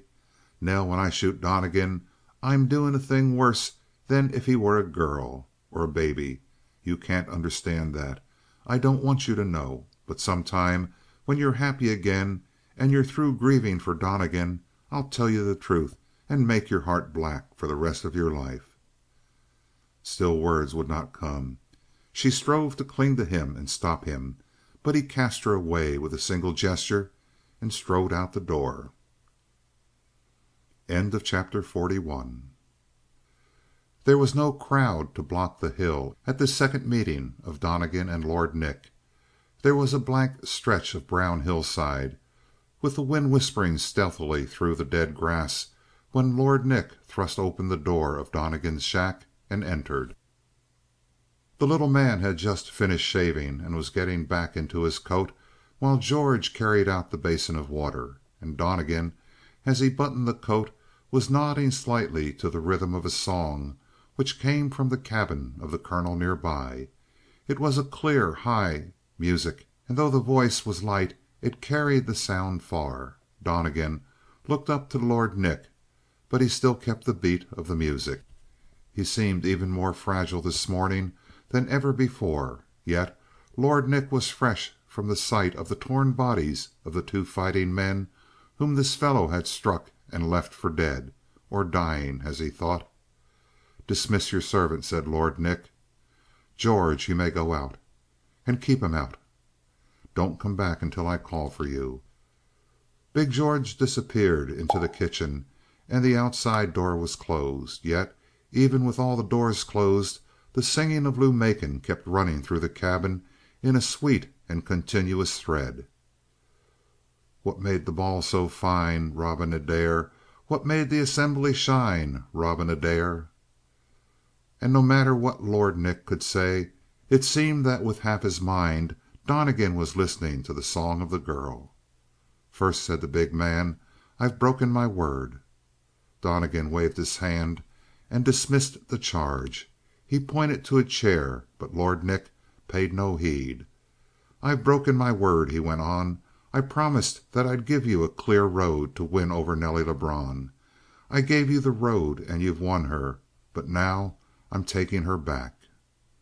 "Ah, Henry," said Donnegan, and a flash of eagerness came into his eyes. "You're 1,000 times welcome to her." Lord Nick quivered. "Do you mean it?" "Henry, don't you see that I was only playing for a purpose all the time? And if you've opened the eyes of Nelly to the fact that you truly love her, and I've only been acting out a heartless sham, why, I'm glad of it. I rejoice. Henry, I swear I do." He came forward, smiling, and held out his hand. Lord Nick struck it down, and Donnegan shrank back, holding his wrist tight in the fingers of his other hand. "Is it possible?" murmured Henry Reardon. "Is it possible that she loves a man who despises her?" "Not that. If any other man said that to me, I'd call for an explanation of his meaning, Henry. No, no. I honor and respect her, I tell you. By heaven, Nick, she has a thread of pure, generous gold in her nature." "Ah?" "She has saved my life no longer ago than this morning." "It's perfect," said Lord Nick, and he writhed under a torment. "I am discarded for the sake of a man who despises her." Donnegan, frowning with thought, watched his older brother. And still the thin singing entered the room, that matchless old melody of Robin Adair. The day shall never come when that song does not go straight from heart to heart. But because Donnegan still listened to it, Lord Nick felt that he was contemptuously received, and a fresh spur was driven into his tender pride. "Donnegan," he said sharply. Donnegan raised his hand slowly. "Do you call me by that name?" "Aye. You've ceased to be a brother. There's no blood tie between us now, as I've warned you before." Donnegan, very white, moved back toward the wall and rested his shoulders lightly against it, as though he needed the support. He made no answer. "I warned you not to cross me again!" exclaimed Lord Nick. "I have not." "Donnegan, you've murdered my men." "Murder? I met them fairly. Not murder, Henry." "Leave out that name, I say." "If you wish," said Donnegan very faintly. The sight of his resistlessness seemed to madden Lord Nick. He made one of his huge strides and came to the center of the room and dominated all that was in it, including his brother. "You murdered my men," repeated Lord Nick. "You've turned my girl against me with your lying love making and turned her into a spy. You made her set the trap, and then you saw that it was worked. You showed her how she could wind me around her finger again." "Will you let me speak?" "Aye, but be short." "I swear to you, Henry, that I've never influenced her to act against you, except to win her away for just one little time, and she will return to you again It's only a fancy that makes her interested in me. Look at us. How could any woman in her sense prefer me?" "Are you done?" "No, no, I have more to say. I have 1,000 things." "I shall not hear them." "Henry, there is a black devil in your face. Beware of it." "Who put it there?" "It was not I." "What power, then?" "Something over which I have no control." "Are you trying to mystify me?" "Listen." And as Donnegan raised his hand, the singing poured clear and small into the room. "That is the power," said Donnegan. "You're talking gibberish," exclaimed the other pettishly. "I suppose I shouldn't expect you to understand." "On the other hand, what I have to say is short and to the point. A child could comprehend it. You've stolen the girl. I've tried to let her go. I can't. I have to have her. Willing or unwilling, she has to belong to me, Donnegan." "If you wish, I shall promise that I shall never see her again or speak to her." "You fool! Won't she find you out? Do you think I could trust you? Only in one place underground." Donnegan had clasped his hands upon his breast and his eyes were wide. "What is it you mean, Henry?" "I'll trust you dead." "Henry!" "That name means nothing to me. I've forgotten it. The worlds have forgotten it." "Henry, I implore you to keep cool, to give me 5 minutes to talk." "No, not one. I know your cunning tongue." "For the sake of the days when you loved me, my brother. For the sake of the days when you used to wheel my chair and be kind to me." "You're wasting your time. You're torturing us both for nothing. Donnegan, my will is a rock. It won't change." And drawing closer, his right hand gripped his gun, and the trembling passion of the gunfighter set him shuddering. "You're armed, Garry. Go for your gun." "No, no." "Then I'll give you cause to fight." As he spoke he drew back his massive arm and with his open hand smote Donnegan heavily across the face. The weight of that blow crushed the little man against the wall. "Your gun!" cried Lord Nick, swaying from side to side as the passion choked him. Donnegan fell upon his knees and raised his arms. "God have mercy on me and on yourself!" At that the blackness cleared slowly on the face of the big man. He thrust his revolver into the holster. "This time," he said, "there's no death. But sooner or later we meet, Donnegan. And then I swear by all that lives I'll shoot you down without mercy like a mad dog. You've robbed me. You've hounded me. You've killed my men. And you've taken the heart of the woman I love. And now nothing can save you from the end." He turned on his heel and left the room. And Donnegan remained kneeling, holding a stained handkerchief to his face. All at once his strength seemed to desert him like a tree chopped at the root, and he wilted down against the wall with closed eyes. But the music still came out of the throat and the heart of Lou, and it entered the room and came into the ears of Donnegan. He became aware that there was a strength beyond himself which had sustained him, and then he knew it had been the singing of Lou from the first to the last which kept the murder out of his own heart and restrained the hand of Lord Nick. Perhaps of all Donnegan's life this was the first moment of true humility. End of chapter 42. One thing was now clear. He must not remain in the corner unless he was prepared for Lord Nick again, and in a third meeting guns must be drawn. From that greater sin he shrank and prepared to leave. His order to George made the big man's eyes widen, but George had long since passed the point where he cared to question the decision of his master. He began to build the packs. As for Donnegan, he could see that there was little to be won by remaining. That would save Landis to Lou Macon, to be sure, but after all, he was beginning to wonder if it were not better to let the big fellow go back to his own kind, Lebrun and the rest. For if it needed compulsion to keep him with Lou now, might it not be the same story hereafter? Indeed, Donnegan began to feel that all his labor in The Corner had been running on a treadmill. It had all been grouped about the main purpose, which was to keep Landis with the girl. To do that now, he must be prepared to face Nick again, and to face Nick meant the bringing of the guilt of fratricide upon the head of one of them. There only remained flight. He saw at last that he had been fighting blindly from the first.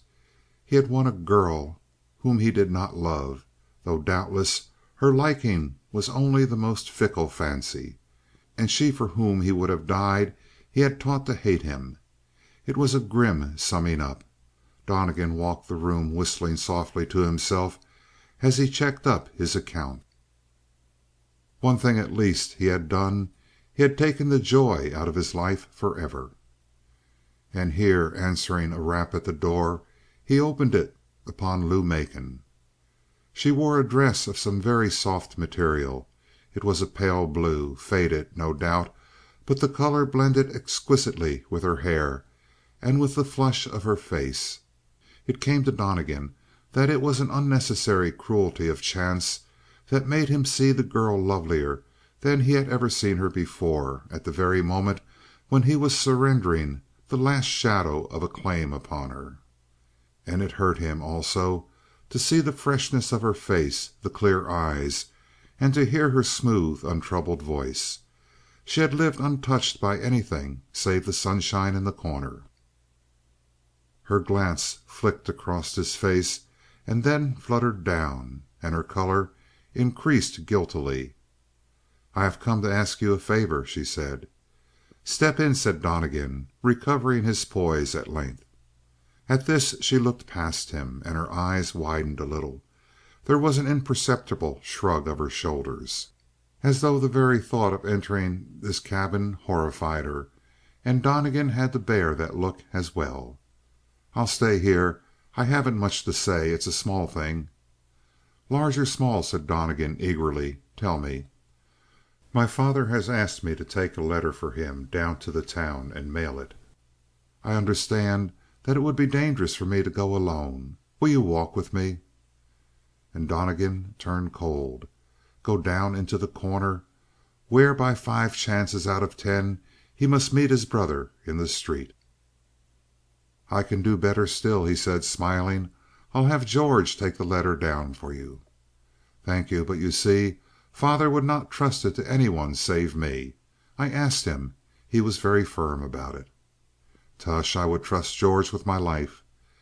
"Yes, yes. It is not what I wish, but my father rarely changes his mind." Perspiration beaded the forehead of Donnegan. Was there no way to evade this easy request? "You see," he faltered, "I should be glad to go." She raised her eyes slowly. "But I'm terribly busy this morning." She did not answer, but half of her color left her face. "Upon my word of honor, there is no danger to a woman in the town." "But some of the ruffians of Lord Nick?" "If they dared to even raise their voices at you, they would hear from him in a manner that they would never forget." "Then you don't wish to go?" She was very pale now, and to Donnegan it was more terrible than the gun in the hand of Lord Nick. Even if she thought he was slighting her, why should she take it so mortally to heart? For Donnegan, who saw all things, was blind to read the face of this girl. "It doesn't really matter," she murmured, and turned away. A gentle motion, but it wrenched the heart of Donnegan. He was instantly before her. "Wait here a moment. I'll be ready to go down immediately." "No, I can't take you from your work." What work did she assign to him in her imagination? Endless planning of deviltry, no doubt. "I shall go with you," said Donnegan. "At first I didn't dream it could be so important. Let me get my hat." He left her and leaped back into the cabin. "I'm going down into The Corner for a moment," he said over his shoulder to George as he took his belt down from the wall. The big man strolled to the wall and took his hat from a nail. "I shall not need you, George." But George merely grinned, and his big teeth flashed at the master. and in the second place he took up a gun from the drawer and offered it to Donnegan. "The gun in the holster ain't loaded," he said. Donnegan considered him soberly. "I know it. There'll be no need for a loaded gun." But once more George grinned. All at once Donnegan turned pale. "You dog," he whispered, "did you listen at the door when Nick was here?" "Me?" murmured George. "No. I just been thinking." And so it was that while Donnegan went down the hill with Lou Macon, carrying an empty chambered revolver, George followed at a distance of a few paces, and he carried a loaded weapon, unknown to Donnegan. It was the dull time of the day in The Corner. There were very few people in the single street, and though most of them turned to look at the little man and the girl who walked beside him, not one of them either smiled or whispered. "You see," said Donnegan, "you would have been perfectly safe, even from Lord Nick's ruffians. That was one of his men we passed back there." "Yes, I'm safe with you," said the girl. And when she looked up to him, the blood of Donnegan turned to fire. Out of a shop door before them came a girl with a parcel under her arm. She wore a gay, semi masculine outfit, bright colored, jaunty, and she walked with a lilt toward them. It was Nelly Lebrun, and as she passed them Donnegan lifted his hat ceremoniously high. She nodded to him with a smile, but the smile aimed wan and small in an instant. There was a quick widening and then a narrowing of her eyes, and Donnegan knew that she had judged Lou Macon as only one girl can judge another who is lovelier.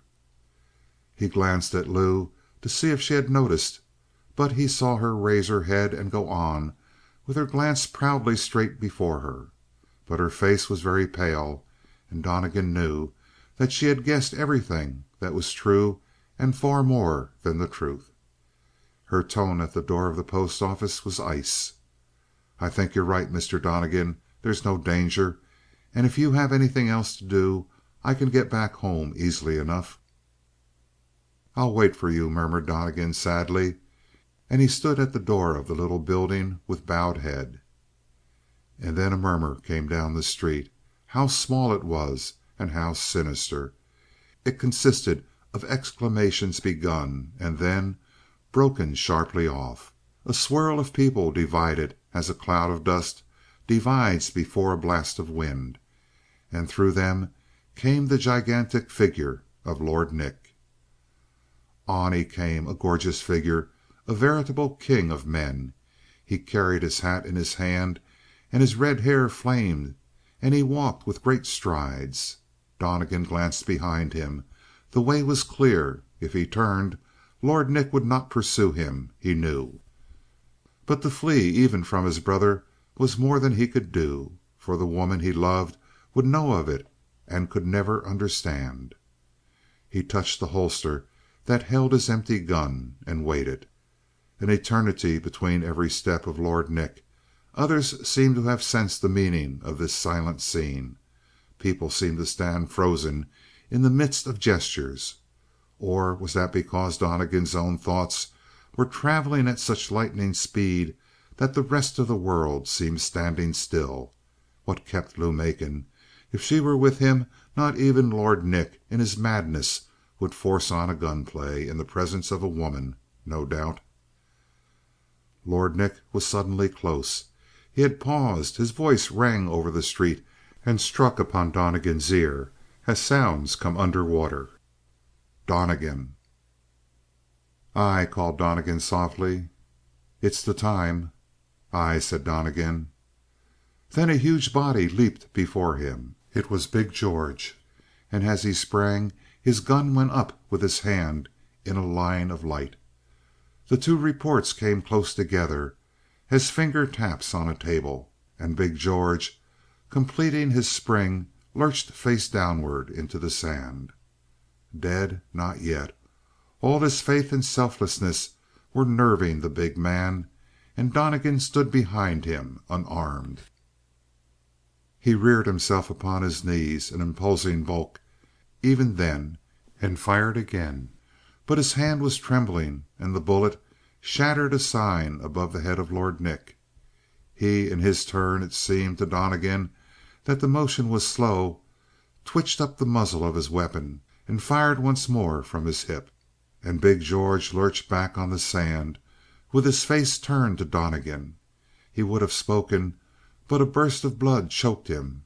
Yet, his eyes fixed and glazed, he mustered his last strength and offered his revolver to Donnegan.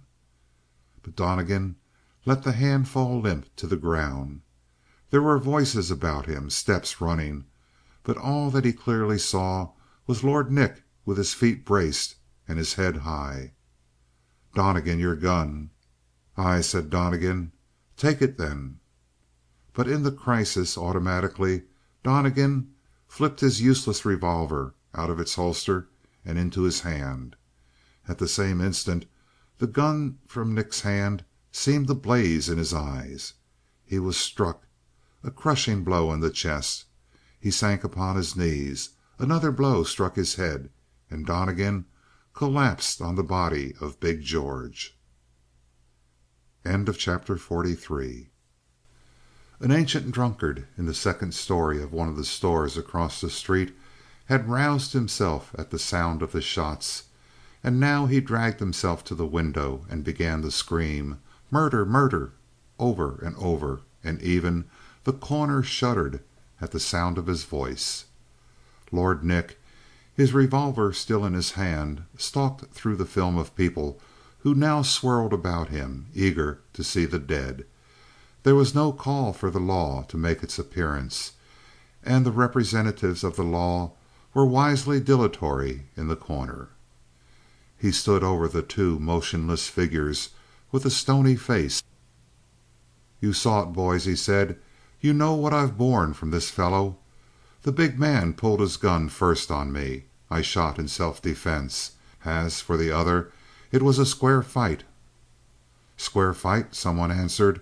"You both went for your irons at the same time. Pretty work, Nick."